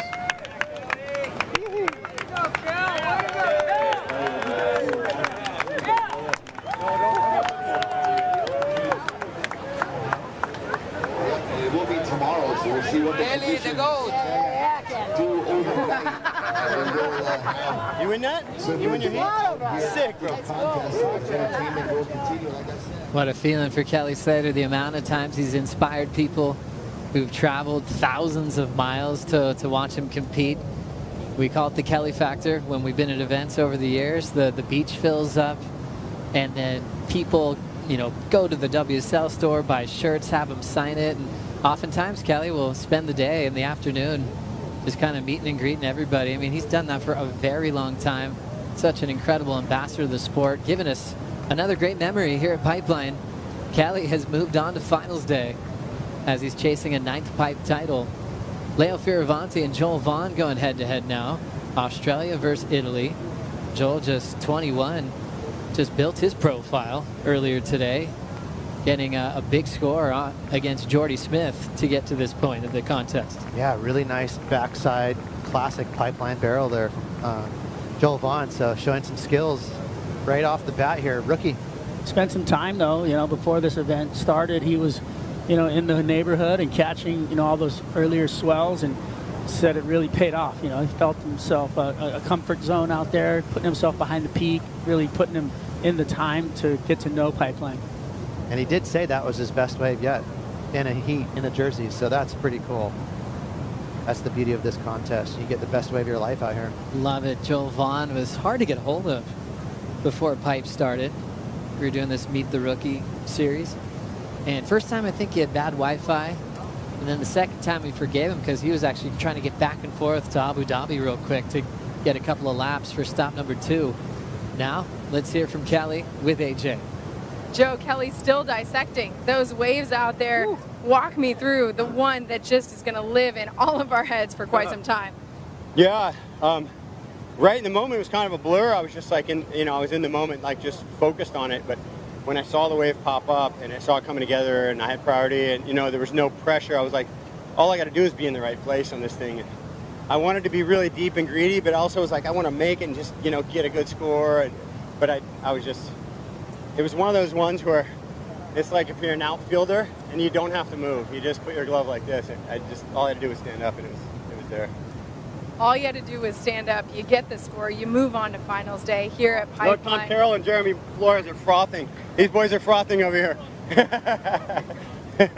What does it mean to you to see guys like Tom and Jeremy rooting you on, still doing it at the highest level right here, right now? I love it, because I feel like this is my team, you know? Like, Tom was before me and Jeremy was after me, and we traveled the world together, and these are like my brothers, so that's the best, you know? Just to see the like when you see, like people go, oh, good job, you know, but when you see the stoke on your friend's face, there's nothing that replaces that. A lot of us feeling very stoked just getting a chance to watch you here today. What does a day like this mean to you, to have here at Pipeline massive crowds on the beach and still showcasing everything you can? It means retirement's great. It's just the best. I mean, to get a chance, you know, to be off tour, but get a wild card and be in this, it's really means the world to me. And, you know, there's still a part of me just being out there that I actually am like, I don't even know if I want to compete, you know, but at Pipe or somewhere where the waves are going to be really good, where I feel like I can perform at my peak, then it feels good. But, you know, it's definitely a part of me that's just, I'm so obsessed with my baby and learn how to be a dad, you know. Thanks, Kelly. Thanks. You're good. Beautiful emotion coming out of Kelly Slater, coming from deep, and I think it kind of snuck up on him when he started thinking about his baby boy. Yeah, shout out to Kalani, Kelly's partner, and Tao. This is his young baby boy. Beautiful little redhead kid. He's such a cute baby. He's always got a huge smile. And so, yeah, wrapped around the finger right there, Kelly, all day long, is just staring at his kid. He's starstruck. He was like psyching on how much weight he had gained too. He's a little lunker. Tao. He's gaining some weight. He's getting all strong and big, and he's so alert and like looking around. It's just, you know, when you're a dad and you're right there with it, it's just the best thing in the world. You could see the emotion. Yeah, these grizzly vets. Yeah. Legends. 50-something-year-old frother still killing it. Nobody. Two boys loving it, Tommy Carroll and Jeremy Flores, as it's still just guttering out front. Is that Leonardo? It was Leo. That was a 10 if he came out. It was so close. That was insane. I thought he was going to jump right through that, and it looks like a little bit of the back foot coming off the bottom, kind of. Oof. I mean, you're so deep. Typically what happens when you're that deep is the floor drops out and you just drop through. Really amazing wave there. Now more action on the right of back door. Kanoa Igarashi has some travel time, spits, and unable to find the exit with the lip landing on his head. A lot of risk in that. I mean, we see it, you know, going for scores. In a free surf, you're not really going to see people trying to get the lip on the head to make it for the judges. And right now, there's a lot of the sand's gone over there at back door. So they're coming out of the barrel, not only taking all that water on the head and the chest, but that thing's pushing them right onto the meat grinder. Yeah, it's shallow. And yeah, good point, Joe. You got to do what you got to do to get a score out here. They're not just surfing for fun. They are competing. And those doggy door exits are really tricky. A lot of times you can get pushed over. It's tough on the lumbar. You know, you can get slammed. This is going to be an interesting one because you've got Kanoa over there getting the ski first, but looks like Leo's got another one coming. But he caught the wave before Kanoa. He's going to get out there second. Yeah, definitely would go to Kanoa first in the priority heat. Leo in the non-priority heat. Get picked up right there on the Red Bull ski. And right back into action. Leo still has a ton of time. Over 31 minutes on the clock. Whenever he takes a wipeout, it's just hard for me not to think about the wipeout he had in the Vulcan Pipe Pro years ago where he broke his back. Such a scary time, you know, for his whole family. You know, Stephen Bell, his mom were getting on flights, you know, that night to come over here to Hawaii, and it took a long time for Leo to get back. And he's just feeling normal again. Just to even get going in a free surf, he'd have to wake up like 2 hours before his friends because he had a serious program of stretching and healing that he had to go through. And then the next hurdle, get back out on pipe on a similar type of day, and he was able to handle that. Yeah, he's tough. He's a real tough kid. He's not afraid to work hard. He trains really hard. He's very serious. He's such a pro athlete. And so it takes that kind of person to fight back from a serious injury like that, especially at a young age, Joe. Yeah, he's gone through a lot. The success he had with the wild card call-ups, kind of like George Pitar last year. We had to make the quarters and even upset Kelly in France, and then he would just end up not having the same type of luck when he qualified full-time. But definitely turning in the whole package as far as barrel riding, charging. He's got a great air game as well. still wide open in the heat with Leo and Joel Vaughn at the moment. George Pitar in the mix, 8.66. Been really fun to get to know George, you know, over the last couple of years with those wild card call-ups. Strider, I mean, really solid rail game, but what else stands out when you watch George compete? Well, I'm just happy to see him kind of trying to, you know, get some bombs out here, really. I mean, because we have seen that big rail game like at Margaret River and seeing him surf so well, but the putting your head down and commitment and getting the time in out here. These are all just learning curves, right? So the more you do it, the better you're going to get at it. Had a close decision that didn't go his way over at Winky Pop during Bells, and I think the internet went wild. There was a storm, and you know, talking to George right after, and he didn't kind of get caught up in that storm. He's like, no, actually, I think Ethan got me. You know, and he, all of a sudden, just the level of the emotion on the internet just went. Phew, it just like kind of popped, and he just was like, yeah, no, I looked at it. I just thought that was such a mature way to handle it. It was. Yeah, most Groms would get really fired up and get sassy, but he was very mellow about it. And I was on his team. I thought he actually won that heat. It was really close. Could be a good wave here. Priority with George. George also throws the best personal pan pizza on tour. That guy's style. You ever see his style? He does that. We always say that, and, you know, it's a slang for this little forehand snap when you get the right arm straight and the left arm goes up. Looks like you're tossing a pizza dough in the air. I know it's weird. Just stay with me. But we've always called it, for years, Strider knows, we've always called it pizza toss. And that guy, not only does he do the pizza toss, but he flips his right hand over, and it looks like he's serving a cocktail. This is a very stylish, kind of intricate style here from Brother George. I love the breakdown. It's true. It's late in the afternoon. I'm sorry. No, but cocktails and pizza. We're going to be okay. You actually are referencing his form and technique as we look at Leo Fioravanti trying to punch free from the exit. Shows his excitement for getting the make. His back's working. Yeah, he's looking solid. He actually fell in love with his workout program during that 2020 year off season. Got a spot in Australia. I believe it was near Byron Bay. Made sure he has some gym equipment. Rule was stay inside, and so he just threw some weights around. I think he's the fittest guy on tour. He is unbelievably strong. His legs are just like trunks, and he is just ripped. And I don't think, you know, there's a lot of credit being paid off to it, but he is really an athlete like you guys talked about earlier, and he's 100% probably the fittest guy on tour. That's a big call. I think he is. Italo, that guy has got like 2% body fat. I think Italo is definitely strong and in the gym every single day, but I feel like... just wanted to throw that out there. So. Yeah, you know. Keep you on your toes. Have like a squat challenge with those two, Leo and Italo. Italo would be close for sure. I think Leo's going to win. Good time to check out the WSL store. You can go to WSLstore.com. Grab Leo's jersey. Joel's got a new number, 68, since he's a rookie on tour. There's posters, all the Pipe Pro merch that you can get as well. A lot of the shirts brought to you by Florence and Vissla coming together to give you a one-of-a-kind 2025 Lexus Pipe Pro presented by YETI. T-shirt, sweatshirt, there's hats, YETI water bottles. Spend some time on that store. Hook up your friends. Also a good WSL calendar, so you can remember when all your favorite stops are starting and ending as we go back to the wave for Fioravanti, Ross. Yeah, again, we were just talking about that side door exit there, very tricky, and he had to sort of wear it on his back, but it paid off with a keeper score for Leo. What was it, 6.33? So sometimes it's not all peaches and cream out here. You got to work for those scores. See those legs? He held on to that one.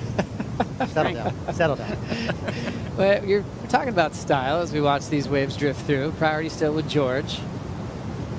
And paddling hard for this one. Locking in, pulling up and under. Traveling for a bit. George Pitar was able to identify a wave that he could make. 8.66, though, is what he's looking for. 5 minutes to go. It's going to be a twofer. He definitely needs another score, but that's going to help him getting rid of the 5.17, I believe. That should help cut down the score a little bit. Right now hitting the 5-minute mark. George trying to keep his rookie debut alive here at Pipeline. Growing up competing with Joel Vaughn. So these two are in the water in different heats. but probably provided the most motivation for each other last year on the Challenger Series. Joel got to see George qualify at Sakuraba before Joel got the official word he was on. He said how cool that was to see his friend accomplish the goal, and then he was able to celebrate later on that day. Went to the Pacifico fan picks, majority going with the former runner-up at Pipe, Kanoa Igarashi, to win this one over George, 69%. Solid. And Kanoa, you know, with the inspiration talk there, Kanoa and Leo Fioravanti, you know, those guys inspired each other, you know, coming on tour as well. So pretty good to see a couple of buddies in the water. Yeah, they've got support on either side. Watching this from George, Ross, what'd you see? Really nice drop. Kind of went over the elbow right there and got airborne just for like a half a second, and then settled in nicely with that classic grab rail technique on the backhand. I think it's going to be better than the 5.1, so that should help him a little bit here, but he's got a tough man to close out this heat. Kanoa, one of the feistiest competitors on tour. He will be worn like a wet blanket. Kanoa's going to stick to him. Talking about style before and the pizza toss, you know, when it comes to turns for George. And it's interesting of who you emulate, you know, when you're growing up surfing, and you kind of want to model your style, you know, usually by your heroes. You know, for Ross, who are you trying to copy when you're coming up? Tom Curran, 100%. We all did. We were all just a bunch of Tom Curran groupies, and Potts too. Potts was really fun. As we look at a fun wave popping up and almost poking the nose, but pulling up and under. Leonardo Fioravanti coming out behind the spin. You know, a smaller wave compared to what's been out there for today's standards. When you're coming out after the spit, you know, you're deep as you could be. Leo feeling it to improve on a 187 was. Yeah, you know, that it's funny because some of those little mistakes can slow you down enough, and they turn into favors for you. And as you saw on that wave where he dropped in and almost purled, and then it slowed him down just enough where he was really deep and had no choice but to set the rail and, you know, try to push through that, and his skill came through. Comes flying out the end. Here we go. We get to see it. Improvised. Right there's a little buckle, and he drags the front knee for a second too. So showing some skill there and being relaxed in the barrel. Just a small one, but that had the shape, didn't it, guys? A nice square barrel for a small wave. A lot of people out there on the internet would be like, I'd love to have that barrel right now. The importance of being relaxed in the barrel, Ross, where do you go from there? Yeah, because if you get too tight and too scared, you can get real stiff, and that's when you get clipped. You know, if you're not a little more jello-y and let the knees fold in, let the elbows fold in, then you can mold yourself to the shape of the barrel. If you get too scarecrowy, you'll get clipped and pushed over the falls. Yeah, we saw you do that work pretty closely with Tatiana Weston Webb with her approach inside the tube. And you think about these world-class surfers on the tour, they're obviously incredibly talented and they've earned their way here. How hard is it to make those changes stylistically when you're already a top pro and everything's kind of ingrained in you with muscle memory? It's so tough because it's a 2-for-1. Like the first thing is mental. You know, you have to get over the fear of pulling in over shallow reef, and that's a huge part of it. That kind of bleeds into the technique, which is the second part. That's when surfers start realizing, okay, I actually need to start surfing inside the barrel. It doesn't all just stop at taking off. You need to surf inside the barrel. 1:15 on the clock. Kanoa still leading in the priority heat, but forced to straighten out this time.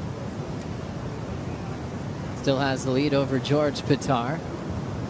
And George, who needs a 7.04, locking in on the forehand and looking to get blown out of the pit. You saw Jake Patterson Looked like there. Joel Vaughn getting started. Sorry, Joe. You saw Jake Patterson there under the umbrella. He's a coach on tour here, raising his hands. He was a little confused that Kanoa didn't pull into that barrel. I was too. It looked like it might have been makeable. So Kanoa maybe just thinking, I don't need to risk it right now. I've got George on the ropes. But yeah, there looked like maybe an opening there. It was pretty fast though. Jake the Snake Patterson. Yeah, he has some words right now. He's so classy. He needs to be mic'd up at all times. If Pitar gets a wave, it's definitely going to be the mistake. Scooping up, late takeoff, stopping it is George Pitar. Getting blown out at the end. Will Kanoa pay for that? 7.04, guys. It's a pretty solid score. Was he deep enough? That's the question. Did get the air underneath his board and had to control it. They have lots of numbers to compare it to, Joe. 7.3 from Kanoa. That's right there in the neighborhood. So if the judges want to, they can look back at that pair. See if he gets enough points to pass Kanoa Igarashi. And that's why Jake was so angry. You know, he was wanting Kanoa to pull into there to take the control out of this man's hands, but it was deep, it was late, and he had a nice stall as well. So he showed some poise inside the barrel, had commitment on the drop, but I know what you're saying, Strider. It was kind of quick. I saw the board the whole time, and now it's the only thing that draws me back from the score. But there was a late drop, the technique was there, and then he went into a stall. So I did see the front of the board a little bit. I think it might think back to Kanoa's 7-3. Was it much better?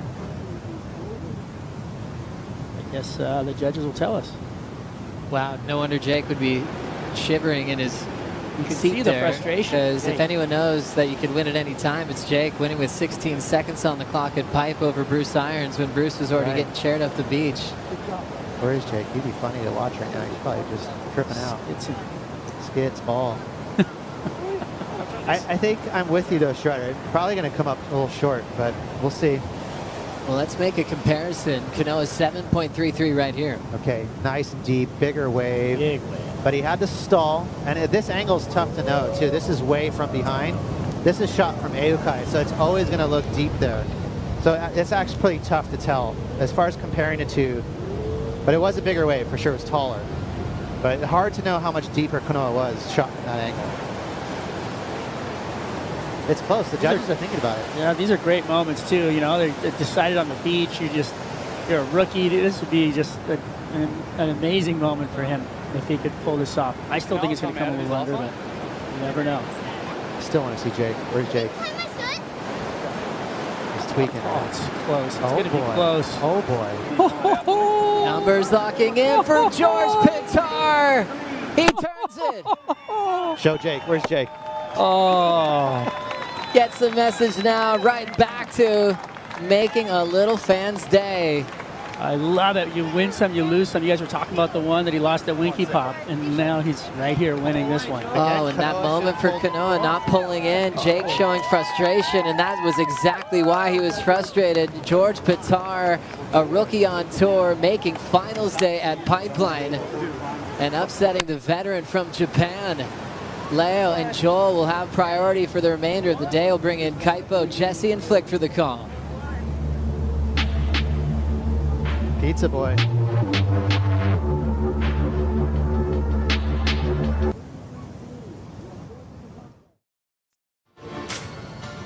It's the World Surf League. It's the Pulse where we get you caught up on all of today's actions. Day number 3 at the Lexus Pipe Pro presented by YETI. There were plenty of spills, plenty of wipeouts, plenty of tolls to be paid here at the Bonsai Pipeline.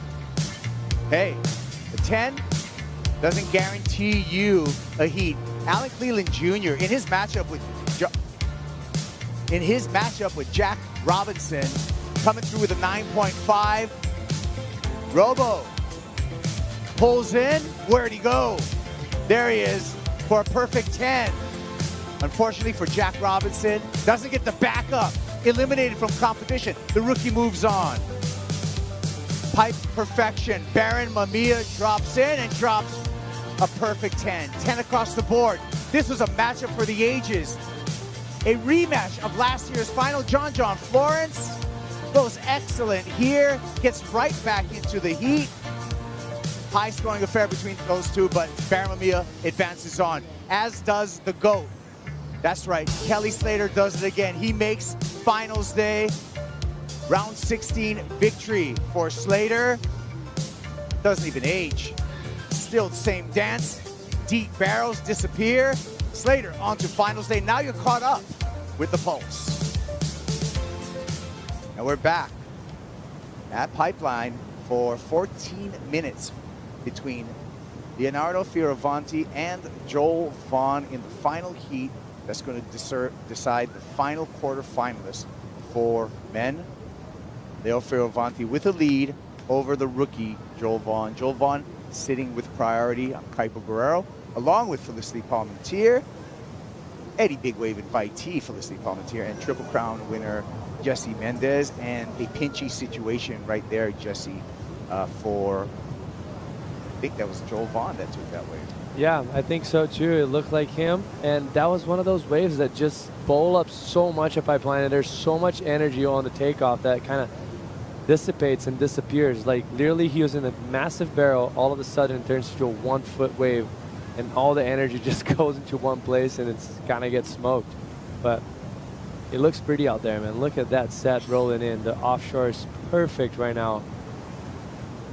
As good as he gets at Pipeline and Backdoor today. That's right. Well, let's take a look at our Pacifico fan picks. And this is what the fans decided.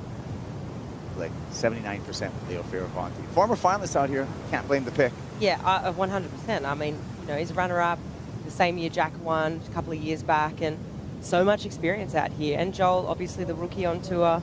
I mean, it's going to be skewed that way, but you know what? I've been so impressed by Joel and what I've seen from his campaign, this event so far. It's been impressive for a rookie, the composure that he's had, and he's put big scores on the board today in these earlier round heat. Yeah, big rookie news. Some outstanding performances by a rookie. We even got a rookie in the quarterfinals last heat, George Pitar, overcoming Kanoa Igarashi as a rookie into the quarterfinal. His first CT. Let's hear from North Shelley's, from Manly's, Joel Vaughn. Oh, I'm sorry, I'm throwing to George Pitar.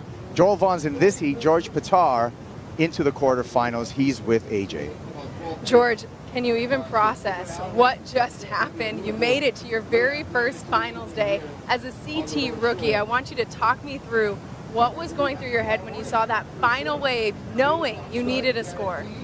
Yeah, I can't even believe I'm standing here right now, to be honest. I was like, that whole heat, I just felt like Kanoa had the rhythm, and I was just like sort of making some bad calls, but I done got a left like a little bit just before the end there, and then I was like, oh, back in it, and then he caught one, and then I was like, it was like 30 seconds to go or whatever, and I don't know, I just saw this backdoor one looming, and I was like, oh, I'm swinging on it no matter what it looks like, and I don't know, I'm just so lucky that it gave me a bit of an exit and ended up being an okay wave, and I don't know, the fact that I'm standing here right now going into tomorrow is ridiculous. It's pretty bad.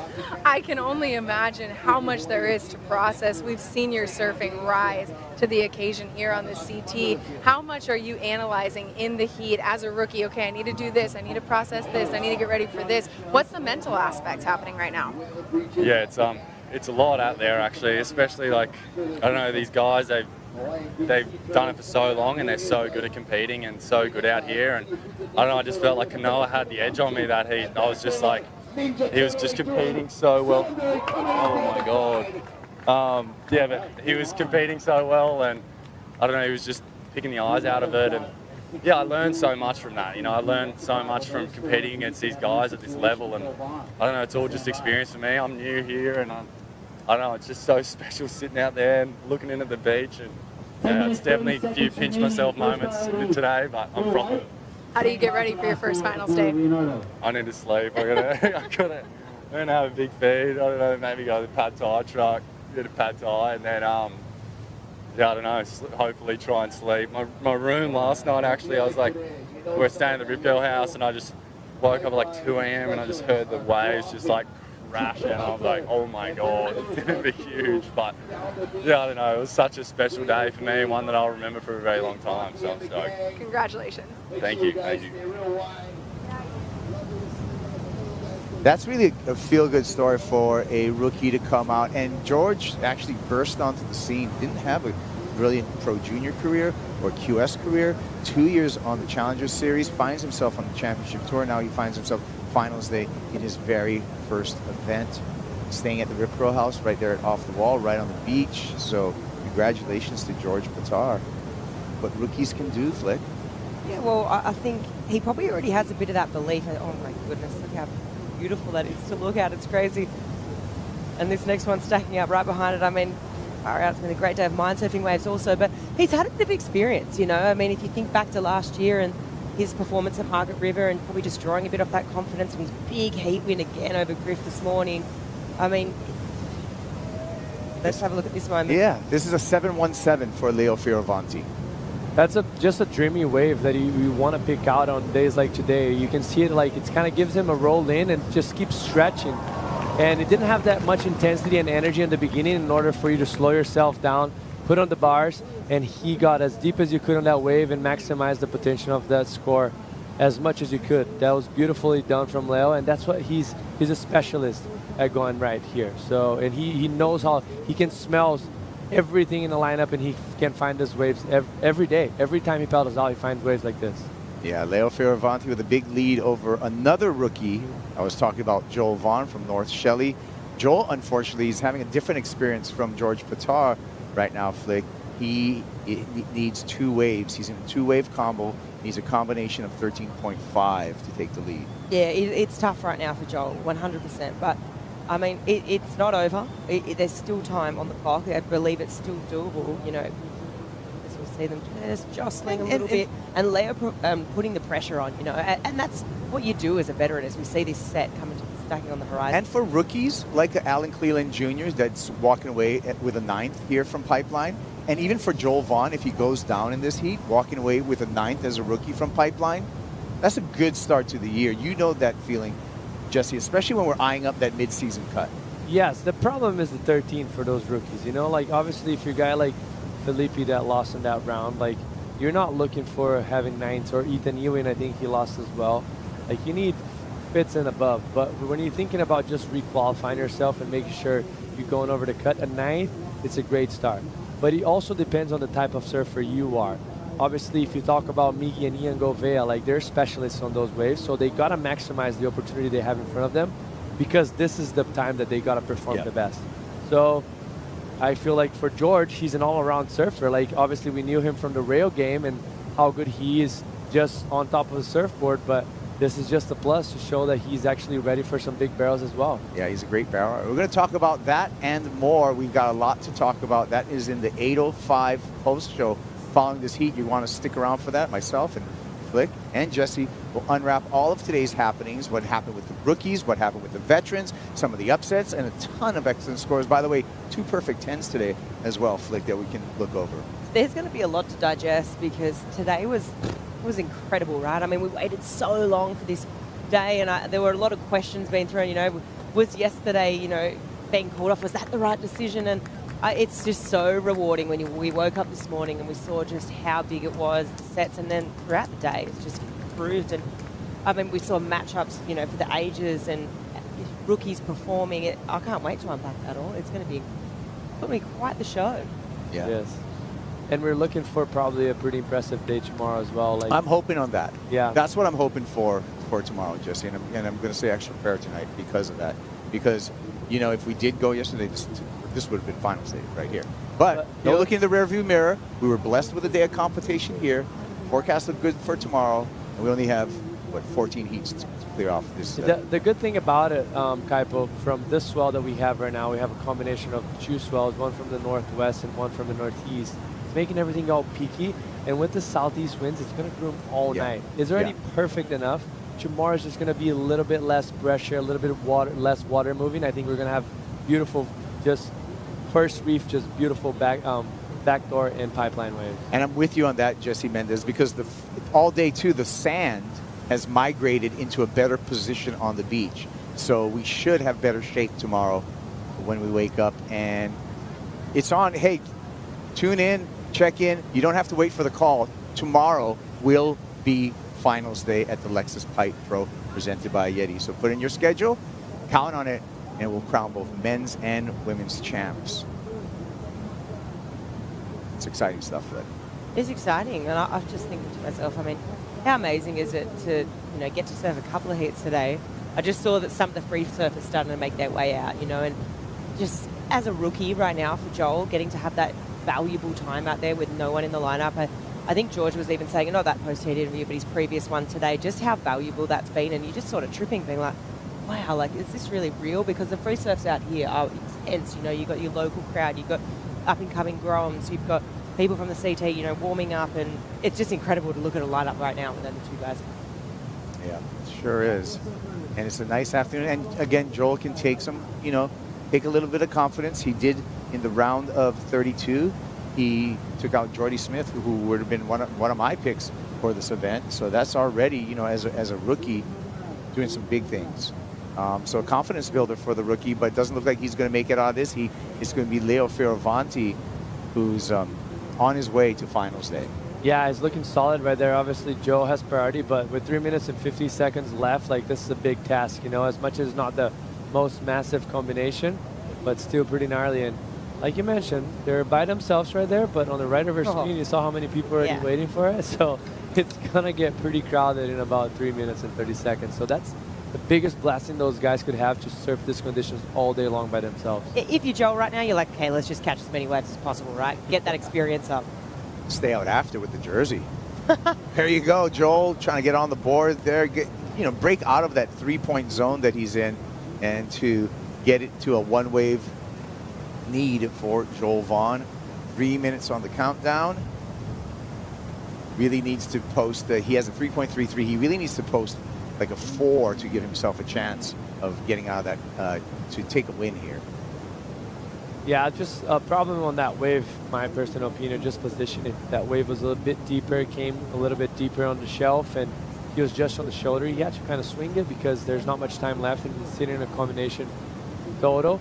But he stalled as much as he could. But when you're not behind, like, this wave has so much energy, it pushes you down the line. Like, you see the best in the world, they're always coming from behind. Speaking of energy, I want to thank Eero for providing energy and Wi-Fi, the fastest Wi-Fi that we've had on site. Thank you, Eero, for keeping us all connected. The speeds have been incredible, and the energy unlimited.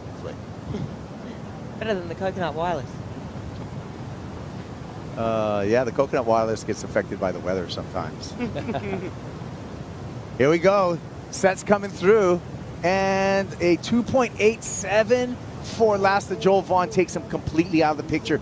He has not gotten this down to a one-wave need, so it will be relinquished and be defeated. That's just how math works. And Leo Fioravanti, the Italian, once again makes another finals day here at Pipe. He's so consistent out here. I mentioned the fact that he's always getting those backdoor waves because it's true. Like, you come here on a good day, if Leo's out, he's going to find his way out there and get good waves, and he's the type of surfer that does that. So not that I'm doing well right now on my fantasy. I've been decimated, but one of my tips was to look at Leo Fioravanti as an aggregate. He was one of the top performers here at Pipeline over fantasy. Backdoor. This one's for the feeling for Joel Vaughn, or maybe just a ride in. And one last slap from Pipeline to Joel Vaughn. Oh, that one is going to punch hard. Done it for quite a while too. I mean, that thing was so heavy, so thick. Look at Leo. He still wants to update at 59 seconds having. That's a competitor. That is a competitor. And also, there's a problem. Like, people freak out and scream even more for wipeout. So he sees a TP wave backdoor, and everyone's screaming on the beach. He's like, oh my gosh, he just got an 8-point ride. You know, right. Like, I'm in trouble right now. Like, I need to get something else. Thanks for that thought process. That's exactly what was going on. He was like, wait a minute. Wow, look at this A-frame, guys. Should we just keep the cameras on for a while? Well, actually, we got the 805 post show.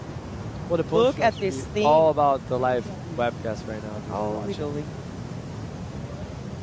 This is one of the best pipelines I've seen in a contest, man. Like, the consistency and how many waves. It's been a really consistent swell, right? And that's been welcomed. And that's enabled us, with all of these overlapping heats, of enough opportunity for all the surfers all day long. And look at the rat pack right now, the free surfers. There they go. They're almost dropping in on Leo right now. It's like, hey, it's done for you.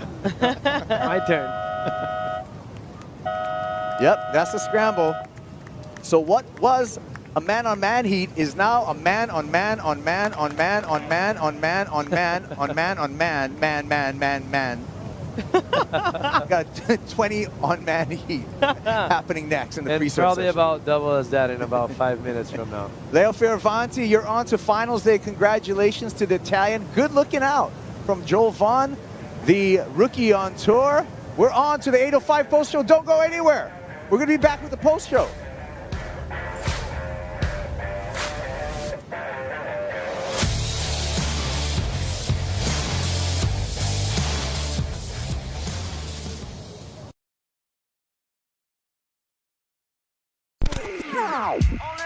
Oh, let me tell you what I feel like that. Oh, let me tell you what I feel like that. Oh, let me tell you what I feel like that. Oh, let me tell you what I feel like. One for the weekend, one for the road. Drop the beat to the rhythm, take it back to the show. Show your love for the people when you come, when you go. Your next generation. This is it, the 805 post show. Buckle up, we got a lot to talk about. Day number 3, Lexus Pipe Pro, presented by YETI. Perfect backdoor and pipeline, big scores, big upsets. Rookies came out, perfect 10s. That's just the start of it right now, okay? But we got a list of things to go through. We actually didn't come up short on it because we have so much to go through. I'm Kuiper Guerrero. This is Felicity Flick Palmentier. That's Jesse Mendez. Flick, what a day. Oh, it was an incredible day. I think when we rocked up this morning, everyone was sort of surprised at how much swell there was. It overperformed and it just kept getting more and more groomed throughout the day. The performances were next level. Some of the matchups were insane. 2 10s. I mean, what more could you ask for? Was worth the wait, Jesse? Oh, definitely. And last night, just looking at the buoys, the charts were like getting pretty big, bigger than we expected, like you mentioned. But the problem was just the sand. And somehow it groomed out and it got beautiful and there's no steps going pipeline and guys were getting 10s and 9s every heat. Yeah. Well, you guys, we have our last finalist established just in the heat before. It's Leo Fioravanti. Bravo, Fioravanti. He's with AJ McCord. And Kaipo just locked himself into his 3rd straight finals day here at Pipeline. How have you found consistency in so many different conditions at this wave?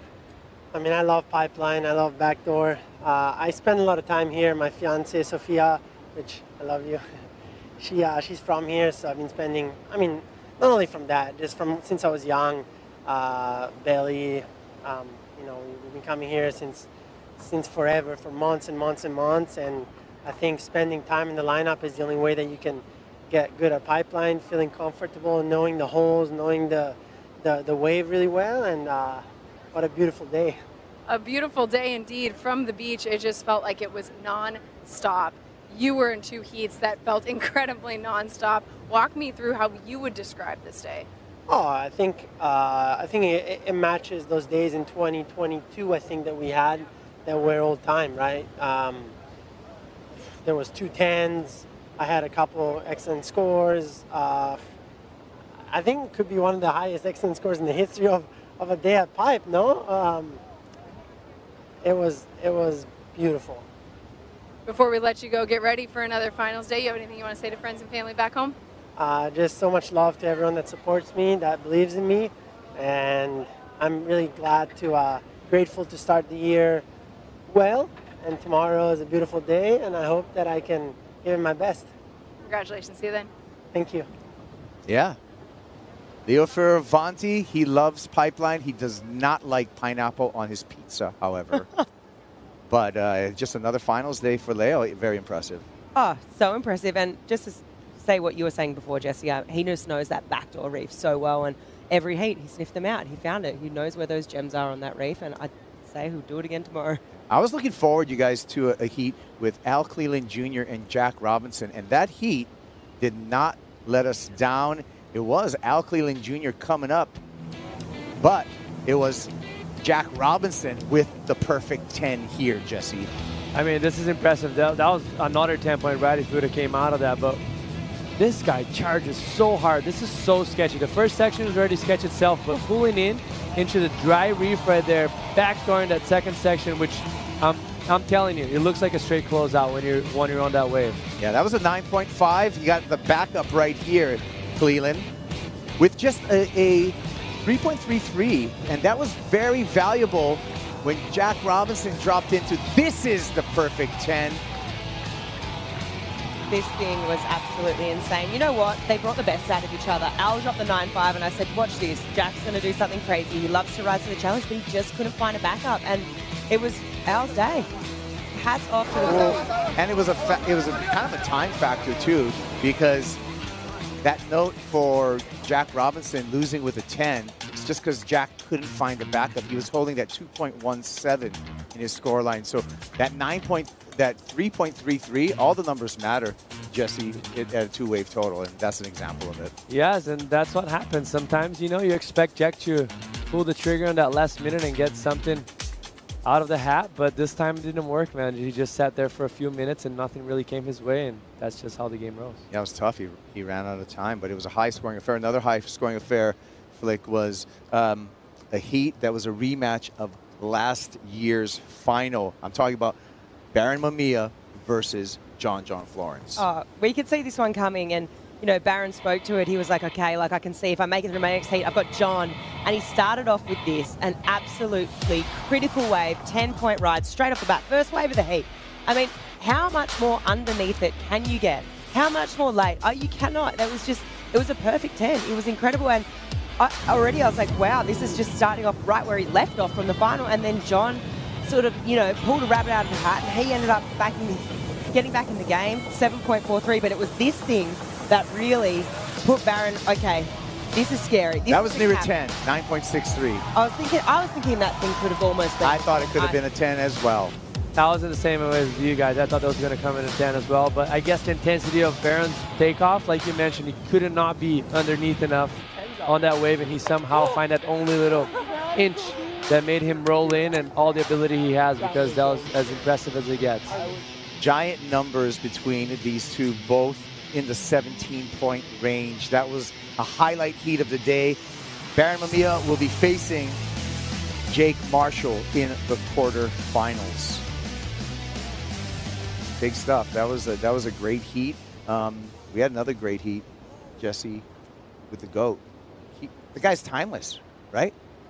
Kelly Slater against Ethan Ewing. That was an incredible heat. He's moving through generations, and he doesn't stop. That's just how he rolls. And he's the one to beat in this event. Now, like, you have John out. Gabriel's not in this event. Obviously, you have Italo, past champion before him, Baron, but he's one of the guys that we got to look out. Mostly tomorrow with those sneaky backdoor waves. It's going to be super fun to watch him.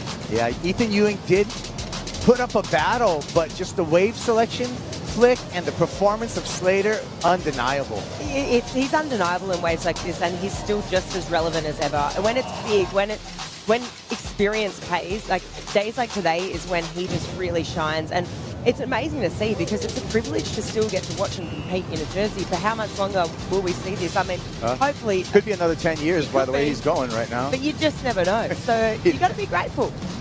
Taking a look at the numbers between these two, and Slater onto the quarterfinals, where Slater will be facing up against Ian Govea. This is how long Kelly Slater's been doing this.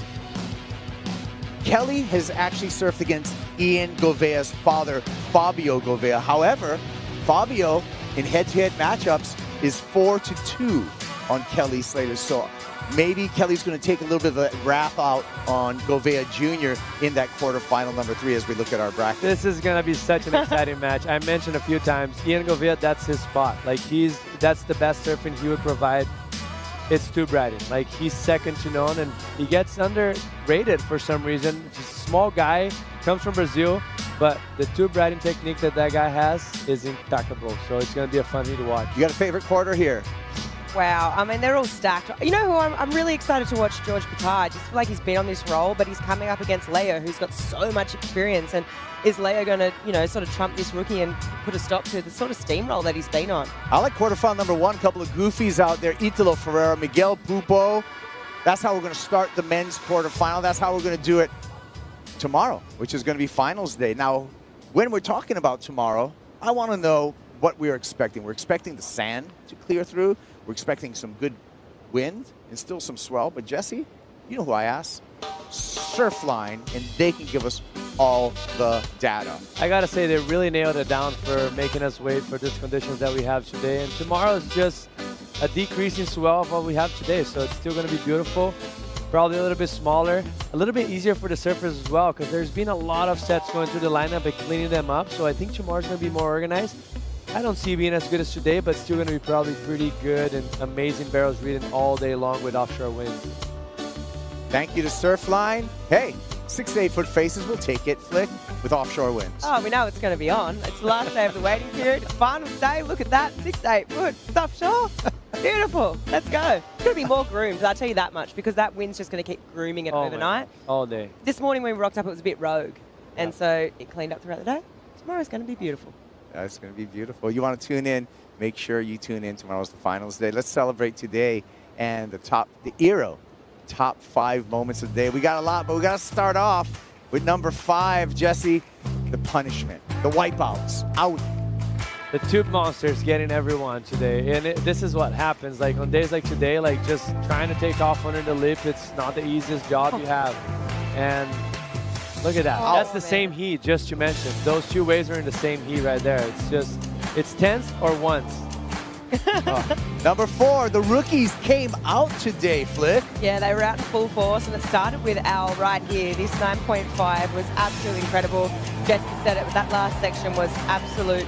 It was as heavy as it gets, and he just put it to the test. And then we obviously saw Joel as well locking in this 8.83. And, there was a lot of chatter, what's Joel's barrel game like? Well, I mean, he shut everyone up today. And the buzzer beater. I know. This thing, absolutely incredible from George Pitar. Just beautiful surfing. Number 3, you talked about it, Jesse. Jan Govea. I mean, this wave itself was so beautiful, but that's not even his best wave. Like, the wave he caught after the 9-point ride was incredible. I was watching it live and he was so deep. Number 2, Flick, it's the GOAT, Kelly Slater. He made finals day yet again. Yeah, he's doing Kelly Slater things. And if there's conditions where he's going to thrive, it's today. And, if I think about, this is his 100th heat win here at Pipe. If I think about tomorrow. He got 2 today, 100th and 100th and 1st. 100th and 100th and 1st.